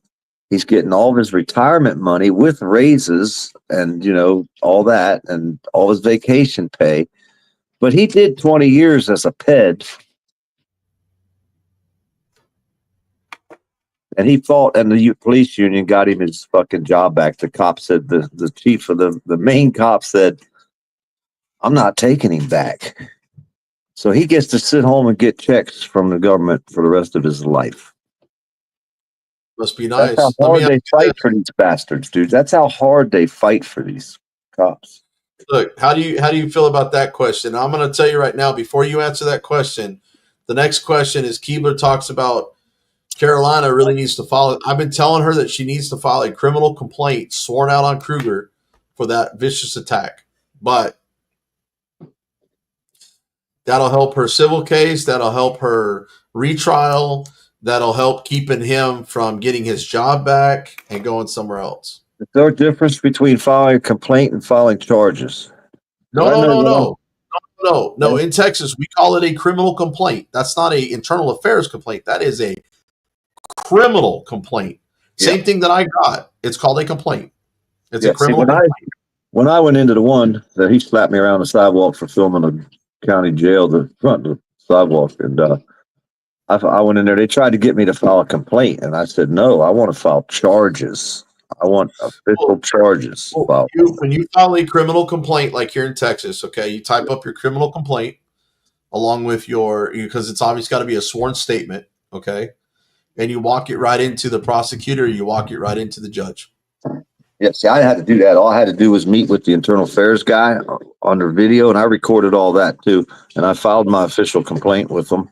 And lo and behold, when it finally got around to them looking up the evidence, they said the 2 cameras that were on the front of the jail just weren't working that day for some reason. They never had a video of him walking out there and trying to slap me left Well, this or is right. why you don't. This is why you don't file a criminal complaint with IA. You file a complaint, which they will investigate internally. In the meantime, you go walk your butt over to the judge in the prosecutor's office and file a criminal complaint. It is sworn affidavit. That is a sworn affidavit, like in Texas. Okay, we have Texas Penal Code 39.03, oppression and abusive office, abusive office, and that is basically the Title 18 242 statute, but it's on a state level. Yeah, you got to remember the state is never going to prosecute at a federal charge because it's not within the jurisdiction. However, most states have their own version of Title 18 242, and that's what you file the charges on in your state. And like you said, they got 6 months to go over this shit and figure out whether or not they did wrong. And then if they did wrong, they have to decide what they're going to do with the people. Fire them or slap them on the wrist. Well, no. That's why you do both. You file the criminal complaint and you also file the internal affairs complaint. The internal affairs complaint is going to be back to my question. Here we go. Sorry, TGA. You know I get sidetracked. I'm glad you got me right back on track. So she says, PDF, how do you feel about body cams turned off? Oh, yeah. Yeah, you should know that. Fucking Nazi bastards. But what can we do? How do we stop it? How do we stop them from doing that? That's more my question. How do we stop them from? I was talking to somebody the other day. They said, I got to go in front of Congress. I'm like, yeah, you can see me in front of Congress. Get real. That's the only way we can get anything done. That's ridiculous. Here's what you got to do. Okay, you can pass a state law, you can pass a federal law that they can't turn off their body cameras. Problem is, it comes down to police policy that states that they can. When they're you got to remember they're shielded by policy, bro. They're shielded by policy. You want to attack them, attack the policy violations. Attack the policy violations. Because think about it. They can break traffic laws, right? Only if their policies state that they can. Their policies state that they can when they have those emergency lights on, right? So who's to say that they don't just flip their policy lights on willy-nilly whenever they feel like it? I know I want to try to get, like, let's say Gainesville, Florida. I want all their body cams put on an AI program that goes and checks every single body cam. I think the only way to get that done would be to go in front of the commissioners. And the only way to get them to want to do it would be to start showing them all the crooked things that they're doing. And these body cams are not getting reviewed. Because unless we find out about a case where someone was done wrong, we don't know to file for that body cam on that particular incident. See what I'm saying? How do we do that? Okay, so here's where you're going to be fought on policy or you're going to be fought on the law. Okay, so turning off the body cameras. If you got an active investigation, which is what's required to turn on your body camera to begin with, okay, and you have to go to the bathroom, they're going to say, well, you can't just leave the body cameras on while you're going to the bathroom. Right. So they have to be able to turn them off. Video Blue Steel just put on his page a body cam of these cops. They searched this guy's bag illegally, his backpack, right? They went to their car and turned the body cam off. Well, you could see, I watched the video pretty good, and you could see the one cop, they handcuffed him and took him half a block down the street, moved him from the scene, which isn't supposed to be done either because he wasn't in an unsafe place. He was on a sidewalk. They got him half a block down, and then the other guy went over and searched his bag because someone said there was a gun in there. There wasn't no gun in there. It was bottles of water. He was out exercising. He had one of them damn boom boxes on his shoulder. And But they turned the body cam off to tell him, hey, I already searched the bag. He ain't got no gun in it. So they continued to, hey, check it out though. They continued to try to get him to give them permission to search the bag, even after they've already searched this bag. Now you can still watch it on the video on Blue Stew's channel. It's all the whole body cam, but the cops turned their cameras and shit, their body cams off, and went over beside the car and had their little community conversation, which is basically against policy because the investigation was still ongoing. They're not supposed to be able to do that. See what I mean? So even if you have a law saying they're allowed to turn it off at certain times, they're not following that policy as well. So we're trying to file an investigation on this last case that Blue has up there and get that into the court, into the, to get them in trouble for doing it. Because for one, it's a friend of ours that they did this to. You know what I mean? So they're not following policy. They're cuffing people, moving them down the street, searching them, getting their ID from them, searching their belongings, and then turn them loose and say, no harm, no foul, go away. No one's ever going to fight that case for us, right? There was no arrest. How do you fight cases like that? We got a lot of them like that, dude. I could give you a list of people that need help with cases like that. I don't know, dude. Well, no, and I get that, but as far as in but I think that during a course of an investigation or contact with the public, you shouldn't be able to turn off your body camera until the scene is cleared. Well, they got it set up. If they walk away from, like, say you're under investigation, they got you on the side of the road in Texas, they can walk over and have a powwow by the cop cars away from you and then turn their body cams off. And then once they come back to where you're at, they have to turn them back on. That's because what they're doing is they're using is a policy that they hide behind, like here at Forward PD. They have a policy where if they're talking about tactics and other private matters, they can go ahead and turn the body camera. I feel that they shouldn't be able to turn it off because before releasing it to the public, that's why you have a public records department that can redact certain information that may not be addressed to the public, but it should still be there. It should be on record. But when they tried to arrest me, they put my driver's license on the body cam. And they released the body cam with my full driver's license, the cop reading my name, my address, phone number, all that. And they got all that. They let it all go. It's all out there on the body cam released to the public. They never redacted none of my information. I'm like, wait a minute. I thought they were supposed to redact the information. What the hell? And you could probably sue them for releasing that information out to the public, too. Yeah. It's funny though. Hey man, like I said, I try to stay out of the court system. I'm not a lawyer, I'm a warrior. I'm just here for the fight. That's all I'm doing. I'm here for the battle, man. If they got a protest, call me. I'll show up. That's what I like to do more than anything. Not to get back off topic or anything, right back onto I don't want to say specifically my case, but I just want to point out something. But going back to speech, remember how I mentioned the movie theater? That's right there. That falls under the incitement of violence, the imminent lawless action. That's what I'm talking about. Something like that where your speech wouldn't be. Now, if it didn't cause a panic, then they couldn't hit you for disorderly.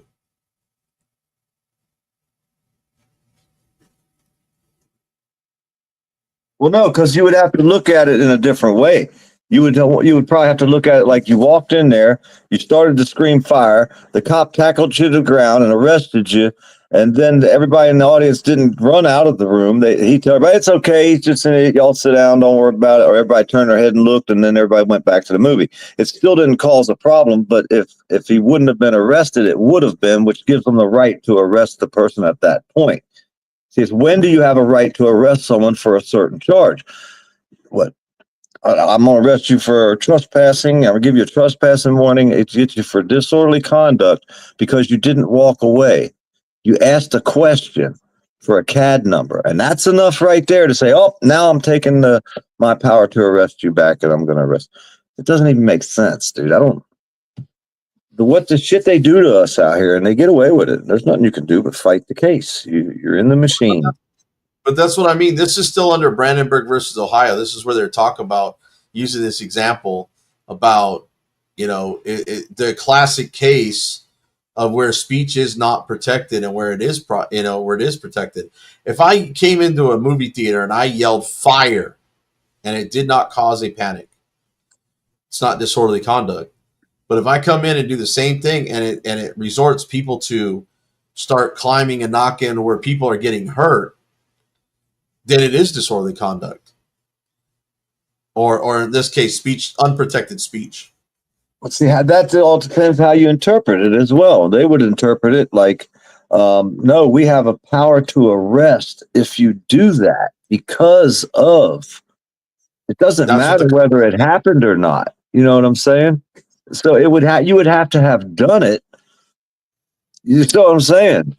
Or threaten to do it, maybe would even do it. If you tell the cop outside the movie theater, I'm going to go in there and holler fire, and you turn around and start walking towards it, he might have the power to arrest you and win in that case because he said, well, disorderly, you know what I mean? So how are we interpreting it? Oh, let me slow you down, though. Because you gave him warning and you threatened to do it, it now becomes a threat. It becomes a threat to inflict injury and violence. So that would be an incitement. That would fall under unprotected speech, is because you threatened to go incite violence. Well, the charge wouldn't be threatening, would it? That wouldn't be the charge, threatening. Oh, yes. Threats are not, at least in Texas, threats are not protected speech. But what charge would that be? Here in Texas, it would be disorderly conduct. Same charge. Yeah, that's what I'm saying. That'd be the same charge then. Yeah, see, that's what I'm saying. So if you went in there and hollered fire and he was standing there and watched you do it, he would still have the power to arrest you, even if nobody got up, wouldn't he? Because he'd be a witness to me trying to incite. Because he's a witness to me trying to incite imminent lawless action. Okay. Now, if he wasn't there and it's a he said, she said, and nobody got hurt, and there was nobody that tackled me to the ground, or nobody got up to somebody just came, an usher called the police and said, he ran in here and screamed fire. There's no fire. Well, did anybody get up? No, everybody just kept watching the movie. They laughed at him. So that would not be disorderly conduct. How would the protected speech of the threat not be protected? But yet, if you actually did it and there was no reaction, so if you're telling the cop you're going to go in there and do that, there's going to be no reaction, or there is. So that's because you're telling a sworn police officer. But how does he know there's going to be a reaction? He doesn't. But the thing is, you still made the threat to him, in his opinion, to go incite violence, and he stopped you before you had that opportunity because you'd said it and you turned around and started walking that direction. But you're saying what if somebody had a camera and filmed you walk in, say fire, and then go sit down and nobody said nothing? Would he still have the power to arrest for that action? Okay, even though nobody got up. Well, then where was the incite? Where's the incitement at that point?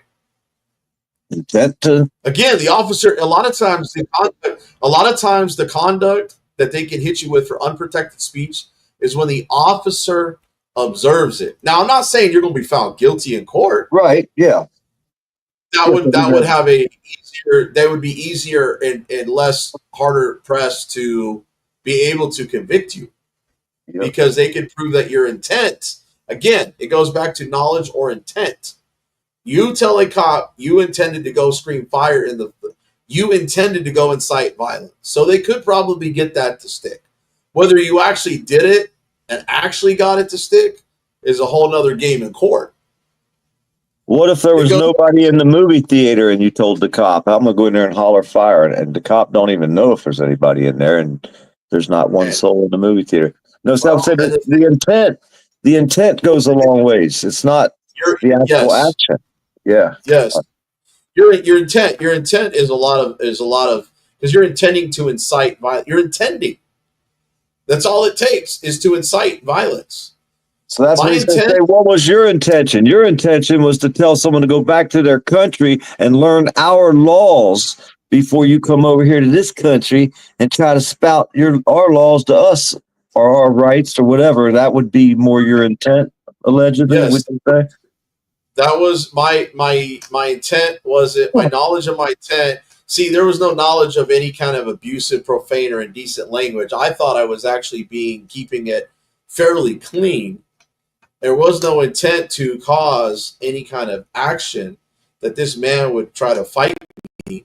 And this was only after the man insulted me by calling me a racist because he was from Africa. He's the one that told me he was from Africa. If he told me he was from Canada, I'd have told him to go back to Canada with that nonsense. Yeah. Okay? You tell me you're from PA, I'd tell you to go back to PA. Learn the laws before you come down to Texas. That makes a lot of difference right there as well. I mean, if a man tells you where he's from, I mean, then you're just commenting on where I could barely understand him. I had no idea where that man was from until he told me he was from Africa. And in a conversation, in a I guess you could say a heated conversation. I wasn't heated. This is just how I am. This is normal for me.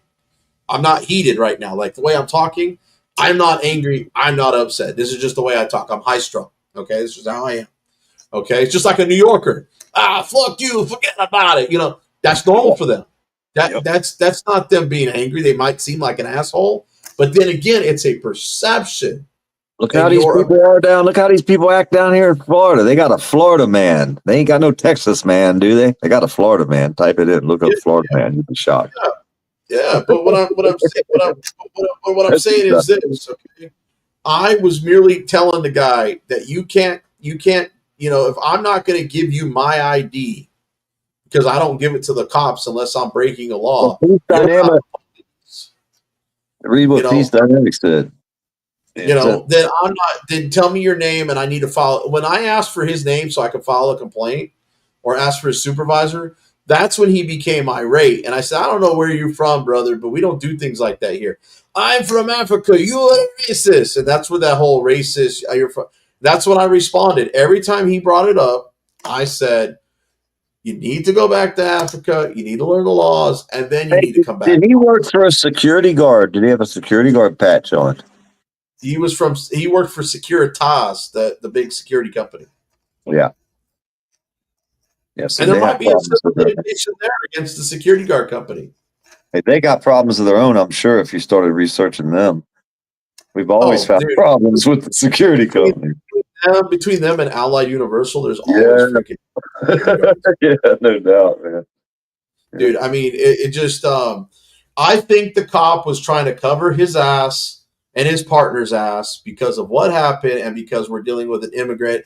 And the fact that it was a subdivision that probably had a bunch of money living back there. I mean, the mayor could have lived back there.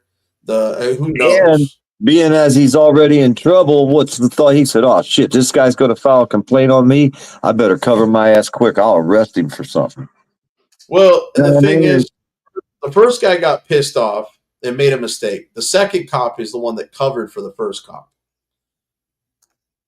And that guy was pissed off at me from the beginning, and he told me I was under arrest, and I started laughing at it. And keep in mind, I'm in the backseat of a patrol car in handcuffs, laughing at the second cop who's telling me I'm under arrest. And I said, for what? He goes, well, disorderly conduct. And I started laughing at him. And I said, you mean Texas Penal Code 42.01? I would have to incite an immediate breach of the peace. I would have to do something that incites fighting words or causes a fight or something like that. And he goes, well, didn't you tell the guy to go back to Africa? I said, well, yeah, I told him to go back to Africa, but I don't know how that's disorderly.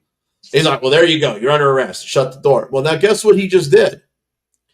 He told me I was under arrest and what the charge was for, and then questioned me without reading me my rights. So that statement alone, if we wanted to push the matter, could be suppressed. I don't know about that. Hell, they get out of reading our rights nowadays. I think they even passed a Supreme Court rule on that. If you are being detained, you can get out of having your rights read. You can be arrested and be taken and booked and brought before a judge without having your rights read. The only problem is when you start, Miranda rights only matter if you're going to start after someone's arrested, you're going to start questioning that person to allow them to self-incriminate themselves. That's Miranda rights doesn't mean that they have to read it. Hey, I thought they got away with that all the way up to the point when they got you to the jail. Then they have to read your rights in the jail and charge you. You are under arrest. They've just made it clear you are under arrest. How do you think they always tell you before you're even arrested, they tell you, oh, you're only being detained. Because if they don't tell you you're being arrested, they can still question you they can still keep collecting evidence on you without violating your Miranda rights. But the minute they use the words you're under arrest and they have an actual charge and they're telling you what the charge is, they screwed up. They didn't read me my Miranda. That was another reason why they probably wrote me a citation and let me go.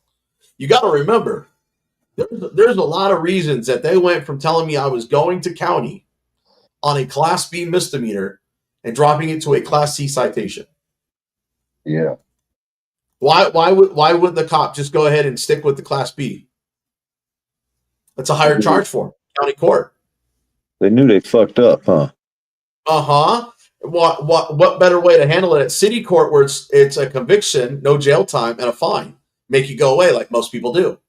They go ahead and make a plea deal. Now, back in the olden days, back in the day when everybody stuck together before everybody came out here and was just like YouTube's their own personal cash machine when they need money. But we'd have about 10 people standing out in front of that place with signs talking about go back to Africa. We have it down there going, yeah, motherfucker, free speech, all kind of shit. That would fix them, you know what I mean? People don't do that no more. No. Let me take it a step further. The cop added the word fucking in there, right? Like it's gonna be vulgar, like it's gonna be indecent and profane language, okay? So then what about Cohen versus California? I believe 1972, I believe is what the case law says, where somebody went in and had it on their sweater that said, fuck the Dodge or fuck the draft. Okay. Yes. Okay. Now, expression of speech overturned by using the word fuck. He even turned his sweatshirt inside out. Yeah. But guess what? They arrested him on the way out. In the courtroom, they have their court rules about profane and indecent language of what you about our signs? Fuck the police. That doesn't incite. It does for the police. A lot of people. No, you haven't seen some of the towns we went to, have you? With our signs that said "fuck the police" and the whole town attacked us. That's years ago. None of y'all remember all the shit we've done back in the day. I remember. I mean, but here's the thing. So you're telling me that in a courtroom or a courthouse, it's telling me I can't wear shorts. I can't have anything that says offensive language on it. That goes against I would love to see, and I don't want to double down because I don't like getting arrested unless I had a big lawsuit coming to me and I literally had money in the bank where I could afford to fight it on my own without having to try to raise funds. I would literally walk into a courthouse here in Texas where they have court rules that say you can't wear anything explicit as language and walk in there and walk around and do a courtroom audit in the publicly accessible areas where I know I can film with the shit that says fuck the police or fuck the court system and them trying to deny me access. Hey, we went to South Florida. They kept arresting this guy for having fuck the police signs. They passed an ordinance down there that we weren't allowed to have it on a sign, a hat, a shirt, nothing. We were allowed to say it, but we weren't allowed to have no signs. So a whole bunch of us drove to South Florida. And there was a pile of us down there. I mean, all the big dogs was there. And me and my buddy stood up down there. We was little fish, you know. But we had signs and hats and shirts. We was all ready to get arrested. I mean, hook us up, get us some chains out here. You know what I'm saying? We had fuck the police. Here's where you can fight that, though, PDR. So check this out. So they said you can say fuck the police speech-wise, right? But you can't have any signs or hats or you can't even have a sign, right? Right. That's what they tried. That's not only a violation of your First Amendment right, but that's a violation of your 14th Amendment right. Because what if you got someone who's a mute? He can't yell fuck the police. So what way does he do? He's got to do it in sign language that you all understand, or he's got to have a sign. This is how crooked they are, though. About 20 of us went down there. None of us got tickets, man. We went inside the daggone commissioner's meeting, and one of our buddies that ain't here no more, he was in there. I'll never forget him. He stood up in front of the city council and said, I want to confess I'm a pothead. And these people were looking at him like he was fucking nuts. I come in there with a sign. One of my favorite trolls out here, Naggin Johnson. I walked in the commission. I said, I got one question to ask. And everybody looking at me talking about, I said, who is Naggin Johnson? They were all like, who the fuck is? I said, well, nobody knows him. I flipped the sign over. I said, well, happy fuck the cops day. Fuck the police on my sign. But they never arrested me, gave me no ticket. The next day, the original guy who started this shit down there, they arrested him again for having a sign. I said, fuck the police.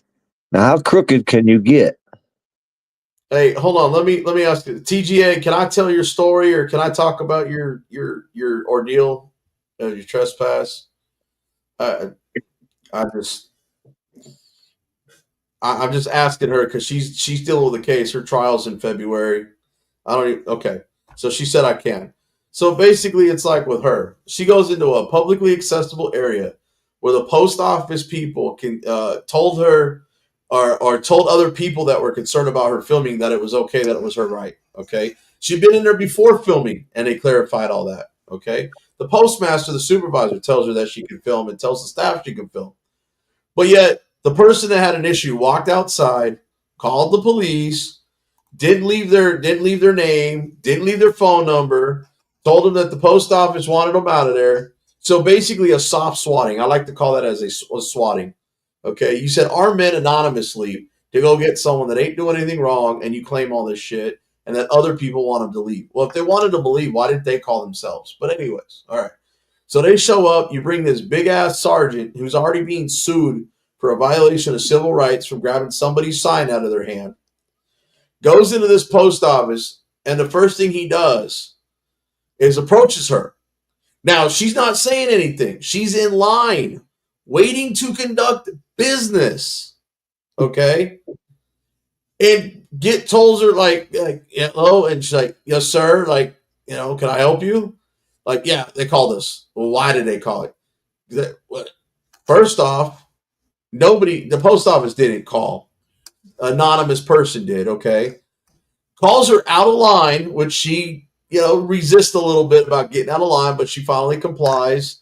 But he's over here like, trying to demand to talk to her, and she's like, very polite about it. She's very sweet and polite, talking about, what's your name? Identify yourself kind of thing. What's your name? She knows who she's dealing with. He points to his name tag and goes, right there. And she goes, okay, your name's not right there. Let's try this again. And he's like starting to demean her and tells her to step out of line. She finally complies. She's in the corner of the counter and the wall of this post office with his big ass blocking the area because you have ropes and chains to where she can't really walk around him to leave if she wanted to leave. But he was already trying to reach at her, and she's like, no, like he's already grabbing at her, like trying to manhandle her. That's like I'm saying. They don't care, dude. They don't care. Once she gets arrested, she can't go back out there and do much activism anymore. They know this when they take people out. She's become someone who's getting well known. Her word can get out there. She can spread the word fast. They have to take her out, dude. They don't care how.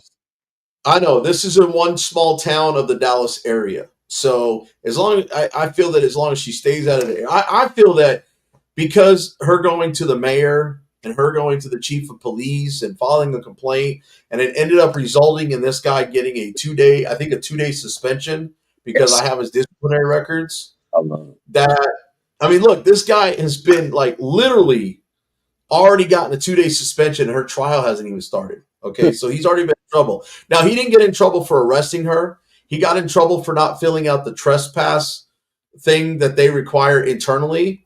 And he also got in trouble for turning off his body camera and not turning it back on when he talked to the postmaster.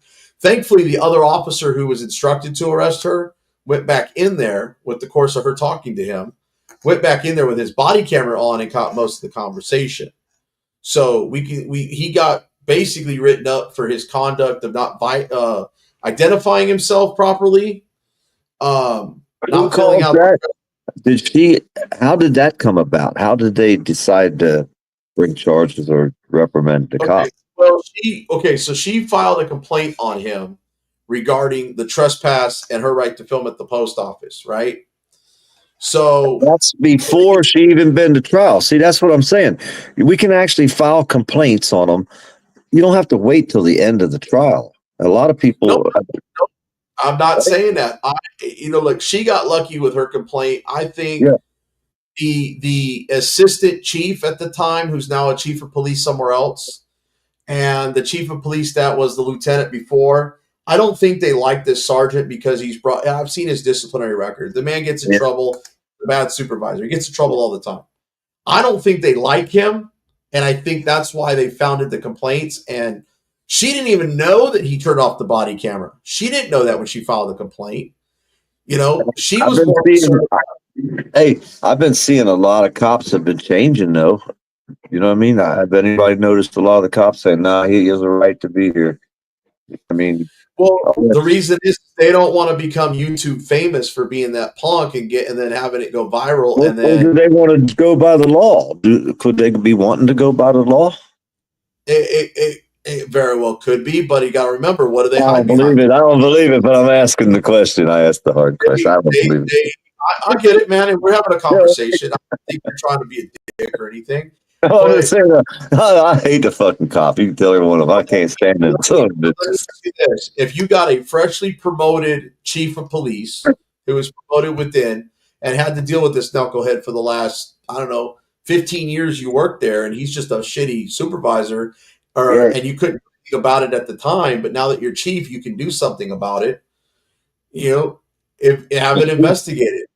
Yeah, you bring it on the department, man. We don't need no federal investigation around here, y'all. No, and some of these guys at the top, if it comes across their desk, and in her case, she also met with the mayor and the city attorney. You don't think that mayor called that chief of police and told him to fucking handle this? Yeah, I believe that. Now, that's what Let's OTVO and Brick Jonesy was doing. Now, I don't know. I know you don't care much for Brick with the way you went at him. Oh, I don't even know him. I don't have no dislike for him at all. I love to have a debate with him, man. I don't get angry out here. I don't never get angry. I love having a good heated debate. I didn't say you hated him. I just said you didn't care for him. But I don't know him. I don't even know him. It's not that I don't care for him. I don't know him. Well, he's got a long story that stems into his videos where he just got him and Let's OTVO got trespassed out of Albuquerque Police Department for asking questions. Yeah, I heard him saying that. Yeah. Okay. I was saying that there's so much going on out here, man. You can't keep up with everybody. I know, and we were making phone calls on the live stream trying to get a supervisor down there because that officer was so upset and angry at the camera why him and Let's OTVO were sitting there on a bench being claimed that they're now being detained for pushing a button trying to get help to try to get a meeting with the chief of police, that this guy took it upon himself to make him leave instead of getting a supervisor. And his veins like literally popping out, and we're literally making calls to ABQ dispatch, letting them know that we have an officer escalating this situation so bad on a live stream that they need to get a supervisor down there. So they kick him out of the building and trespass him for 90 days, nothing in writing. They say, fine, we're going to go over to the mayor's office. Now, they've had encounters with the mayor's office and dealt with this previous soft swatting from Florida to Albuquerque following Brick, okay? To nobody, they're trying to get this call that was supposedly placed that everybody claims they don't have a record of. So they're, and then it goes into a lot further detail. You have to watch their videos. But anyways, they go next door to the mayor's office. Now they're calm, mind you. The minute they leave the door, it's like a light switch. They're calm again. Not a big deal. And they go over to the mayor's office up on the 11th floor. They dial a little phone because there's nobody there, but they got a little phone. They say, we want to meet with somebody. They said, okay, it'll be a few minutes. They said, okay. So they're looking out the window, videoing and waiting for somebody to come out and meet with them. All of a sudden, the same 5 cops show up. And they're trying to tell them they're detaining again because they're being trespassed out of the police station, which they were already told that they were trespassed for 90 days. Now they're demanding IDs and detaining them and telling them that they're not free to go, and that they're going to be trespassed out of the mayor's office. They're like, dude, we just talked to somebody. We're waiting for them to come out to do business here. And so finally, as they're being forced to identify under threat of arrest, the guy from the mayor's office that they've dealt with before comes out and is like, well, what the hell's going on here? And they're like, well, we're being detained and trespassed. And like, well, here, just call me. We'll set up something with the mayor. Da da da da da da da. So, anyways, the guy goes back in, lets the cop finish up, and 3 of the female cops leave, the supervisor included. So there's 2 male cops. The second cop that's there is just being rude and a dick and everything else. And so the first cop is taking forever. I literally think it took 30 or 40 minutes to get their IDs, run them, and write two trespass warnings for the police department. Then they're like, well, dude, we're here. You can leave. They're like, no, you guys need to leave for the day. So you're threatening to arrest us. What happens if we don't leave? So basically, they weren't trespassed from the mayor's office, but they were threatened to, under threat of arrest, to leave for the day when they haven't even caused a disturbance at the mayor's office.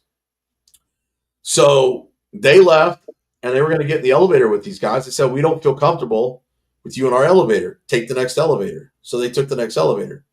But they ended up leaving. And again, it's Albuquerque PD. Why did they stalk and harass them and illegally detain them the second time? Why couldn't they write the trespass if they're going to do so at the police department, where they had the 5 cops in the lobby?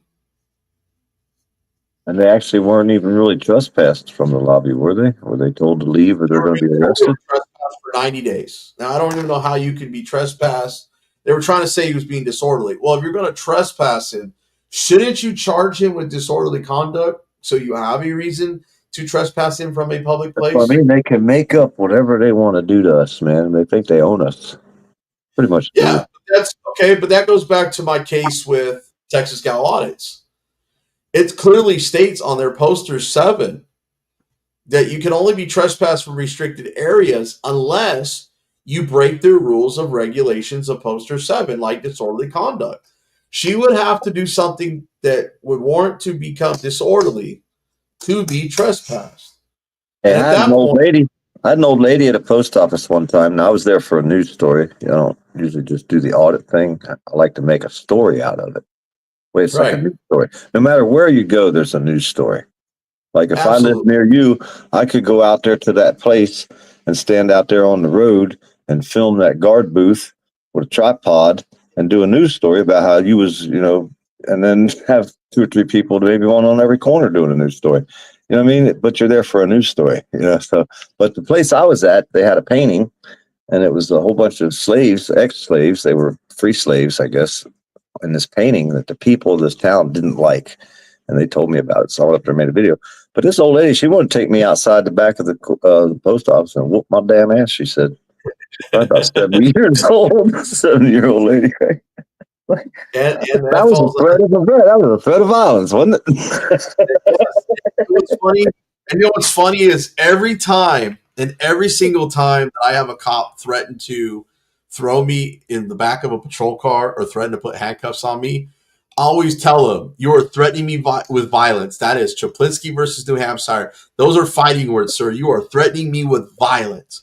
And you know what's funny is every time I've said that to a cop that's threatened to put me in the back of a car, they've stopped and thought about what they just said.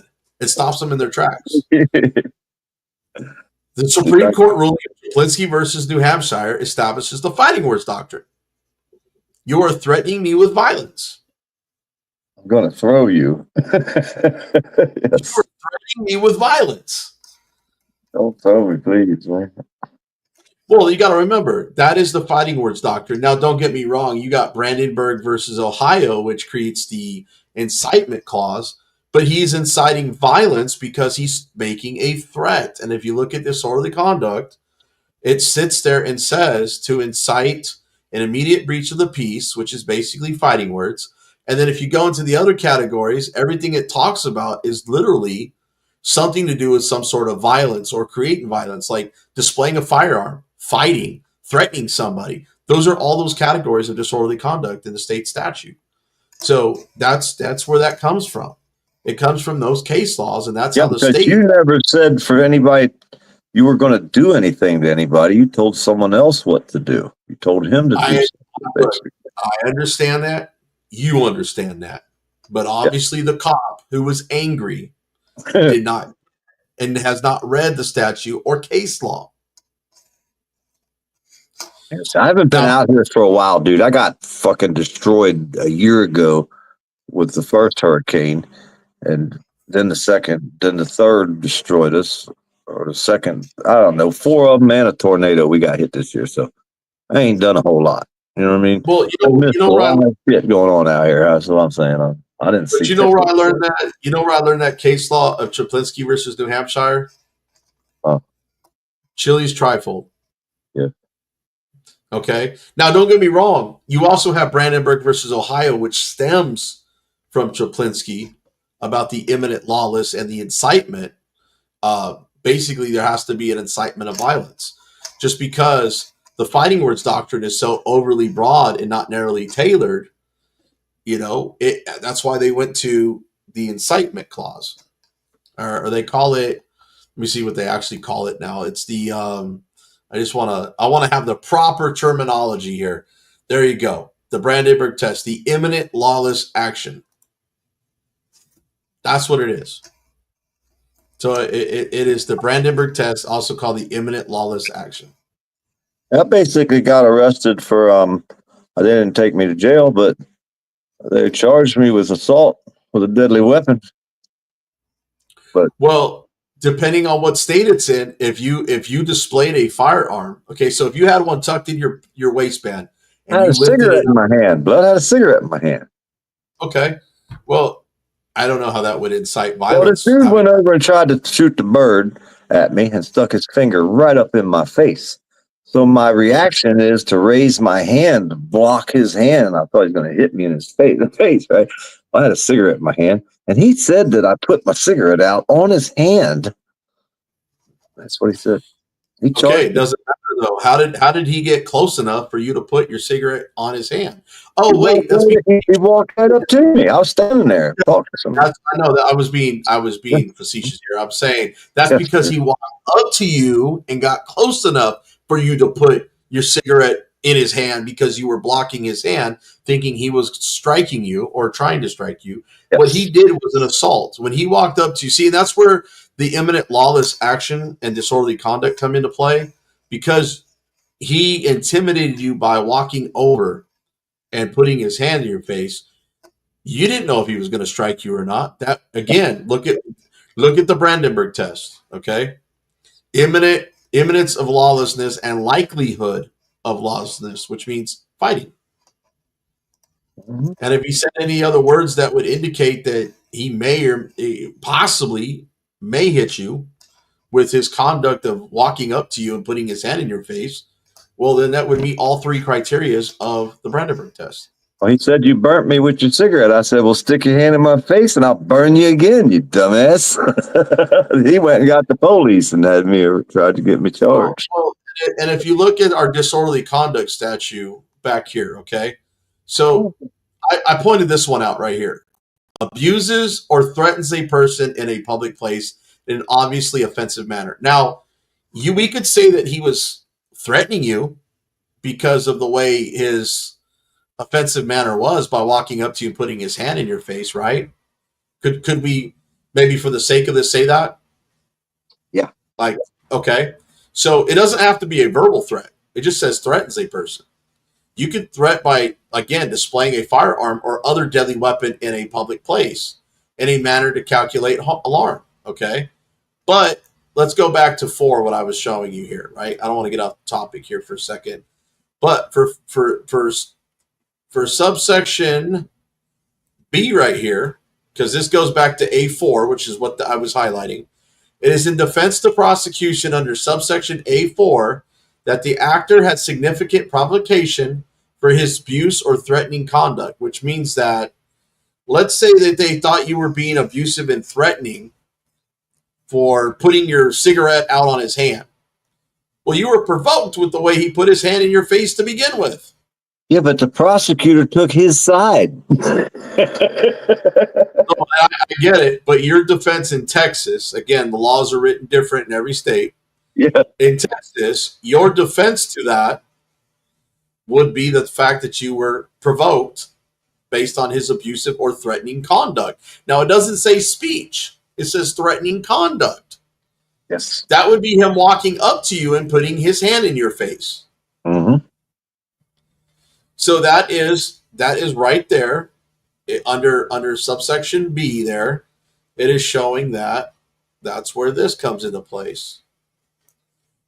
Abuses or threatens a person in a now it doesn't say by speech or conduct or anything. It just says abuses or threatens a person in a public place. Now that security guard threatened to call Uber and threatened to call the police. To me, that's still a threat. So anything I did in my defense, had they actually charged me with that, I would have had provoke for his abusive or threatening conduct. But they're trying to hit me with this for language. Now, they're not hitting me for intentionally. They're hitting me for knowingly. That's where the law comes into it. If I intentionally did it, they would have to prove to that at a higher level that I tried to intend to incite violence.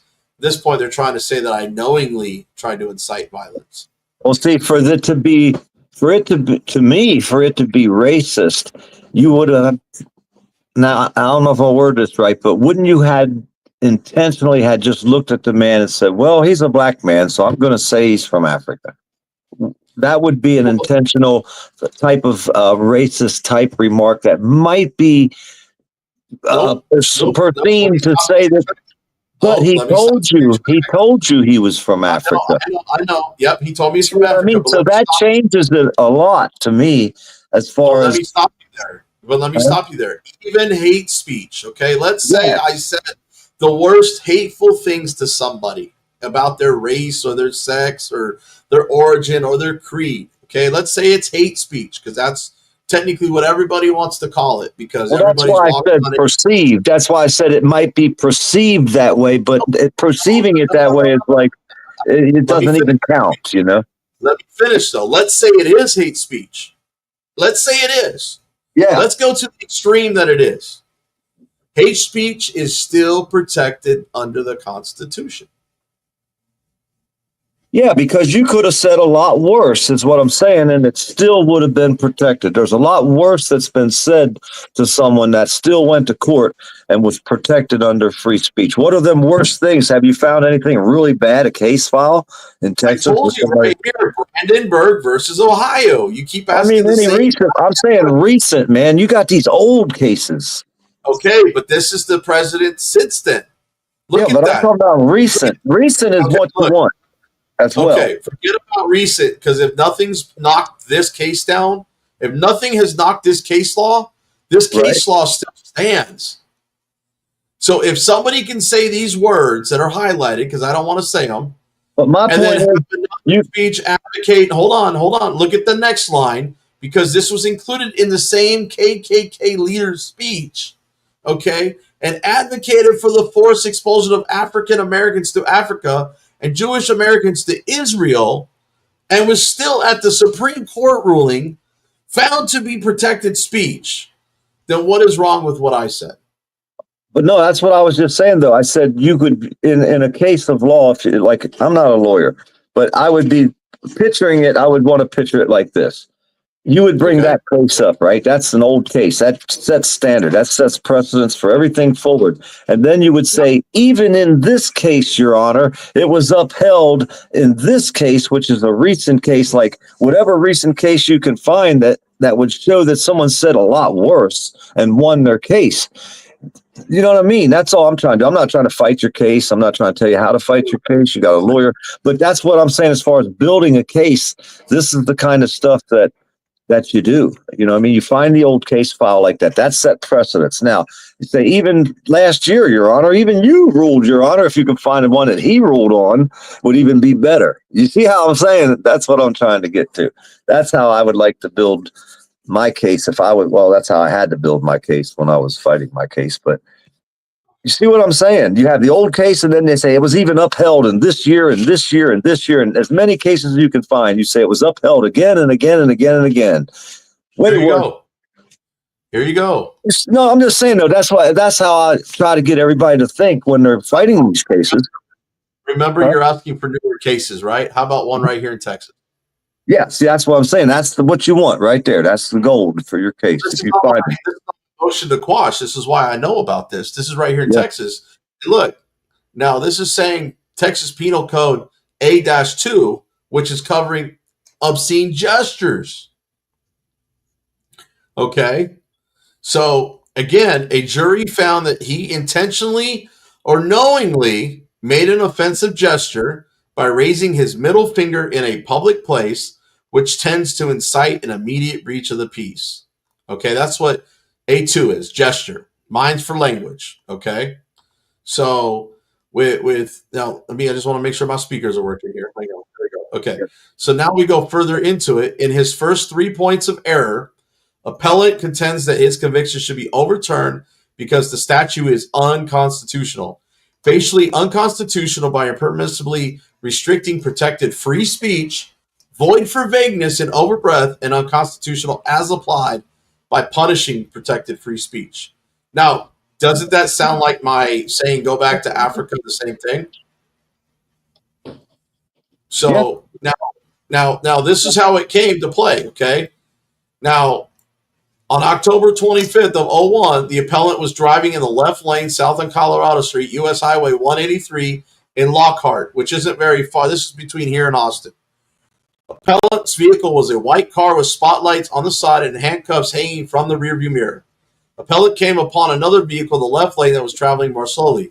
There is nothing in the record to show that other persons or automobiles were present. Appellant proceeded to tailgate the car, flash his headlights, and motion for the car to move into the right lane so he could pass. The other vehicle was driven by a 22-year-old John Prestano, a jailer with the Caldwell County Jail. His wife, Robin, was a passenger. Prestano, thinking he was being pulled over by an unmarked police car, moved into the right lane. As appellant passed Prestano's car, he allegedly gestured with his right, raised his middle finger, or shot the bird at Prestano and his wife. Okay? So Prestano, who testified the incident, made him angry, which is the same thing that's on my police report. Okay? It says it on my police report, those same words.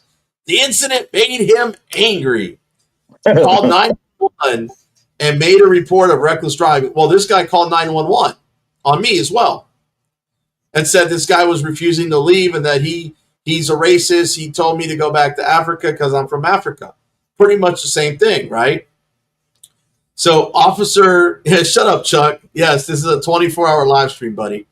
Officer James Cohen with the Lockhart Police Department responded to dispatch and pulled the appellant over soon after the call. After speaking with Prestano, who had been called to the scene by the dispatcher, Cohen issued appellant a citation for the Class C misdemeanor of disorderly conduct gesture. Not language, but gesture. Appellant pled not guilty and initially waived a jury trial and counsel. He later retained counsel, and in a one-day jury trial on October 2002, he was found guilty of the offense of disorderly conduct and fined $250. This is starting to sound a lot like my case, so I'm just saying. Yeah. Now, after this conviction rests upon the unseemly gesture alone is clear from the charging instrument, which is what my charge was. It's that complaint, that criminal complaint I was talking about. Thus, appellant was not accused of threatening or otherwise endangering others on the road, or of reckless driving or tailgating, nor does the state contend that the conduct is obscene. Appellant was charged solely with disorderly conduct by the gesture of extending his middle finger. In his first and second points of error, appellant contends that Section 42.01A-2 is unconstitutional on its face because it permissively prescribes rights of free speech and expression protected by the First and 14th Amendments to the Constitution, Article 1, Section 8 of the Texas Constitution, and is also vague and overbroad. Ordinarily, we do not reach constitutional issues unless necessary. We will nevertheless discuss these points of error in the interest of fully addressing the parties' primary arguments. So before addressing the substance of appellant's constitutional claims, we conclude that we do not need to address appellant's Texas constitutional claims. Appellant has proffered no argument or authority concerning the protection afforded by the Texas Constitution or how that the protection differs from the protection afforded by the United States Constitution. So basically, this guy had his shit overturned for flipping somebody the bird, which is basically telling you to fuck off or fuck you. Because there was no immediate breach of the peace, clearly defined, this was overturned. Yeah, because you're allowed to shoot the cops the bird too. That's pretty much been well established. It goes, but in this case, it actually talks to look at what I already brought up. Cohen versus California. Fighting words. Okay. So now it says are one such class which are personally abusive epithets, which when addressed to the ordinary citizen are a matter of common knowledge inherently likely to provoke violent reaction. Okay. So it didn't do all that. And it's got all these other case laws that go with Coggins that stem from it. But basically right here, it goes down here and it shows that appellant was intentionally and knowingly made an offensive gesture in a public place that tends to incite. They have to meet all those elements, which it did not. 2 of the elements were not an issue out of those 5. So extending your middle finger right there is not one of them. And it did not intend to incite an immediate breach of the peace. So those are the 2 that it did not reach. And what did it say right here? What did you think of that gesture? How did it affect you? I was angry and scared and upset all at once. Okay. Do you find that gesture offensive to you, ma'am? Yes, sir. How long did you stay upset about this? A few days. Made me upset, maybe 2 or 3 days. Now, we all know that's not correct. We all know she lied about that. But go ahead. I know you want to jump in here. I'm just saying, man, we got to worry about hurting people's feelings now. We're going to lose our constitutional rights to free speech because somebody's feelings got hurt again. Yep. This can't be allowed. We have to fight these kind of cases. If they're going to arrest you for it, you got to go all the way through it, I guess. If you look at the police report, it clearly states that he talks about how the witness said it made him angry, and he called 911, and how he found it so offensive, but he never said that I used the other types of language. He just said he felt offended, which is exactly. And then look. If you look right here, I brought up the case law of right there, Chaplinsky versus New Hampshire. This is where all of you got to remember, this stuff all stems from this stuff. Yeah. If you go back, Cohen versus California with flipping you're the bird. one of the few people I've seen doing this, actually. I mean, there's not a lot of people out here going over these cases and reading these laws because these things that you're reading go for a lot of people out here, not just your case. You know what I mean? Well, yeah. I mean, look, you know what they did to one of those guys in the courtroom? They arrested him, took him to jail from his garage for disorderly conduct, for playing loud music, and charged him with public intoxication for a separate charge. Now, why was he in the city court and not in county court for both those charges? Oh, wait. Because he got a day in jail, which both those things at Class C don't offer any jail time. Okay? They offer 2 fines. He took a plea deal. It's probably because on the noise ordinance, they probably didn't do a decibel reading to make sure that he was actually playing it loud enough that he was over there violating the city municipal code for a noise ordinance, which is clearly defined in the statutes because I looked it up, and public intoxication when he wasn't in public. He was in his garage on private property. He wasn't on the sidewalk. He wasn't in his driveway. He wasn't on his front yard. He was in his damn garage, for crying out loud.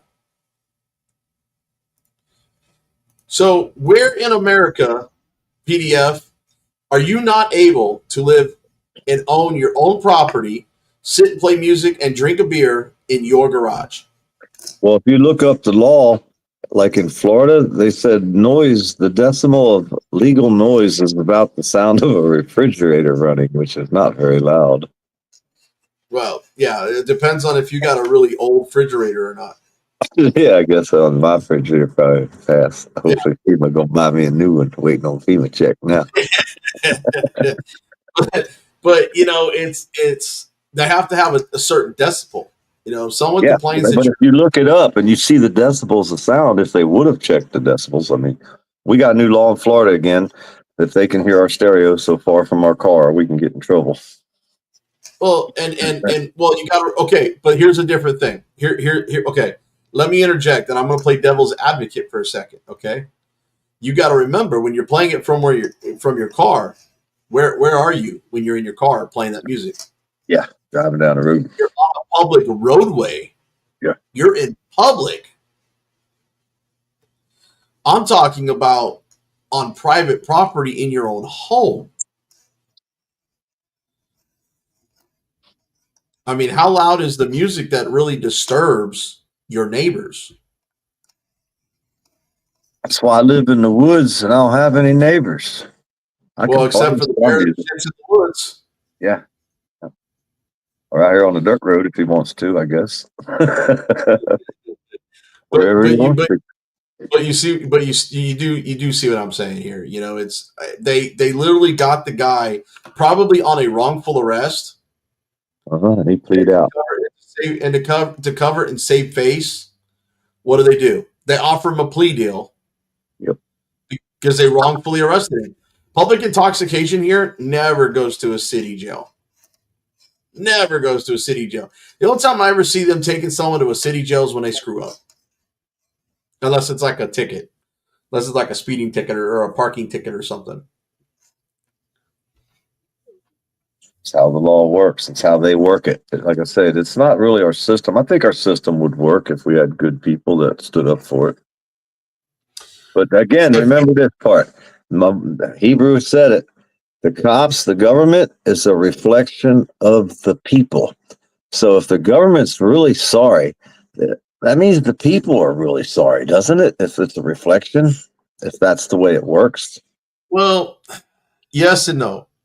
We obviously vote in the best candidates at the time. We vote in, and we think they're trying to do. Like I said this earlier when we were talking about intent on doing good when you get there. The only problem is once you get there, you want to stay there. You want to stay in that power. You want to stay with that money. So what do? You make a deal with the devil at that time to stay there. And then you're not doing good things anymore. And hey, that Hammer could have been rich, but he comes out here every once in a while and talks to us. He's a pretty smart dude, but he could have been rich, man. He could have fell right in with that shit. He stood against it, man. He was a good guy, and he walked away because. I'm not saying all of them, though, man. But that's what I'm saying, though. That's the kind of people we need in here. How can we make a difference if we don't get that kind of people there? We know a lot of people go in there and going to go for the money. Hell, if I was sitting around a stack of money like that and nobody knew it was there and I was a cop, I'd pocket that shit real quick, too, boy. I'd be right up in my damn vest. I'd be like, what $100 bills stacks up? I didn't see them nowhere. Hell yeah. You can't, broke ass cop. You know what I'm saying? Well, look at Keebler. She put something up there. Let me look at this real quick. Now this is a law group. The case of Galveston Michael Myers. Well, that's just funny that the guy's got a serial killer's freaking name. But Michael Myers is a serial killer? I didn't know that. That's See, and it says like this. Okay, so in the state of Texas, a Class C misdemeanor for disorderly conduct refers to behavior such as the following. This is a law office like putting this up there. Abusive or profane language, offense gestures in public such as the middle finger, foul odors in a public place. By the way, that's on the disorderly conduct statute, that foul odors. Threatening another person in a public place, loud noises in public other than at a sports shooting range, mutual fighting with another person in a public place. Now, obviously, these guys don't know the true statute because they would know that. I mean, unless they're just trying to get clients that have been arrested for that stuff. But let's see. Okay, so we go to disorderly conduct, the case of Michael Myers. Okay, let me go ahead and put this into the chat, or not in the chat, but into Google here and see what pops up. Yeah, I like reading these case files. People get bored with these case files. I used to do these case files years and years ago, right? And my battle was the Fourth Amendment violation. You know what I mean? That's what I stood against, the cops violating the Fourth Amendment on so many people. Because we really don't have a Fourth Amendment. I found that out. So what happened was a lawyer dressed as Michael Myers arrested on Texas beach. That's what happened. Someone called 911 when they saw attorney Mark Metzger dressed as the serial killer from Halloween film franchise, Michael Myers. A police department spokesman told Galveston County Daily News. I really want to know who the cop was that arrested the guy, because they probably don't work there anymore. Someone called 911 when they saw Metzger dressed for. Okay, Michael Myers, a police department spokesman, told Galveston County News. They said he was wandering in the sand with what looked like a bloody knife. After handcuffing Metzger, officers realized the knife and blood were fake, according to Sergeant Stacy Papillon. He was cited with disorderly conduct and released from jail. So Metzger, here, let me try to share this thing. This is the picture. Look at these images, bro. Yeah, we'll be talking about now. Cops arresting Michael Myers. That's funny. Metzger later posted on social media that he was fuzzy as to why he had been arrested, writing, "So if taking a silly walk down the beach during a storm in a costume and subsequently being arrested for disorderly conduct accomplished any of that, then I'll do it again all day, every day." So he beat the charge. But see, here's the thing. He didn't beat the ride. He didn't beat the ride. You're right about that. But what I am saying is, where did it incite violence? I mean, maybe the knife that he's got behind his back here being displayed could maybe follow that disorderly conduct statute. He wouldn't want to do that shit in Florida, probably. The police would tackle his ass. I saw it wasn't even Halloween, but I was driving, I think, somewhere in Plano, Texas, or Garland. This was a couple years ago. I literally watched somebody with the whole Michael Myers outfit literally walking across the street and acting like Michael Myers. And I was like, dude, that dude is weird. This is some freaky shit. But I was laughing. About it. It's like, it wasn't even Halloween. I'm like, it's got to be some sort of prank. I'm literally. You see how they do the armed fishermen down here in Florida? You see how they do him, don't you? They don't care. Any weapon's a weapon down here. I mean, they don't care. And I'm laughing because it's a prank. If people's feelings are going to get that hurt, or it's going to it's like that's the whole point. I mean, it's like, okay, so I'm filming outside of a bank and the cops are called. Doesn't that raise an alarm? Wouldn't that be disorderly conduct or falsifying? I wouldn't even say falsifying alarm. PDF, you can't walk the street with a firearm and fishing pole without getting tackled by the popo. Yeah, ain't that not allowed in Florida? No. Well, you are allowed to walk down the street with a firearm and a fishing pole as long as you're going to and from a sporting event or a fishing place. Yeah, hunting, camping, fishing, yeah, all that. But the police, they just won't accept that. They just have this problem with a man, especially a man of color. Well, because when they call in, I'm sure they say that.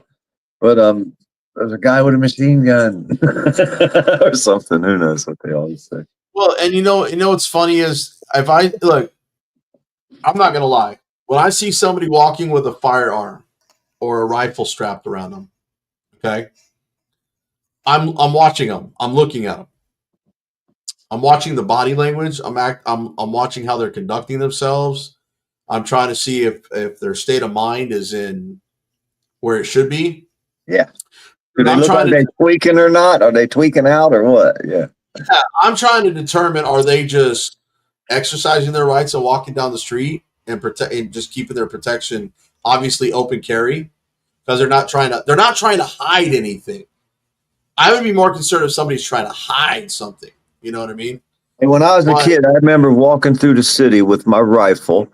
I would have my orange vest on, my orange hat with my hunting tag hanging off my hat, you know, and I would see cops go by me. Now, remind me, I'm walking through a city, which not normal people carry rifles back when I was young and, you know, I mean, many, many years ago. But I would see the cops hit the brake and I would ignore them back then even because I wasn't doing nothing wrong.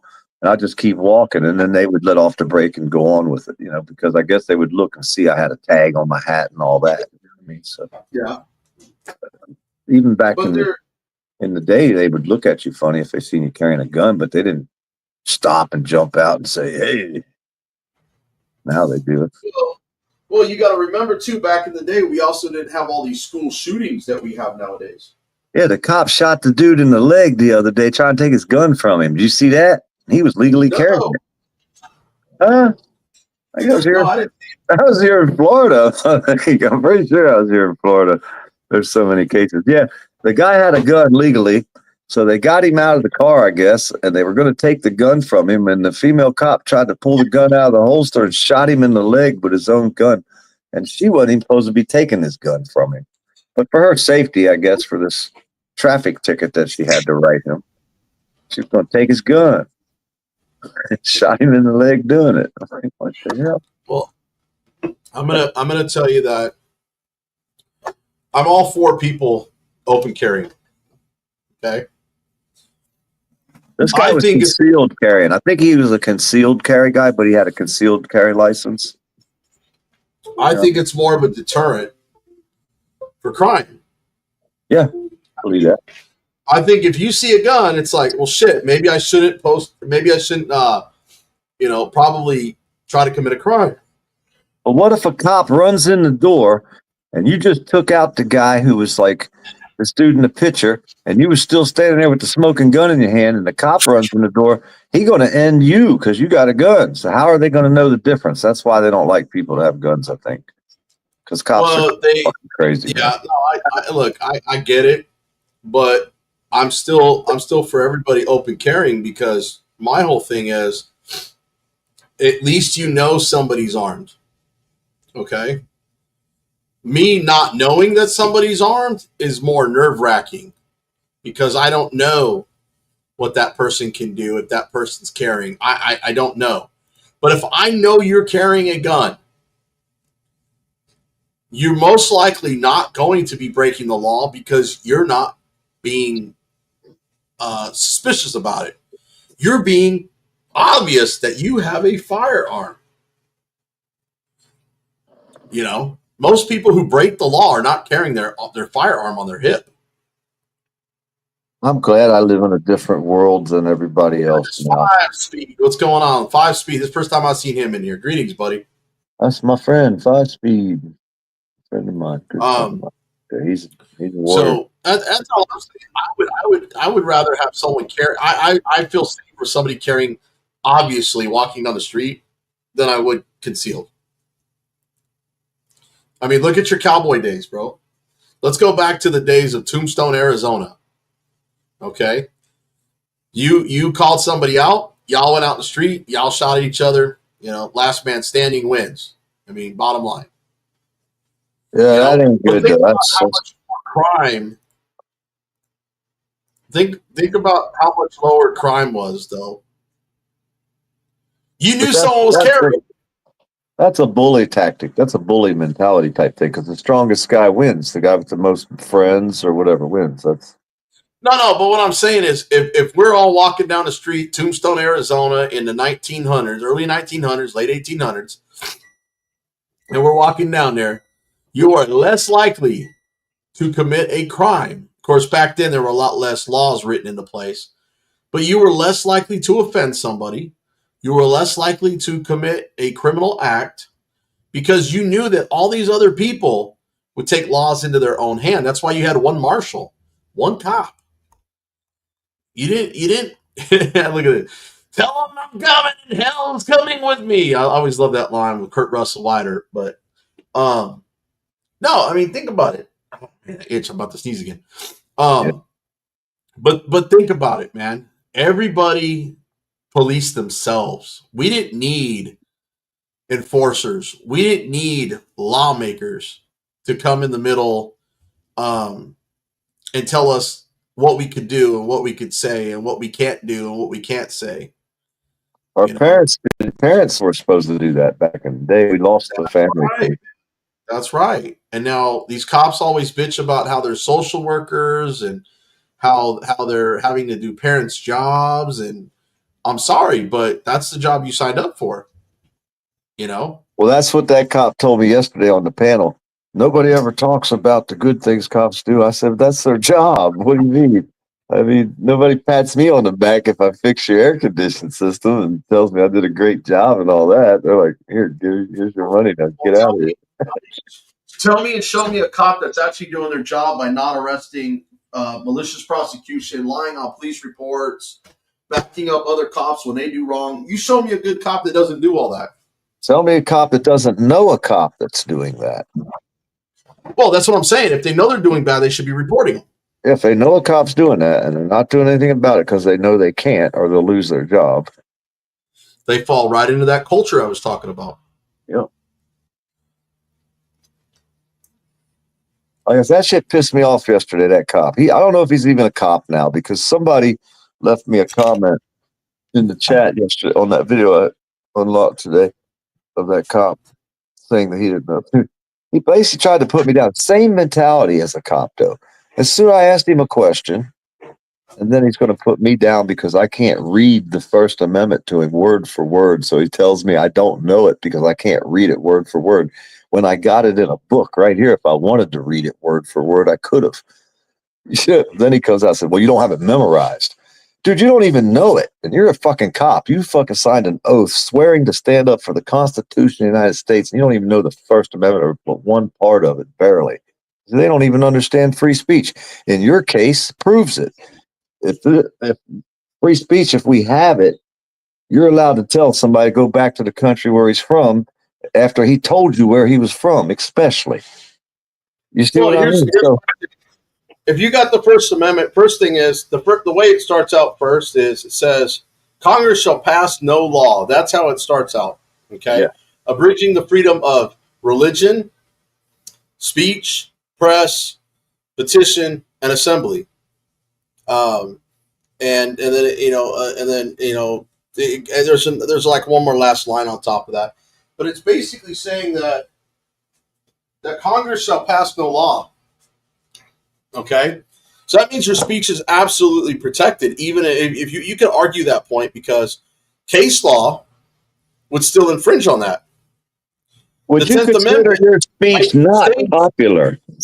Well, what I'm saying is this. Look, check this out. If you want to look at it as an analytical perspective, it says Congress shall pass no law. Okay, the minute Congress writes in Supreme Court case law, well, technically, I guess Congress would be passing that law, not Supreme Court. Supreme Court passes a law. I guess that's not Congress. But when Congress gave the 10th Amendment right to the states and allowing states to make laws, at that point, they can't make laws that infringe on your speech, religion, assembly, press, and petition. And they have. Yes.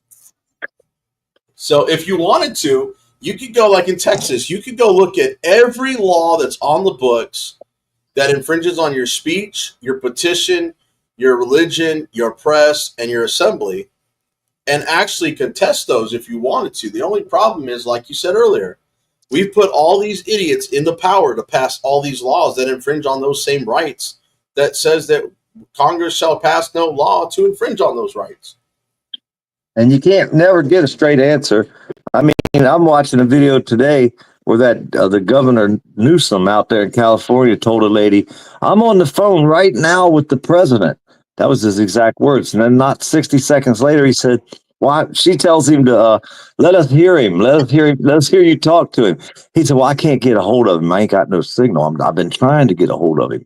He basically lied on the news, man, right there on the camera today, in front of everybody. He said he was on the phone with the president right now. That was his exact words. 30 seconds later, "Well, I can't get a hold of him. I've been trying to." How are we going to get ahead with people like that in charge? And now he's in charge of the whole goddamn state of California. Yeah, How you going to do anything better anywhere else? Shit's outrageous. How do you fix it? Like I always tell 5-Speed, that's we know all the problems. We've been talking about them for years. How do we fix something? We get rid of the bad guys. We get rid of the bad ones. You fix it by cleansing all the shit that we've had there. So that's what I want to do. I want to be able, if anybody has any problems in Gainesville area and they get a hold of Blue Steel or me and tell us they had a problem, we have to pay for this stuff. We don't have no money. We don't get nothing from nobody, right? So, but we come up with the 40 or 50 bucks or $100, whatever, once in a while to get a body cam. If someone tells us a story and it all adds up to prove they did something wrong. And we figured out we can get these under investigations. We can get internal affairs investigations on these people once we get the right evidence. We don't have to get arrested. We don't have to leave the house, and we can make them accountable. You see what I mean? To the point where when they do something wrong, they're going to hope we don't file for that body cam, because we're going to expose it to everybody. And that's pretty much what we can do as far as not having money for attorneys and bond and, gas money to run all over town and do all the crazy shit everybody does. But I used to do all that shit back in the day. But you see what I mean? That's how we can make a difference and clean up our area. And we're doing it right here in our home area. We're not driving all over the country. We're cleaning up our own backyard first. And if we all did that, if every single person out here only focused on the area where they lived and had 2 or 3 people back up, even maybe, depending how big area you are, that's how I think you could clean something up. Well, you got me, Carolina, and Mata all in the Fort Worth area. We're literally attacking Fort Worth. What about old Justin Pulliam? Justin Pulliam down there in that Fort Bend, Houston area, where because you got Harvey Freebird down there in Galveston Island Transparency down in that neck of the woods. Yeah. That's what we need more of. We need more people in the same areas and standing up for. And like I said again, if they don't get some people running for commissioners in your towns, they're going to continue to pay the wrong people off. That's funny you say that, and I talked to Carolina about that. We need to find somebody who can run on a party and back them, and they're like. They keep saying, "Well, it takes money and it takes it." It doesn't. I mean, yeah, don't get me wrong. It takes a little bit of money. They can campaign for the money, but check it out. It really don't. I mean, I'm not sure 100% on your state, but I'm pretty sure it's almost close. Hebrew Hammer ran for commissioner and won. It cost him like $6 and change. It doesn't cost a lot of money to file the paperwork. But also, what I'm saying too is you don't need to be out doing commercial. You could have people that support you knocking door to door. Yep. And getting the votes. And the commissioner's offices always have like small areas of your town. It's not like it's the whole town. It's going to be a small portion of your county or whatever.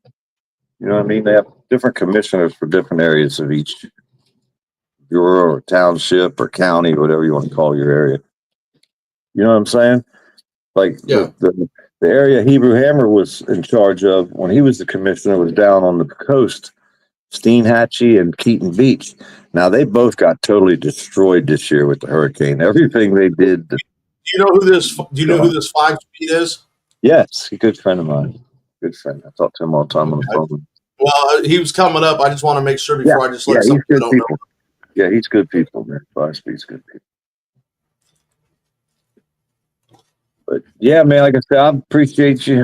I had fun listening and talking today. I hope I didn't piss too many people off, but if I did, oh well. No, it's all good. Five speed just came up, bro. He's on the panel here. Yeah, hey, 5-Speed. What up? I think he wanted to come up because you were up here.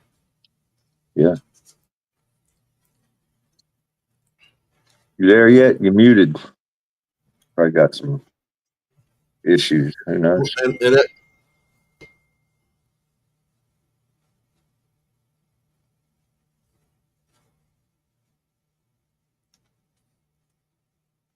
Well, one thing I always, everybody come out and said they get arrested, they get more money. And I never understood that. I was like, wait a minute. I thought you said you're doing it for, for this reason. Well, you don't get no money. Then they'll say, well, you can't get a lawyer unless there's money. You know what I mean? Involved. And then that's when it comes to the point where you're going to have to learn to fight your own cases. And that's hard to do, or, you know, I don't know. I always thought maybe you could get to the college and get somebody that's just out of college, an attorney, and maybe get them interested in, that would ruin their career probably. They'd never get. 5-Speed, where you at? You're muted.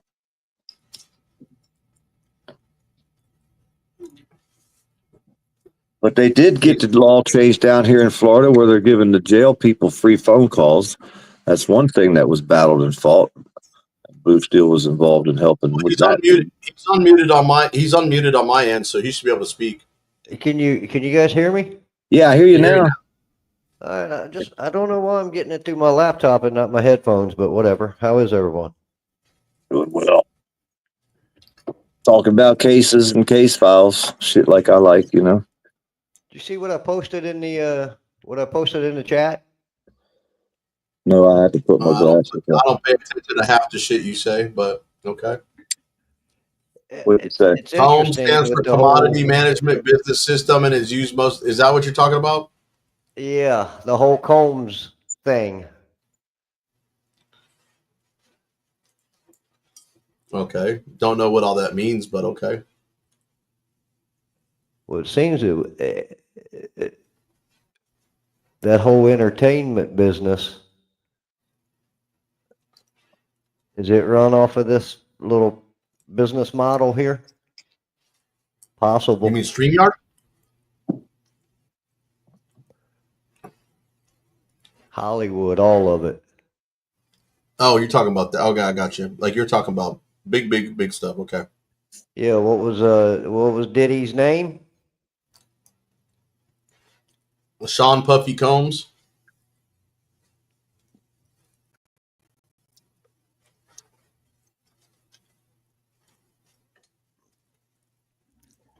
Worth looking into. Oh, you trying to say that's what the letters stand for? He's into words, man. The government words and all this, what shit means. You know, these different phrases they use. Operated, maintained base supply. Well, see, a lot of the things we don't understand. You know what I mean? Like I say, when we got to understand their words, they're talking a different language than we speak, and if we don't say the words at the right time, in the right place, and the right words, they don't have to accept them words as hearing them. See what I mean? When you said he didn't recognize your paperwork that you sent him, a lot of times they'll correct it. They'll say, "Oh, this doesn't fit it might not be the right damn size font." You have to have a certain font to file to go into these courts as well. And if we don't know their language, and 5-Speed, he goes off the chain with their language. He comes up with shit that I ain't never heard of before. So well, what's interesting here, Farmer, if you put a comma in front of that or behind that C and in front of that S, now you got OMB, Office of Management and Budget. Well, the communications is the front of that OMB, and the strategy and what's happening within the paperwork is on this side of the OMB. What's the mission at hand and where we all headed? When you gonna run for office? Have you I wanna seen shut what down what's the they office. said? How We many don't need government it. offices? They said we got 420 We don't government need it. offices, 450 government offices right now. That's what Elon come out and said the other day. That's a lot of goddamn government offices. Each And one of them got. that commissioner, that chairman, and the banking commissioner in '83, that was also he carried that name, Combs. And that school was originally Eastern State Normal School and not a university. It became a university in 1966.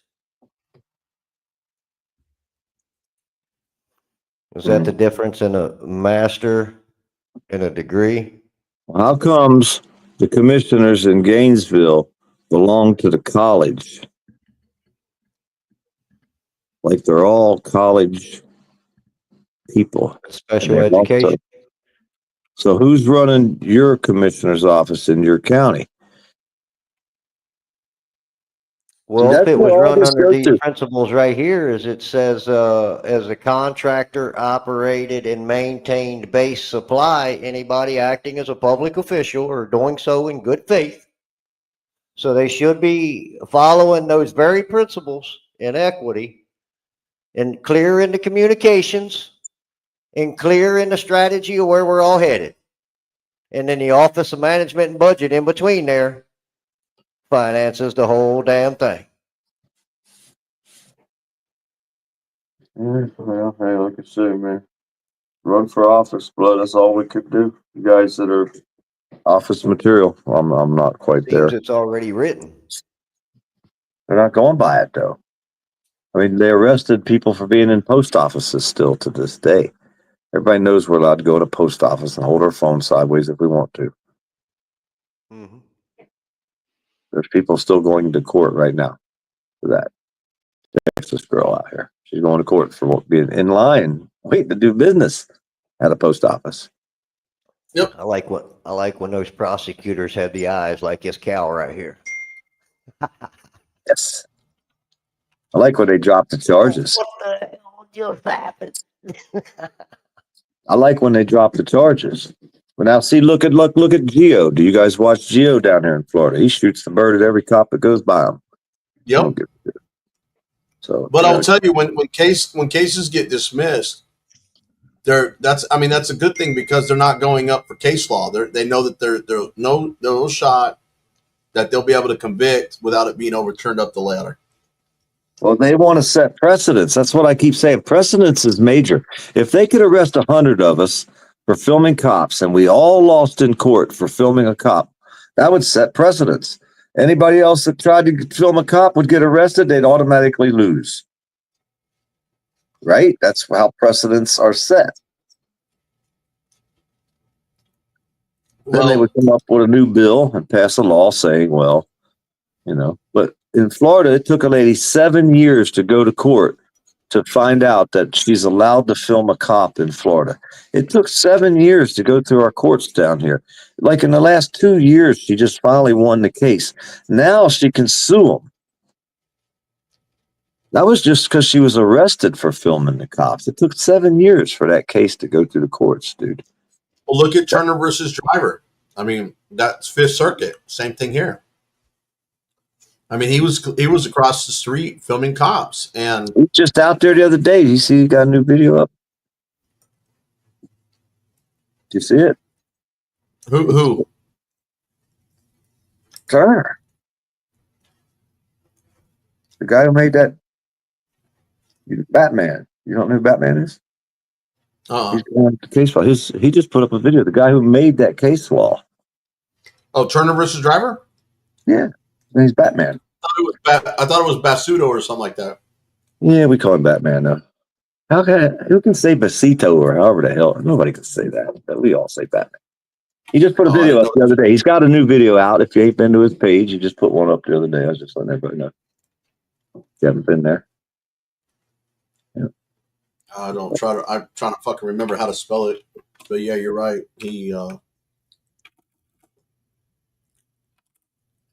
I forget how to spell it. I can't even say the goddamn name. How am I supposed to spell it? I live in Florida too long. I don't even know how to talk right anymore. The Batsui or some shit. I found his channel. Yeah. Right here. Not even subscribed to it. I know that was him. He just put up another video. He just opened a video the other day. I think he's going to sue somebody again. I watched some Oh, of you his know, I did see this video. I saw the one 12 days ago. It came through my thread that I watched. Yeah. Okay. Good. Like I say, he's major. Keep an eye on him, man. I want to keep an eye on him. Yeah, that's Philip Turner. Mm-hmm. Against Forward PDs where he made that. That's where I'm at, dude. Yeah. But you notice he got the hell out of Fort Worth. Hell yeah, I would have too if I was him. Freebird got the hell out of Dodge, you know? Yep. So did CJ. CJ, you know, I mean, these are people that get locked. I mean, the only crazy ones that have been staying here to keep getting locked up is Carolina and Mata. Yeah, somebody got to be a thorn in their side. Well, they got a third thorn. They got me now. Yeah. Hey, like I say, filing the paperwork, that's the trick right there. Filing paperwork. Problem is I don't sit here and just take arrest after arrest after arrest after arrest and then try to beat charges and get convicted and get some charges dropped and that's as far as I go. I mean, I file complaints and dude, they're getting founded. I mean, this one that I have is going across the chief's desk. Somebody could get fired or I mean, at least suspended for fucking some time, man. Yeah, but see, the main thing is like with your case, you weren't doing an audit or a cop watch. You were doing business. You actually suffered loss from this. You know what I mean? Yeah. You lost the trolls on YouTube. That's why I said you never talk about an open case on the internet because look what happened. You know, I mean, a lot of people. my whole thing was I was doing that live, bro. That's why people saw it. Yeah. And the troll channels ran with it. I had a mod while I was in the back seat of the patrol car that marked it private. So that way nobody could see it after I got arrested. Yeah. How'd they do that? Because they were a managing mod. I had it so they had permission set so they could change it. Oh, they can do that? I didn't know they could. Managing mods. I only have a couple people that are able to do it. I know. I got Keebler's my managing mod. And No Justice, too. And a few others. But I didn't know what they could do or not. You know what I mean? They've got it specifically. They've got orders specifically that if I go into handcuffs, you make the phone calls, you get the word out, but you privatize the video. And download it, too. Don't forget to download it. And the reason I say make it private is so the trolls can't get a field day, and it's locked onto my YouTube channel. So if they take my phone, yeah, but download it too because it'll disappear off of YouTube. No, it won't. Yeah, it will. They have in the past. Okay, but I use StreamYard, buddy. I record my shit. Man, dude, the government's crooked. They took the video off my buddy's page when he was up there in Washington at the January 6th thing. He filmed the whole beginning of that live, sitting right on the wall. What I'm saying though is when you do StreamYard, it's being saved in two places. Yeah. It's being it's being recorded on your StreamYard and it's being recorded to YouTube at the same time.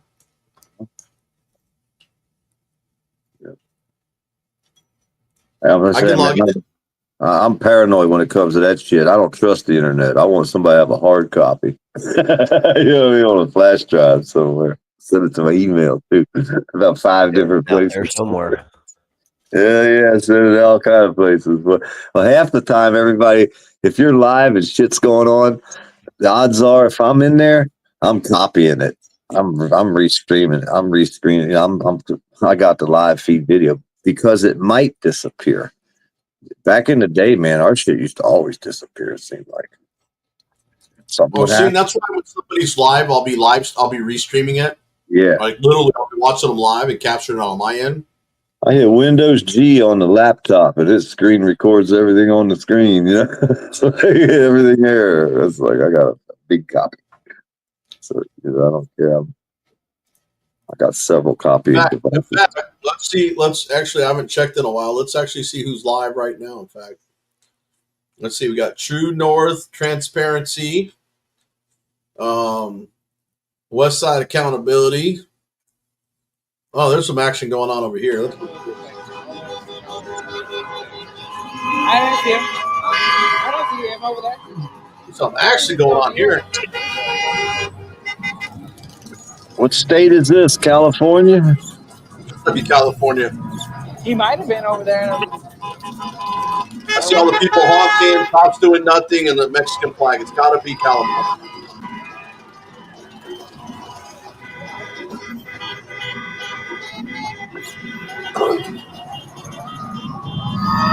Hey, Desert Girl, welcome in. Lemmy, hello.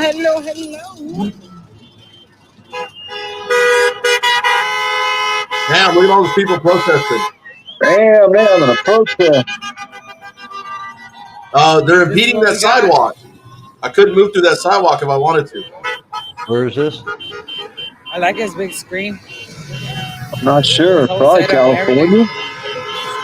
I like his whole setup and everything. Oh yeah. We've got a good deal going. Oh yeah. Here, let me find out. You'll be able to see the chat and everything. Yeah, he films first responders. Oh, okay. Oh, that's what brought about here. I guess so. Yeah. I'll be sending a message. Let's find out where he's at. Woo!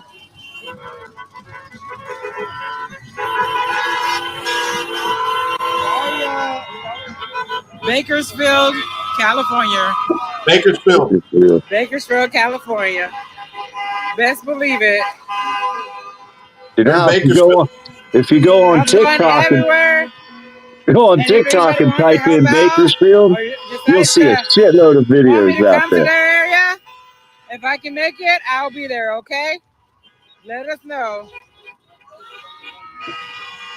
Or let me know.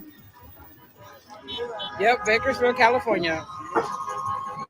This is where it's at right now. Oh, sorry. Bumping them. This is where it's all at, you guys. Everybody should be here.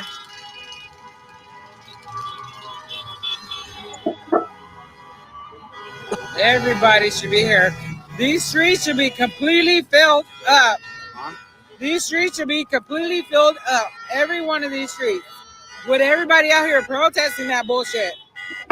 Everybody should be out here. Everybody.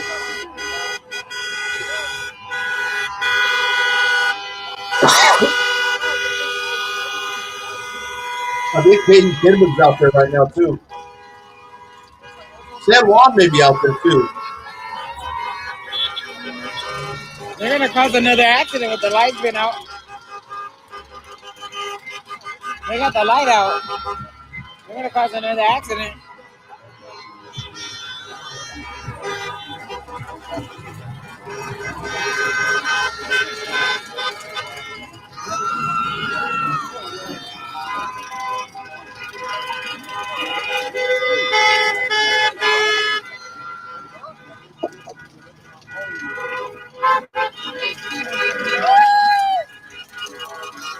Thank you, Krista. Thank you very much. 48-hour drive for you. We'll get here. Where are you at? No, website. Keep getting out there. Oh yeah, you gotta get out here. Hey, protest. You're just a super fan of Westside.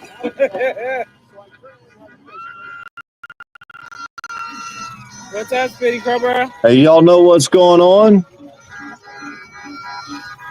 They're just protesting. Probably that San Juan. Nah, Here, let me.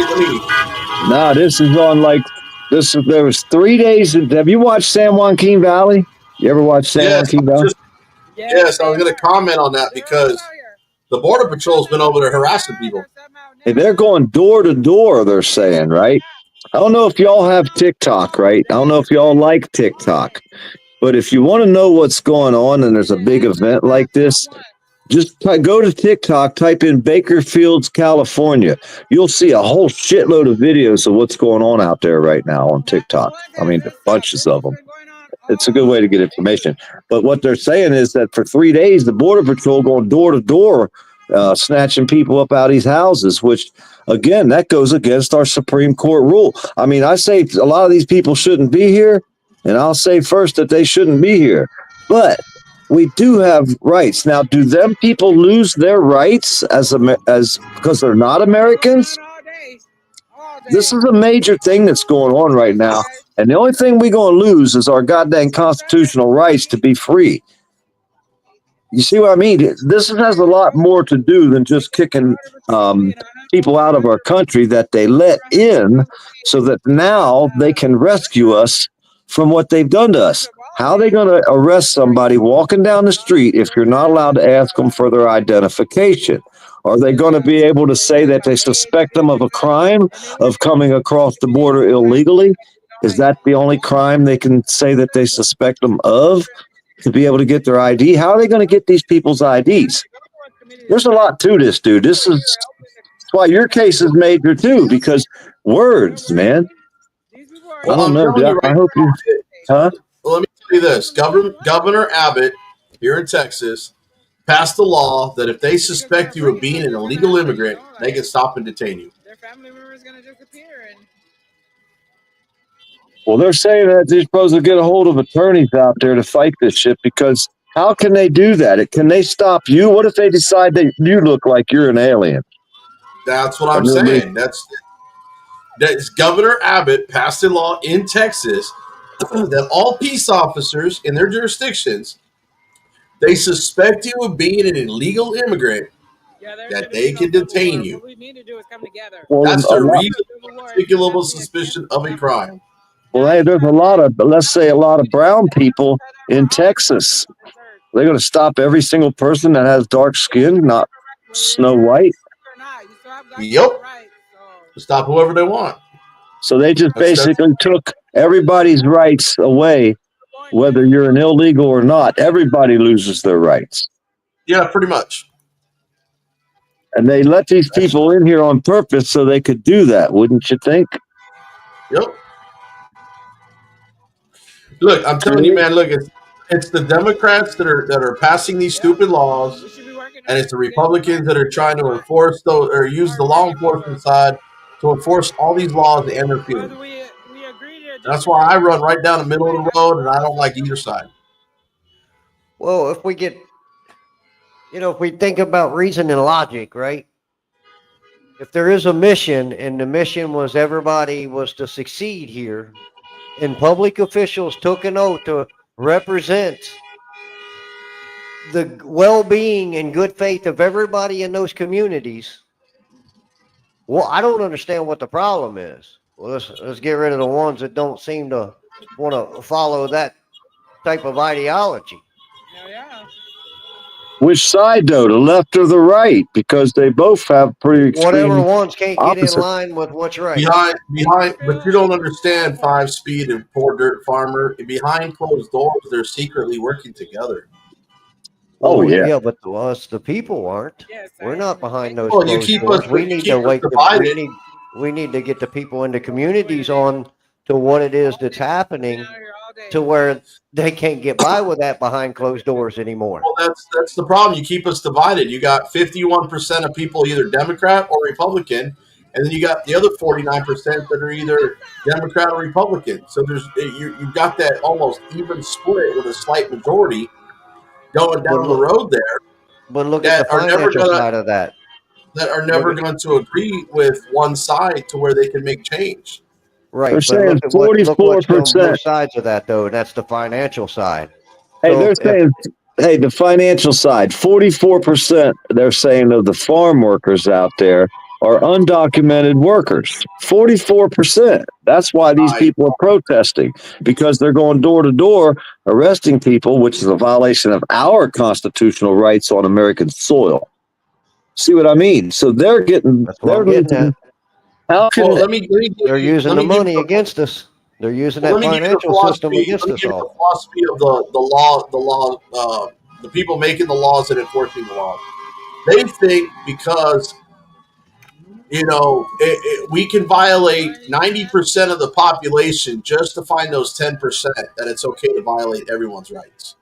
Yeah. The problem is it's not okay to violate anyone's rights to find out who the law violators are. You need to do that the legal way, or else everybody goes to jail. But I if think the little I old think it's a ladies are going huge to say, problem. hey, I want to feel safe, so I'll give up my rights so that we can be safe. And that way they can go ahead and just arrest everybody. That they can check your I ID. ain't giving That's up the rights and I can still be safe. It's called being armed to the teeth. Yes. Like I Fuck said, I all always you go back to people coming to my house. Well, that doesn't necessarily mean with a weapon, though. I mean, you could be armed with knowledge. No, but I just said armed. I never said with weapons. Yeah. But I mean, with the way society is armed. now, I that's what said armed to the everybody. teeth. Look at all this going on here. Armed to the teeth, buddy. Read it how you want to read it. Yes. That's it. I always say all the time, I'm only responsible for what comes out of my mouth, not what one understands. I'm responsible that comes out of my mouth and out of my barrel. That's it. So is it right for these people to run around door to door arresting people, even though the people they're arresting? No, because how many people are they violating coming to their doorstep to get to the ones that may not be legal? Yeah, well, I'm saying. You Hey, claim that it's... Who's that with the beard right there? Is that, what's his name with the beard they just showed? I don't know who that is. Who's But that? my whole point is you're gonna claim that it's 44%, but you don't have any solid numbers. No, I'm saying that's what they just said on this news clip I just watched. That's what I'm saying. Where are they getting their solid numbers of 40? That's a speculation. Well, they're saying that the farmers club, whatever it is, the farmers, whoever's behind this, they're all wearing red shirts. They belong to some farmers. Okay, but let me ask you this. They're saying that 44% of them are undocumented. Well, then how did you get that 44%? You have to document them that they're not documented somewhere. Well, no, that's why I'm saying that's why they're protesting. That's an oxymoron. They're saying that 44% of the people that we've documented and investigated are undocumented. Come on. Get the fuck off that shit. That's just their excuse to saying that we're being overran by illegals, and then we're going to go ahead, like Five Speed was saying, we're going to give up your rights to go door to door. Yeah. But they're not looking for illegals door to door. They're looking for they're going to get the people. They're going to get the people to ask them to do that. Please do that. Please put a chip in my hand so that I can get through the door and pay for my lunch. They get the people to beg for it. You can't take their rights away. You got to get them to want you to. And then they'll pass bills and laws to get away with this, right? The same way with being able to come in our houses and not tell us we're here, that they created after 9/11.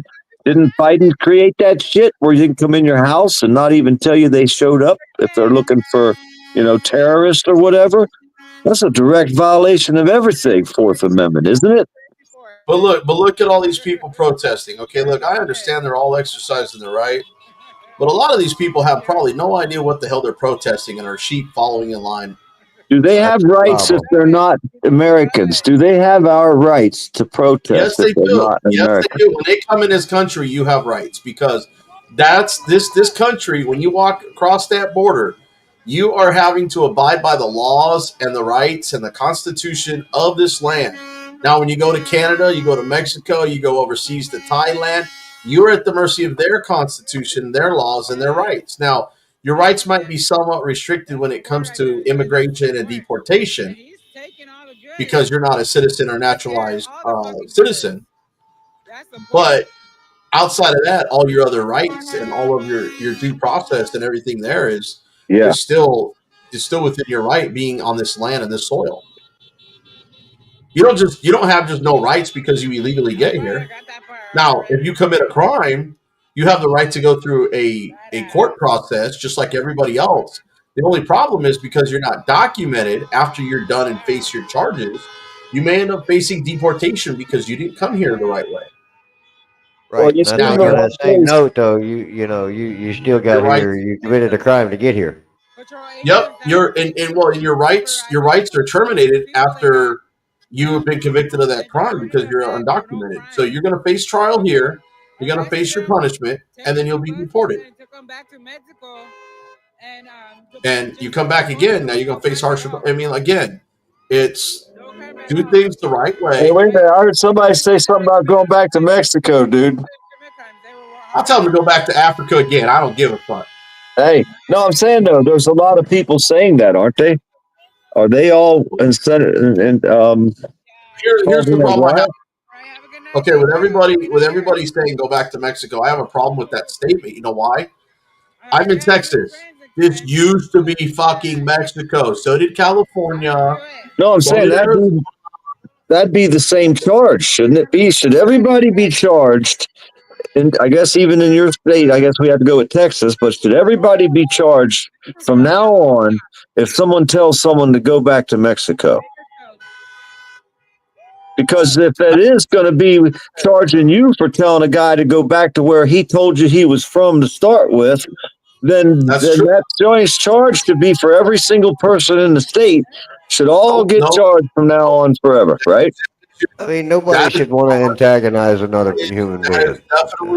That is definitely a great analogy because I do like that one. Go back to Mexico. How many Mexicans or Mexican Americans or people that even look like they're from Mexico have been told that? Yep. And you don't even know where they're from. They could be from some other place, Guatemala. They could be from anywhere. So by this person actually told you he was from there, and you said, "Well, go back there then if you don't want to." If you don't want to make it crazier, you want to make it crazier. Africa is not a country.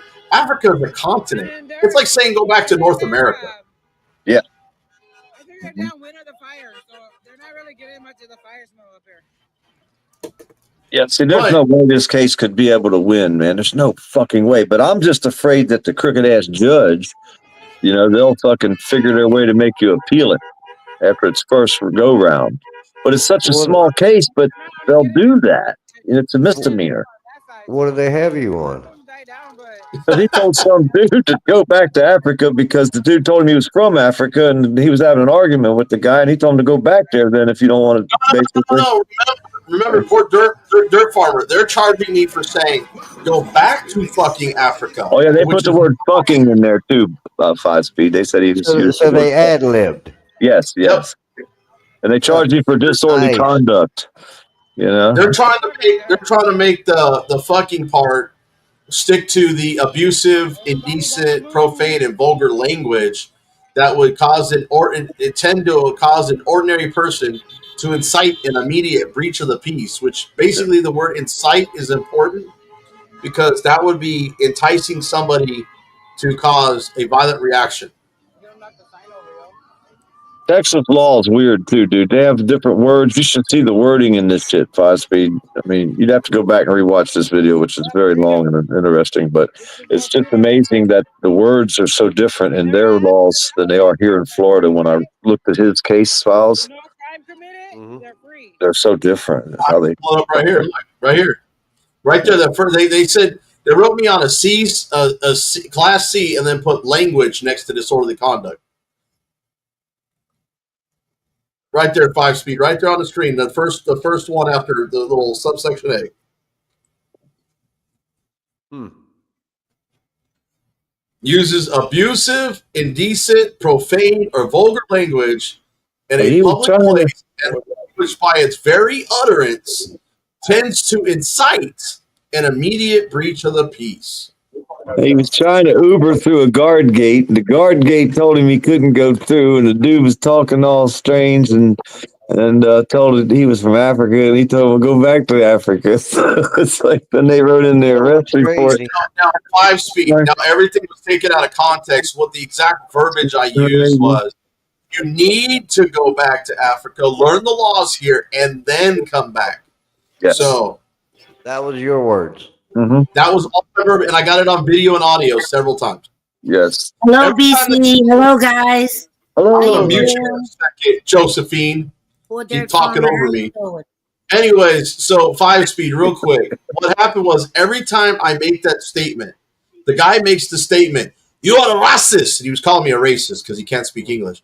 You're a racist because I'm from Africa. Now, on the 911 call that I got, it says, I've got the guy here giving me a hard time at my work, and she was getting frustrated with him because she couldn't understand him. And he goes, he's racist because I'm from Africa. He told me to go back to Africa. Right there on the 911 call. So my question is, where did I ever use the word fucking, or where did he ever claim on the 911 call or on my video that I ever used the word to claim fucking? So the crooked cop who's already under investigation is lied and tried to make it sound worse by using the. Here's my issue with it all. Okay. You gotta defend all this, right? Yeah. You gotta sit here and spend money. Again, they're using the money, the financial system against us. Yeah. No, I get you. And the bar rats are the ones that are allowing these cops to lie, and they're actually helping them lie because we don't know they're lying. It's okay. Oh no. I am pretty much 99.9% sure that cop lied on that police report. But until that body cam footage comes out in Discovery, I can't be 100% sure. There's that slight reasonable doubt that I haven't gone down and filed the formal complaints yet. And plus, it doesn't even really matter other than to prove somebody lied. But even if you said fucking go, it don't matter. It's no, it does, because PR. The minute we find out that this cop maliciously lied on a police report to maliciously try to prosecute me, it now becomes malicious prosecution. Right, but even if you did say that, that still shouldn't be against the law. That's still free speech, and that's not. I'm not disagreeing with you on that Right, one. so I'm saying though that's even more. So that's what I mean. The case doesn't depend on that. You know what I mean? That's what I was basically trying to get out there. Well, you got to understand the complaint is made here. Let me pull up the complaint. So again, the complaint has 5 words that I'm being accused of saying, okay, and that it rose to the level of incitement. Okay, you got to remember those 5 words are claiming that I rose to a level of incitement of a breach of peace. So we need to look at them like 5 acres. No, about a half acre. Okay, then we're going to just take it. Okay, Josephine, you got too much background noise. I had to mute your mic. So right there, 5-speed did then and there knowingly, not intently. They didn't hit me with the charge of intently, but knowingly use abusive, indecent, profane, and / or vulgar language, which by its very utterance tends to incite an immediate breach of the peace. The said language being go back to fucking Africa, and said use being in a public place. Well, first off, the address here that they put doesn't exist on any Google Maps. Okay? It doesn't exist in the Tarrant County Appraisal District. It's an address that is on a street corner intersection on a public roadway. The actual occurrence happened on private property at a guard shack while seated in my car with a seatbelt on, filming this guy at 2900 Oak Hill Circle. And the words were not go back to fucking Africa. The words were, you need to go back to Africa, learn the laws, and then come back. So my whole thing is, now that we've addressed the jurisdiction is off, the lying of the verbiage is off, that's malicious prosecution right there. And then by its very utterance, did not tend to incite an immediate breach of the peace because there was no violence. There was no threats of violence other than him threatening to call Uber and report me and threaten to call the police by sending armed men with guns down to my location. There was no witnesses other than my video. Yeah, I'm the wrong one to ask this stuff about because I tell them all to go fuck themselves. Listen, I don't believe in none of this bullshit. I don't believe in none of it. I think it all just feeds the beast, and that beast is after our children's futures. Yep, I agree with you 100%. And that's just what I'm just that way. You know, I've not been in jail. I've not been in jail. And I told them to go fuck themselves in 2019. They don't have jurisdiction. I told them that in 2019. I've still not been in jail. This is a whole different world. This jurisdiction thing. What gives them the jurisdiction to prosecute you, and that's Well, a whole different world. When they gave you that citation, they didn't hand you no waiver of Whoa, jurisdiction whoa, there. whoa, hold on. Let me stop you. You got to remember. Well, look at this complaint. This complaint says 2850 Oak Hill Circle, which is on City Street, right? According to the intersection of the two street signs. This occurred at 2900 Oak Hill Circle, which is private property. It is not a public place. And look at this right here. Okay, if we go back to the penal code, this says right here that it must be in a public place. Right here, vulgar language in a public place. Hey, what did we find out the other day about when, say, you're invited somewhere and you start becoming a And nuisance? all of that's the communications, obviously. Yeah, but they take away your right to be at the They property. have a strategy. I forget what it was called. Don't get me wrong; they can ask you to leave, and then it can become a trespassing issue. But they say they're acting on the behalf of the public. This would be in a public, public place, a private property. I forget the word. In that case, where's the original application to warrant their services for the need to act? Where was there any harm? There has to be a complaint. There has to be a caller. Right. He was there on business. He was an Uber, and the guy wouldn't let him pass the gate. And then they told him to back up on a public roadway, and he told him, "Let me turn around." And the dude was like, "No." And they got in a heated debate about turning around at the gate. So he had to back up. There was heated on my part. Get that straight. I wasn't angry. I wasn't mad. Right. I'm just saying, it ended up in a heated debate. It wasn't an argument. It was a heated debate, basically. No, he was, bro. 5-speed. You ain't seen the video, have you? Probably not. Yeah. I It's just amazing. It's amazing that we're not allowed to say words no more. And to me, that's what we need to stand for. Why do you think Eric walked around with a flag saying "fuck the police"? When that cop would have told you something back in the day, Eric would have started singing loud and proud, "Happy, happy, happy, fuck the cops day." He'd have been screaming up and down, walking up down the sidewalk, waving his flag around. He probably got arrested, but he'd have fought the case and won. Look at this. Look at this first part of the video, okay? Because this is what the cop wrote right here, and I'm actually going to narrate this in the video, but then it goes right into this so-called part that happened. Today is going to be a different video, ladies and gentlemen. I've got this police report up here, and I want you guys to see if this video really took place. So there's places where I have this police report up, and I'm going to read this to you.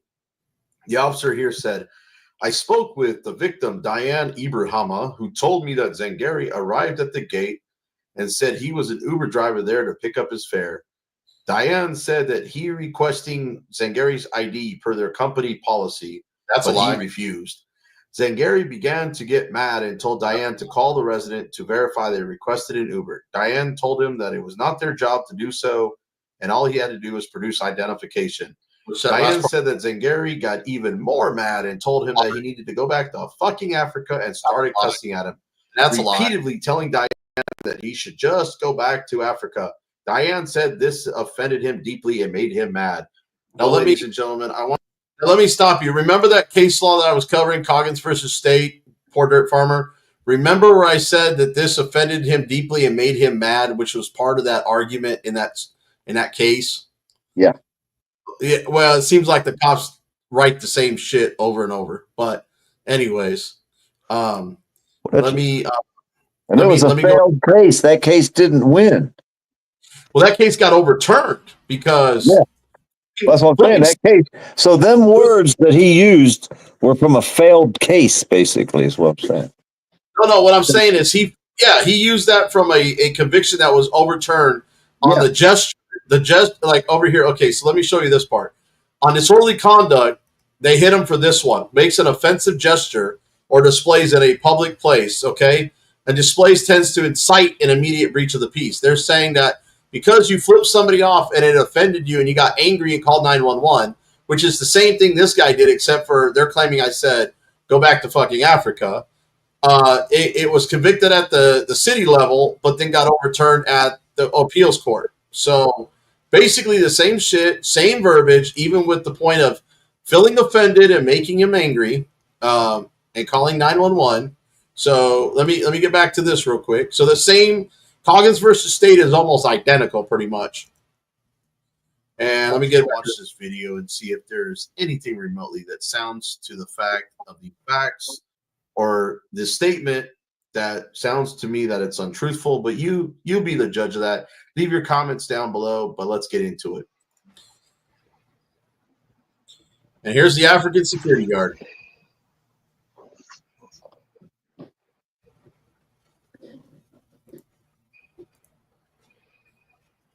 Is that the complaint? Yep. Can you leave? As soon as you give me your name so I can file a complaint with you. Can you leave? Can you give me your name so I can file a complaint? See, he's mad because I want to file a complaint on him. Maybe you shouldn't have told him that part. You could have said, "What is your name, please?" Well, I tried to ask him that, and he's like, "Well, I'm not telling you." I said, "Well, you want my ID?" And I think I even say that again here, right here. Are you going to give me your name and I'll leave? Until then, I'm not leaving.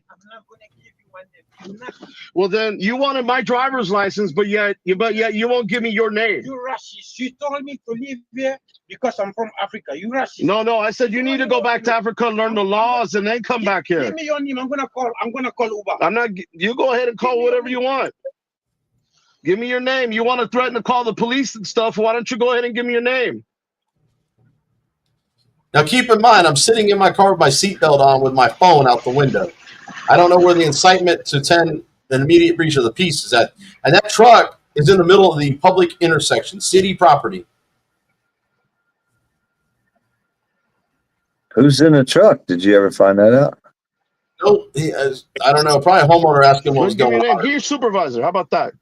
So I asked for a supervisor. If you give me your name, I will leave. You know you're live right now on YouTube. You're live. You're live. You told me to go back to Africa. No, I said you need to learn the laws. No. You're racist. Yeah, you know what? Go to Africa. Come back and learn when you learn the law. No, I'm not. You're from Africa, aren't you? You're from Africa, right? You're supposed to say that. I can say whatever I want to say. See, you don't know about speech. You need to learn the Constitution. What's the law? You don't know the law. And you're a security guard? Come on, jackass. Now, I believe this is where the 911 call comes into play. So he picks up the phone. And I've got the 911 call that plays. So you're going to get a good laugh at this 911 call. Just hold on to your choppers here for a second because you're going to laugh.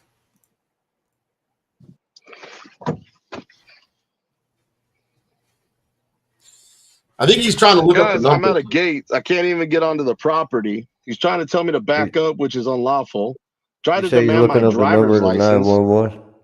And he's a security guard. Ask for his name and his supervisor. He say this cancel my ride. Hello. Hi There there, you go. this is operator. One call. Is everything okay? No, everything is not okay. I got a guy here in my workplace. He gave me hard time. That's why I need police help. He gave you what? Hard time.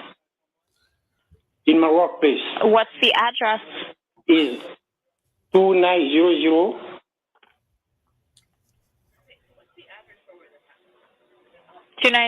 What? Oak Hill Circle. 2900 Oak Hill Circle. And what's the business name? Yeah, I'm security guard. Like I work for the people here, and then I got a driver who come in. You want to go through in the gate? I told him he can go through in the gate. Okay, what's the name of the business? The business? Yes, I say I'm security gate. I work for Securitas. I'm sorry, repeat the name of it? It's Stonegate Village. He's a community. Stonegate Villas, okay. Yes, Stonegate Village. He's a The community. male, is he white, black, Hispanic, or Asian? Say again, repeat that. The person who you're wanting removed from the property, is he white, black, Hispanic, or Asian? I think he look like white What color clothing? Yeah, he speak me about the racism. He told me to go back in Africa because I'm African. Okay, what color clothing was he wearing? Yeah, yes, he's here right now. He says he's not moving. He's still here. He's not moving. Yes, I need to know what color clothing he has on. He got like black. Is black, white, and some brown. He's multicolor. And then his car is Tesla. I got his license plate too. License plate is. Does he have any visible weapons on him? No. He got his phone. He's been recording me for no reason. The cameraman. And then he recorded me to put me in the YouTube live. I don't know why. What's your name? My name is Abraham. Last name? Diane. Phone number? 832-754-4540. Okay, so that was 832-754. What were those last four numbers?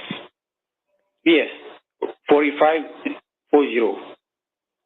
4540. I'll get a call for officer response set up so we can get somebody out to help you. Thank you. Now, keep in mind this still goes on for like a few more utility seconds. box right there. Because I talk about the sidewalk. Utility box. There. That is a public sidewalk right there. Up until so a sign right there. Hey, you don't know the Constitution? You don't want to go back to Africa before you learn it, but you want to exercise your right, huh? You don't get rights. You want to film me? That's okay. Look at that. Let me get you a thumbnail right there. All over the internet. And I'm going to be letting Securitas know how you treat people at this front gate.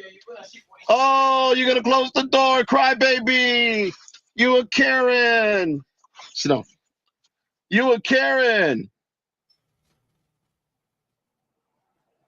What's the matter? The police won't come because I'm filming you? Call them. The number's 911.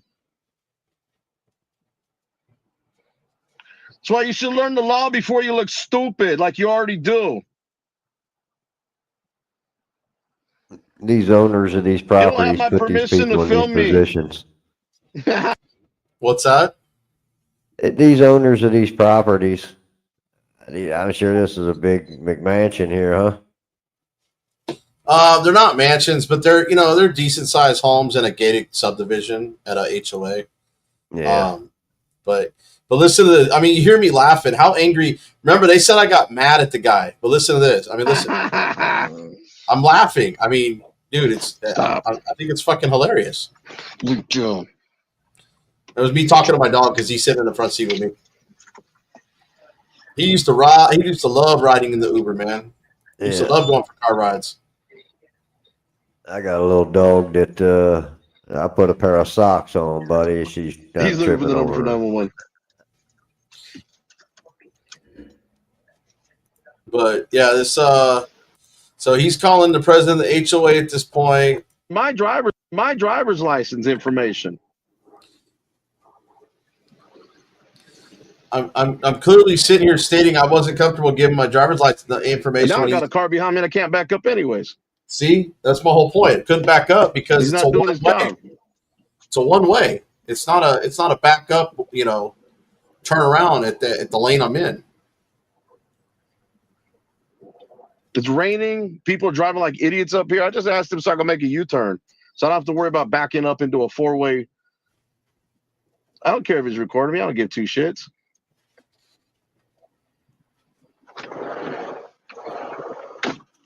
Little Karen, little crybaby. Little crybaby. See the vehicle behind me now? I couldn't back up if I wanted to. It's not designed that way. Yet I can't get your name? Crybaby. To your phone, or are you going to neglect your duties? And neglecting your duty. So this is basically, I think at this point, this is where you're going to see the president. So at this point, the president of the HOA comes out. So, but yeah, in all for real there, 5-speed. What do you think of that interaction? Did I ever say those words that are being claimed of being said? I never heard them in that video. I never said the F-bomb, right?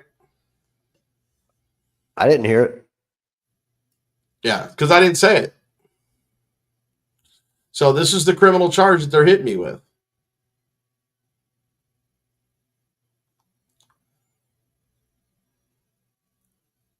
Whole system's whacked. What'd you say? The whole system is whacked. Oh, dude, you ain't got to tell me, bro. I mean, look, I was very confident going to court, but then after the issue with the way the court was, I was I was very nervous after the interaction with the judge and the prosecutor because I filed motions and nobody reviewed any of my motions. Nobody looked at any of my police reports, body cam footage, but yet they want to try to make me a plea deal before they look at anything. I'm like, okay, well, I've got a young black female. Well, I should say young, but she had a black female prosecutor who was a bitch and snatched my motion that wasn't even meant for her out of my hands, and walked back in the courtroom. Who didn't have any of my motions that I had emailed back on November 12th to the prosecutor, or I'm sorry, hand walked and made them copy my motions. The judge never even looked or reviewed any of my motions that I had scanned into my docket and sent back on November 12th, or my motions from the Thursday before the Tuesday that I went there.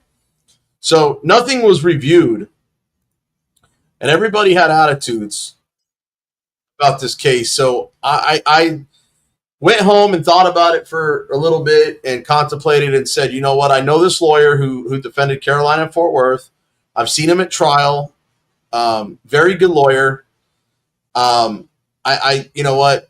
I called him. I talked to him. He said it's going to be easy to beat, even if we do go to trial. And he gave me the magic number. And now I'm trying to raise the money for the attorney.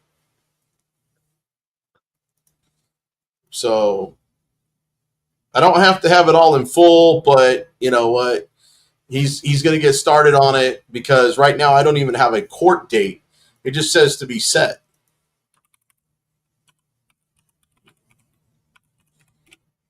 And the minute he files for being my attorney, it very well may end up getting dropped right away. I don't know. See, I look at all of it. I'm probably not the one to have the conversation with when it comes to this topic because, I look at all of it. It's all slave notes. And the lawyers are making that whole circuit work, and everybody are actors and acting within that circuit to make all of that go around. So that's the deal at the end of the day for me. It's not so much as it is rights and a constitution as it is a moral and, compass. So I think that's what the system was built on, wasn't it? So how did it get so fucked up? Well, see, let me address this guy. And I don't know if this guy's just trolling or if he's just asking a legitimate question, because I get troll questions similar to this. But first off, this is not an audit. I was actually working, and I never told him to go back to his country. I just asked. I said, I don't know where you're from, but things like laws like this don't work. Work here. And that's when the guy told me he was from Africa, and he called me a racist and told me it's because he's from Africa that I'm a racist. And I told him he needed to go back to Africa and learn the laws and then come back. So I mean, your question isn't too far off from what was said. And I just played the video, so I don't know if you came in late. And it's plead the fifth, not a. I don't think you are with that plead the fifth. I don't think you are. But I've been getting hit with that same. Your question was asked slightly different than some of the trolls have been hitting me with. So, but I don't think you were trolling me. But yeah, it wasn't an audit. I just wanted to clarify, so you have the facts. But this is the actual formal complaint. This is the actual the criminal complaint that they're hitting me. Just so you guys can see that on the screen. You just make sure keyboard That don't is use the that actual wrist against me. complaint that the court sent me. Yeah, man, I don't get in trouble, man. I do clean audits, bro. Now, 5-Speed, I don't know if you've been watching me or how long you've known about me, but you know, when I audit, I do clean audits, man. This was not an audit. This was a fucking shitstorm while I was working. Yeah, I ain't about all that audit community. I mean, I come around. I've met you through PDF. Well, I will tell you, man, I'm an auditor, cop watcher, activist, constitutionalist, American, former U.S. Marine, whatever you want to say. But you know, I believe in people's freedoms, and if we can't say how we feel, and I mean, really, to be honest with you, I feel confident this is going to be dropped.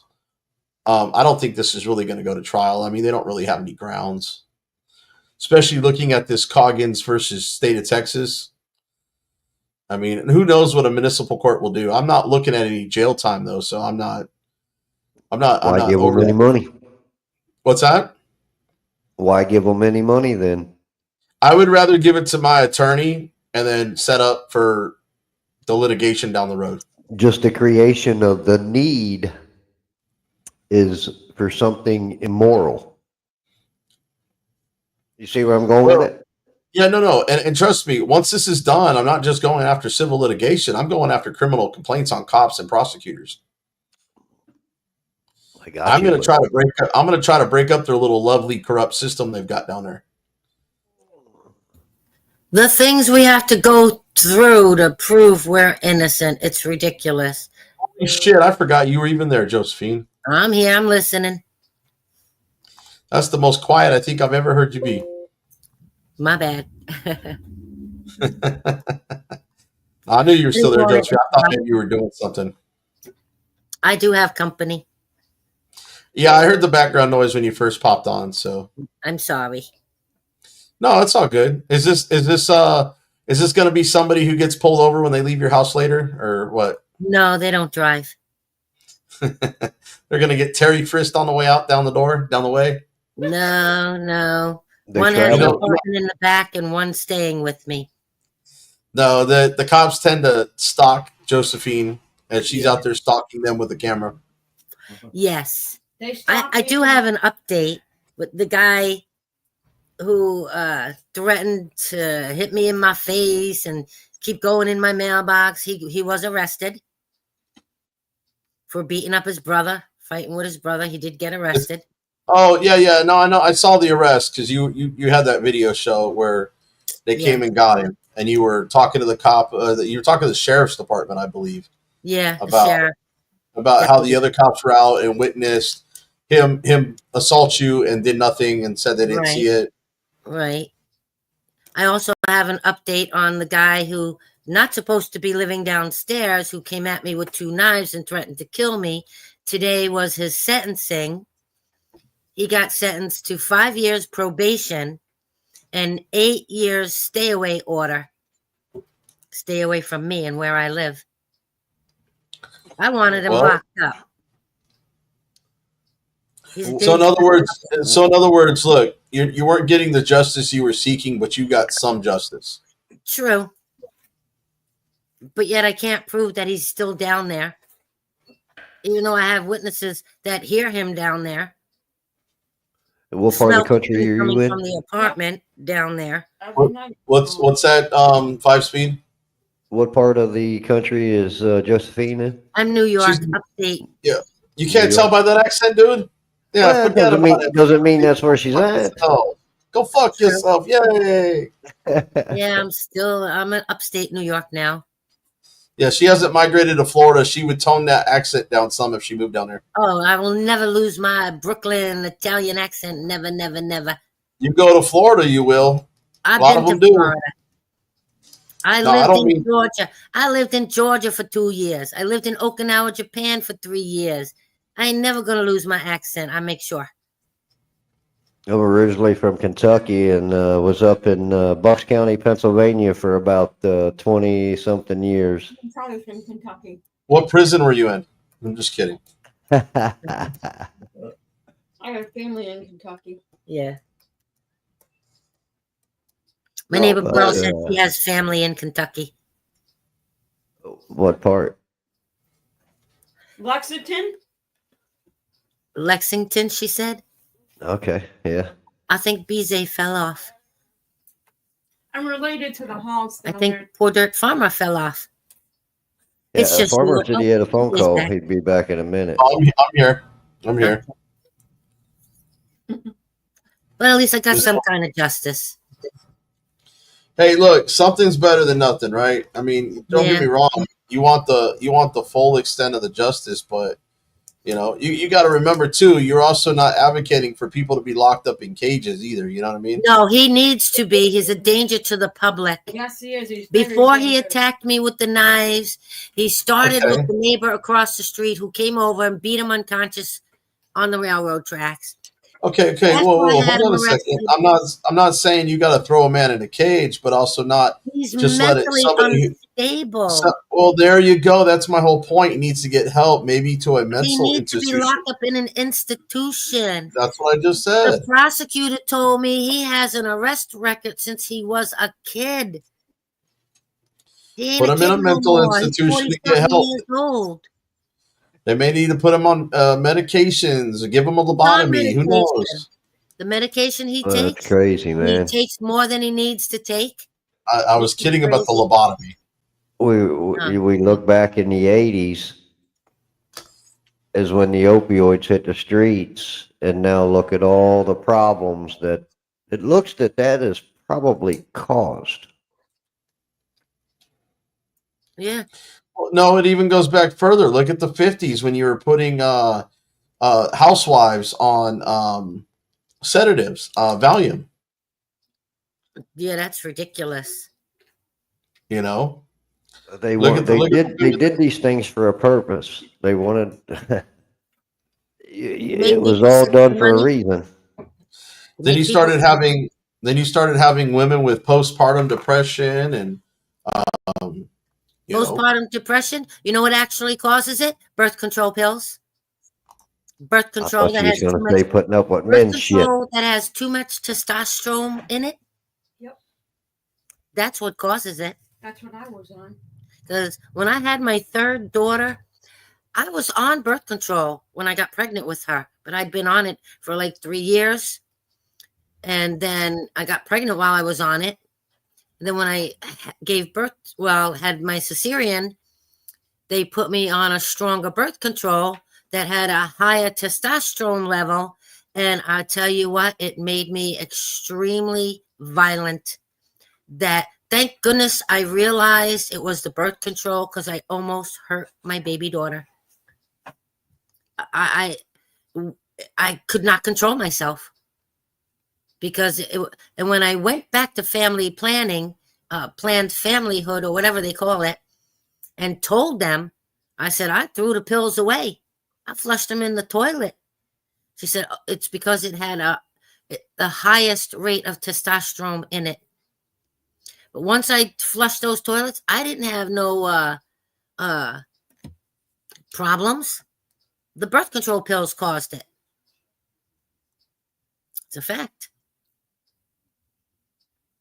Yeah.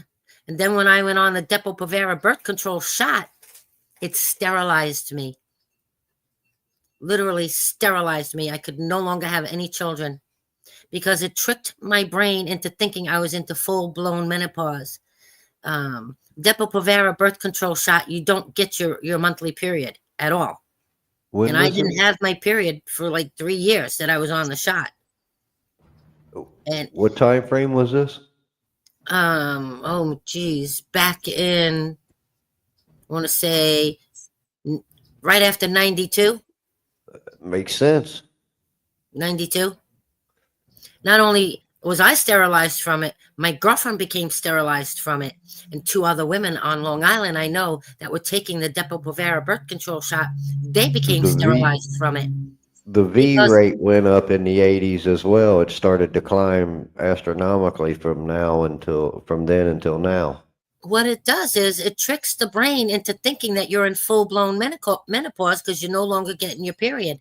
And because your brain thinks you're now in full-blown menopause, now you're sterile. You can never have another child. I mean, I would have liked to have another son. I have 4 children, but I got 3 daughters and 1 son. I would have liked to have another son.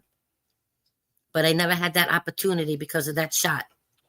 Knowing what I know now, I'd have a bunch. So tell all the women in your families, if they're on the Depo-Provera birth control shot, to stop taking it. It will sterilize them. Government's way of population control is my opinion. But I don't want to make this about me. I want to hear BZ's what he's playing here.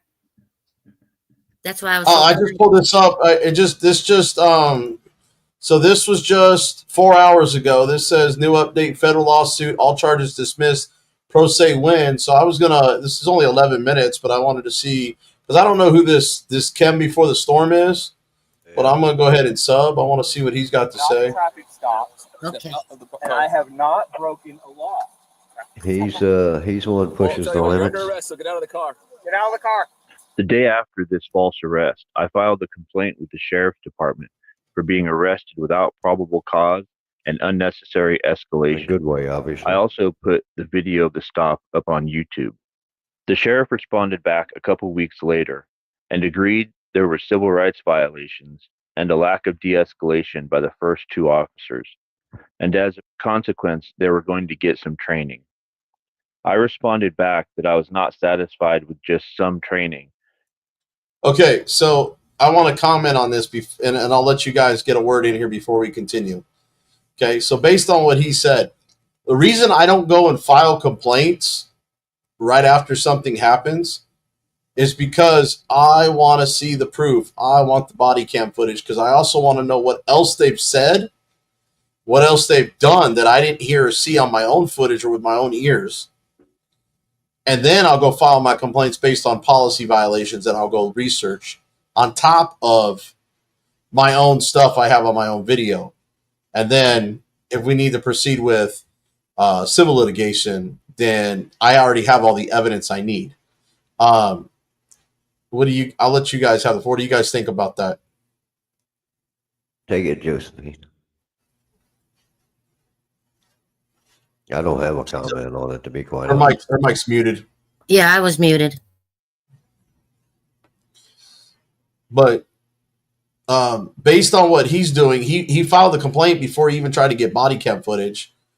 How do you feel about that? Either one of you guys, speak up. I mean, well, I think he's going on what happened to him. He was the one there. He was the one with the firsthand knowledge. If anybody's got any of the knowledge of what would be on any videotape, it would be him. So, I mean, if you're in good frame of mind,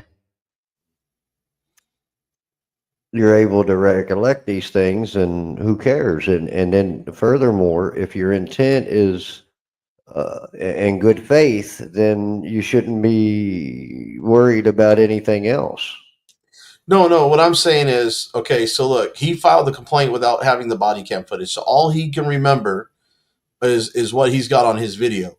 What if something was said between the officers prior or caught on their body cam footage that he did not hear or was not on his video that could also be a policy violation or a rights violation? See, I've gotten really good at getting cops in trouble. And what I do is I always request the body cam footage. I go back and write my policy, my complaint based on policy violations on the footage I got and on my footage and what I heard. And then I go film me turning the going in and turning it in, talking to the internal affairs guys, getting a copy of it, getting it time and date stamped, and then following up down the road. Now, the reason I do that is because if they don't do something to the officers, I have the body cam footage to release if I need to show everybody what they've done. The only problem is when a cop's under investigation, a lot of times they like to block the body cam footage because there's an active investigation going in, so they won't release the footage. Well, That's think all about I'm saying. the key deal here, the key puppet master is the attorneys. Everybody in that agency, all the way from the officer to the sergeant to the cat, they're all at the beck and call of those bar rats. And they dictate what's going to happen here. So they're all cronies to them. And I think that's more people need to understand that very principle. It's the attorneys doing all of this. And it's the people's I get that, but ignorance that of wasn't the actual facts is why it continues to go on. That wasn't my question. Do not file a complaint until you have that body cam footage. And the reason I say that is because you have now, if you're denied the body cam footage, then file your complaint and launch what you have. But get the body cam footage if you can before you file the complaint. Because a lot of times they'll incriminate themselves on their own body cam footage out of your earshot or off your camera. That's all I'm saying. I don't recommend it's never gone well for me when I filed a complaint without getting the body cam footage first. I've got a judge in Bucks County, Pennsylvania, telling me on body cam, an officer, his buddies kept telling him to turn his body cam off in the courtroom. And he was too intrigued in what I was saying to the judge and didn't turn it off in time. And I got the judge saying, not a first lying to me. Yeah, it's the people's court. Come on in. Your rights are your rights. And I said, on it for the record. And she said, no record, not a court of record. That shows you right there that ain't nothing but a human trafficking ring. Well, yeah, I don't trust it, but I like to get that footage if I can. But anyways, did she let you record? Did she let you record in the courtroom? No. I did a FOIA request and they sent it to me. And you know how they do, and there's a bunch of different angles. And there was only one of them out of all of those clips they sent me that had that particular clip on it. They didn't watch all of those, or they wouldn't have sent that to me. Right. That was from the cops. So they sent you something incriminating the cops. Him, the cops, and the judge. It was in a courtroom. The cop didn't turn off his body cam like he was supposed to. Right. Nobody's supposed to record in there. Send it back to her. Inside a courtroom? They're recording us inside the courtroom. Now, I understand that. You didn't hear what I said. As a police officer, he is not supposed to record as well in the courtroom. Nobody is supposed to record in the courtroom except for the judge, unless he gives express permission to anybody else. That's why you have a court reporter in there typing the little shorthand shit that they're doing. I don't understand how they get away with that. Because So I've had my case for that. The cop didn't turn off his body cam, and then when he requested it because 5 Speed knew it was on, they sent it to him. And he had the proof right there that it was on because it became... No. I didn't know it was on there. I even had that footage for quite a while and didn't even know that was there. Oh, you didn't know that he actually had it turned on? No, I was just probably 6-8 months later. I'm going through this and I'm just looking at all of them, and I just happened to click on that one and watched it all the way to the end, and boom, there it was. I was like, what the fuck? What did I just hear? I go back and I'm son of a bitch. What I do, I popped it in an email, sent it to her, and said, tell me this ain't human trafficking. Wow. Yeah, Bucks County don't like me, and I know why. They know why. The state of I'm New York their don't daddy. like me. I'm their daddy. Their daddy. Yeah, You state notice of New York. who tried to steal the election again this year, right? Yeah, it was Bucks County, right? They've been doing it for quite some time. I didn't realize how deep I was getting into things when I jumped in up there in 2019.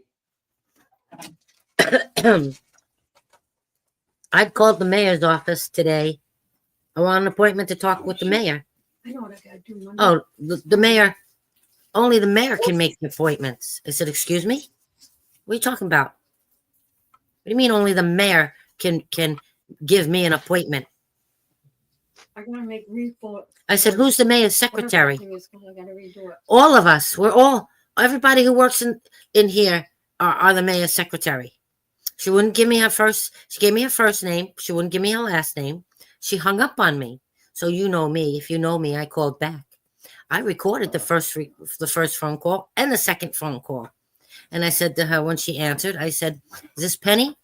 She goes, yeah. I said, well, you were just very rude and disrespectful and unprofessional to me, and you hung up on me. She goes, no, I didn't. Before I hung up, I said, you have a good day. I said, no, you didn't, because I recorded it. I said, and I told you, you work for the public. I want your first and last name. And she gave it to me. Oh, her attitude really changed when I told her I'm recording. Oh, how her attitude changed, but she still insists only the mayor can make you an appointment.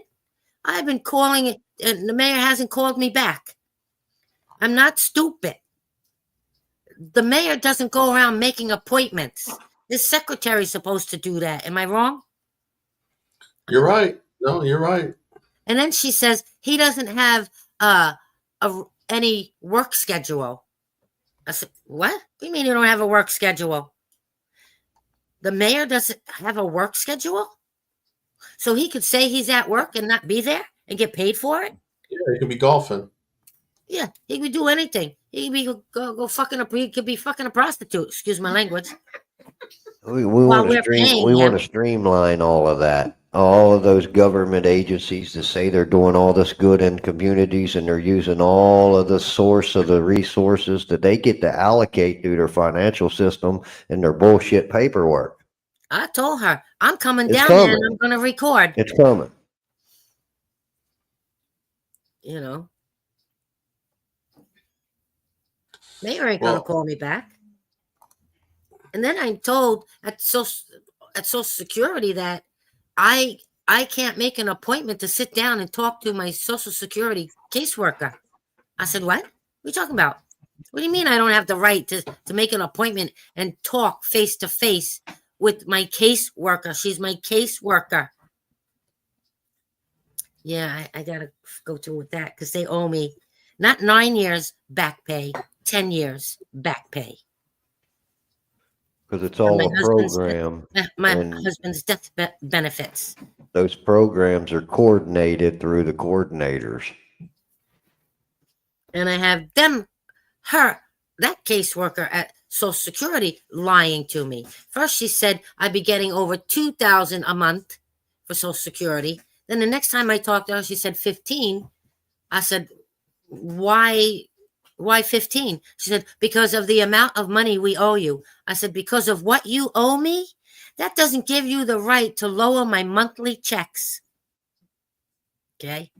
And then the next time I talked to her, she said it was $1,600 a month. So which is it? Over 2,000, 1,500, or 1,600? Why are they lying to me?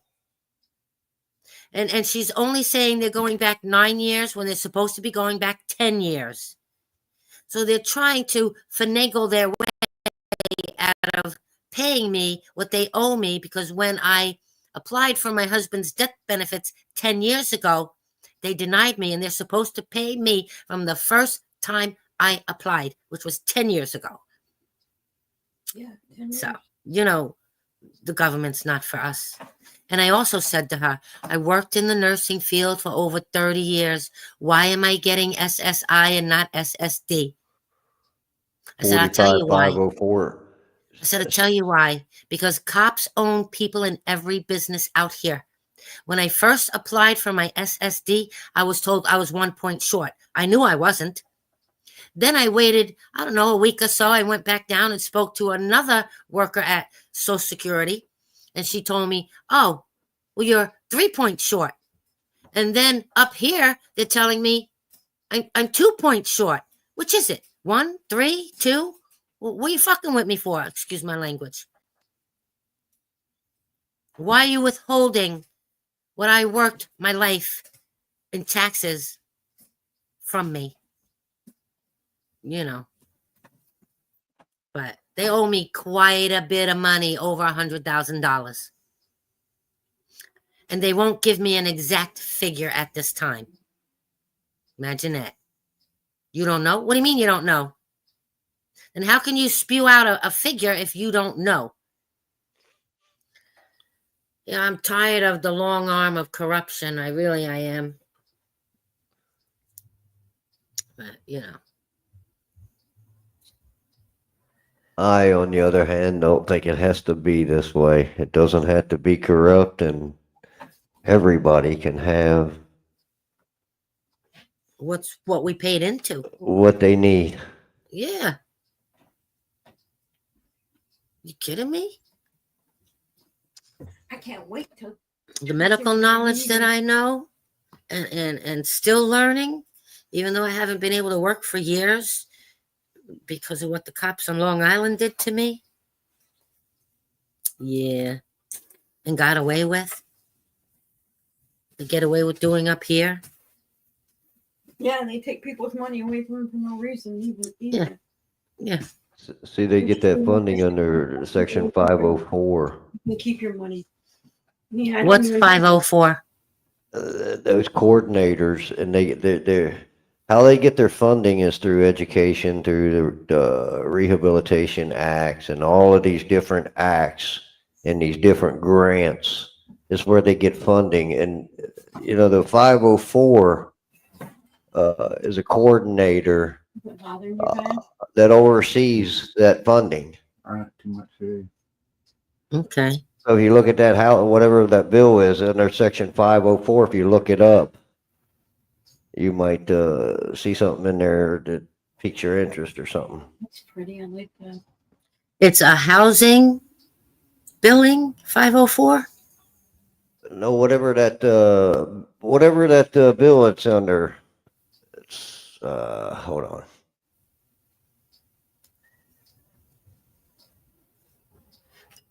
Is it under Title 4 or one of them? I forget. Title 4? I think so. Title 4 or Title 9. Oh. At first I thought you said 504. Well, yeah, in Section 504 in one of them. Title 4, Section 504. Okay.